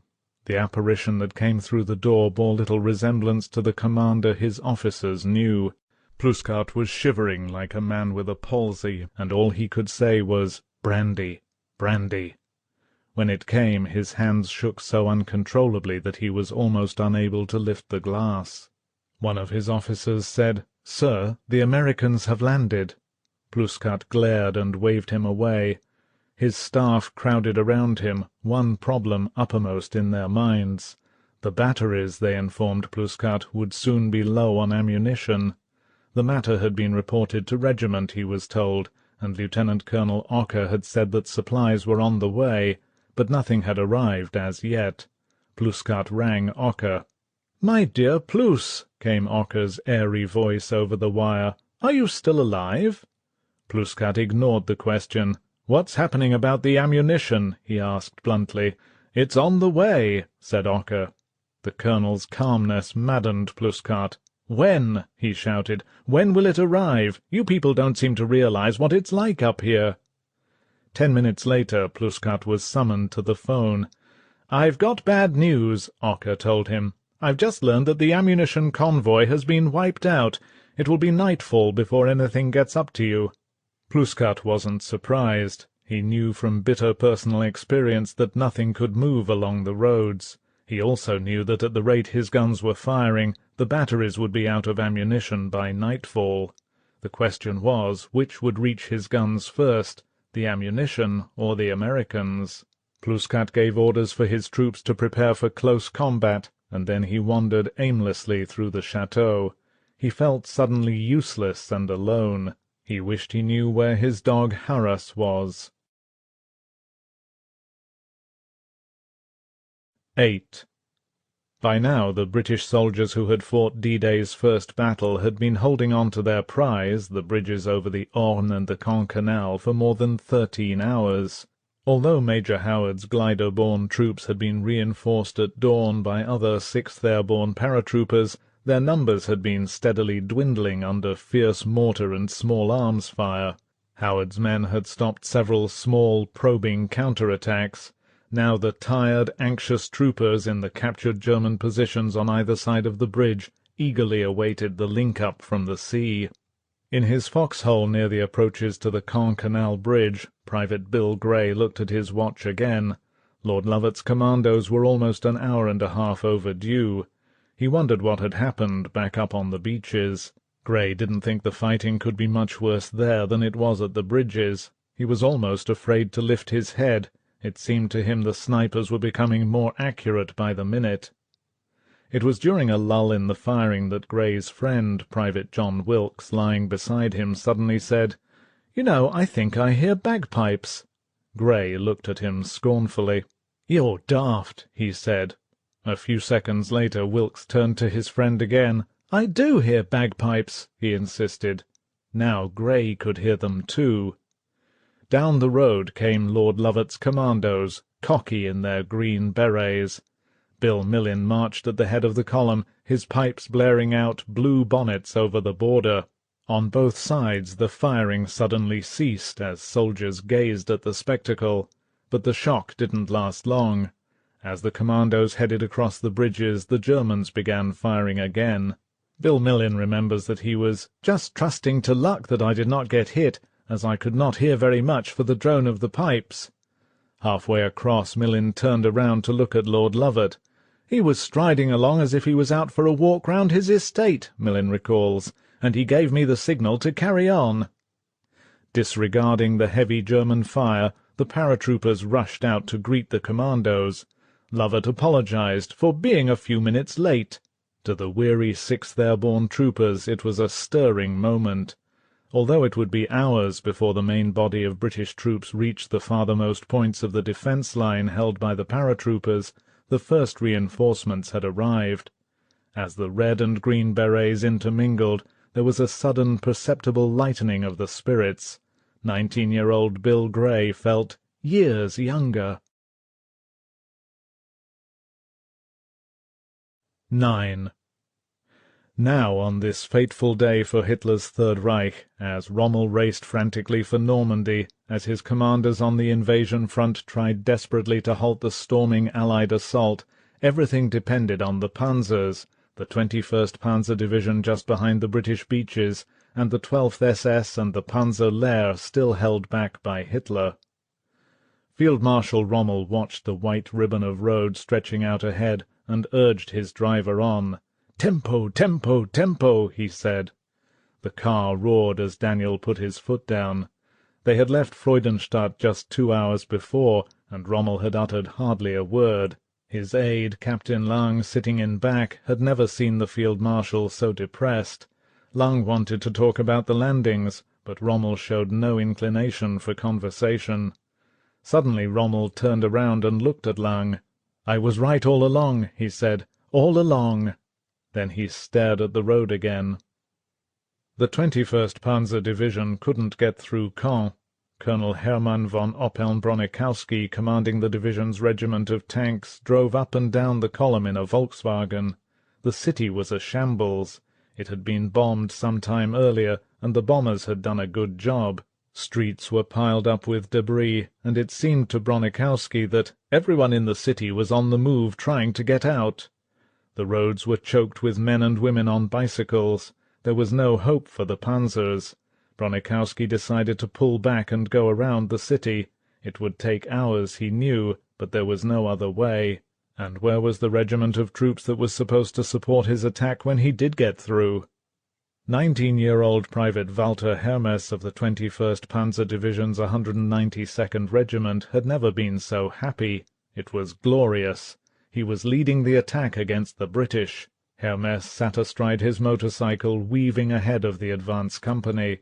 They were heading toward the coast, and soon they would pick up the tanks, and then the 21st would drive the British into the sea. Everybody said so. Nearby on other motorcycles were his friends, Tetzlaff, Matusch, and Schart. All of them had expected to be attacked by the British before now, but nothing had happened. It seemed strange that they hadn't caught up with the tanks yet, but Hermes guessed that they must be somewhere ahead, probably attacking already on the coast. Hermes drove happily on, leading the advance company of the regiment up into the 8-mile gap that the British commandos still hadn't closed between Juno and Gold. This was a gap the panzers could have exploited to split the British beaches wide open and menace the entire Allied assault, a gap that Colonel von Oppeln-Bronikowski knew nothing whatever about. In Paris at O.B. West, Major General Blumentritt, Rundstedt's chief of staff, called Speidel at Rommel's headquarters. The one-sentence conversation was duly recorded in Army Group B's war diary. "OKW," said Blumentritt, "has released the 12th SS and Panzer Lehr divisions." The time was 3:40 p.m. Both generals knew that it was too late. Hitler and his senior officers had held up the 2 panzer divisions for more than 10 hours. There was no hope of either division reaching the invasion area on this vital day. The 12th SS would not get to the beachhead until the morning of June 7th. The Panzer Lehr, almost decimated by continuous air attacks, would not arrive until the 9th. The only chance of catching the Allied assaults off balance now lay with the 21st Panzer Division. Close on 6 p.m., Rommel's Hoch pulled up in Reims. In the city commander's headquarters, Lang placed a call to La Roche-Guyon. Rommel spent 15 minutes on the phone, getting a briefing from his chief of staff. When Rommel came out of the office, Lang saw that the news must have been bad. There was silence in the car as they drove off. Some time later Rommel drove his gloved fist into the palm of his other hand and said bitterly, "My friendly enemy Montgomery." Still later he said, "My God, if the 21st Panzer can make it, we might just be able to drive them back in 3 days." North of Caen, Bronikowski gave the order to attack. He sent 35 tanks under the command of Captain Wilhelm von Gottberg ahead to take the heights at Perrier, 4 miles from the coast. Bronikowski himself would try for the ridge at Biéville, 2 miles away, with another 25 tanks. General Edgar Feuchtinger, commander of the 21st Panzer, and General Marx, the 84th Corps commander, had come to see the attack go in. Marx came over to Bronikowski. He said, "Oppeln, the future of Germany may very well rest on your shoulders. If you don't push the British back into the sea, we've lost the war." Bronikowski saluted and replied, "General, I intend to do my best." As they moved up, the tanks fanning out across the fields, Bronikowski was halted by Major General Wilhelm Richter, commander of the 716th Division. Bronikowski saw that Richter was almost demented with grief. Tears came to his eyes as he told Bronikowski, "My troops are lost. My whole division is finished." Bronikowski asked, "What can I do, sir? We'll help as best we can." He got out his map and showed it to Richter. "Where are their positions, sir? Will you point them out?" Richter just shook his head. "I don't know," he said. "I don't know." Rommel turned half around on the front seat of the Hoch and said to Lang, "I hope there isn't a second landing right now from the Mediterranean."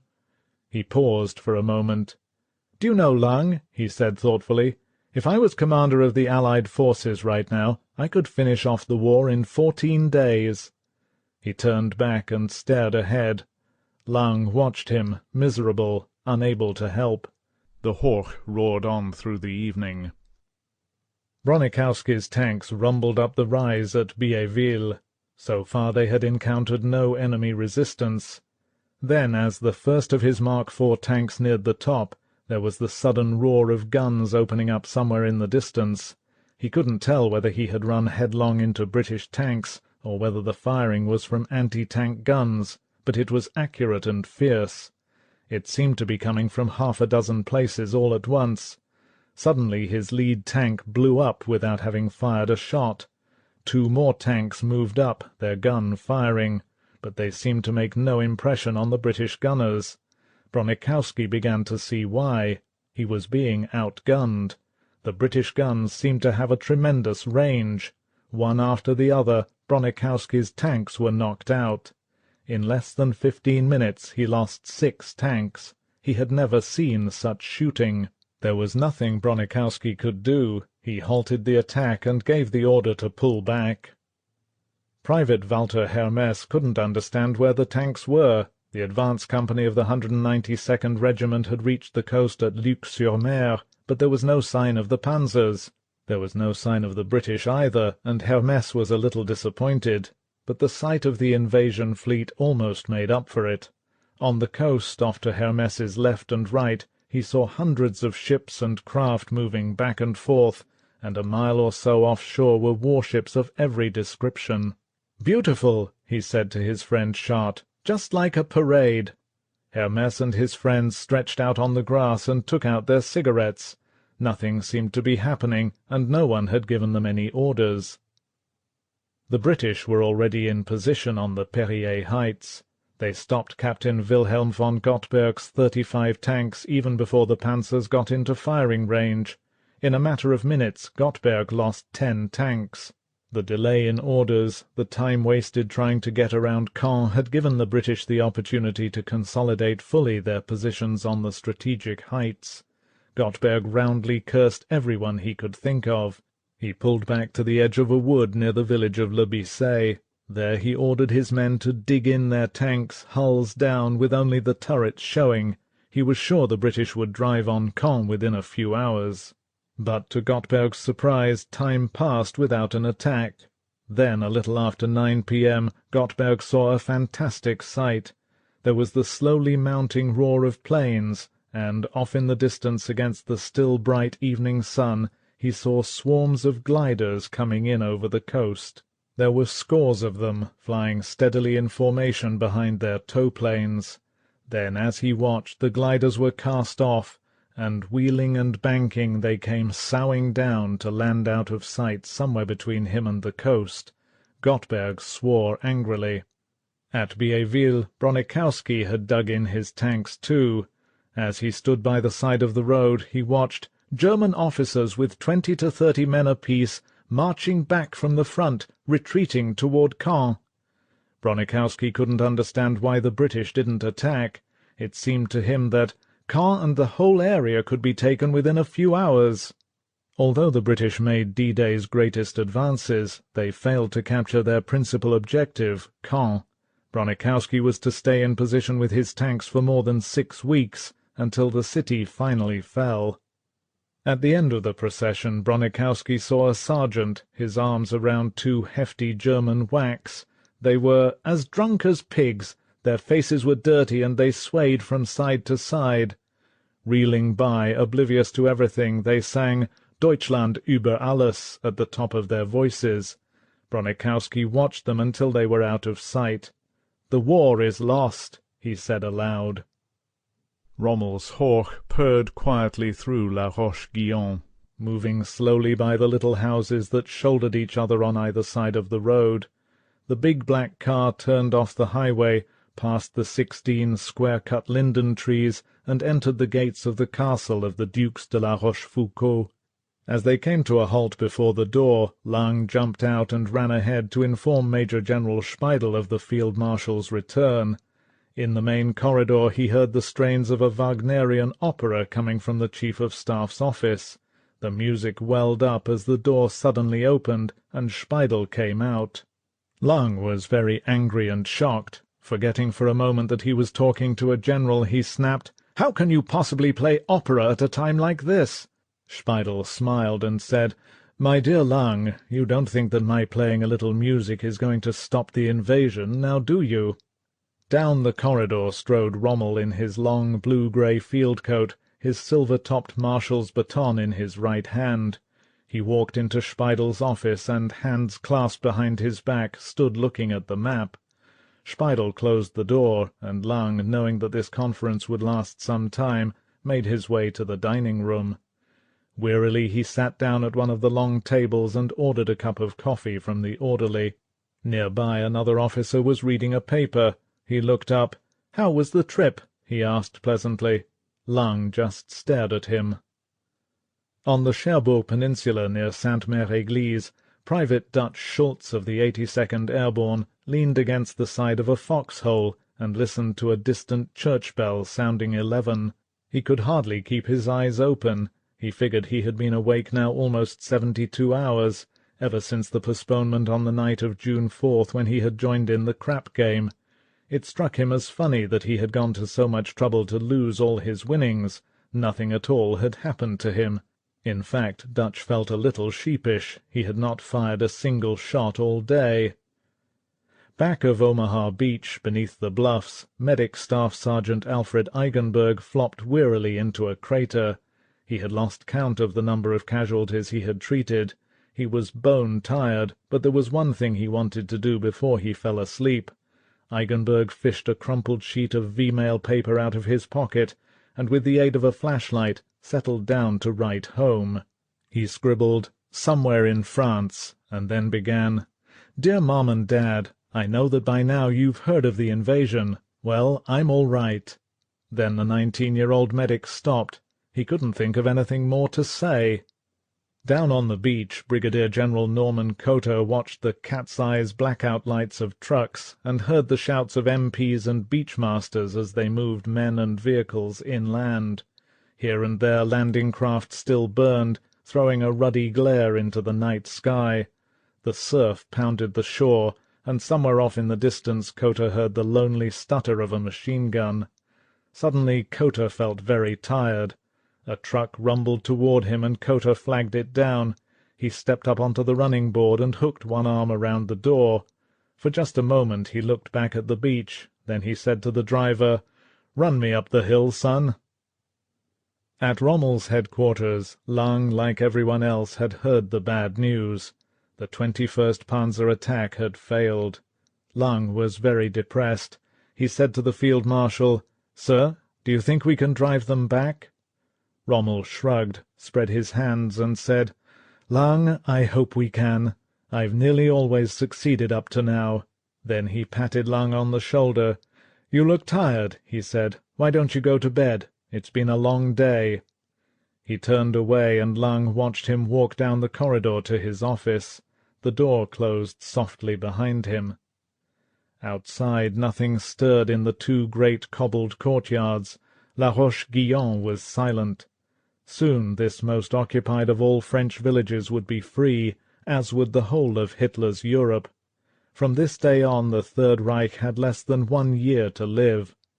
Beyond the castle gates the main road stretched broad and empty, and the windows of the red-roofed houses were shuttered.